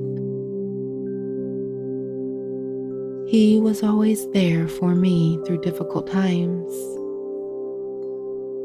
Whenever I felt down for some reason, he would silently come over, pat me on the back, and tell me how things were not as bad as I was making them out to be. He would also explain how making mistakes and wrong choices were necessary to become a better version of ourselves. I look up at the sky, smiling and brimming with gratitude.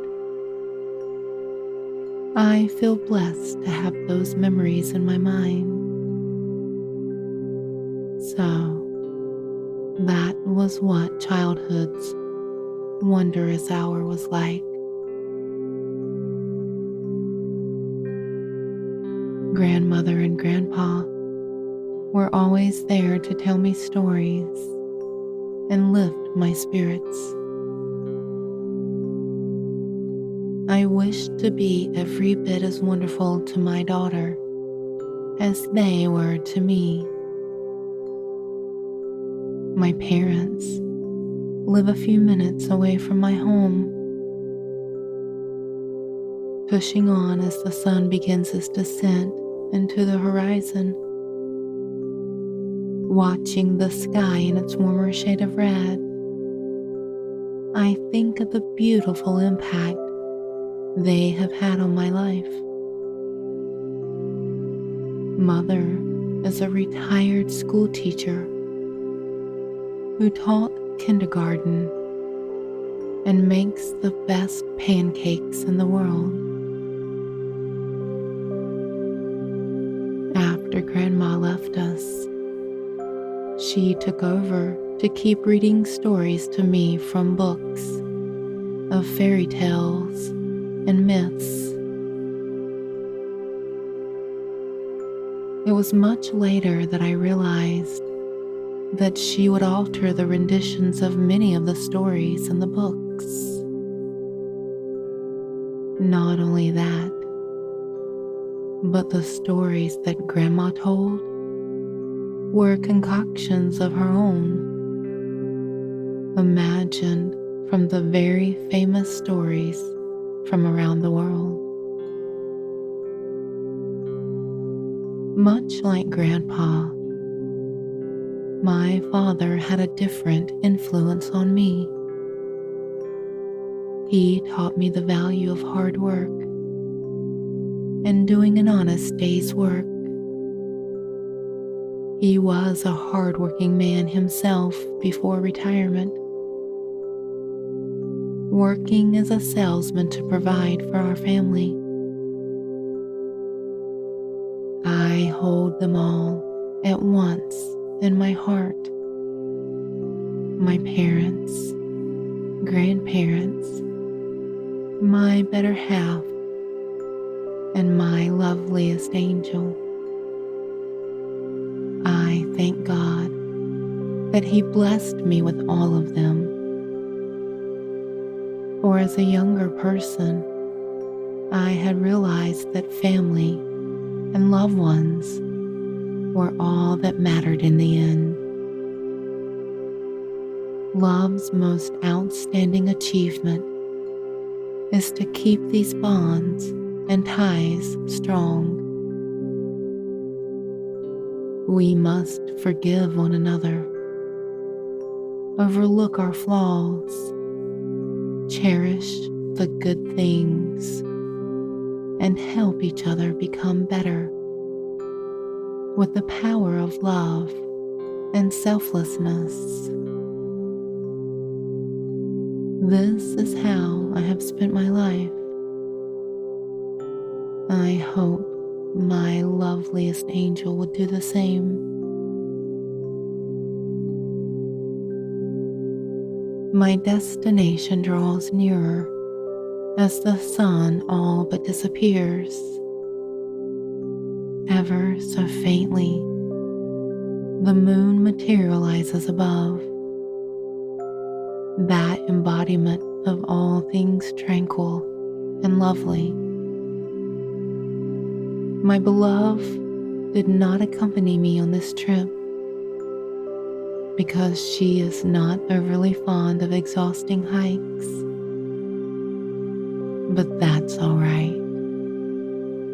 There are things one must do for oneself only. I have been engrossed in finding magically beautiful places for many years. Reading through a travel guide, I stumbled across the description of an enchanting lake somewhere on these mountains. They said, despite the cold, the lake did not freeze over. Instead, fluorescent fishes were known to swim in it, flapping their tails. And that was where I was headed. By now, the moon had come to dominate the sky. The snow acted differently under the moonlight as flakes captured the orb's radiance. The glistening was much more soothing and delightful now as the sky began to sprinkle more flakes. They collected over my fur coat as I walked on with my backpack slung over my shoulders. Up ahead was a cluster of trees, their shadows laid out over the snowy ground. A path meandered through them into the mountain's heart. According to what I had read, the lake was supposed to be through the course, engulfed by snow-sprinkled trees. Once inside, I felt warmth under the still shadows of the canopies. By now, my back had started to strain, as did my shoulders. My tired body wanted to sleep, to spiral into the world of dreams. But my destination was still a little further away. All the things required to set up camp were in my backpack, so I was all prepared for the journey ahead. Walking through the path, I heard owls hooting their nocturnal songs in the trees. Their glowing orbs for eyes were etched into the darkness, looking out at me. I smiled at their gaze, happy to know I was not alone in this world of snow. Their hoots accompanied me all the way through the trees. Moonlight filtered through the leaves, embellished the ground. At long last, I arrived at the mouth of the woods on the mountaintop, the exit to it. Even from afar, I caught a glimpse of the lake. Never had I seen a more stunning shade of blue. My heart leaped for joy. Finally, I was out in the open, standing with the lake in my sight. Despite the star-spangled mantle that covered the sky, the fluorescent blue of the water dominated the tableau before me. My breath slowed down as I stood in awe. Indeed, blue fishes glowing beat their tails to propel themselves through the water. There was a stream that ended into the lake, another that meandered away downhill. From the glacier, way high overhead, came the water in the lake. I circled the place, relishing the calm stillness of it all, admiring the rippling waters. At long last, a great yawn escaped me as I stretched, feeling fulfilled and contented. Taking off my backpack, I scouted for the ideal spot to set up camp. Once I had done so and lit a fire on the portable stove, I warmed some milk and threw in some chocolate. My meal consisted of fruits. With both my soul and body nourished, I went inside my sleeping bag and closed my eyes. It hardly took a few seconds for the most beautiful sleep to come over me.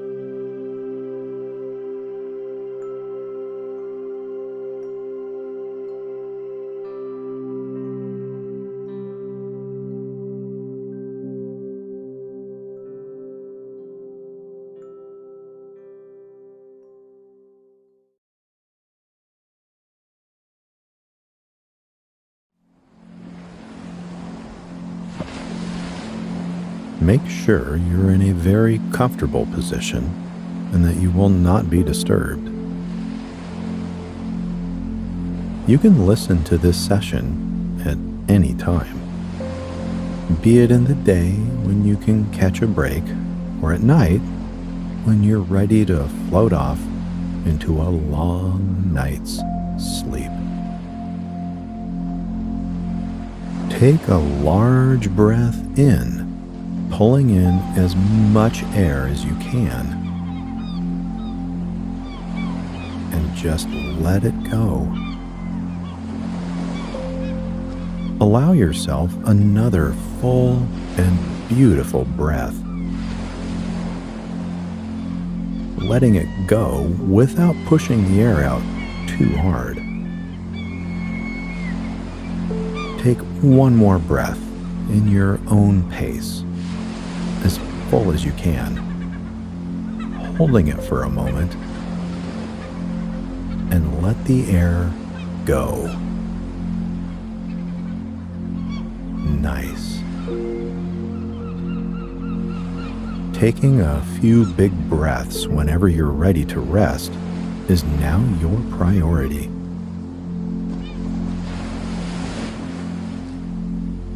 Begin to focus on your right palm. Relax your right palm and hand. Relax each finger, one by one. Relax your right wrist, your forearm, your elbow. Relax your right bicep and entire upper arm. Relax your right shoulder and down to your right hip, relaxing it too. Relax your right leg all the way down to your right ankle and foot. Each toe on your right foot, slowly let go completely. Bring your awareness up now to the right side of your neck, relaxing it. Allow any sounds that you hear to feel like tiny waves of relaxation going into your right ear. The entire right side of your head fully relaxes. Your right brain relaxes, allowing creativity to be fully accessible. Your entire right side is fully calm and relaxed. Sleep is easy for you when you feel this relaxed.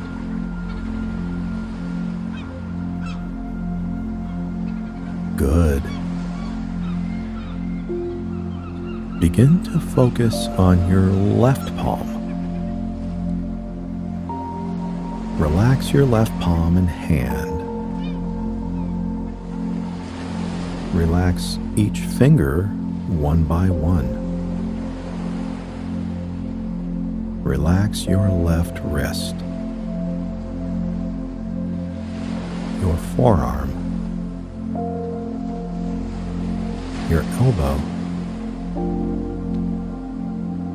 Relax your left bicep and entire upper arm. Relax your left shoulder and down to your left hip, relaxing it too. Relax your left leg all the way down to your left ankle and foot. Each toe on your left foot slowly let go completely.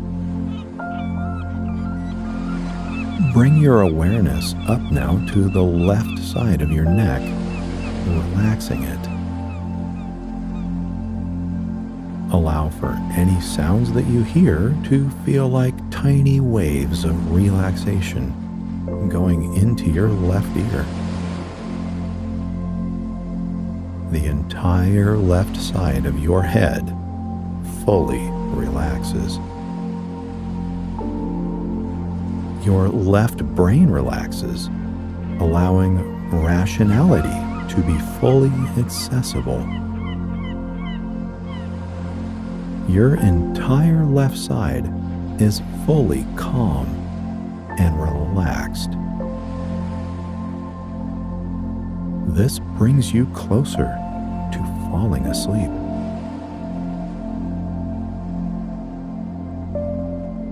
Good. Now, taking your awareness, starting with the back of your head.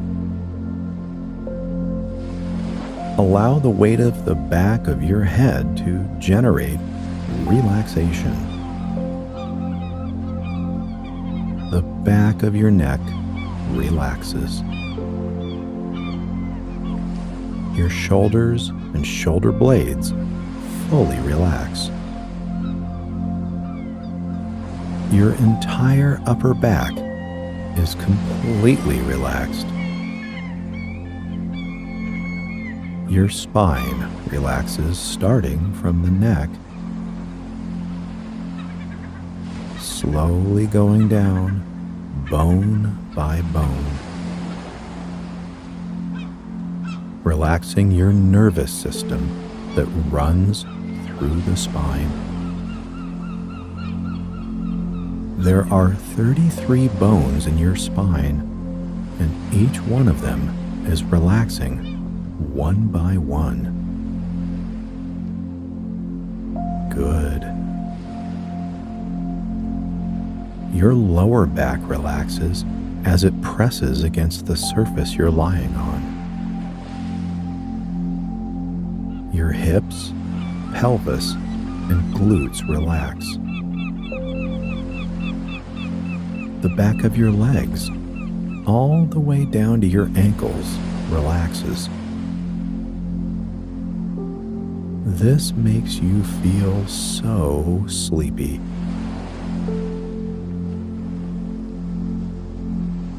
Good. We're going to go through one more focus scan on the front of our bodies, starting at your forehead. Many of us hold tension in our forehead.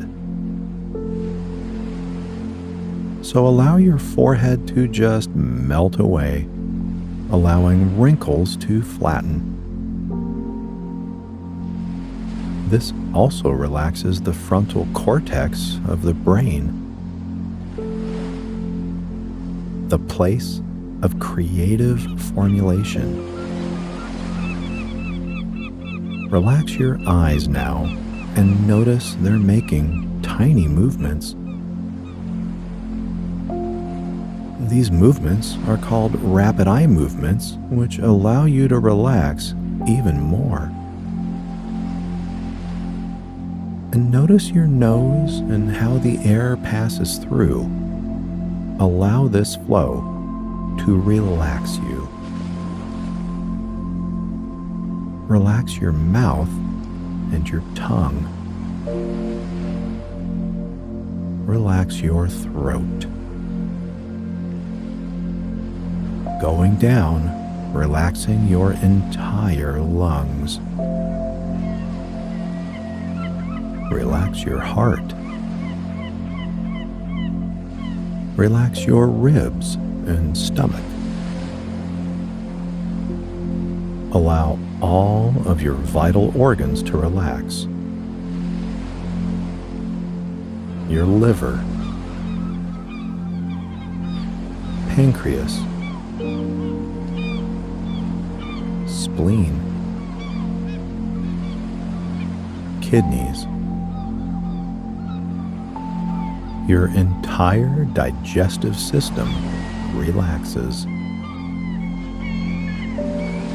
Your reproductive organs completely relax.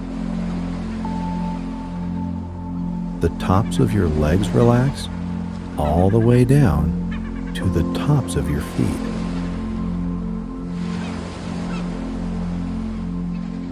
Good. Every single part of your body is so relaxed right now.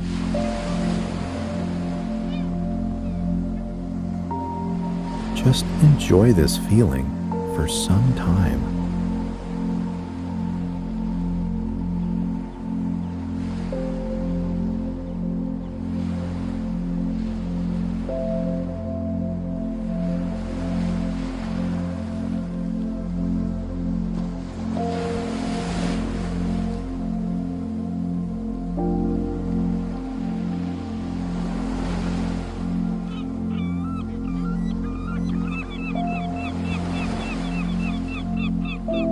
Now you're going to relax your body one more time, but in a different way.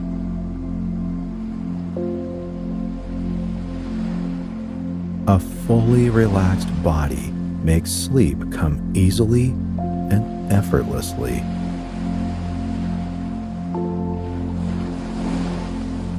make a fist with both of your hands and squeeze as hard as you can for 5 seconds.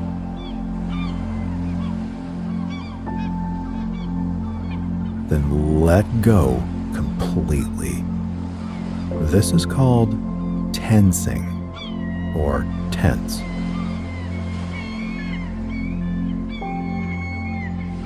Tense your entire arms, flexing every muscle in your arms for 5 whole seconds.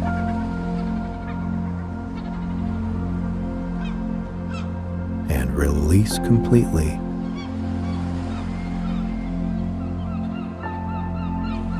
Now tense your chest and abs as much as you can, holding it for an entire 5 seconds.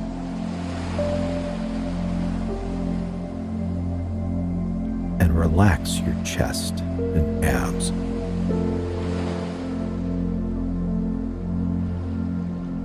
Tense your pelvis and hips and reproductive organs, holding tension firmly for 5 seconds.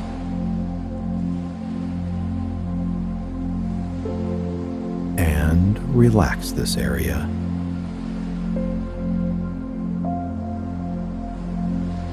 Tense your entire legs as much as you can, holding this tension for 5 whole seconds.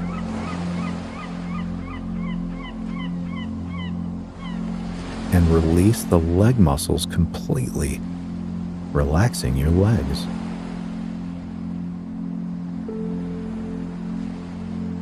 And lastly, tense your feet as much as you can, holding 2, 3, 4, 5, and relax your feet.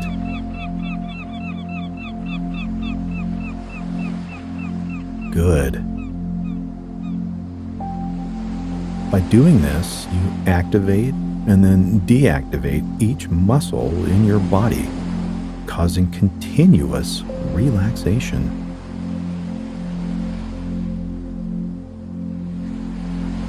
Now, just stop doing anything at all.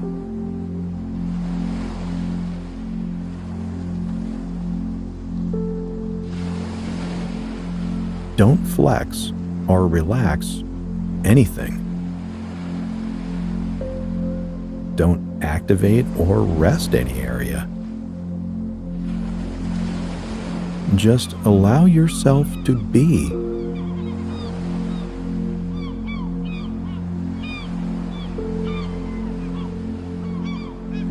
Allow for your body to adjust to anything it sees is needed. Allow for your body to have complete freedom from thought. Let your body be in control of itself now to heal what needs to be healed, or activate what needs to activate, or rest what needs to rest. It will do exactly as it needs now, without any effort or even your suggestions.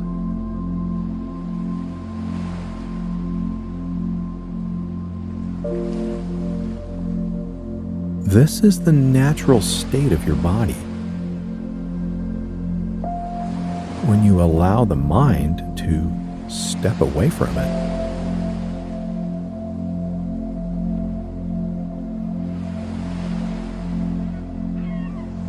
when your mind gets out of the way, our bodies can take charge in miraculous ways, changing hormones, the very chemistry of our bodies, and even the structure of each of our cells.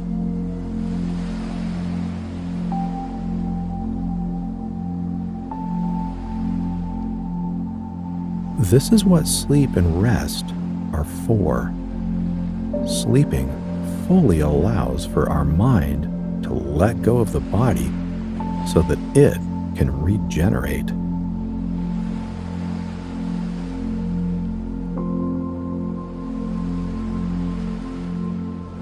Allow for yourself to nap now, however long you feel you need to. So right now, allow your body to do what it does best, to rest.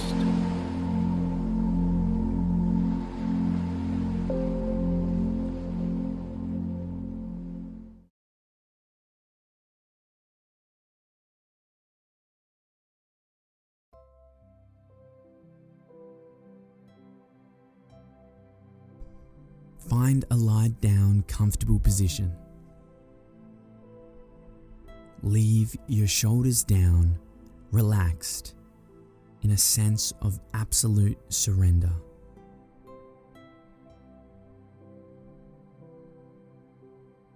Take some time to disconnect from the day so far. Leave it all behind. Now, gently close your eyes. Take a long, deep breath into the nose. Exhale out of your mouth with a long sigh.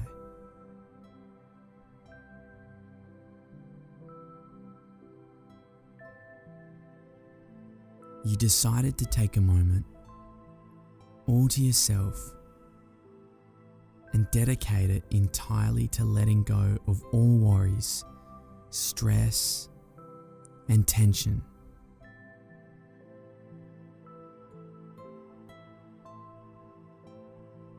Getting ready for a long, rejuvenating sleep.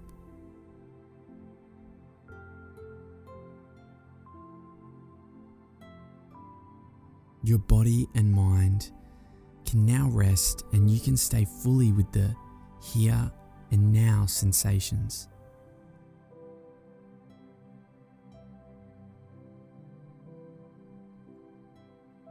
Imagine each thought coming your way like a cloud in the sky. Take a deep breath in, and with a long breath out, imagine to push that cloud away. Let it fade away and clear up your sky. You don't have to stop thinking. You should think in a healthy, relaxed way. So when a thought, a worry,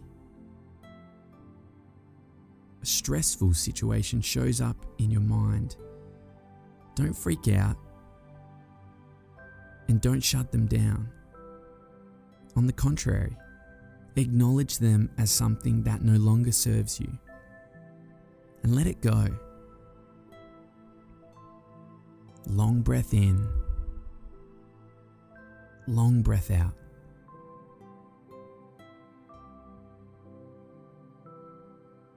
Now relax and feel the body as whole. Ease the discomfort. Get ready to surrender and let all the stress go. Notice the movement that produces your breath.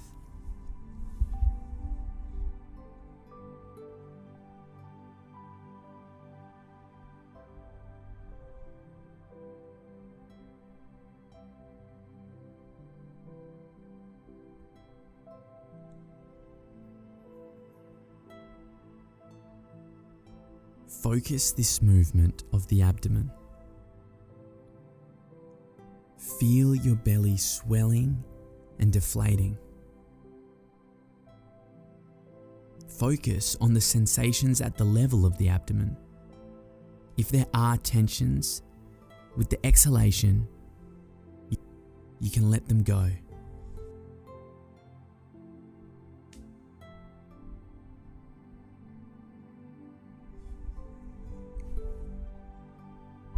Feel if there are other sensations, vibrations, or even nothing.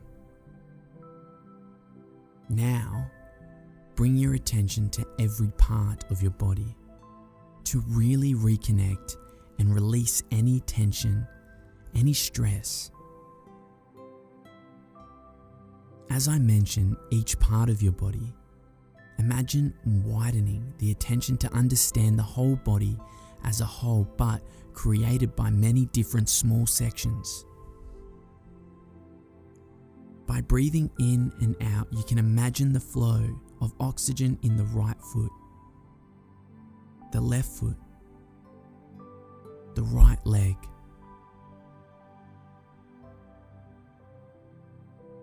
the left leg. Now, bring your attention and your breath once again to your belly and let it spread to the right side of your body.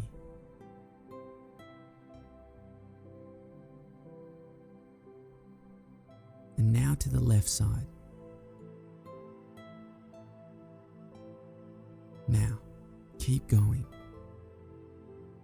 Imagine your breath that, like a laser, go right there on the right arm.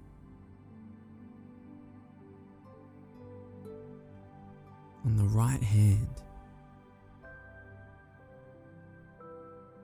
And now on the left arm. On the left hand. Now, scan your entire body. See it as a whole.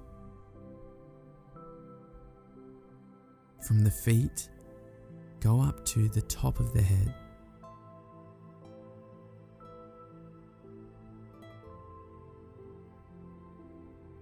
Now, from the top of your head, expand your attention back again to the whole body, welcoming the whole body mass as a whole in the field of awareness. Feel this beautiful breath work and imagine the oxygen that expands throughout your body. At each breath you take, you feel a sense of relaxation, of complete surrender.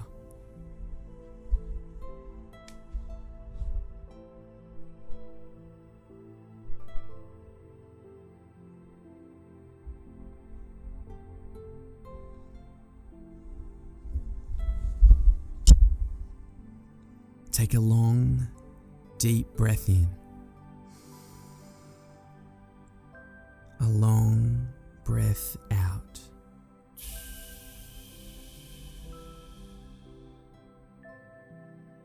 You feel like you are light as a feather now.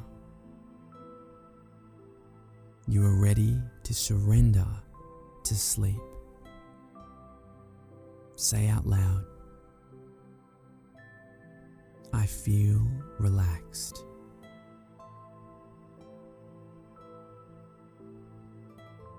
I feel ready to let it go.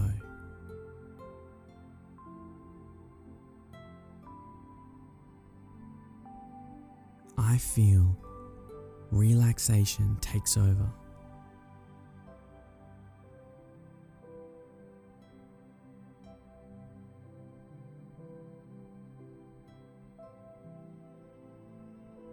I feel ready for a restorative, rejuvenating sleep.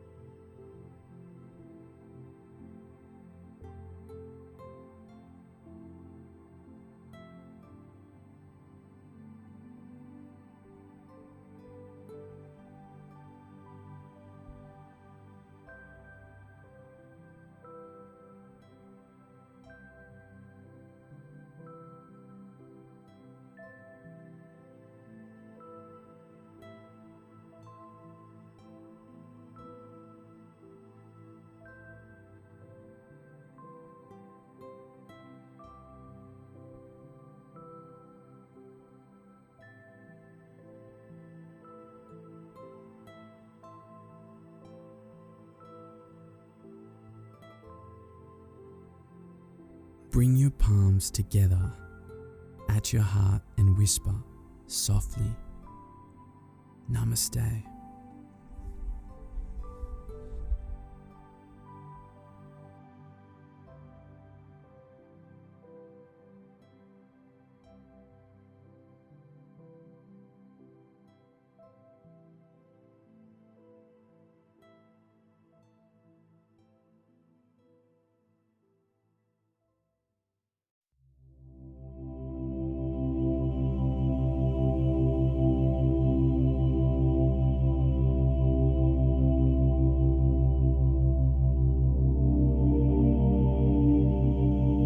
This sleep countdown is a guided relaxation exercise that will help you fall asleep.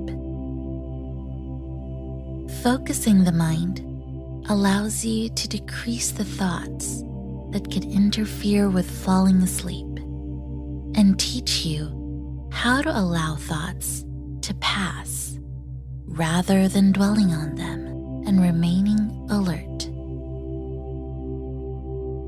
Find a comfortable sleeping position.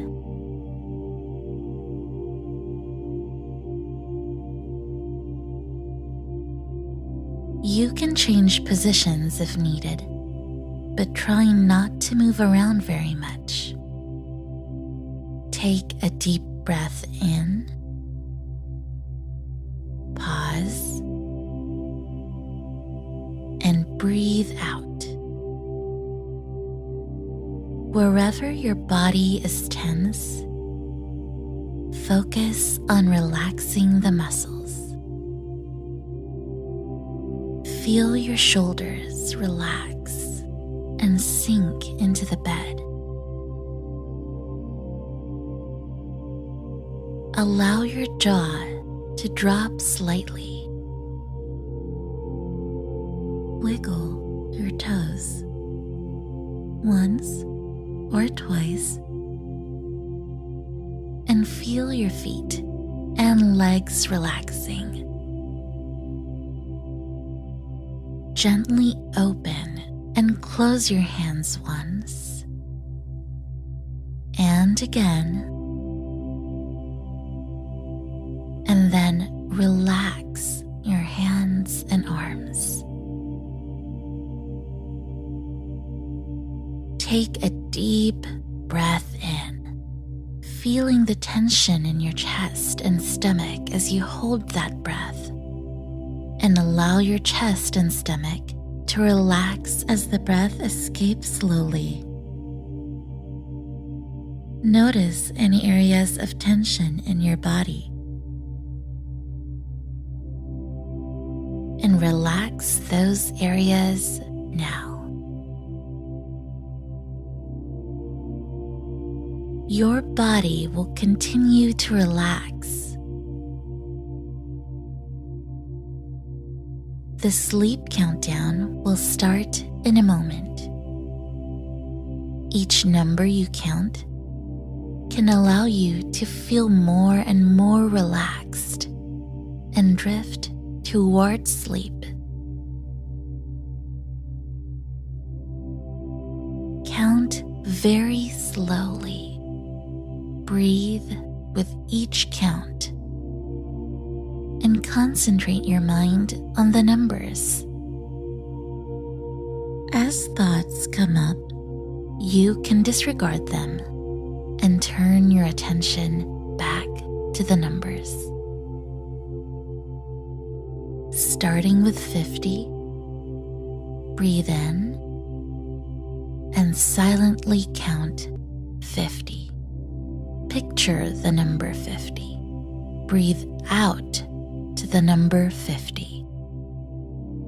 Picture now the number 49. Breathe in, noticing your eyelids.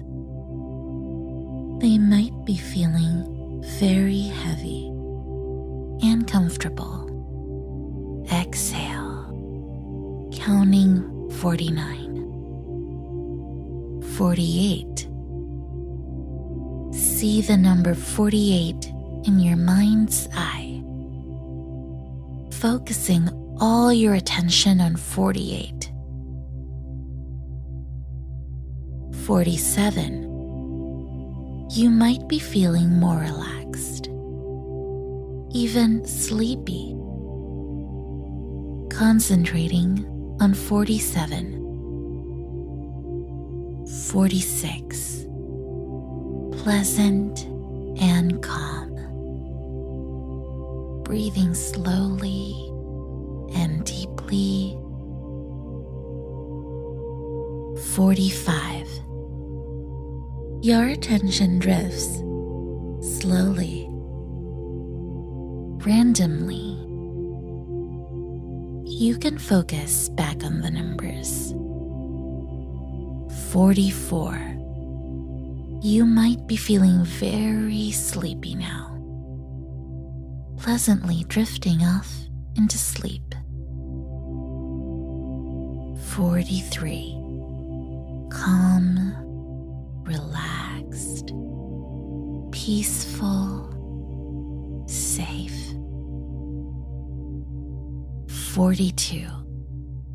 Focusing only on the numbers, allowing other thoughts to slip away. 41. Deeply relaxed, deeper and deeper. See the numbers in your mind, slowly counting down to sleep. 40. Continue the sleep countdown on your own now, concentrating just on the numbers. Continue to count down now.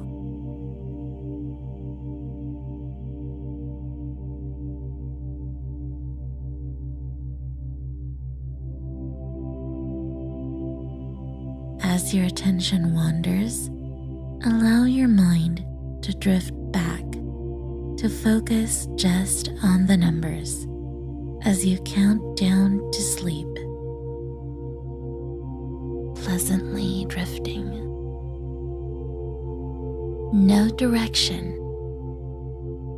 except for down, deeper with each number you count. Gently focus back on the counting as each number brings you closer and closer to sleep. Calm, relaxed, peaceful and relaxed. Continue to count down, all the way down to 0, down to sleep.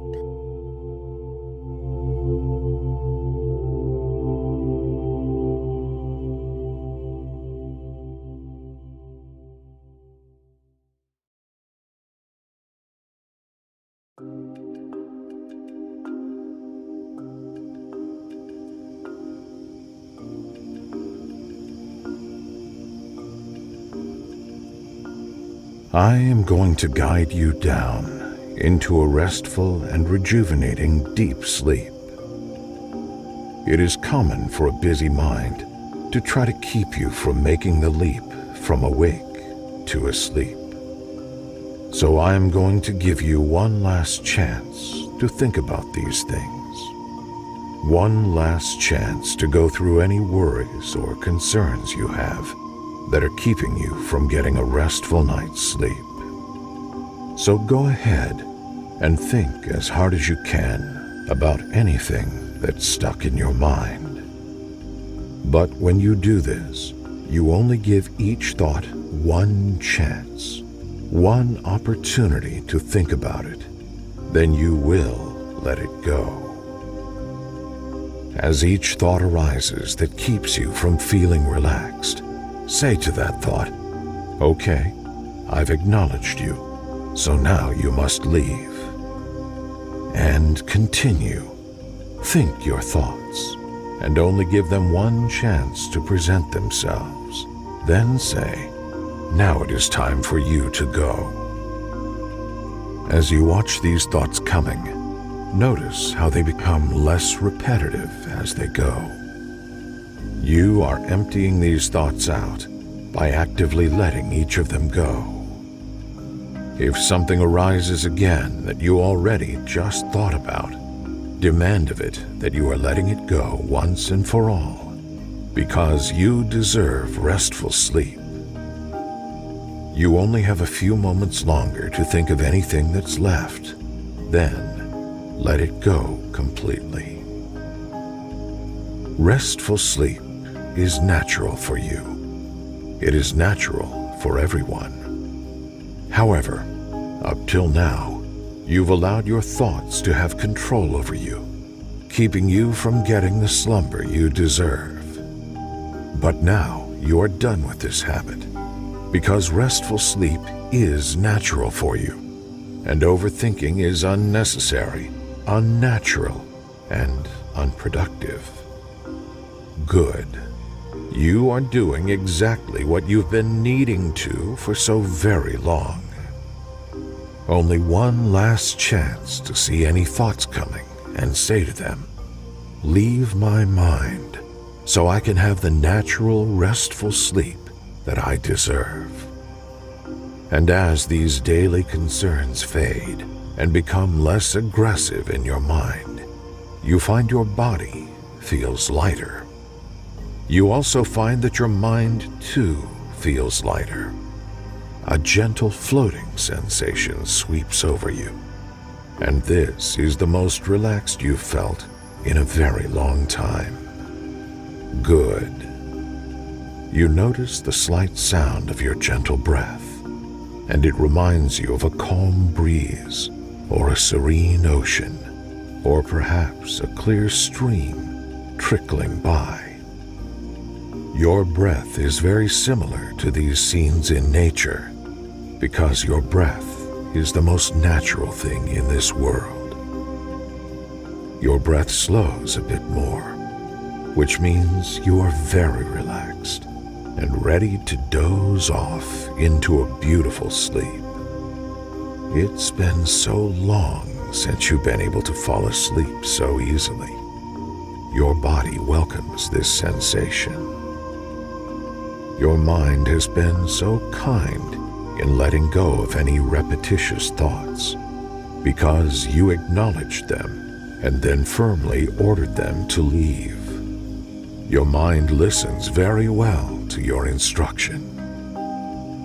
Allow your mind to drift and wander to the thought of a soft, fluffy pillow.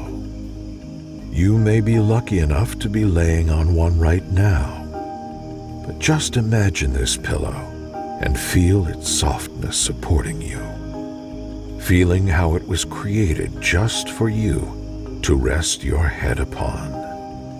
The truth is, it was designed by someone who wished you a happy night's sleep every night. Give thanks to the creator of this soft, comfy pillow. It is a very important tool in a restful sleep. The sound of my voice becomes distant now, and the sensations of sleep are drawing very close. The frequency of sleeping sweeps over your mind and is a very pleasant feeling. These gentle sensations come very naturally for you. You sleep deeply and soundly. You can almost sense the feeling of being a tiny baby when sleeping came often and easily. When you were a baby, your breath filled your belly and soothed you. You were wrapped in various soft blankets by those who cared for you. Loved ones were delighted to see you restfully sleeping. They knew how important it was to rejuvenate ourselves with sleep.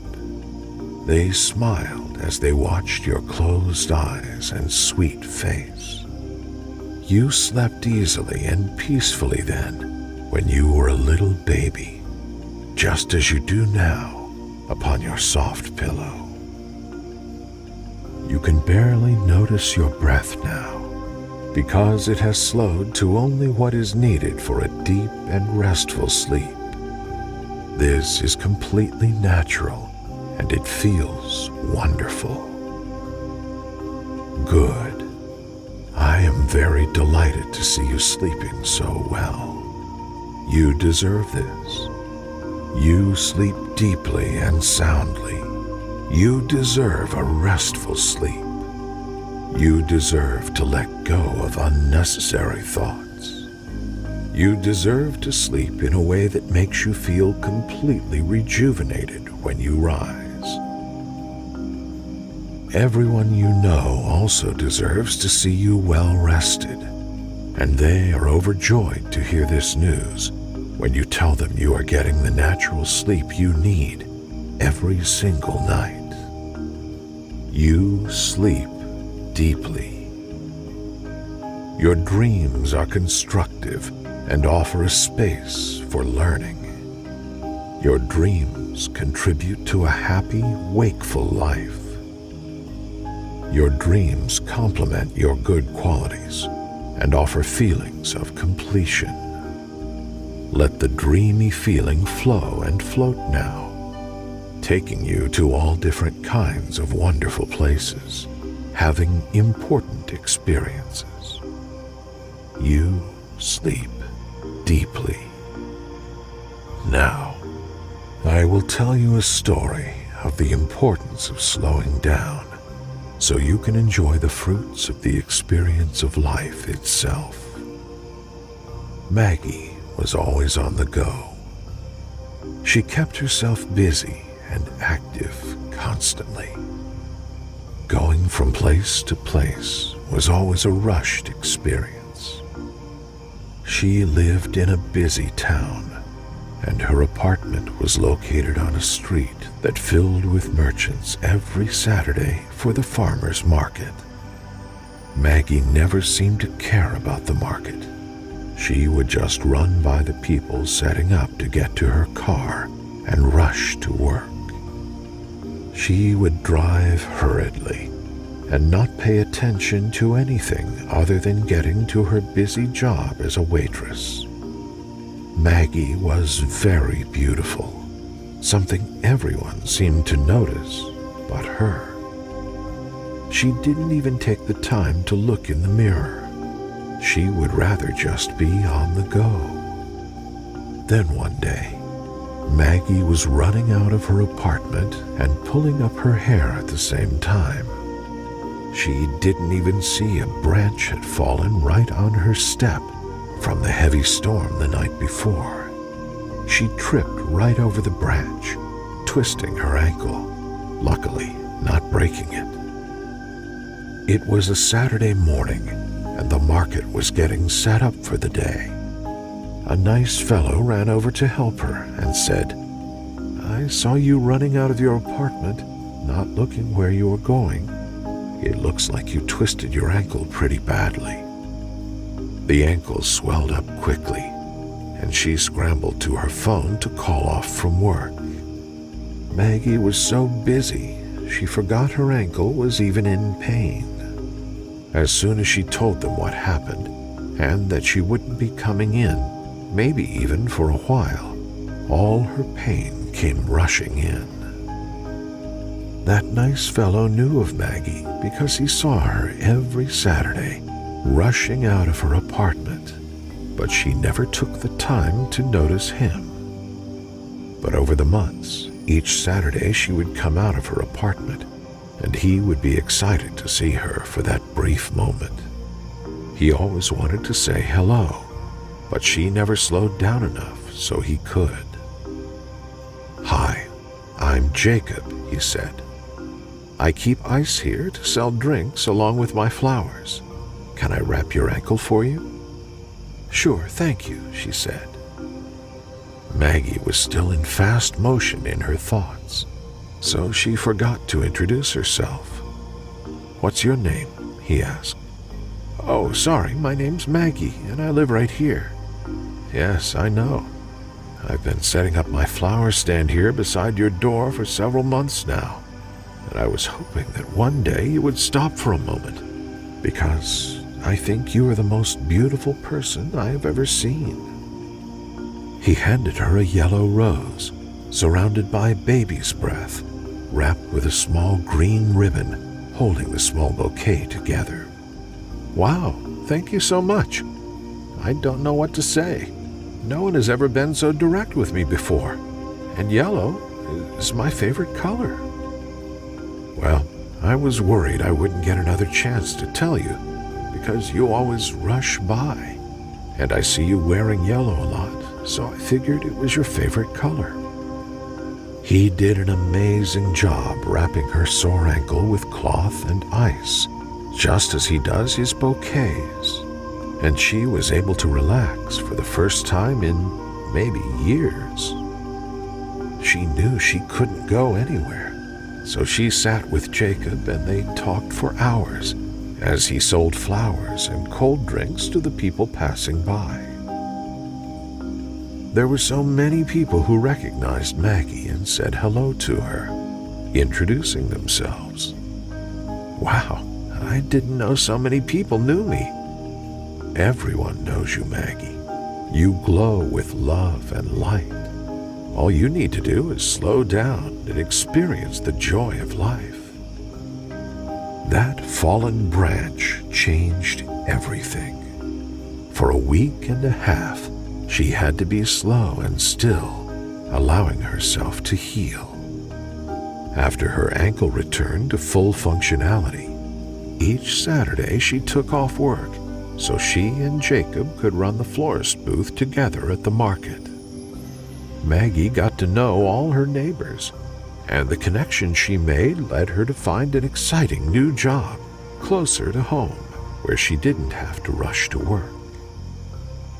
Maggie looked in the mirror and appreciated her appearance.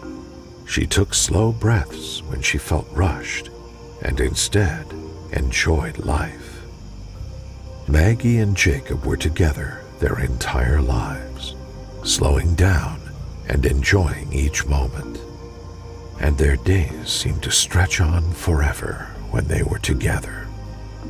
Let yourself dream of slowing down and loving the life you have been blessed with. Good. Sleep comes easily for you. Sleeping soundly is natural for you. Those you love are delighted that you sleep so deeply, getting the rest you need. It is your human right to always get a good night's sleep. It is natural to be completely rejuvenated when you rise. You deserve this, and you always have. Now, just let my voice completely fade away and enjoy this rest you effortlessly experience.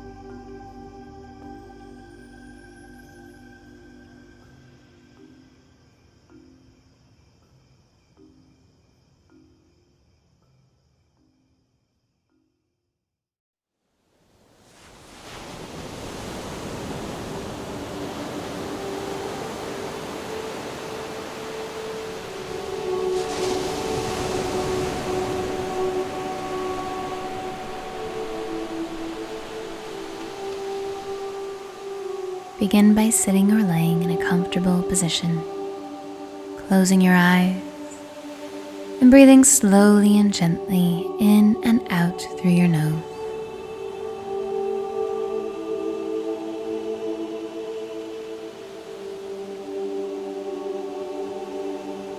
Allow your imagination to see a rainbow of light coming down before you.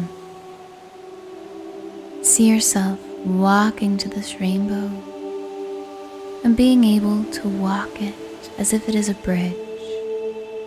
See yourself walking up this rainbow, up into the sky, through the clouds, feeling the sun shining down on you. And as you reach the top of this rainbow, you see yourself growing wings and taking flight. See yourself flying towards the sun, feeling the air under your wings as you flap them loudly and proudly. You are flying freely through the sky, through the clouds. And as you get higher and higher, you begin to exit the Earth's atmosphere and you start flying through outer space. Noticing the stars all around you.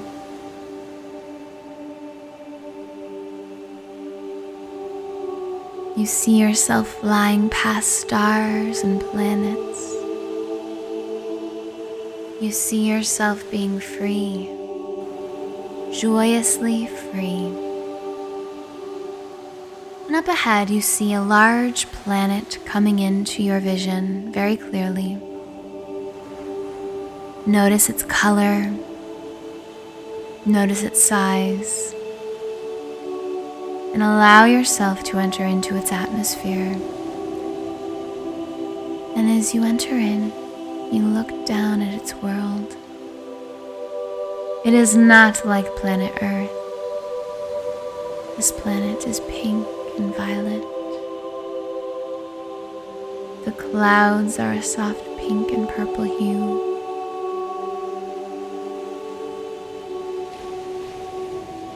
You let yourself drop into this planet now, flying down past the clouds, through the atmosphere and entering down onto its ground. Notice how your paws land in like a pink sand. Let yourself smell all of the scents this place has for you.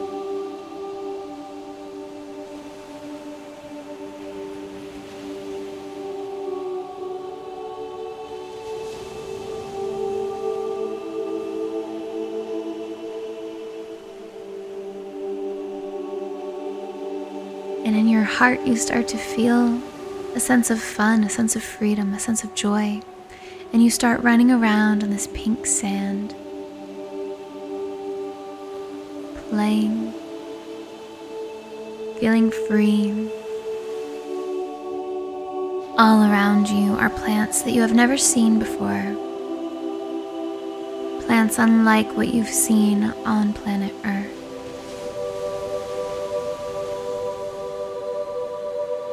Some are tall, some are short.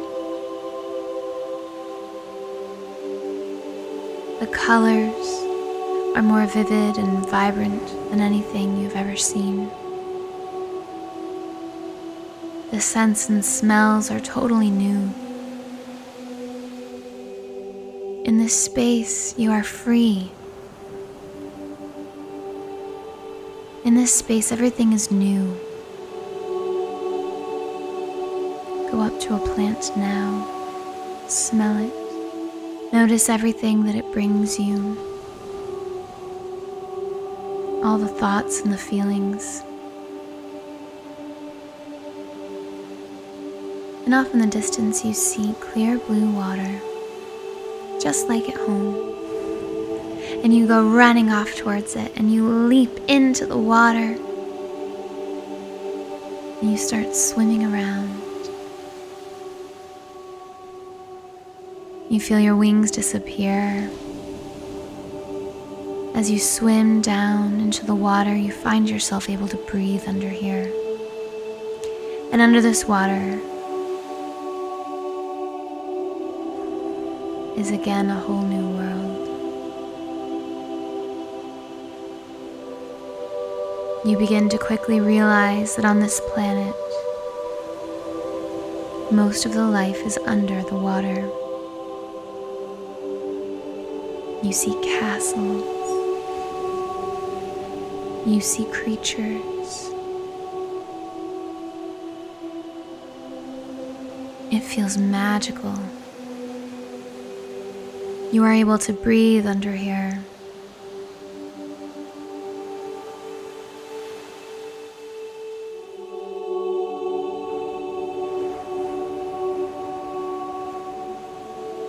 And you feel called to head towards a castle that you see off in the distance.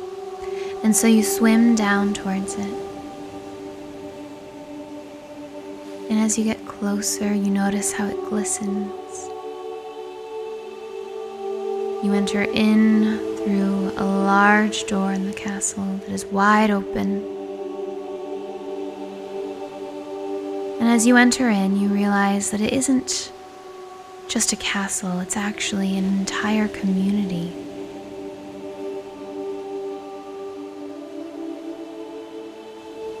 There's markets, there's paths, there's all sorts of creatures living within here. There's an entire community, and you fit right in. You feel at home here. You feel the joy and freedom to be you. Every creature you see is different and unique. No one looks like the next. In this space, every single being is completely different, free to be themselves, free to do what they want to do. You see some creatures making music, some are making art, some are playing with toys. And you fit right in because you are free to be you. You're true to yourself, and that is the point of this place. Being you in your truest form.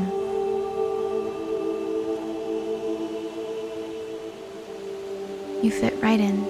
You feel at home and at ease.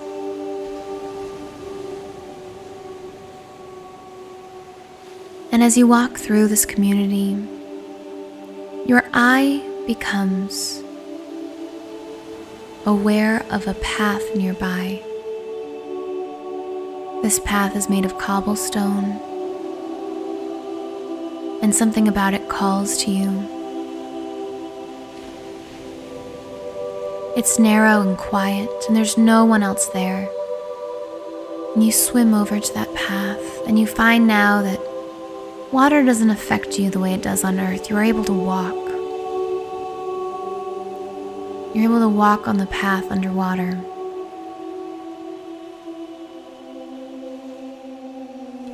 And as you start walking, a mermaid swims up to you. You notice her long hair, her bright green tail, and she says to follow her. You feel as though she represents pure joy. She is happy, she is free, and she's leading you down this path.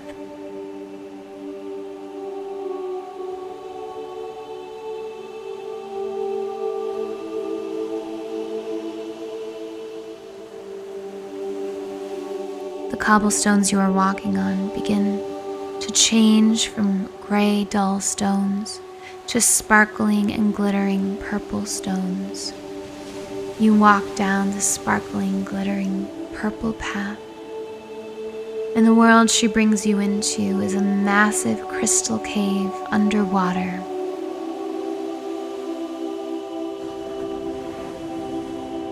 It's just you and her in this beautiful crystal cave. You see the glistening of the crystals everywhere you look. The colors range from a vibrant royal purple to a bright sparkling light blue, and even very happy, joyful oranges and cherry reds. Every color you can imagine exists here in the different crystals that line the cave walls. Even though you are deep underwater, it is as if the sun is shining down into this cave. The mermaid swims up the cave until she is no longer in your sight and you are left down at the bottom. you decide to sit in the center of this cave, to breathe in the energy of these crystals, to let them give you their messages. You feel as though you can hear them singing to you.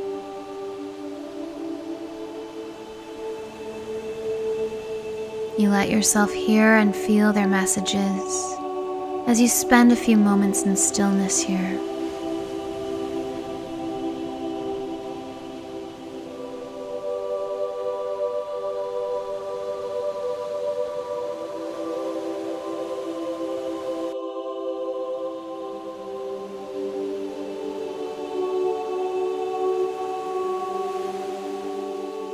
You begin to see ribbons of light extending from the crystals, matching the color of the crystals around you. So purple ribbons of light come out of the purple crystals, red ribbons of light come out of the red crystals, yellow ribbons of light come out of the yellow crystals. And you see a rainbow of ribbons of light flowing out from the crystals and surrounding you now. Watch as these ribbons wrap around you from the bottom of your paws, all the way around your legs, your tail, your body, your neck, and your head, until you are surrounded by ribbons of crystalline light.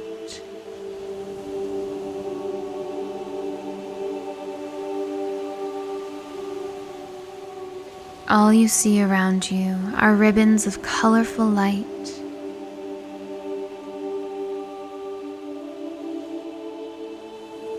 These ribbons of light are transporting you to a new time and place. You can't see that you are moving, but you can sense it. You feel that you are going someplace else. And when the ribbons of light disappear, you are in vast black darkness, in a space that represents pure potentiality.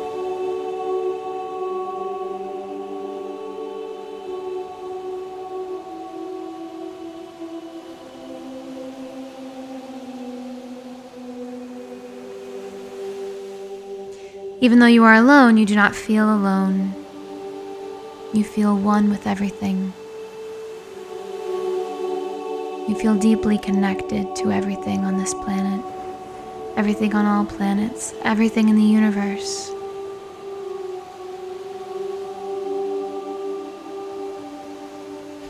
And let this space of pure potentiality fill you up. And let yourself feel free here.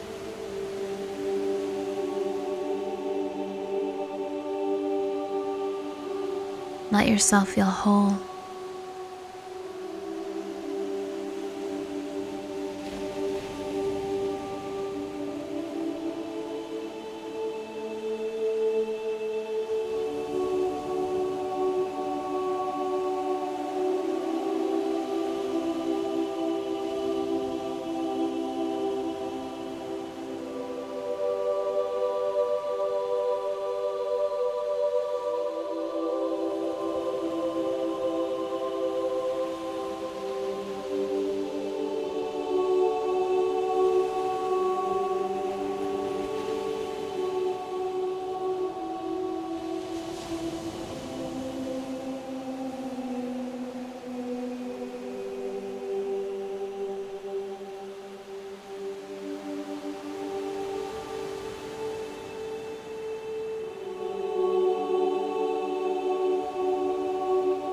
And in this space of pure potentiality, allow a bubble to exit your third eye chakra in the center of your forehead.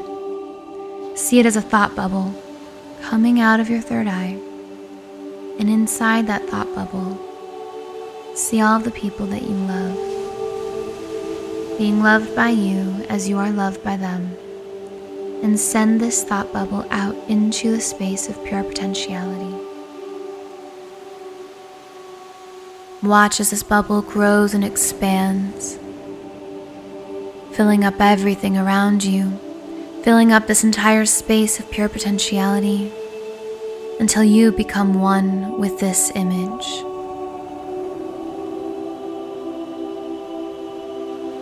you enter this scene of being loved and of giving love, until the scene becomes real around you. You see all the people you love, you see yourself, you see the room in which you are all residing.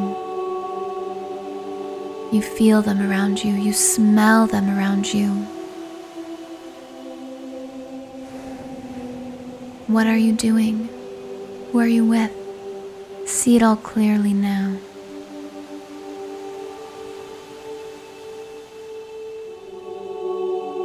Feel the love.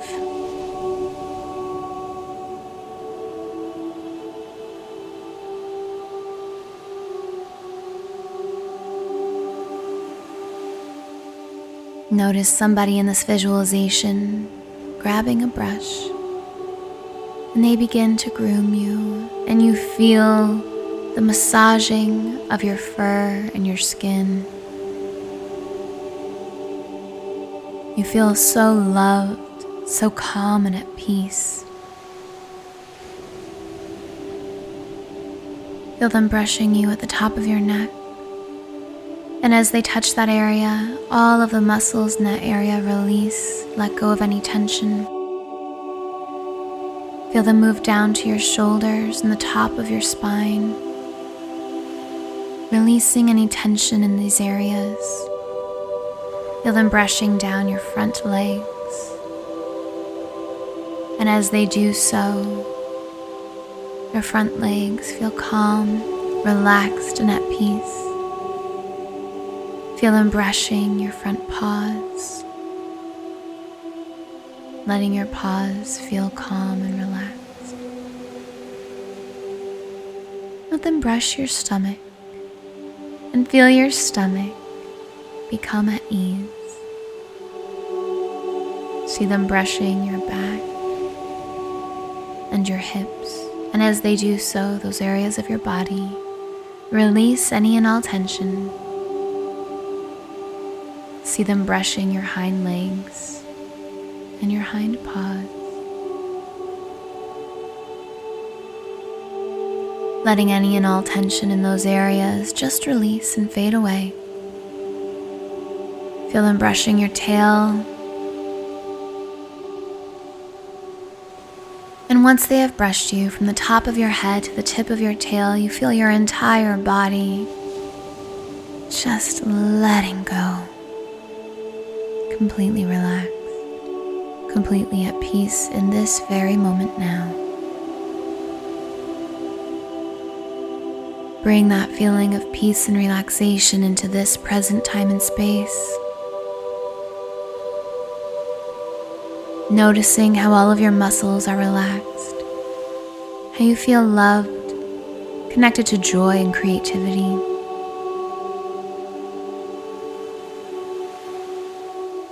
And take that feeling with you as you slowly begin to move your physical body. You begin to pick up on the sounds and the smells in the room around you. Ever so slowly and gently bringing your awareness back to this present space and time. And when you're ready, you slowly and gently open your eyes to the room around you.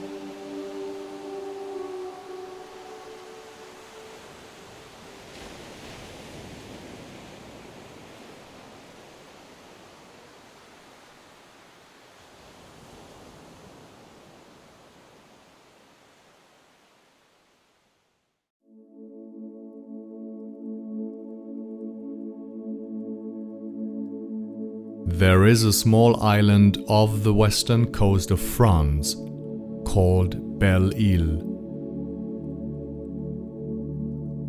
It is a beautiful rocky island where the weather is cool. As I describe it to you, you are going to get cozy and comfy in your bed and allow yourself to drift off to sleep.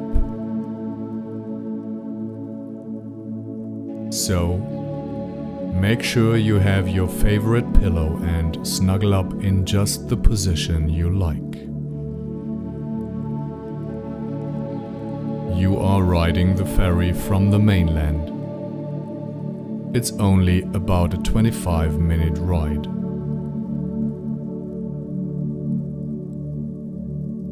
You've decided to take a seat on the bow of the boat so that you can watch the island you are traveling to slowly become larger as the ferry grows closer.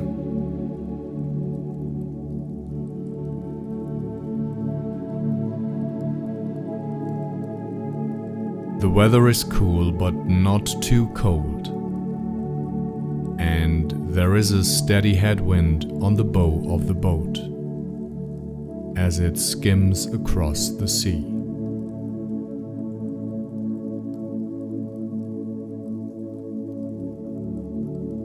There are some metal benches for people to sit in, but you decide to stand at the railing of the boat so that you can see the water rushing past below.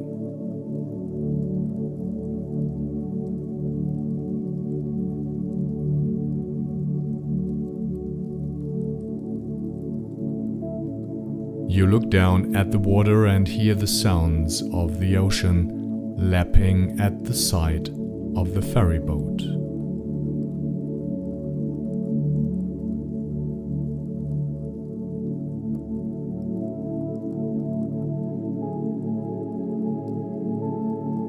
The wind is slightly salty and refreshing,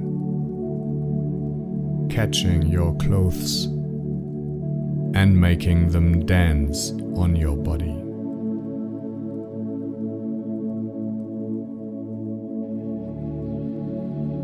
The hum of the engines is loud, yet calming.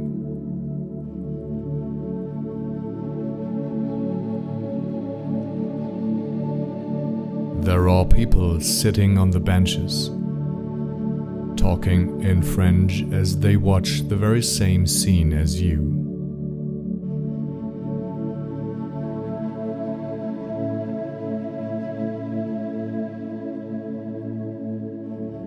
A few kids are enjoying the ride more than anyone else, pointing and smiling during the entire ride.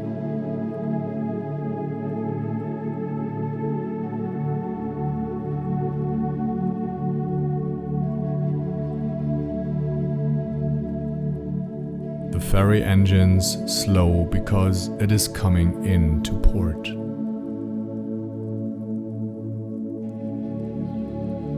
The captain maneuvers the boat perfectly, docking with precision.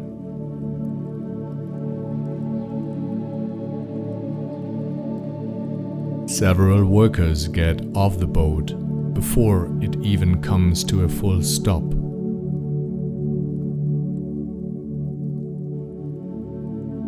Grabbing all sorts of ropes to tie it securely and buoys to act as a buffer between the dock and the ferry.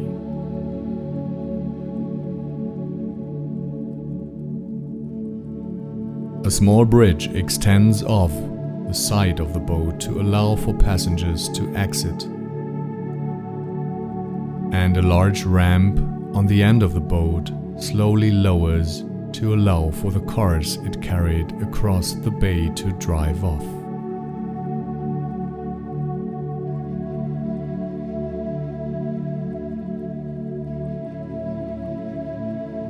The whole process of unloading everything goes so smoothly, and there is no rushing and no waiting in line.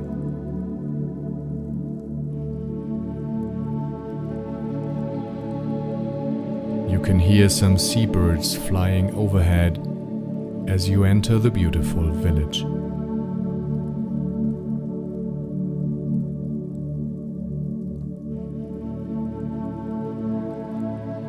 Four-story buildings line the seaside, colored in whites and creams, with some painted light pink and yellow.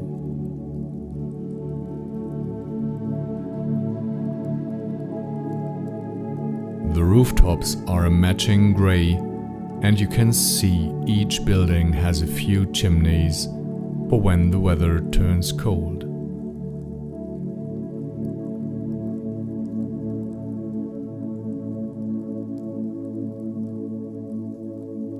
Some buildings have very small balconies, only big enough to hold a few potted plants.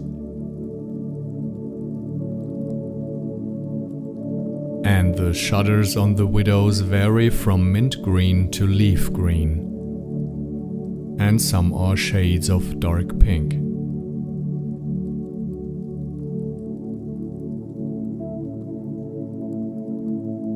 This is a beautiful little town, bustling with the energy of its people.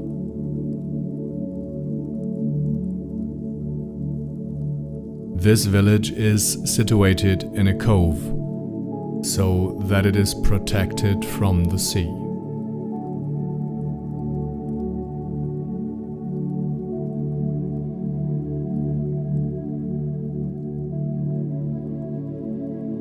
You turn to look out into the turquoise water, and across the marina full of small boats, you see the sprawling nature of the island.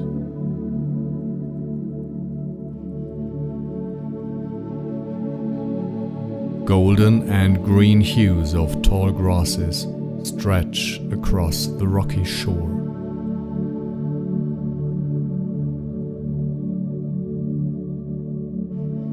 You can make out some old wartime buildings that have turned to ruins, and see small windows that the soldiers could peek out to see enemy ships approaching.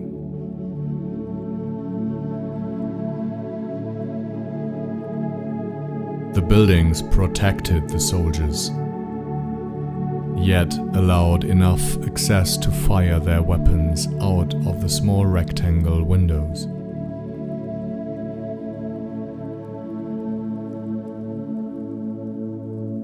Nature has since taken over these structures, grasses growing high around them and vines clinging to the walls.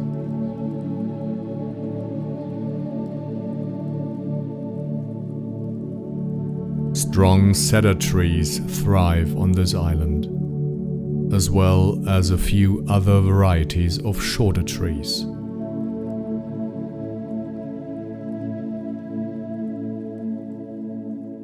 The trees cannot grow very tall here because of the high winds coming off the bay.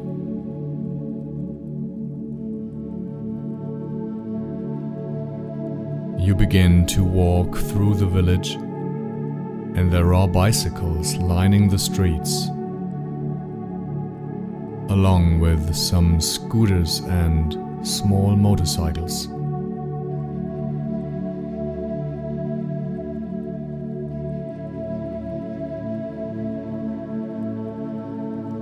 There are various places to dine that have large awnings to seat many people outside.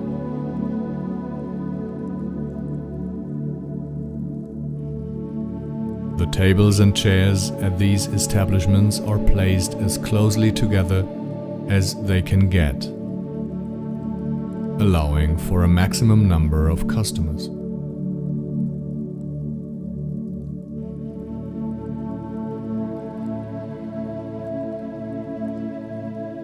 Some shops you pass by are filled to the brim with one-of-a-kind paintings,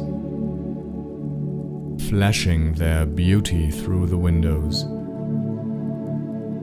enticing people to enter the gallery and buy one to take home.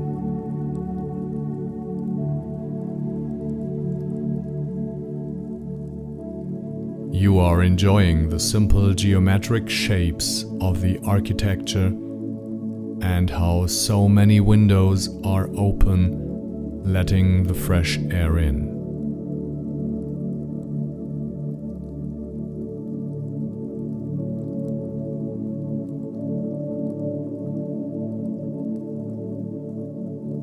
Some of the open windows have white curtains dancing in the wind.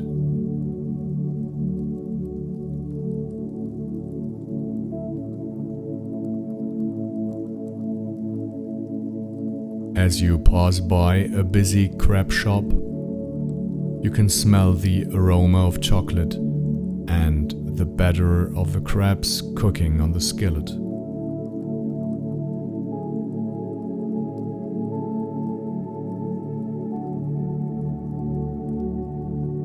People are delightfully eating their crabs, and you can see them stuffed with various kind of delicious ingredients.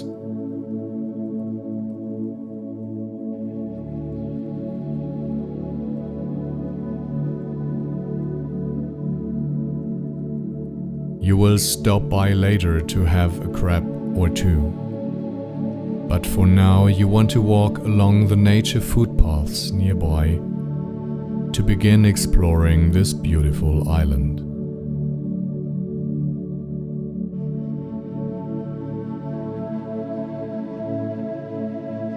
As you walk away from the village, there are several footpaths through the tall grasses that lead to various nature areas, ruins, or beautiful secluded coves with turquoise waters and sandy beaches.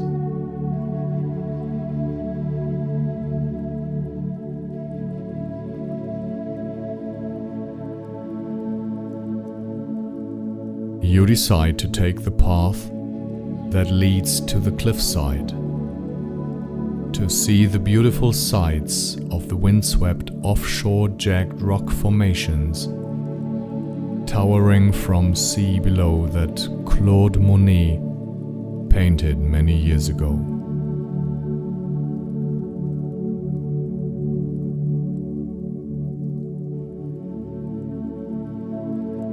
You walk along the beige-colored footpath that so many footsteps before you have walked, and notice the low-growing plant life surrounding you are colors of sage greens.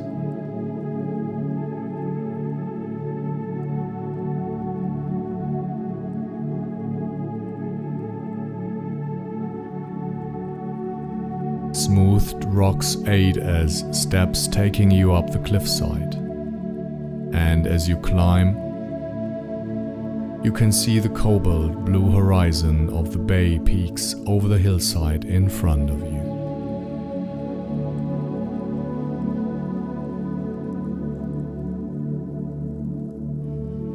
You are careful with your step because a fall from this cliff to the sea below would surely be the end of you.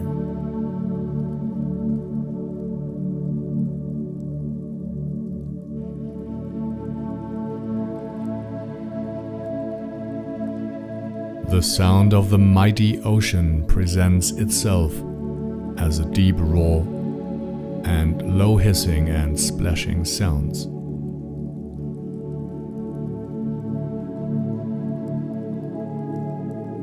Waves have been crashing and carving this landscape for thousands of years.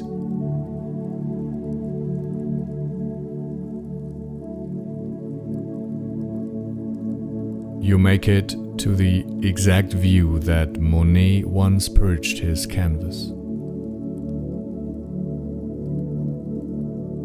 It is spectacular.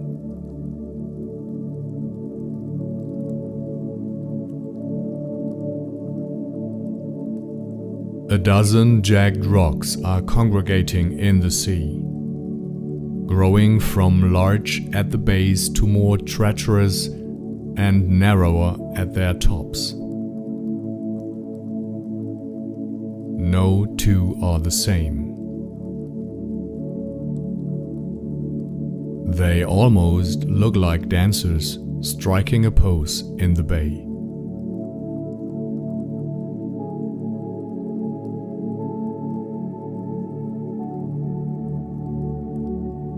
From your vantage point, You are so high above sea level that you are somewhat looking down on these magnificent structures.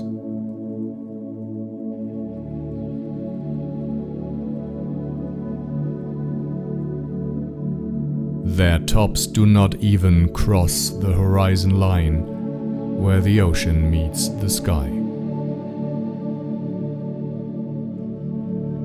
The only plant life that can grow on these rocks acts as a dark green blanket covering the lower half. Because the sea below is frothing with energy and the winds are demanding.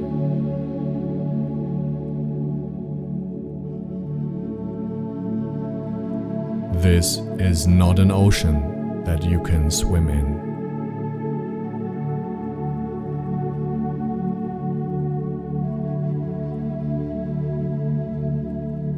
The waves are viciously splashing against the cliffs and rocks, turning the turquoise water white with bubbles.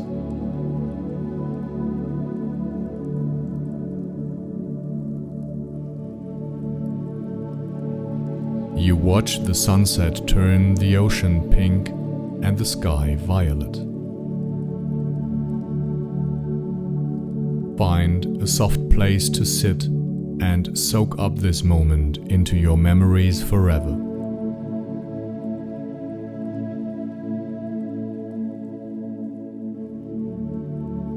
The sunset is growing to darkness, and it's time for you to make your way to your hotel.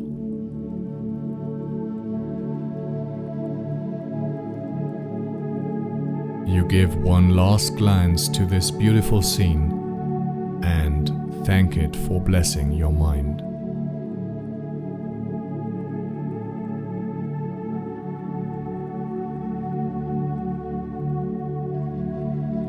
As you walk back along the footpath you came in on,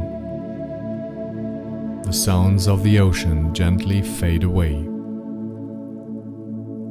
until all you can hear are your eager footsteps taking you to where you will get a good night's sleep.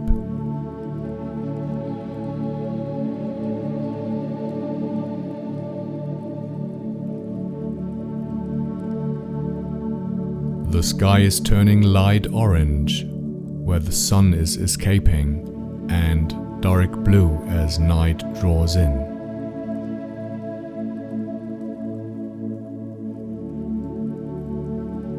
The footpath winds and turns, leading to a narrow road that is also a beige and grey color.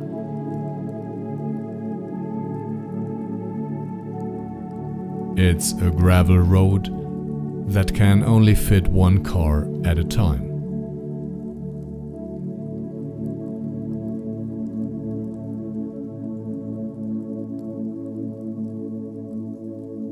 You pass by houses in the countryside, and they are all white with grey rooftops.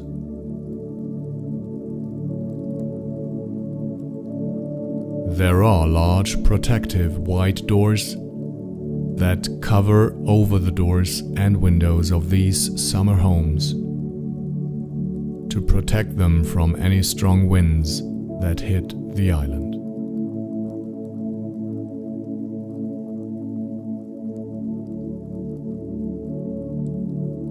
Most of these houses are closed up, but you see some are lived in by locals.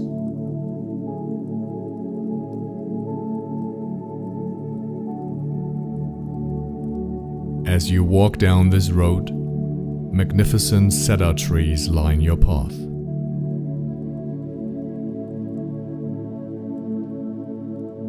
There are grapes growing in rows behind someone's home.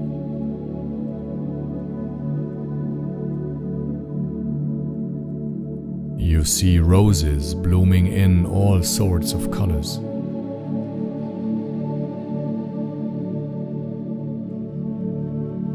The scenery in the distance is rolling hills dotted with white houses that are all closed up and protected, awaiting their family's return.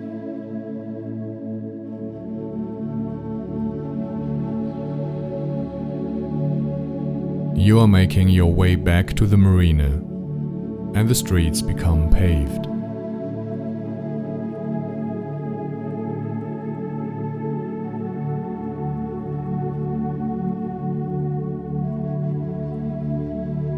The small cars on this island park parallel so closely to one another, it's hard to figure out how they get that way, or how they can even pull out.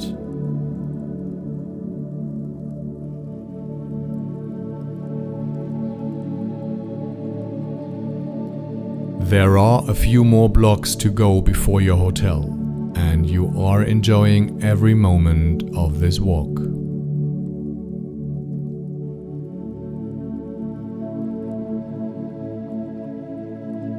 The sky is dark, but the moon is almost full, illuminating everything with its cool glow.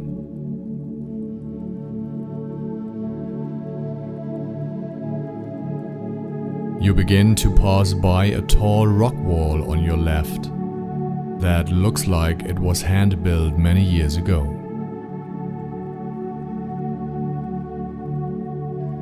It's about 10 feet high, and you can't tell what's on the other side. But you can see that a little further in front of you, the wall becomes shorter.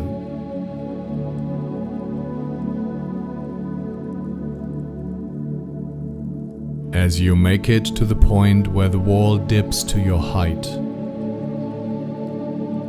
you can see that this wall surrounds a large graveyard. And all you can see is hundreds of white crosses filling your vision.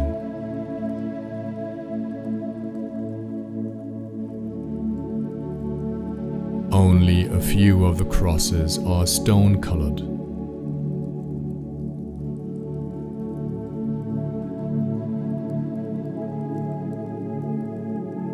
You come to the closed route iron gate to this graveyard and peer through to the other side.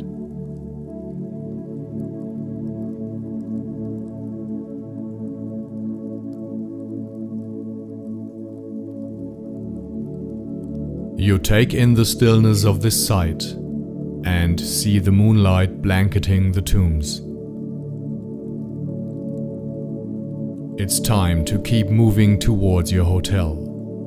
You haven't been there yet, so you don't know exactly what to expect.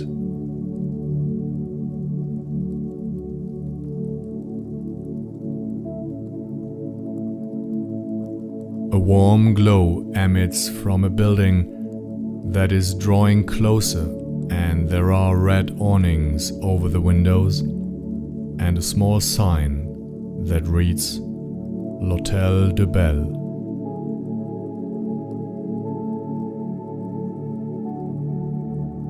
This is your hotel,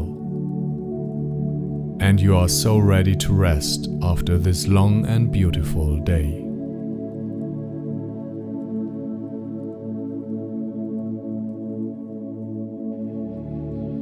The old door is painted creamy green.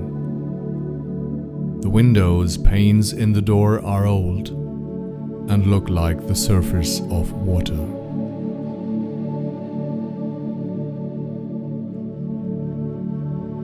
You grasp the brass handle and it is cool in your hand. The door opens effortlessly, welcoming you, like it has welcomed many others. There is a French man who greets you with bonjour and gets your information.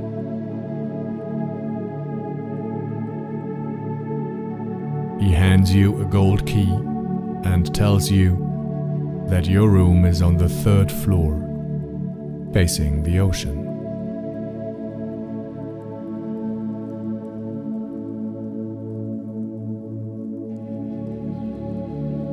don't have anything but your backpack with you. So you make your way up the stairs that seem like they were built for a very small person.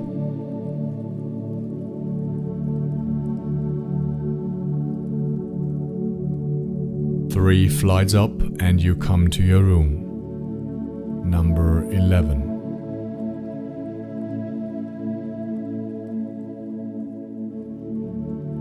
The old key slides into the lock and you open the door to a beautifully made bed with crisp white sheets and more pillows than anyone could need.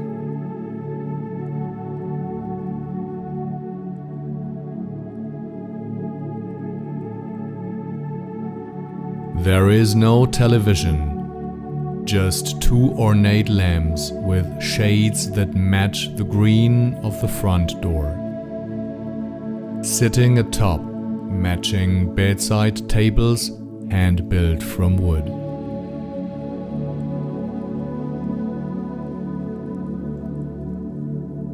You put your things down and make your way to the small restroom. It's perfectly clean and is only big enough to fit you.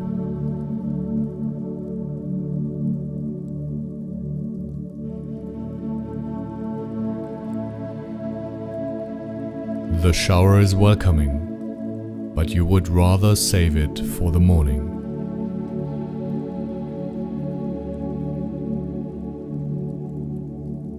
Gaze into the mirror before getting into bed to see your happy face and how grateful you are to be here.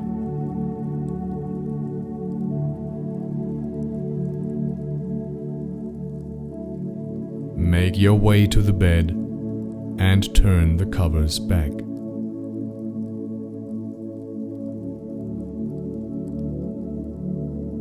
The sheets are softer than you imagined they would be, and this bed is very comfortable.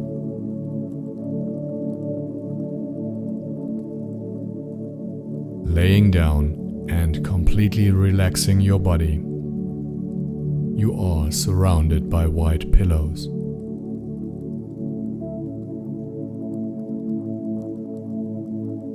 You gaze out the windows of your room and you can see the moonlight glimmering on the surface of the ocean, like the way diamonds shimmer in the light.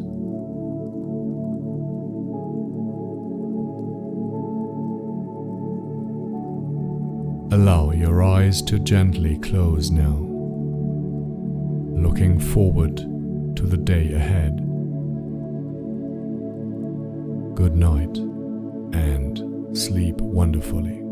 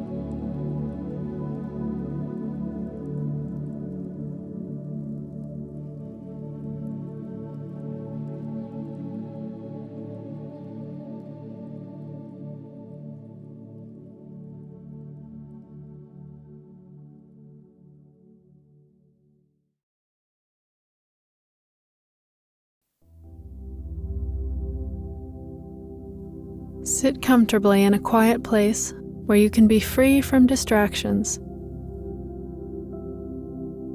Let your spine be neutral and tall, Rest your hands in your lap or on your thighs in a way that promotes a release of your shoulders and an expansion of your chest.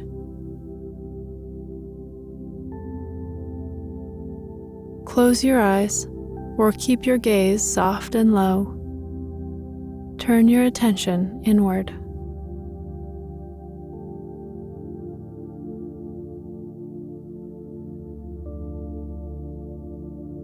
Breathe slowly and steadily in and out through your nose.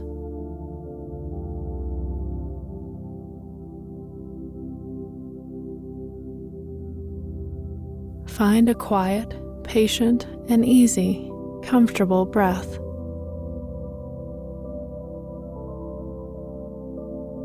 Watch the breath moving in and out through your nose.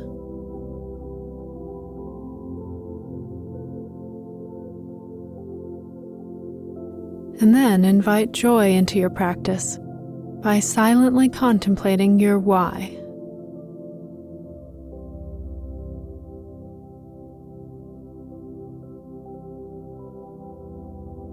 Joyful effort arises when we understand our purpose. Why meditate?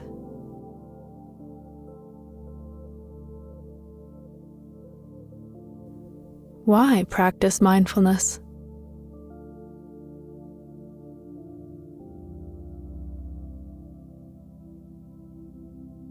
What benefits do you hope to receive?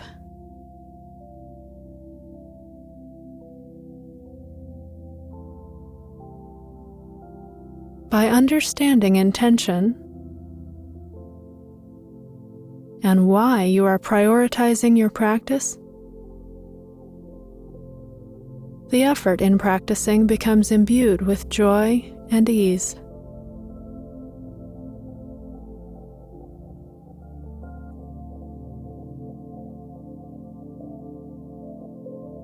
Recall why you are here, right now, meditating today.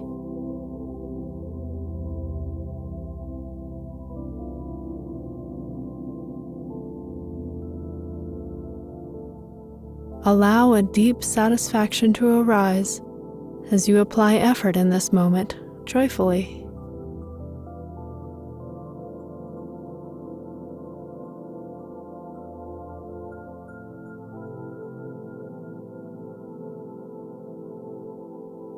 And then, with your why in mind, cultivate joyful effort.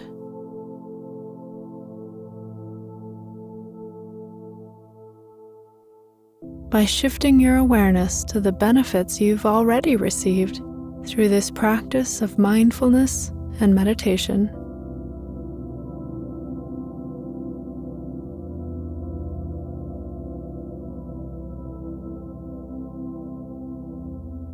Recall how good you feel on the days you meditate.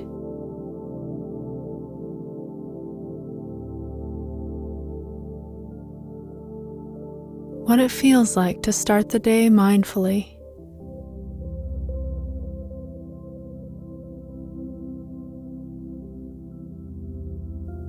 And the pride you feel in remaining still and present until the timer goes off or until the bell rings.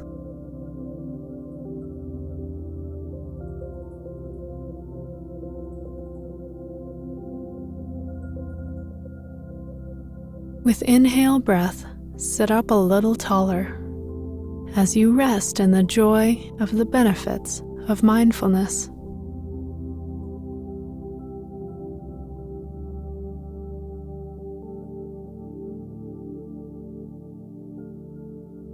Count the ways in which your life has improved with mindfulness as your refuge.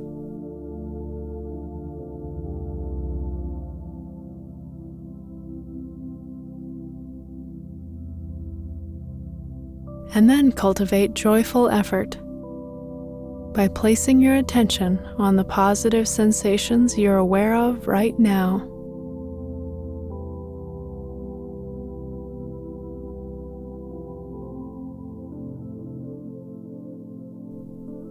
Calm, quiet,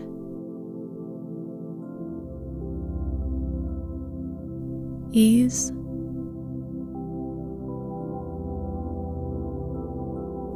spaciousness,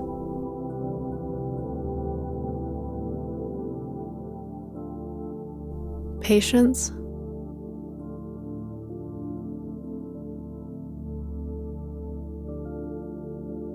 awareness,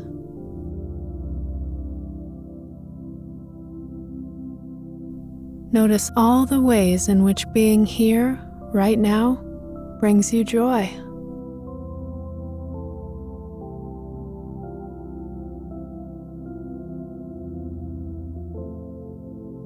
Feel these positive sensations in the body and the breath.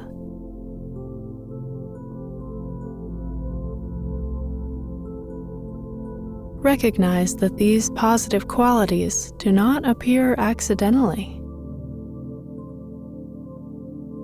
They are the direct result of your effort.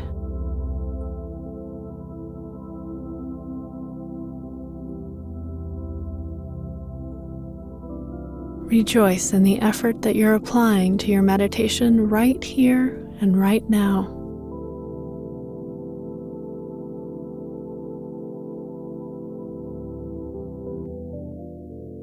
Rejoice in that effort and rest in awareness of the joyful benefits you're receiving.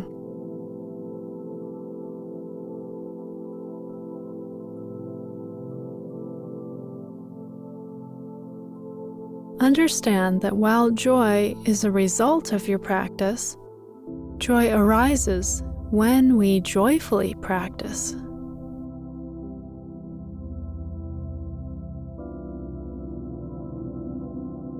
Joy is only revealed through consistently applying effort.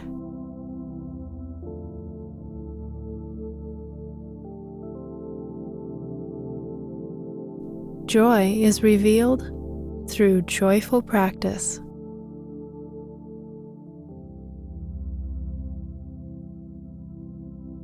Joy is both the cause and the result.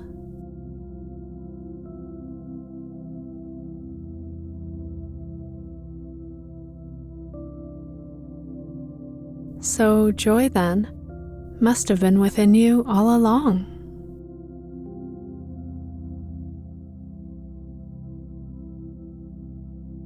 Joy is not gained through practice, but revealed.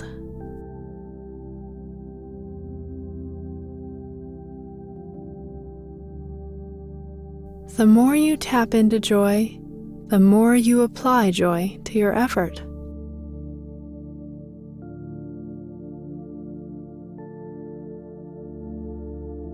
The more you experience joy as the result, the more you notice joy arising.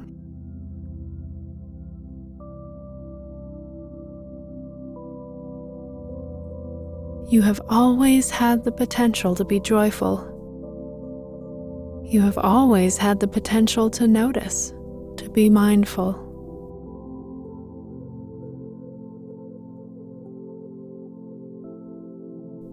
You are joy.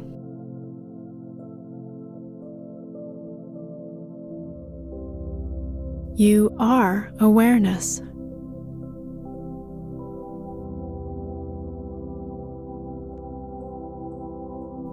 Rest in the sensation of joy.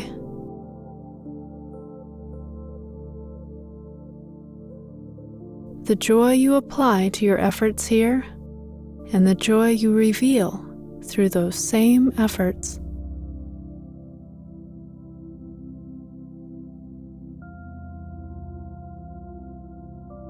Rest in joy.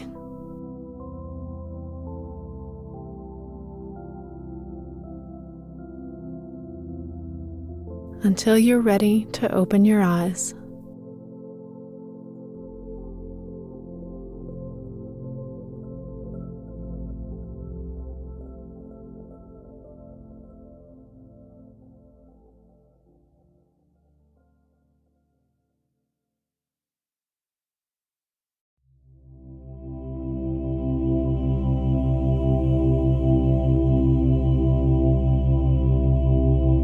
This body scan sensation uses a variety of relaxation techniques to help calm the mind and body and drift off to sleep.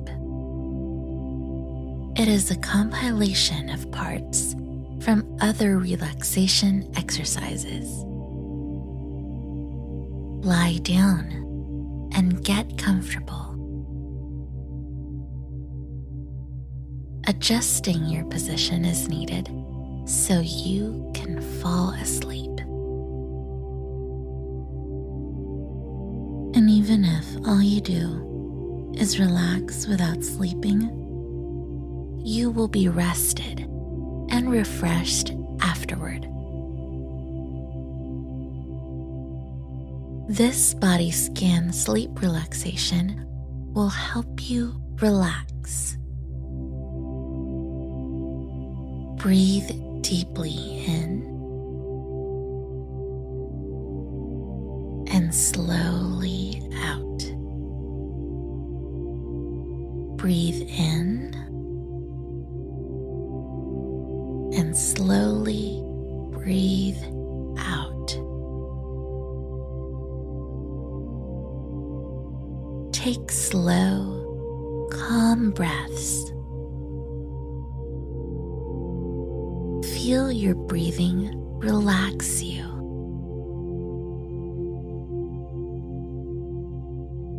There is nothing you need to do right now besides breathe calmly. Just drift, relaxing. Feel yourself becoming sleepy. Ever so slowly getting sleepier. Continue the body scan sleep relaxation. Enjoying the body scan sleep relaxation.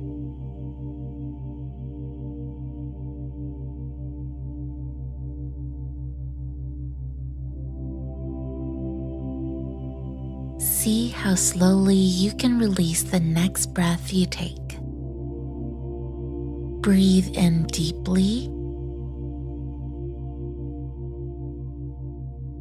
And now breathe out slowly. Very slowly. Prolonging this breath out. Relaxing. When you finish breathing out, breathe in naturally.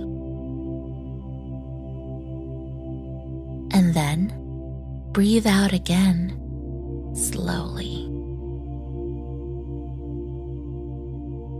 Just keep breathing now, letting each breath occur naturally, without effort, at whatever pace is comfortable for you.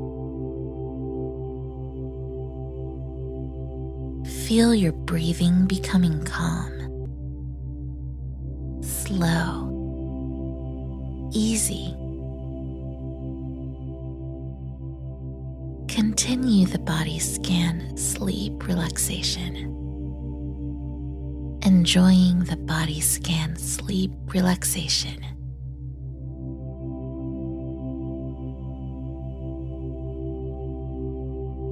Scan your body, beginning at the top of your head and moving downward. Turn your attention to your head. Observe. Moving your attention downward to the level of your eyes, nose, chin, down to your shoulders, noticing each area, observing how your body feels. Keep scanning, gradually moving down your body. How How does your upper body feel? Take note of any areas of tension. Nearing the center of your body, at the level of your stomach, how is this part of your body feeling? Keep observing your physical state. Continue to scan your body, moving the focus of your attention downwards, reaching the level of your hips. Keep observing and moving your attention down. How does this part of your body feel? Notice any tension without trying to change anything.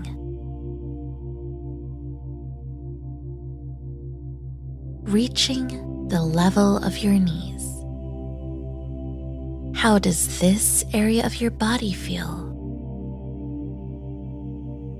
Keep scanning all the way down to your feet.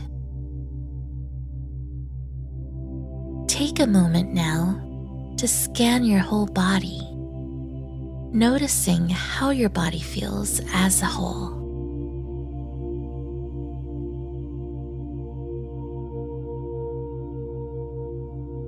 Where is your body the most tense?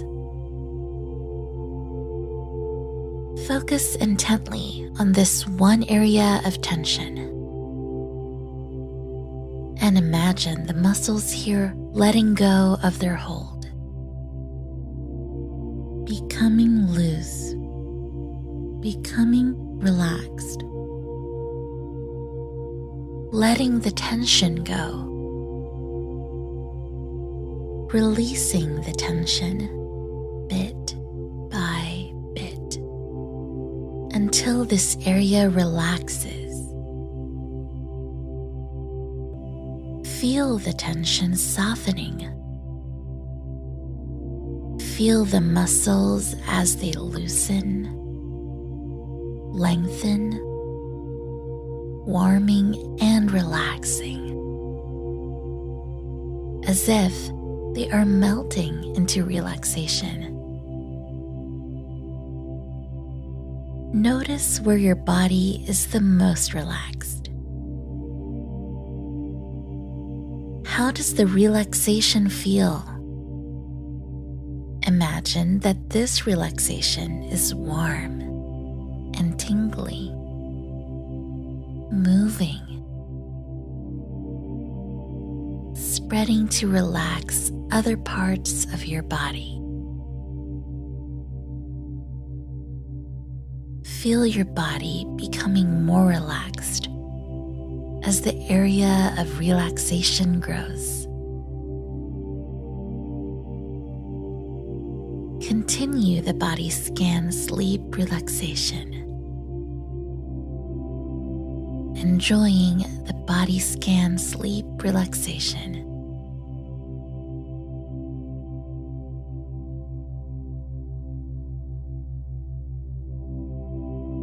Allow your body to relax. Feel your shoulders relaxing, the muscles releasing their hold. Your legs are still, and they are starting to feel heavy. Your feet are very warm. Feel the warmth spreading as your legs become warmer as well. Your arms are getting heavier. Feel yourself sinking into the surface you are lying on. Sinking deeper, deeper. Your whole body is feeling very heavy. Feel the warmth in your hands, growing warmer and warmer, spreading up to your arms. Your hands and arms are very heavy. Blink your eyes a few times if you want to.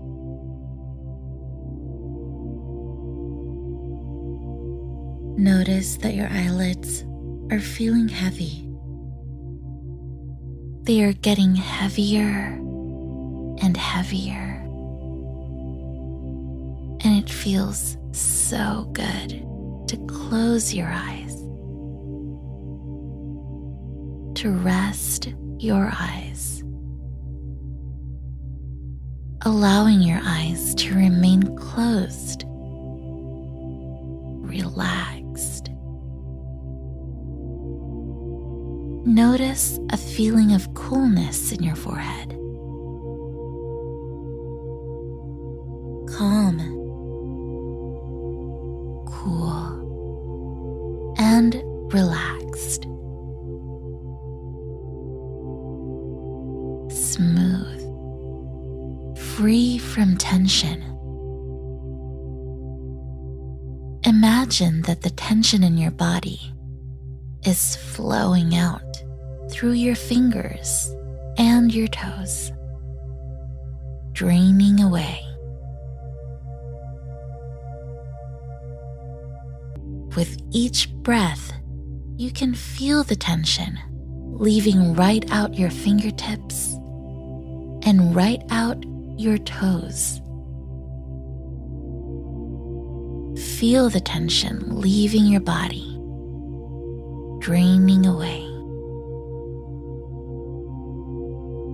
Continue the body scan sleep relaxation.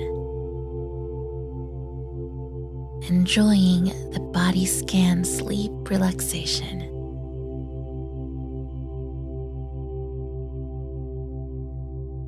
Let your mind drift now for a moment, just relaxing, not needing to focus or think, just drifting as the tension continues to drain away and your body relaxes.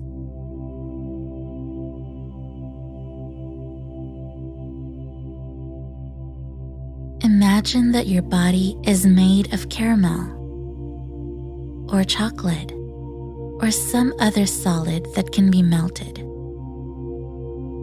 Right now, your body is like a solid, hard piece of caramel.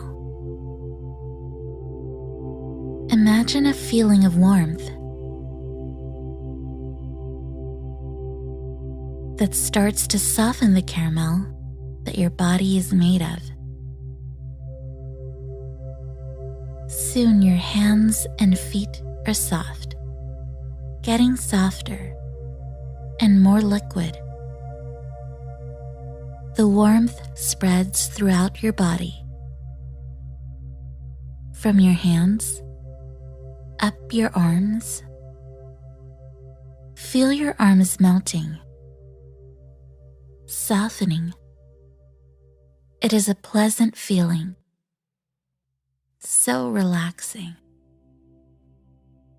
Feel the warmth as it continues up from your feet, up your legs. Notice your legs softening as if they are melting to a completely relaxed state. Feel the core of your body as the warmth coming from your arms and legs meets at your stomach. Feel your core relaxing, melting. Imagine that your whole body is very soft, like caramel that has melted and is soft and stretchy. Simply rest, enjoying this relaxation, floating, relaxing. It's okay to just relax now. Just allowing the sleep to overtake you. Letting your mind drift off. Drifting back to sleep. It feels so good to surrender to the heaviness of sleep. Your body is like a feather now, floating down gently toward this peaceful land of sleep.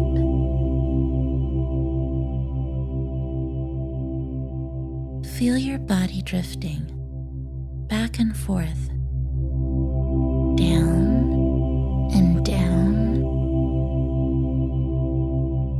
fluttering through the air softly.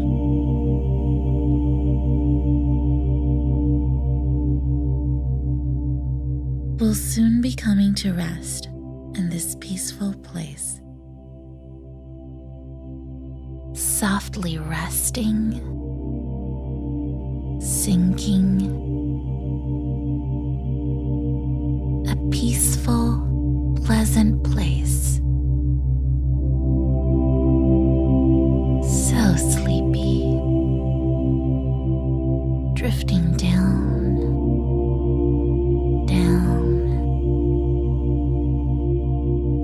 sinking down into sleep. Back to sleep. So deeply asleep and heavy. Pleasant, calm, dreaming. Coming to rest on a soft surface.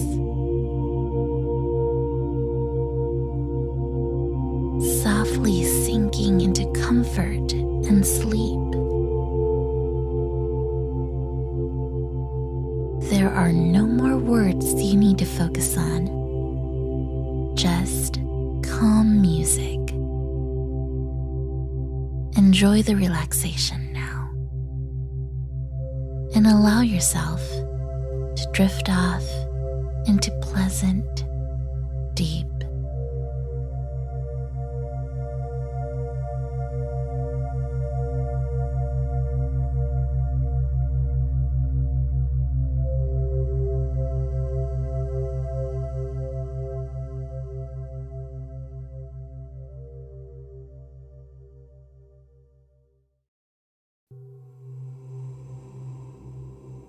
So, welcome to another sleep-guided meditation. Go ahead and find a nice, comfortable position in your bed.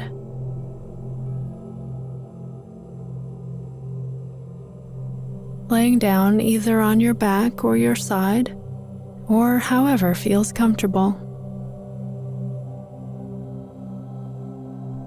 We can start with a few deep breaths as usual. So, taking a deep breath in and a deep breath out. One more time. Deep breath in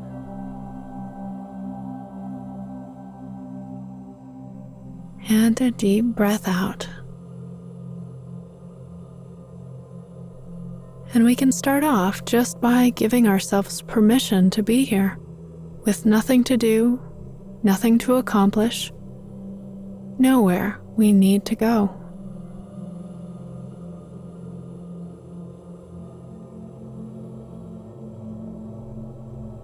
At the end of the day, giving yourself this permission to rest.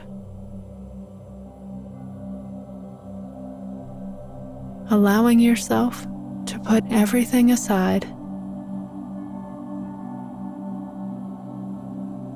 Set down all the projects, all the tasks.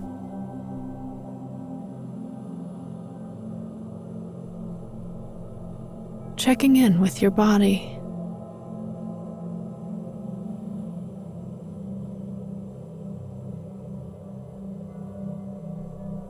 And just seeing if there's any tension or tightness that you can soften around.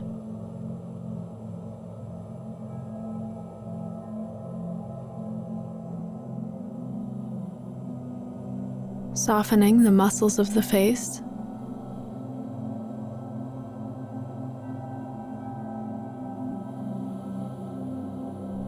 softening the muscles around the eyes,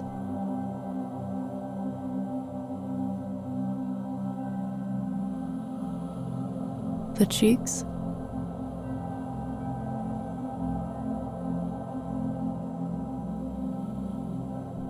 and the jaw.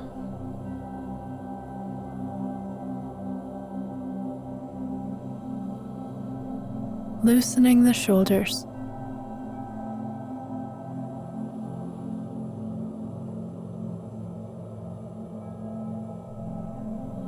Letting the arms drop.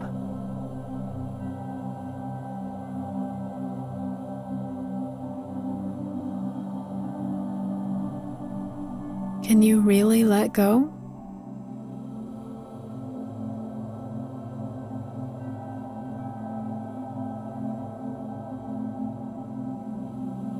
Allowing yourself to melt into the bed.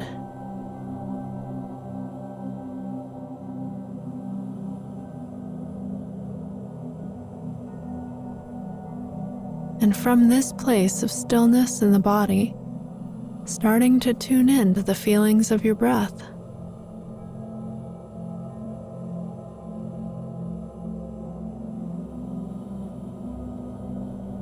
Connecting with your anchor point, that one spot, either in the belly or the chest, or at the entrance of the nostrils.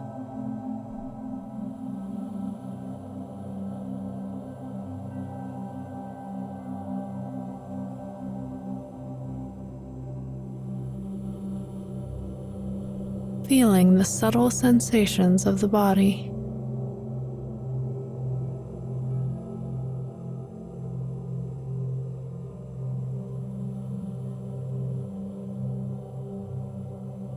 And now becoming aware also of your emotional state.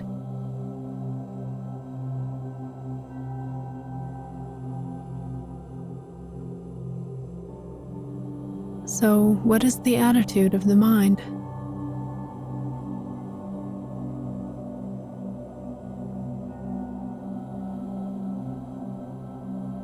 See if you can notice how you're feeling.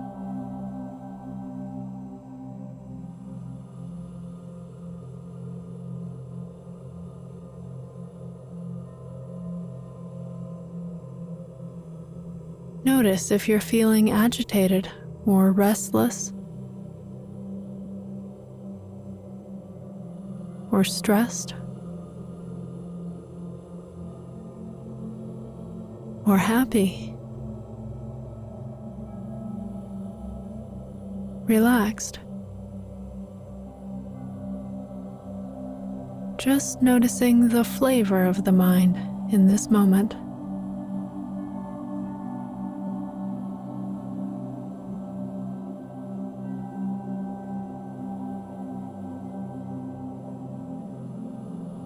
Getting curious about your experience.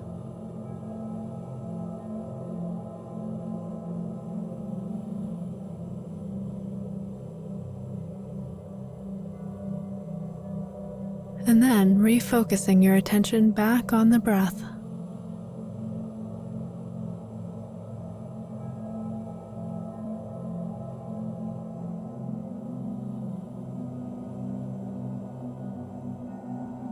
Breathing in and feeling the in-breath wherever you feel it. Breathing out and feeling the out-breath. And allowing yourself to be relaxed, be at ease.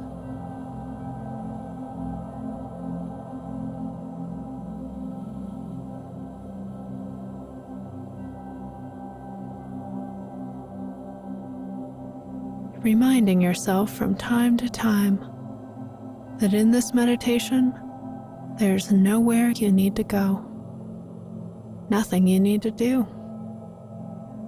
Just noticing what your experience is.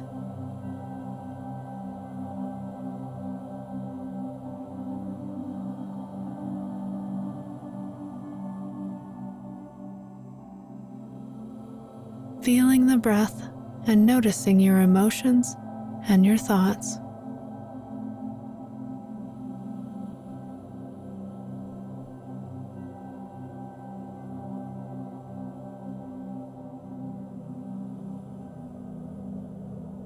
If you notice any tension or tightness creeping back into the body, you can allow these areas to soften.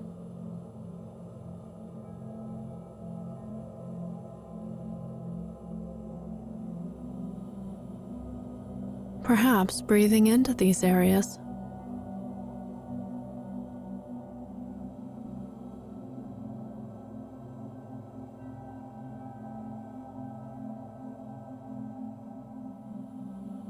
Let your out-breath soften and relax the muscles as if you were deflating a balloon.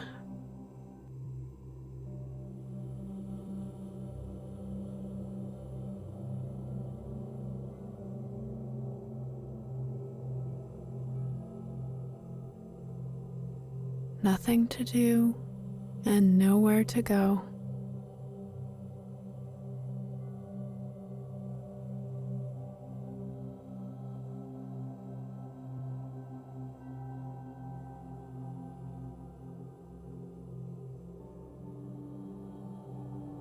Just allowing yourself to rest and relax, to feel your breath.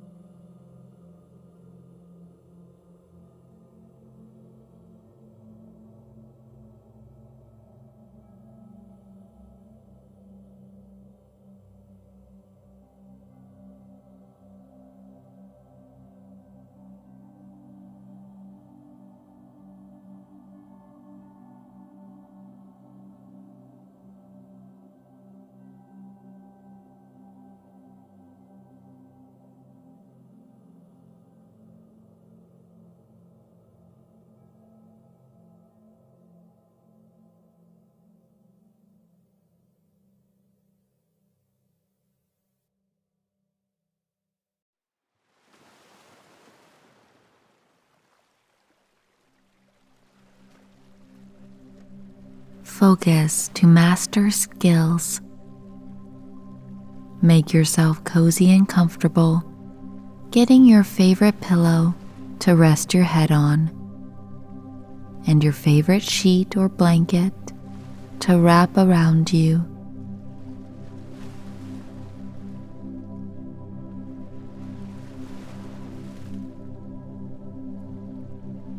Adjust yourself so that you are very relaxed and become as still as you can.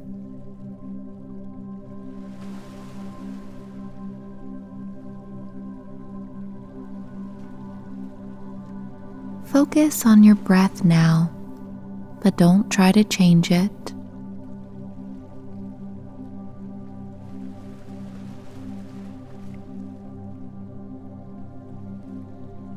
Training your mind to focus is like training a muscle. You can't lift very heavy weights on your first workout, so don't expect to focus for an hour straight on your first day of doing new focusing techniques. You start out training your ability to focus slowly, going for maybe 5 minutes with no distractions or breaks.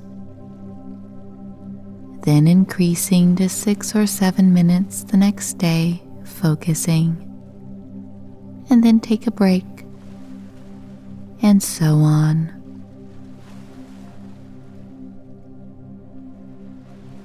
Focusing on your breath can make you feel very sleepy. So focus on your breath right now. Watch it coming in and watch it going out.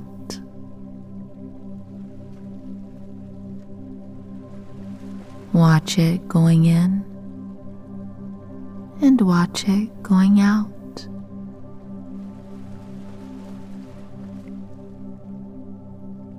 Distractions are the biggest pitfall of failure to focus. So when you get ready to start a task, keep a sheet of paper nearby that you will call your distraction list. That way, when something pops in your head that you want to look up on your phone or computer, or someone you think you need to call or contact, you write down these things that are trying to pull your attention away onto this list. And then you can get to them when you wake up the next morning refreshed.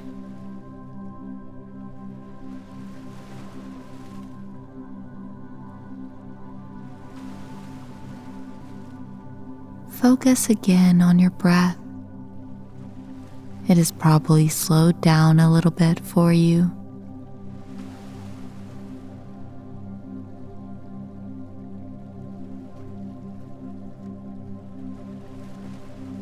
Notice the quality of the air.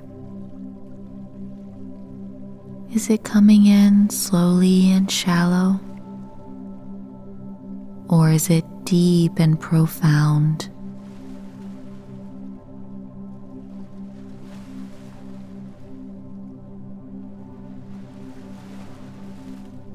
Draw in a deep breath now and exhale, feeling a wave of relaxation come over you.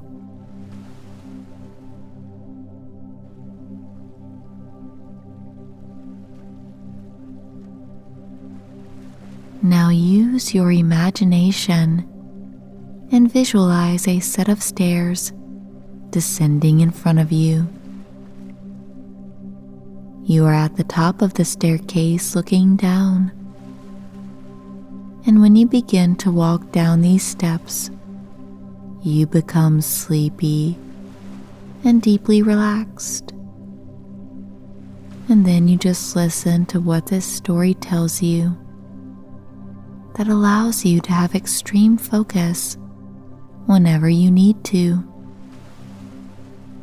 Begin walking down these stairs into extreme focusing abilities.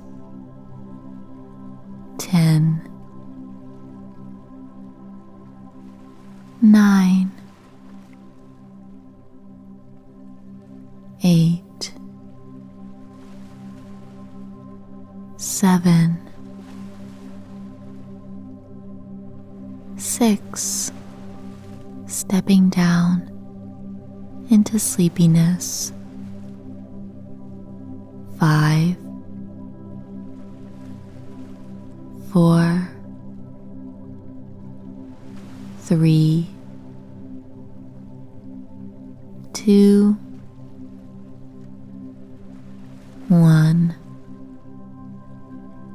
and 0. When you step off the last step, you have gained great focusing power.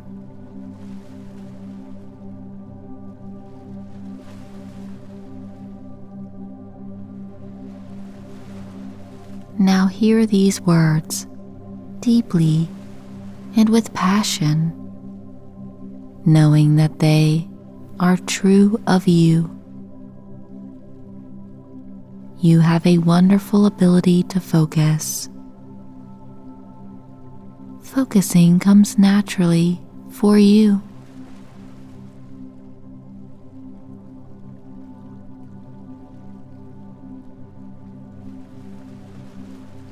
When you need extreme focus, your attention is like a laser, and nothing distracts you.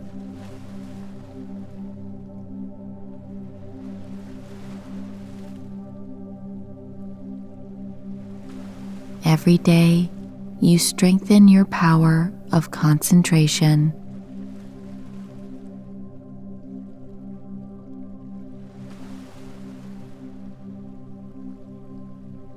You focus intensely whenever you desire.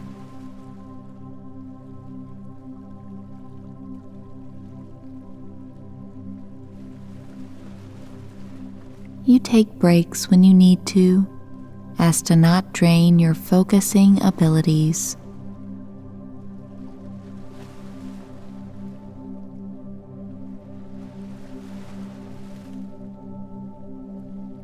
Concentration is one of your greatest abilities.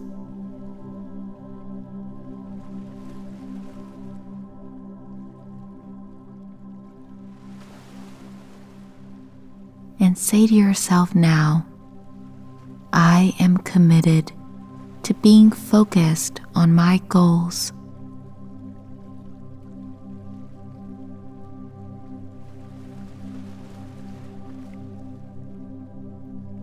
I focus effortlessly.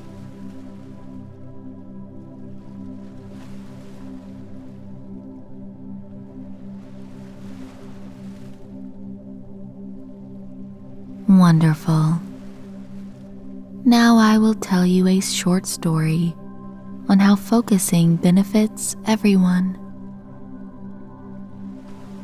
Louis was horrible at focusing. All his life he was told he had ADD or some form of attention disorder. All his life he was told he couldn't focus on anything.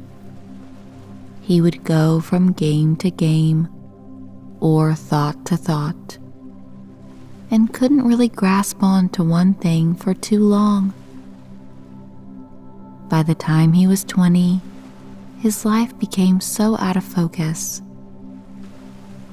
He needed to make money, but he didn't know how. He could only keep a job for about a year before he would get so bored. He wanted to change and do something else. Then one day, while he was watching a YouTube video or something, he came across a guided meditation. I could never meditate. I can't even focus for a few minutes, he thought. But he decided to give it a try anyways. The video led him to focus on his body sensations, like his hands and feet, and he found it was pretty easy to follow these directions.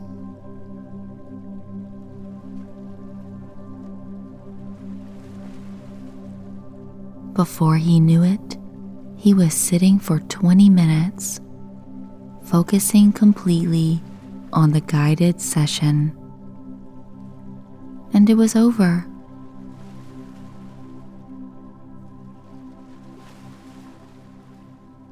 Louis hadn't focused on anything for 20 minutes straight in his entire life. Well, this is amazing, he thought, because he was getting pretty fed up with how his life was. So he decided to take a meditation challenge. Meditate for 21 days with a guided video to help. And it was amazing.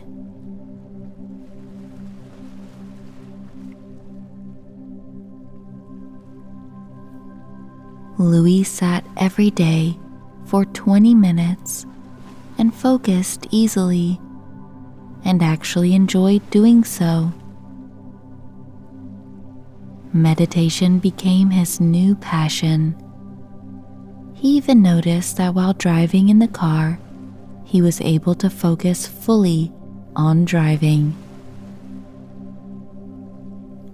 And while talking to friends, he started to be able to really hear what they were saying, instead of focusing on the way they looked or something else in the environment.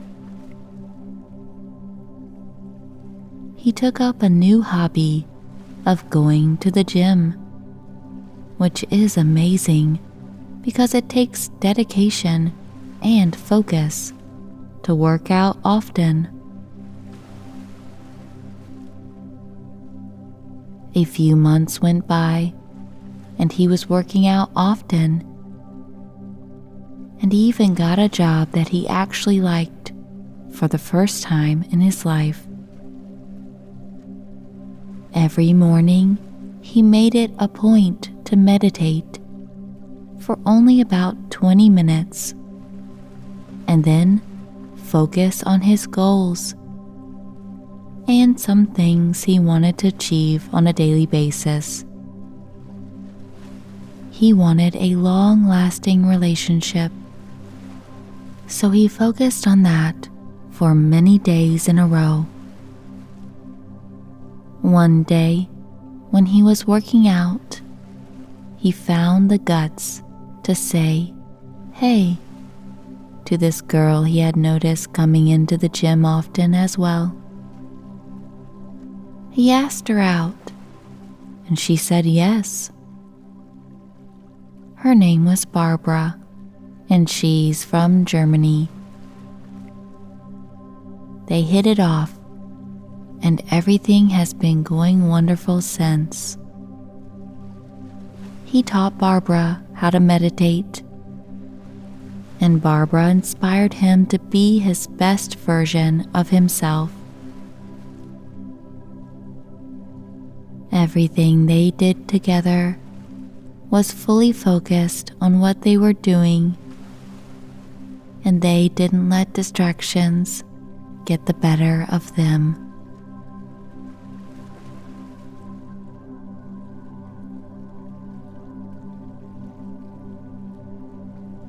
They are very healthy and strong, and created a beautiful family together.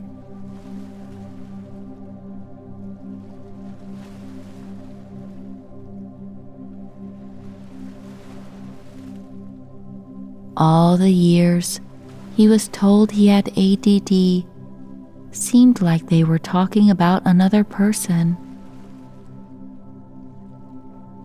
Louis could focus intensely on anything he put his mind to.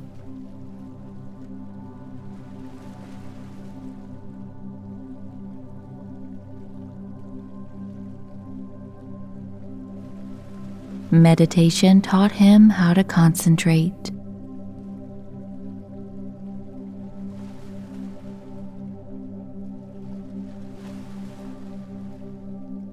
See, meditation isn't a kind of religion, but the practice of focusing your concentration.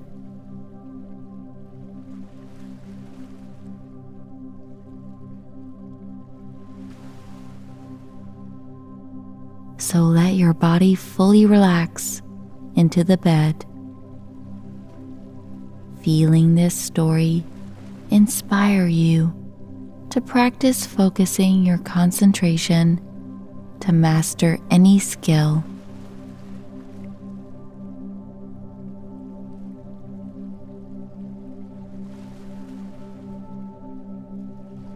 Have a nice night's sleep.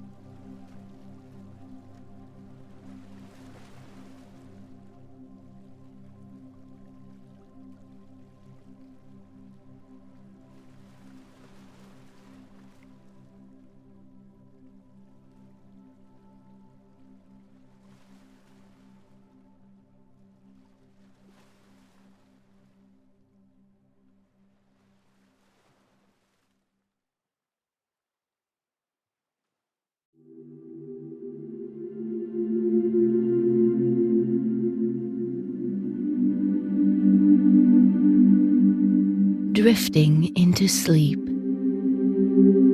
This guided meditation will help you to relax your body and calm your mind so you can fall asleep easily and get a good night's rest.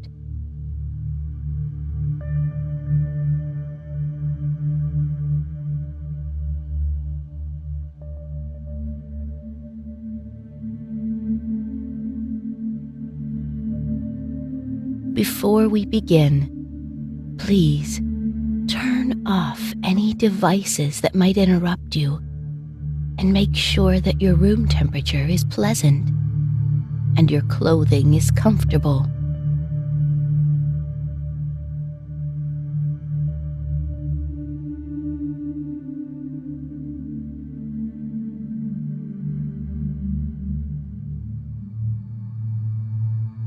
Lying in bed, listen to your body and get yourself as comfortable as you can.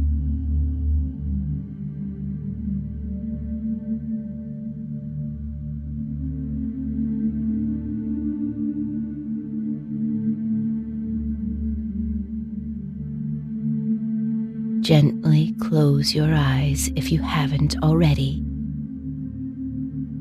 And just take a moment to acknowledge your present mental and bodily state.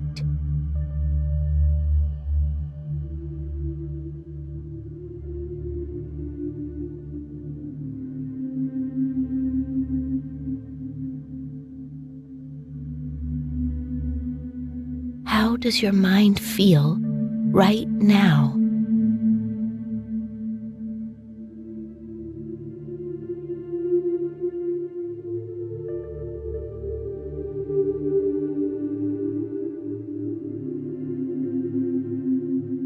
Is it agitated?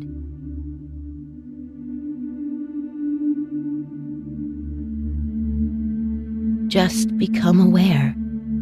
Don't try to change anything right now.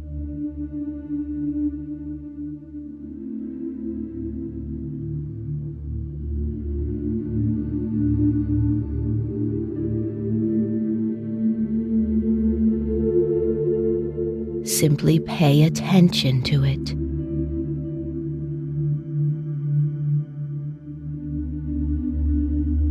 Does your body feel restless or maybe tired?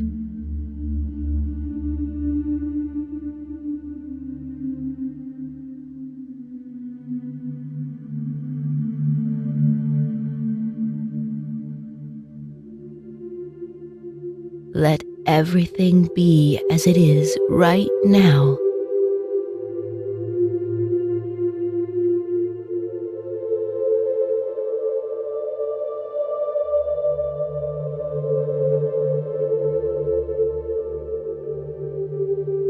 Simply pay attention to it.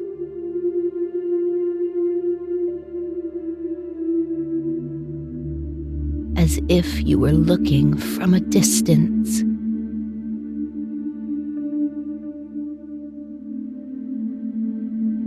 Unaffected.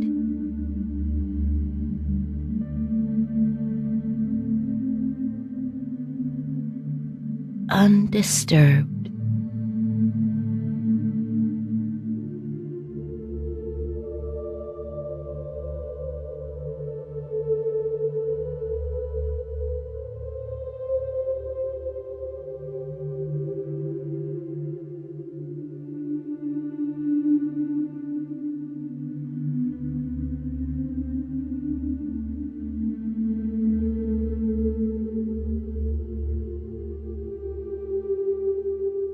Let's take a few deep breaths now.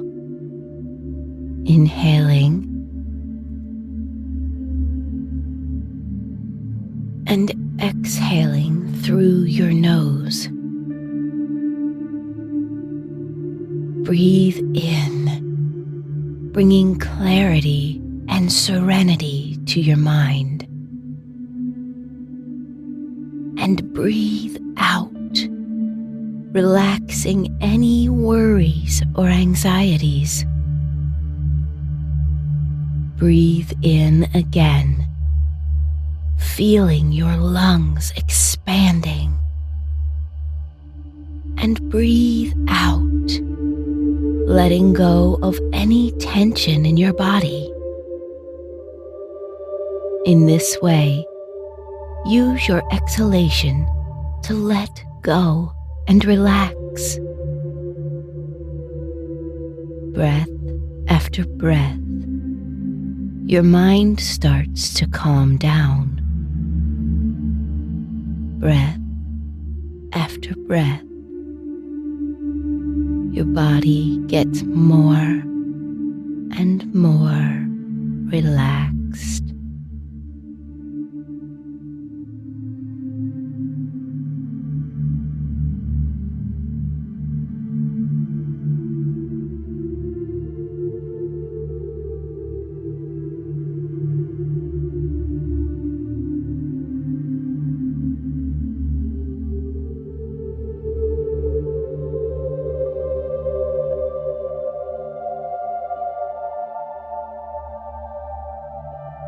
Allow your breath to flow naturally now.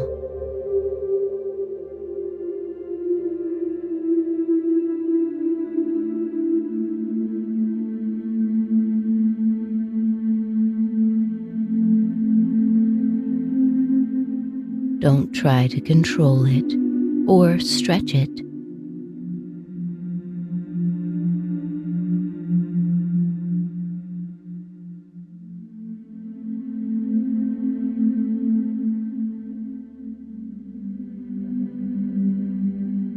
Let it be as it wants to be, coming and going at its own natural rhythm.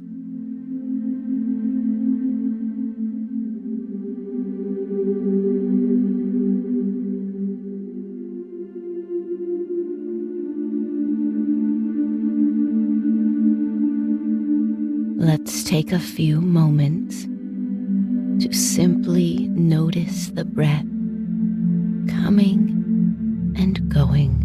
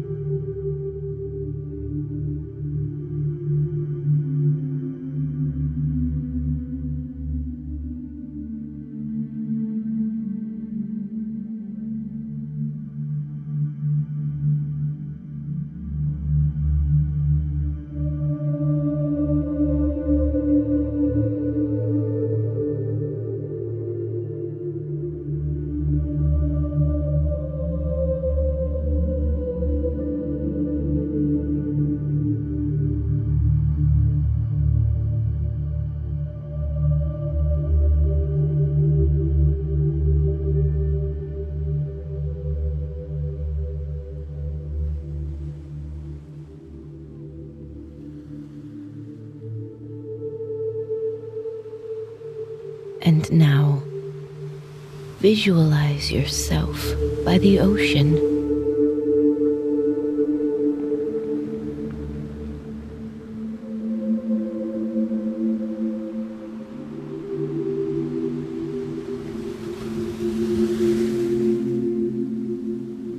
Lying down on the beach, next to the calming sound of the waves.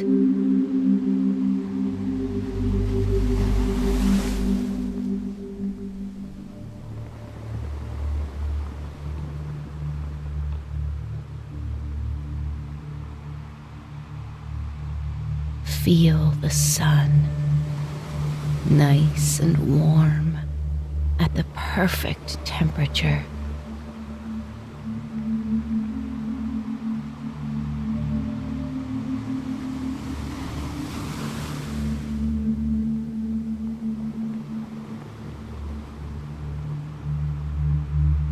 And the wind blowing gently and vitally around you.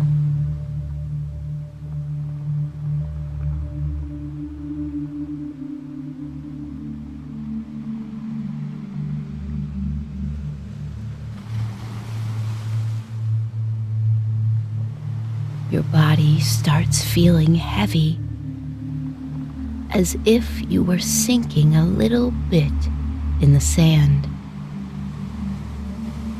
Totally relaxed, totally at peace.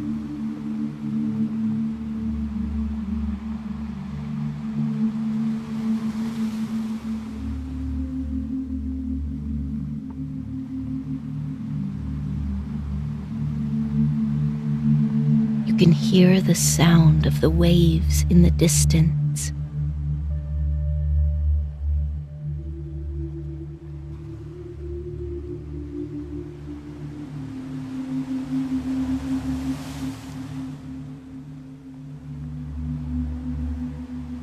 Hear them coming and going.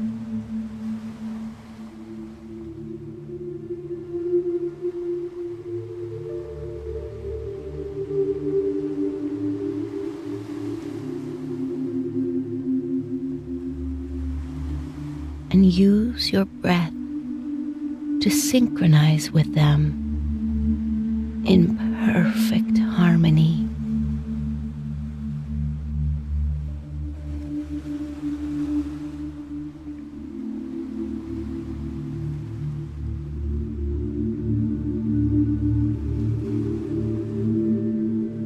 Stay there for a few moments,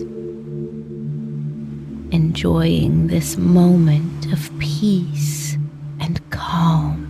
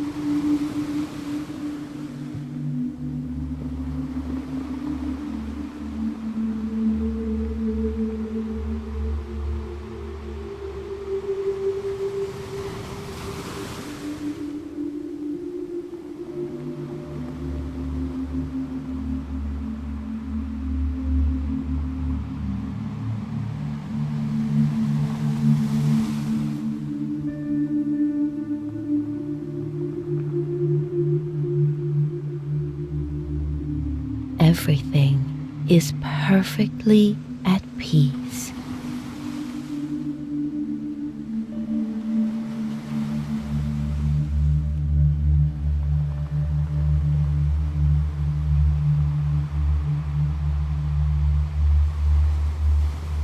you can rest, knowing that everything is in its place and in balance right now.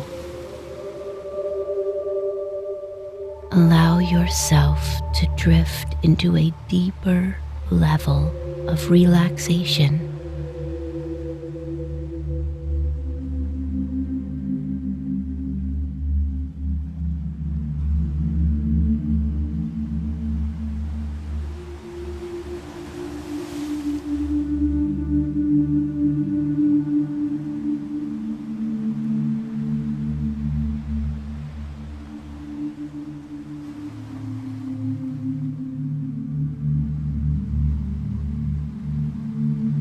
If your mind is still active, gently focus again on your breath.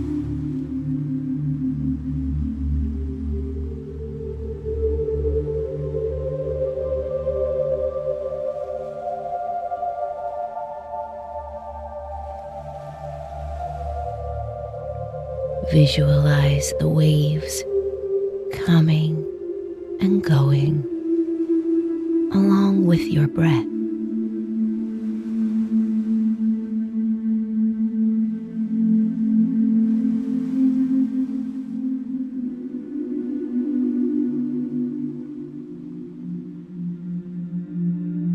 At ease.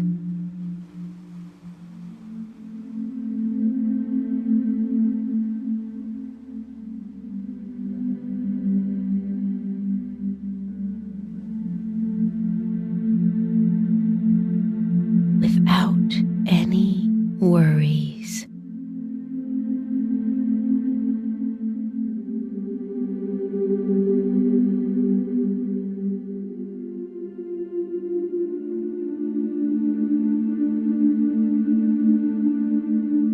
Completely relaxed.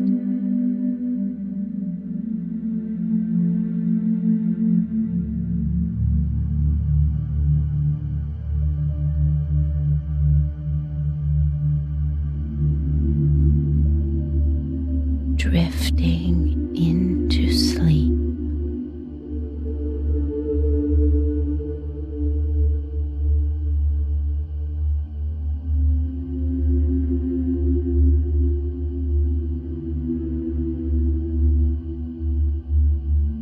Let yourself go.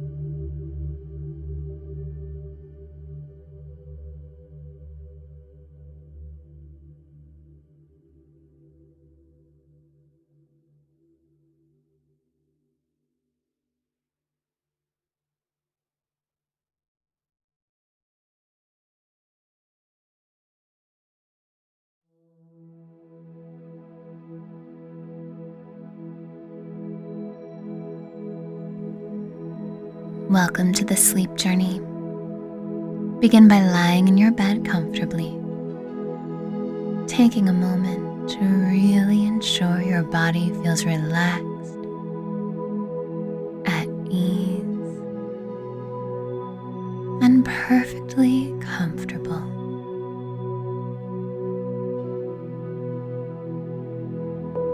feel the weight of your body as it's sinking into your bed. Let your eyelids be heavy as they gently close if they have not already. Let your breath be easy,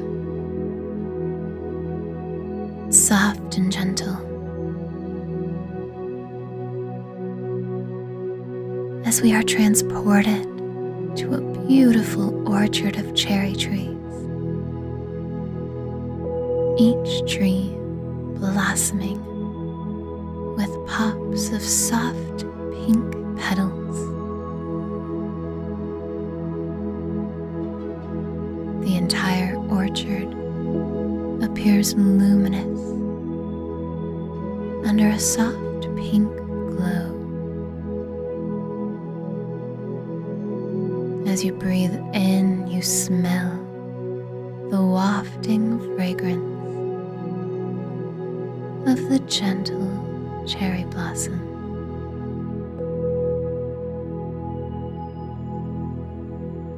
The air is fresh, and in this space, you feel free, perfectly relaxed. And so, you begin to slowly meander, following every desire to explore this orchard, letting your fingers run across the tree bark, feeling the roughness and the smoothness,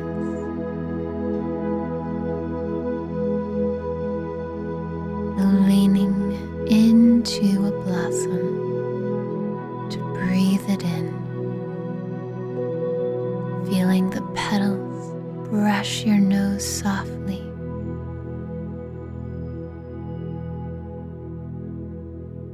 picking up on the sound of buzzing bumblebees.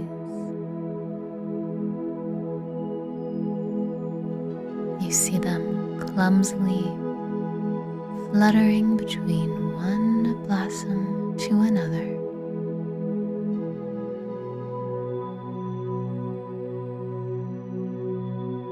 You begin to make your way through the winding trails between the trees until you find yourself smack in the middle of this vast orchard where all you can see to the left, the right, in front of you and behind you are rows and rows and rows and rows of soft pink cherry blossoms.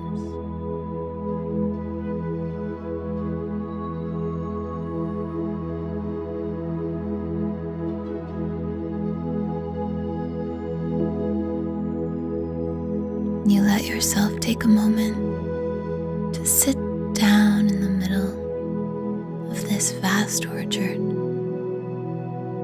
feeling the soft blades of lush green grass beneath your body as you gently sit down. Let your fingers glide through the blades of grass and lean down to breathe in the smell of the freshly cut grass. You let yourself lie back slowly, resting your hands beneath your head as you relax on the grass and look up at the tiny little glimmer glimpses of the sky that you get between the fluttering petals of the cherry blossoms.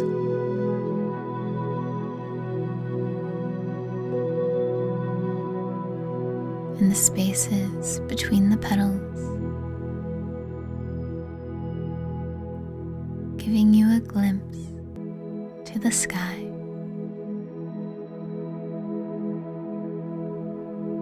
You focus in on the shade of blue you see between the flowers. The sky is as clear as you've ever seen it. The hue of blue, soft, comforting, freeing.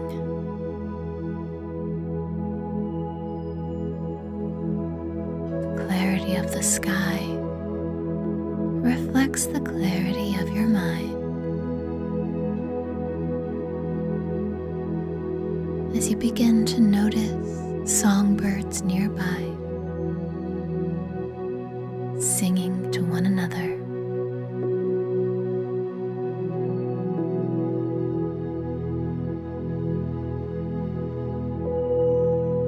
It is just you, this large orchard, a blue sky with green grass, and a couple songbirds singing you a lullaby. As you feel your body growing more and more relaxed, more and more at peace.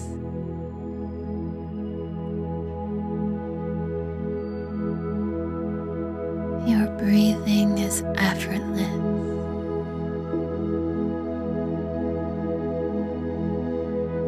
Your eyelids feel so heavy.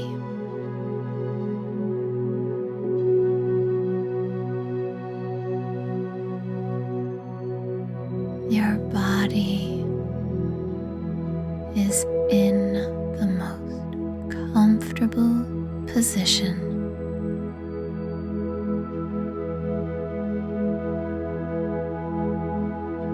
And you feel yourself beginning to grow more and more drowsy, beginning to welcome in the sweetest, most beautiful dreams.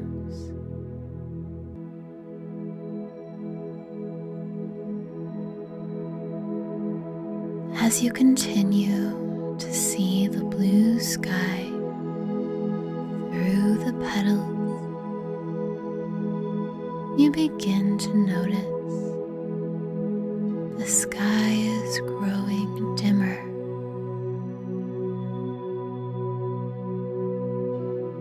As the sun is setting, the sky above you begins to change into another color of pink, very similar to the petals. For a moment, it feels as if you are in a pink haze.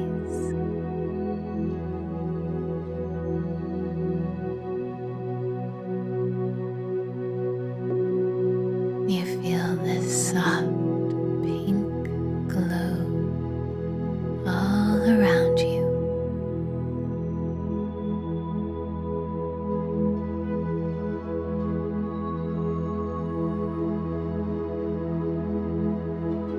Slowly, you begin to notice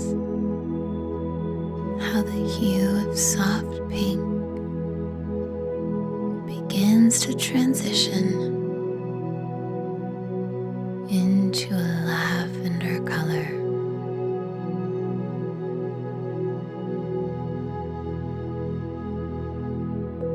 enjoying the juxtaposition of the light pink cherry blossom flowers adjacent to the soft purple sky. As the sun is setting, while you may not see the sun itself, you can sense the transition as you enjoy the changes in the color of the sky. It almost feels like the world is pulling down the curtains so that you may get some much needed and deserved rest.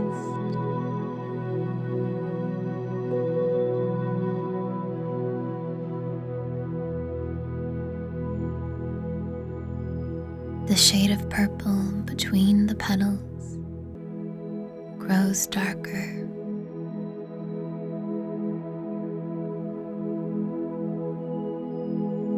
It's becoming more difficult to see the trees with clarity.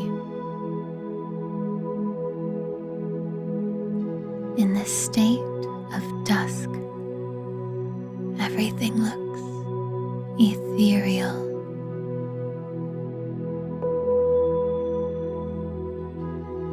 As if it is imbued with magical, divine properties.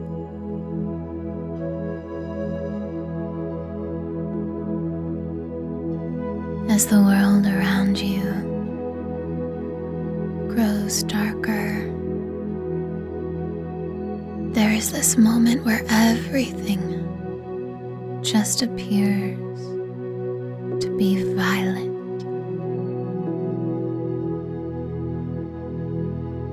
As if you're being wrapped up in a warm blanket of violet light.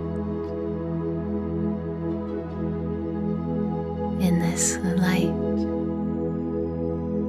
anything that no longer serves is transmuted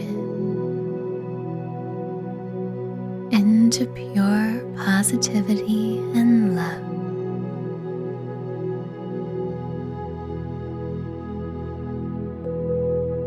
Spend several moments wrapped up in this violet light of transmutation.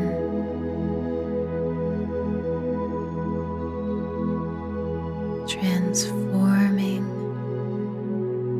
your energy into pure love and ease.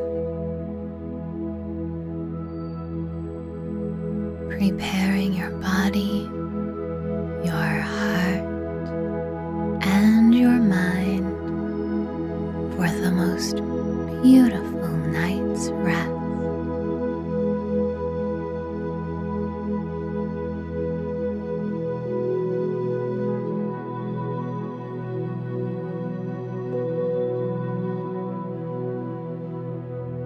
And now, as the sun sets completely, the sky above you appears as a dark navy blue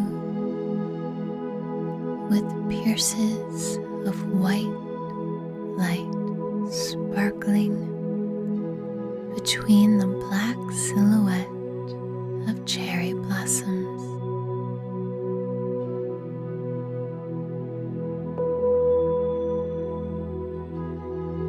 As the blossoms move slightly in the wind,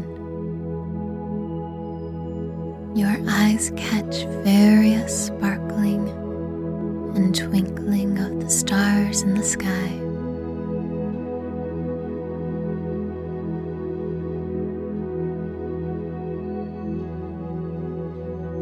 begin to hear crickets.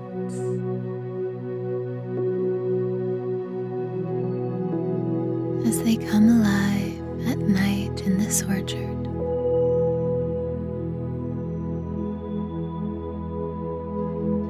Everything feels still and harmonious.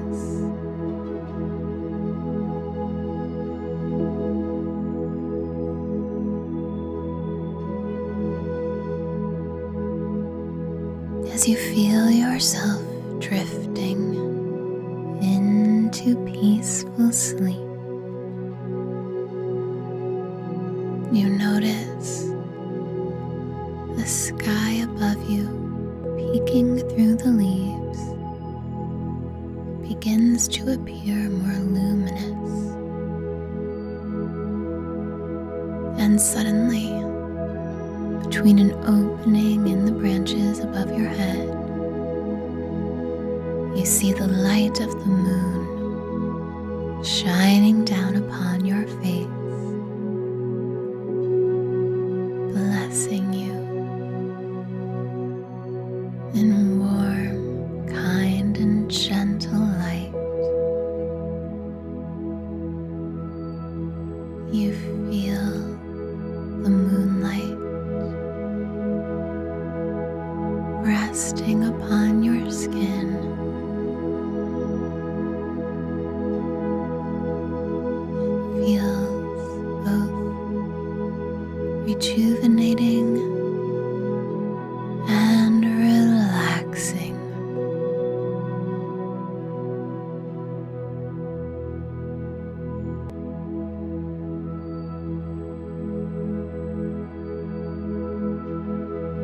And as the moon continues to travel, it shifts back behind the leaves of the trees above you, returning to a dark and peaceful sky above your head.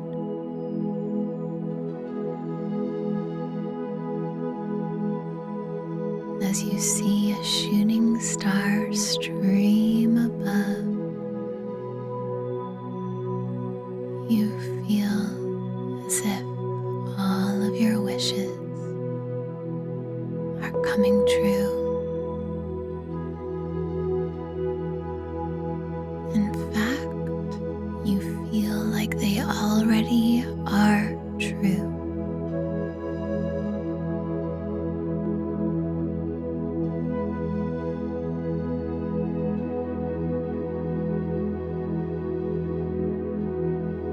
With your body completely relaxed, feeling the love of this moment,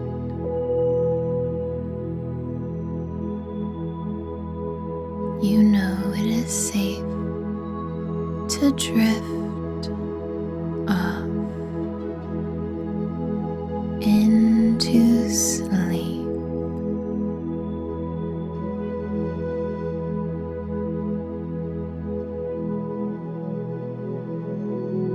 And so,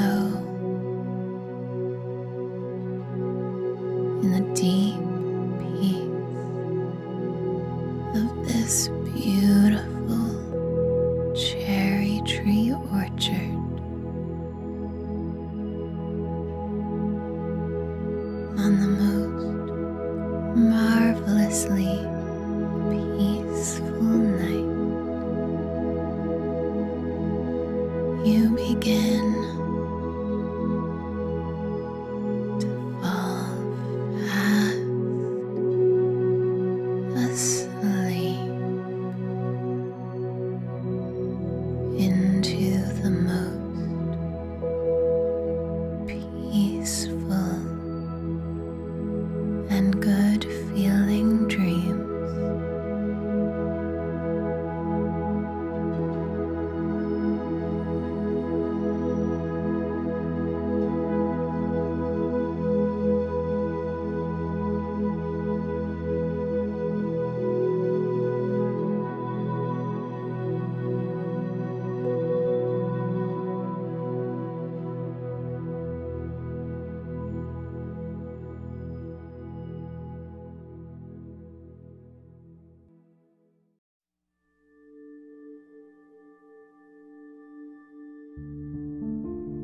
Visualization relaxation is an effective way to relax the mind and body by picturing a relaxing scene, such as a beach, garden, meadow, or any other peaceful place.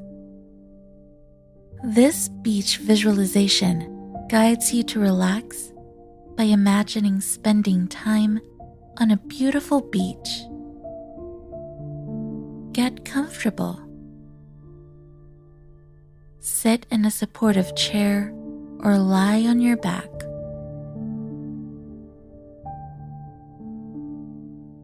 Relax your body by releasing any areas of tension. Allow your arms to go limp, then your legs.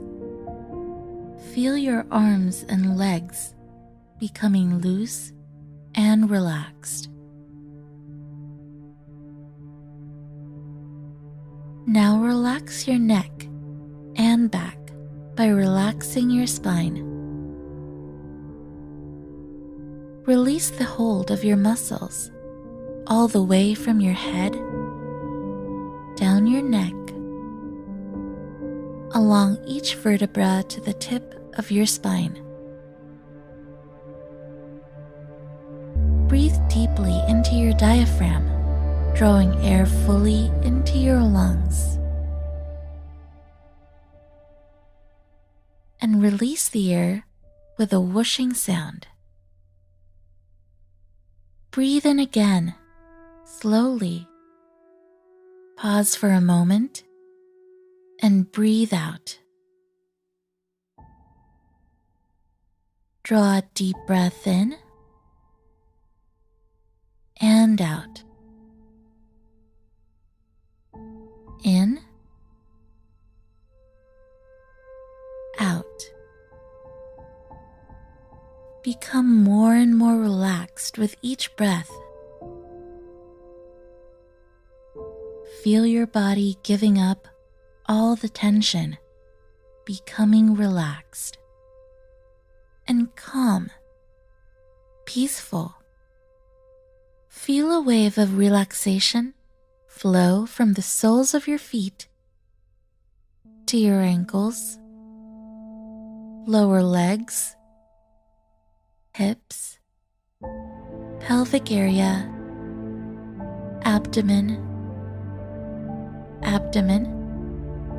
chest, back, hands, lower arms, elbows, upper arms, shoulders, back of your head, face, and the top of your head. Allow your entire body to rest heavily on the surface where you sit or lie. Now that your body is fully relaxed, allow the visualization, relaxation to begin. Imagine you are walking toward the ocean, walking through a beautiful tropical forest. You can hear the waves up ahead. You can smell the ocean spray. The air is moist and warm. Feel a pleasant, cool breeze blowing through the trees. You walk along a path, coming closer to the sea. As you come to the edge of the trees, you see the brilliant aqua color of the ocean ahead. You walk out of the forest and onto a long stretch of white sand. The sand is very soft powder. Imagine taking off your shoes and walking through the hot, white sand toward the water. The beach is wide and long. Hear the waves crashing to the shore. Smell the clean salt water and beach. You gaze again toward the water. It is a bright blue-green. See the waves washing up onto the sand and receding back toward the ocean, washing up and flowing back down.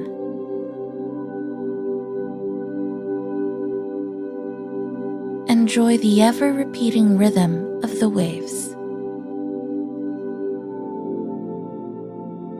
Imagine yourself walking toward the water, over the fine, hot sand. You are feeling very hot. As you approach the water, you can feel the mist from the ocean on your skin. You walk closer to the waves and feel the sand becoming wet. A wave washes over the sand toward you and touches your toes before receding. As you step forward, more waves wash over your feet. Feel the cool water provide relief from the heat. Walk further into the clear, clean water. You can see the white sand under the water.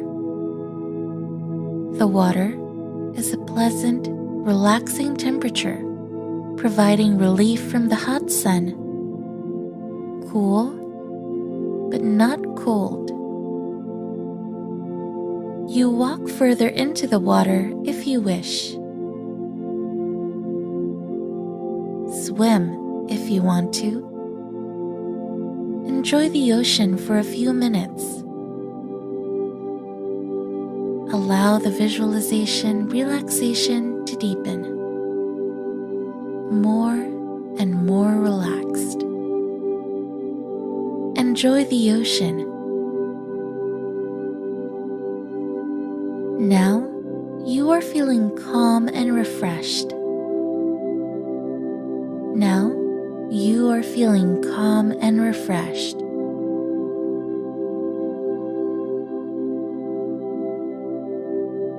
You walk back out of the water and onto the beach. Stroll along the beach at the water's edge, free of worries, no stress, calm, enjoying this holiday. Up ahead is a comfortable lounge chair and towel just for you. Sit or lie down in the chair or spread the towel on the sand. Open your eyes, stretch your muscles, and become fully alert, refreshed, and filled with energy.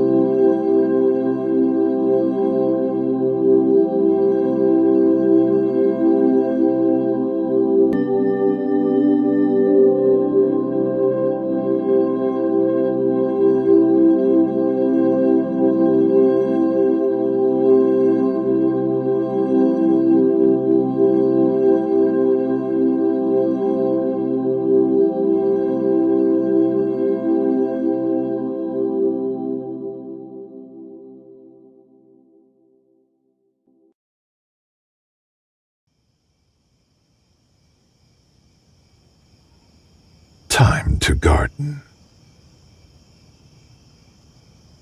The notion of summer gardening brings thoughts of a brilliant sun glittering in a bright blue day.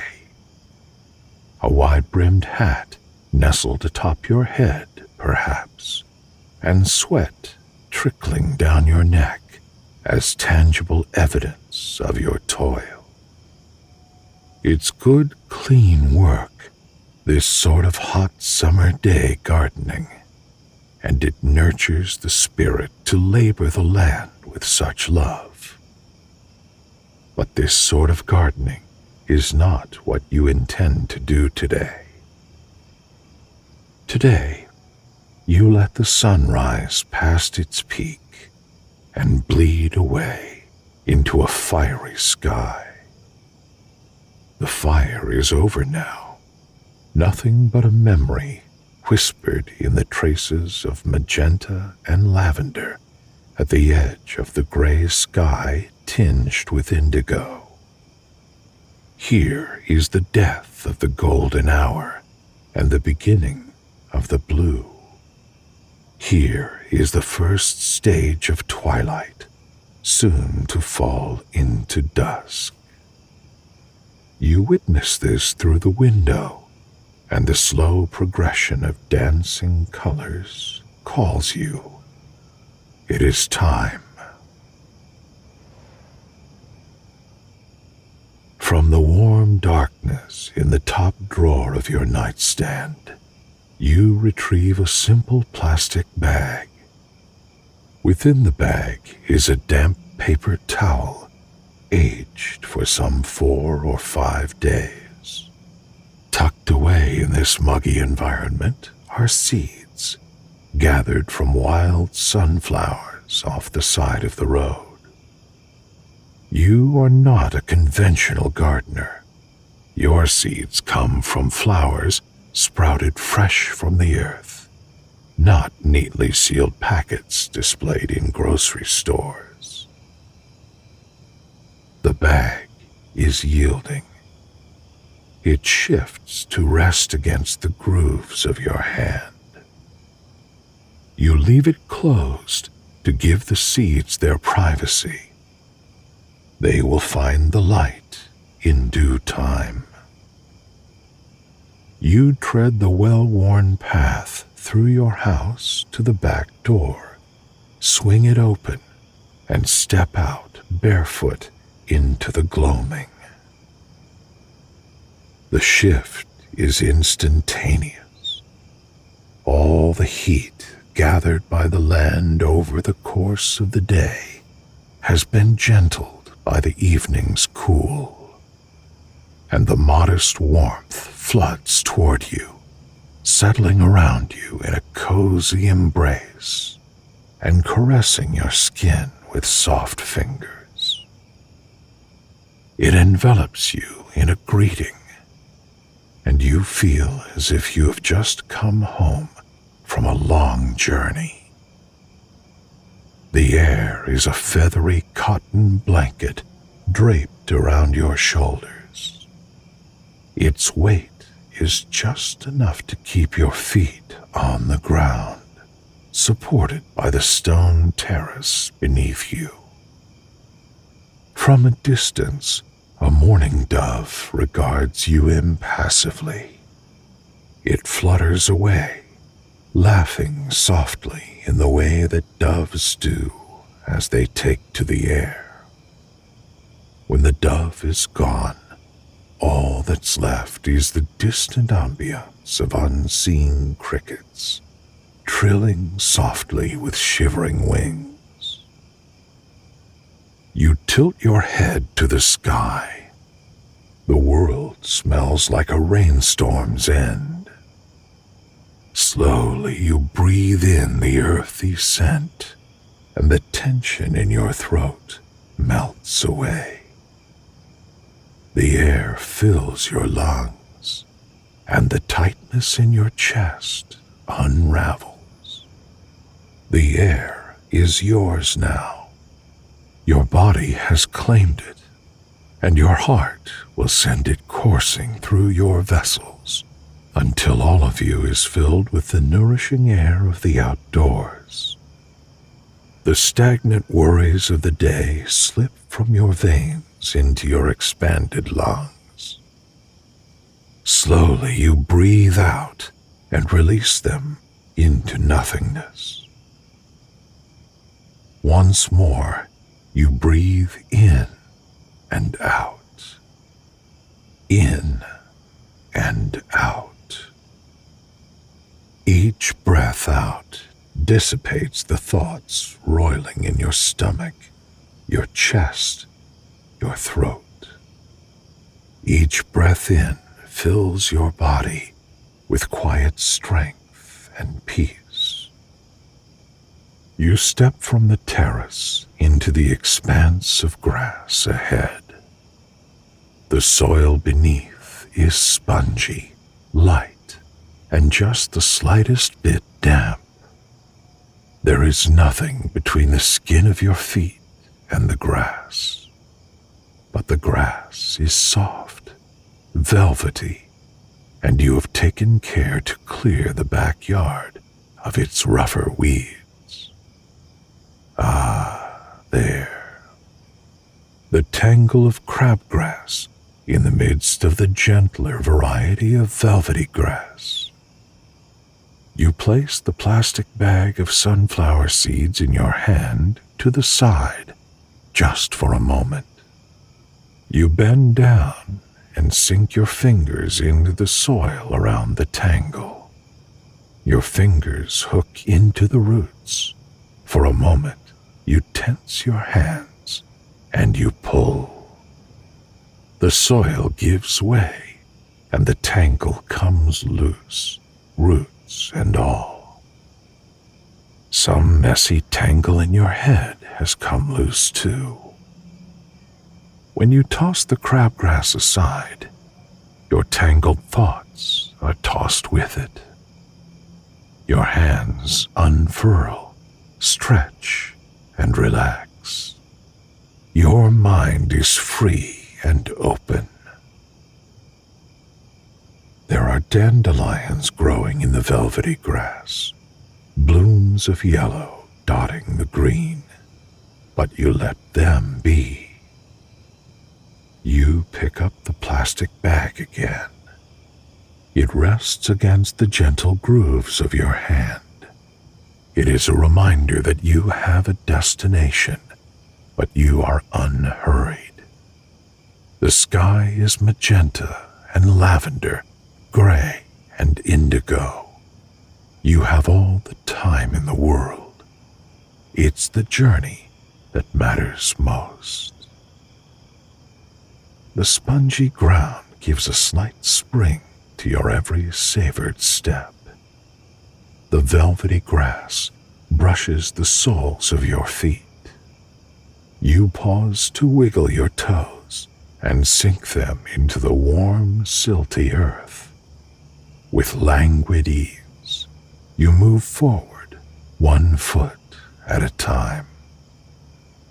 The day went by so needlessly fast. It's time to make these moments last forever. But forever ends eventually, and you reach the edge of the grass. Beyond the grass is a long strip of soil, stretched along 3 sides to mark the borders of your backyard. This is your garden. This is your childhood home. And the old garden, the old growth, has long languished away. At some point, you freed the garden of its old withering foliage, and now you are left with this blank slate of soil. One day, it will be efflorescent. Today, you begin. You place the bag of sunflower seeds to the side. You fold your limbs into a comfortable crouch, with the earth wholly supporting your weight. You are even closer to the world now, able to see every detail on the ground before you. every gray speck of gravel and green bit of plant life across the sea of brown. The soil is dark, except for the places where mosses and wildflowers have found their way. It is undulating, with rising hills and falling dips. Most of the dips contain yesterday's rain, miniature basins with water so pure and clear that you could cup it in your hands and drink to quench your thirst. One dip has tiny pony's foot plants growing in its depths, a miniature forest immersed in an atmosphere of rainwater. You reach towards a spot that's free of both plant life and water. This is where you will grow your sunflowers, the first residence of your garden-to-be. With your hands, you dig. You are not a conventional gardener. You work the earth with your hands and have no want for the intermediary presence of a shovel or a spade. In this way, you are directly connected to the earth. Your feelings travel unfiltered from your heart to your fingertips, and from your fingertips to the soil. There is something raw in this primitive means of digging, something deeply satisfying in the soft yet gritty feel of dirt rubbing against your hands. The dirt is still holding on to some last vestiges of the fallen sun's heat, giving it a slight warmth that makes it feel pulsing and alive between your fingers. You do not need to dig long for your sunflower seeds, but just as you reach a depth with which you are pleased, your fingers brush something solid. The surface of it is round and much too smooth to be a rock. You dig deeper and excavate a small cat's eye marble. It's clear glass with swirled blades of aquamarine. The sight of it evokes in you a hazy memory from time immemorial, the nostalgic kind of memory that feels rather like a dream. You keep digging and find a handful more marbles, all varying sizes and shapes, a cheerful posse of colorful orbs. The memory gets stronger, still dreamlike and faded around the edges. You played with these marbles once, although you thought them to have disappeared in the mysterious way that childhood things do. You had long forgotten them, but seeing them now allows you to remember. You used to roll these marbles in circles across the ground, pretending that these marbles were planets whirling through the earth-made sky. Look here, that large rusty one ringed with red and yellow and white, resembling agate. That was your Jupiter. The little sparkling white one was Pluto, before you knew what Pluto looked like, and the translucent blue-green one was Earth, and of course, you were the sun.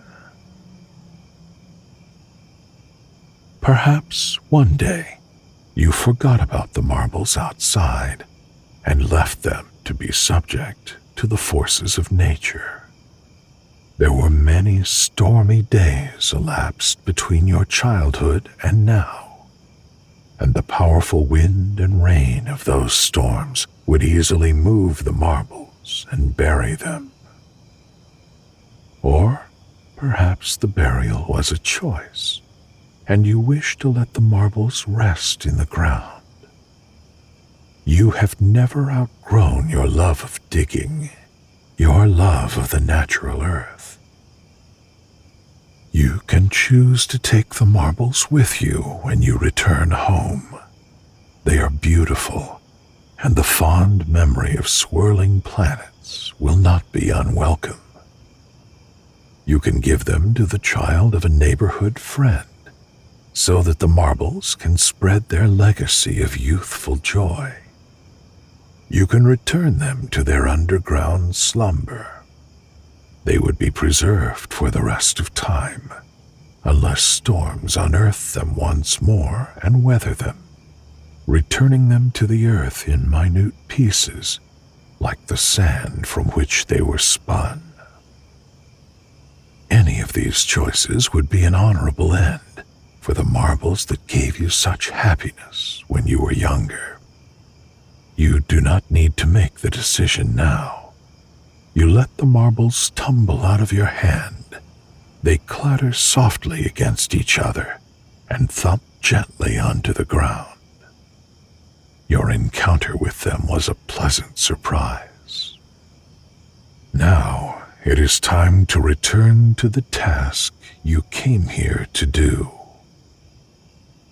You return overflowing handfuls of soil to the hole you dug until it's back to the depth you had before you unearthed the marbles, a shallow pit suitable for your sunflower seeds. Gently, you carve out a few more pits, shaping the soil with fingers that grow steadier with each rhythmic motion. The rhythm is familiar and soothing. Finally, you open the bag, unfolding the damp towel within to reveal the sprouted seeds to the open air. Their first leaves are still hidden away in their black-striped shells. Their pale roots are hardly the width of your thumb, just beginning to burrow deep into the towel to drink every droplet of water they can. With the utmost care in your delicate movements, you extricate the fragile roots of the seeds from the towel. The slightly cracked shells are a little slippery between your fingers. If you peer into them at just the right angle, you can see a hint of green, the promise of growth to come. Each seed is deposited in a shallow pit and buried in a blanket of warm earth, patted gently down. This is all they will need to flourish. You are not a conventional gardener. Simple, pure soil is enough to nurture your garden. When the last seed is planted and tucked in with its soil blanket, you dip your hands into one of the rainwater puddles, cleansing them of the thin film of dust that is collected on your palms and the lines of your skin. You scoop cool water into your cupped hands and let it drip, drip, drip onto the soil that now hides your seeds. In a few days, they will shyly peek their curled stems above the surface, and a few days after that, those stems will stretch up towards the sky, the shell will fall away, and the leaves will unfurl to greet the sun. By the fall, you will have golden sunflowers blossoming in your garden, alongside whichever seeds you pick up next. But for now, in this little slice of time, the seeds slumber on beneath the earth, beneath the warm summer air, beneath the vast twilight sky. The end.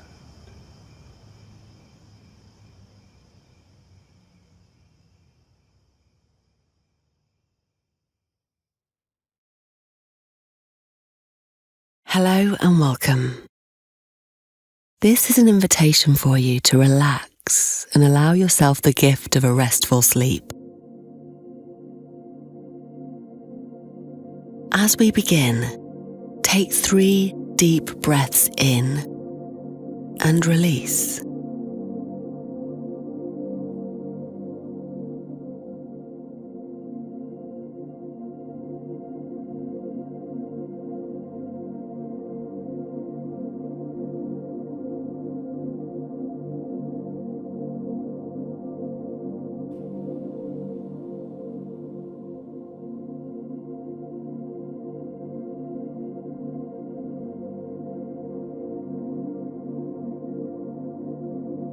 With each breath that you gift your body, you're breathing in serenity and calmness, releasing tension and stress and any other thoughts or negative emotions with each out-breath. This is a special time for you. Breathing in for 3, hold for 3, and out for 3. Breathing in deeply and releasing deeply.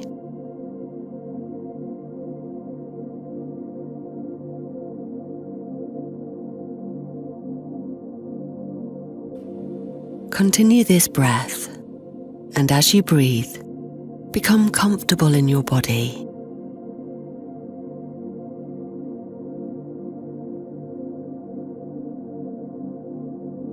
Observe your body. Notice any sensations in your body or anything that your body is telling you in this moment.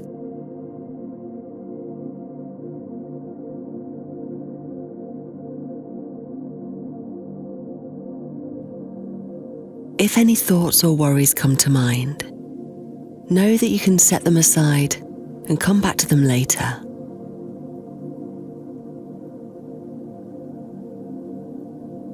You don't have to ignore them. You may simply set them aside for another space and another time.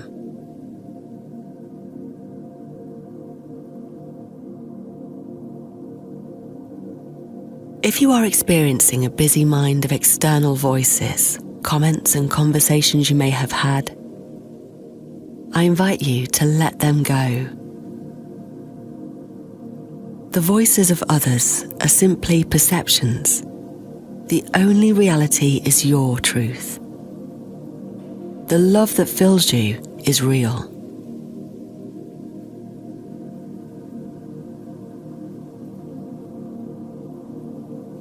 Breathe in deeply, holding,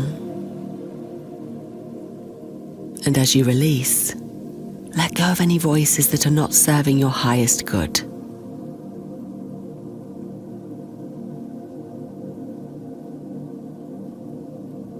Let them go with your breath.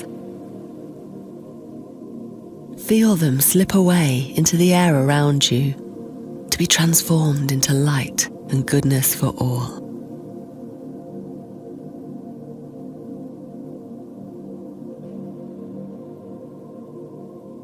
As you continue to breathe, with each in and out breath, you begin to relax, deeper and deeper into your relaxation.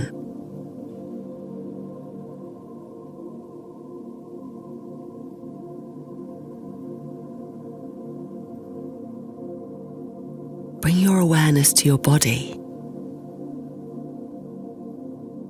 How do you feel?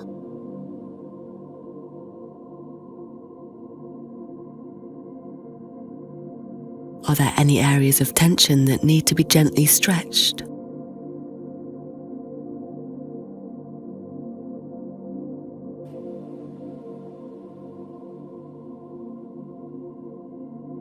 Maybe you wiggle your toes or stretch each leg out one at a time.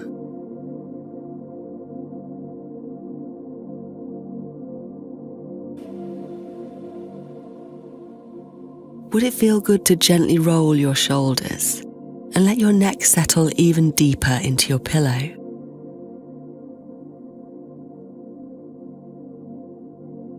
Release the tension you feel by sending your breath into the places that are feeling sore as you breathe in. Hold and release.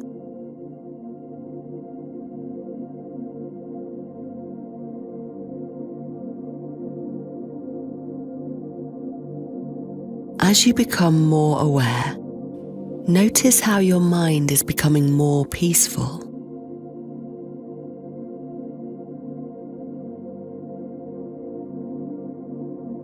You are creating a beautiful connection between mind and body.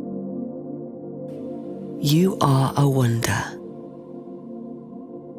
An amazing whole individual who is needed here right now.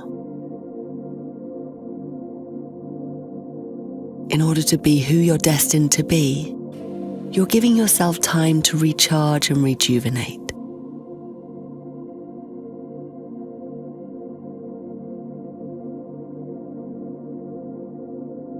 When you're rested, you have so much more to give.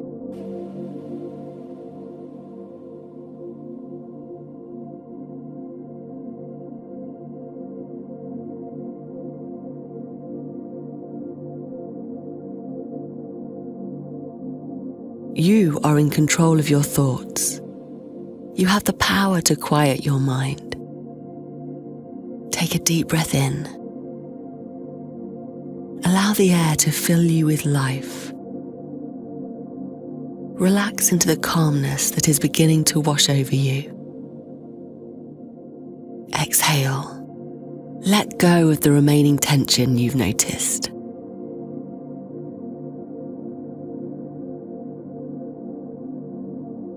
You are in this moment, living in the present. The best gift for yourself and those you interact with is a restful sleep.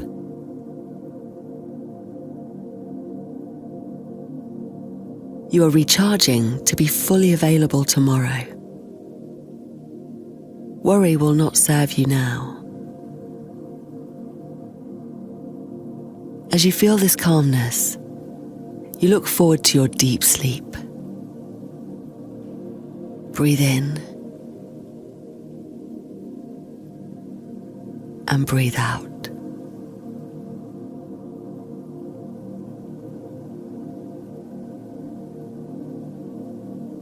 For the next few moments, I invite you to begin counting each breath. Breathing in and out. Gently count each inhalation. Feel yourself become more relaxed with each passing number. Count from 1 to 10 and allow yourself to rest deeper and deeper into your bed.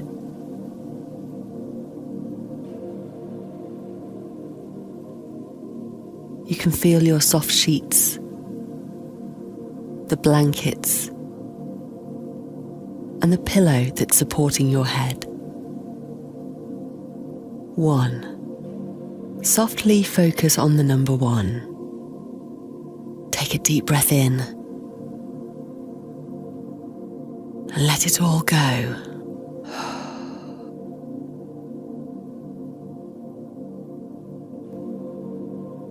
2. Feel the relaxation that's moving into your body.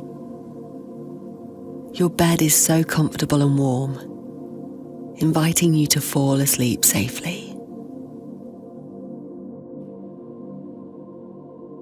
3. You're feeling more and more relaxed. You're looking forward to a nice, deep sleep.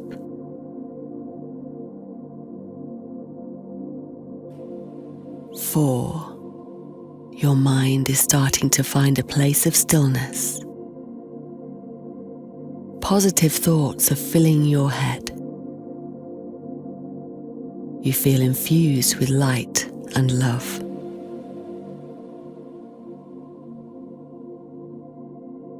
5. You're drifting now.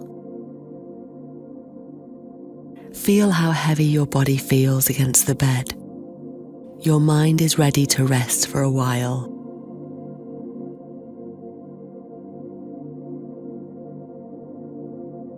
6. You're feeling wonderful and safe. You are comfortable and drifting off.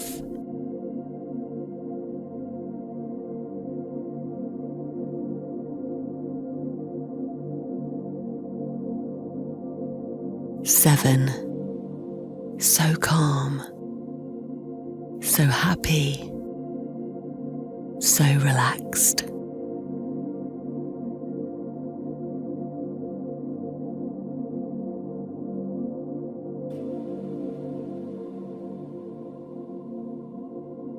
8. Heavy, calm, relaxed.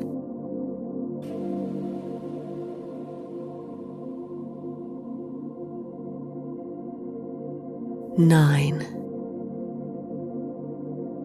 Breathe softly. You're ready to drift off and float away into Dreamland.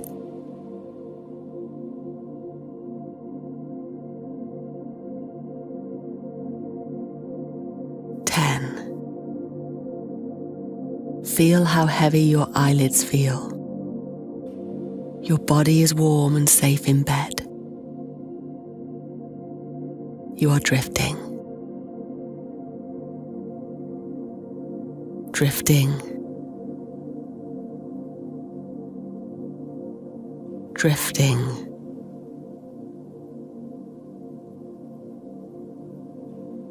Sleep.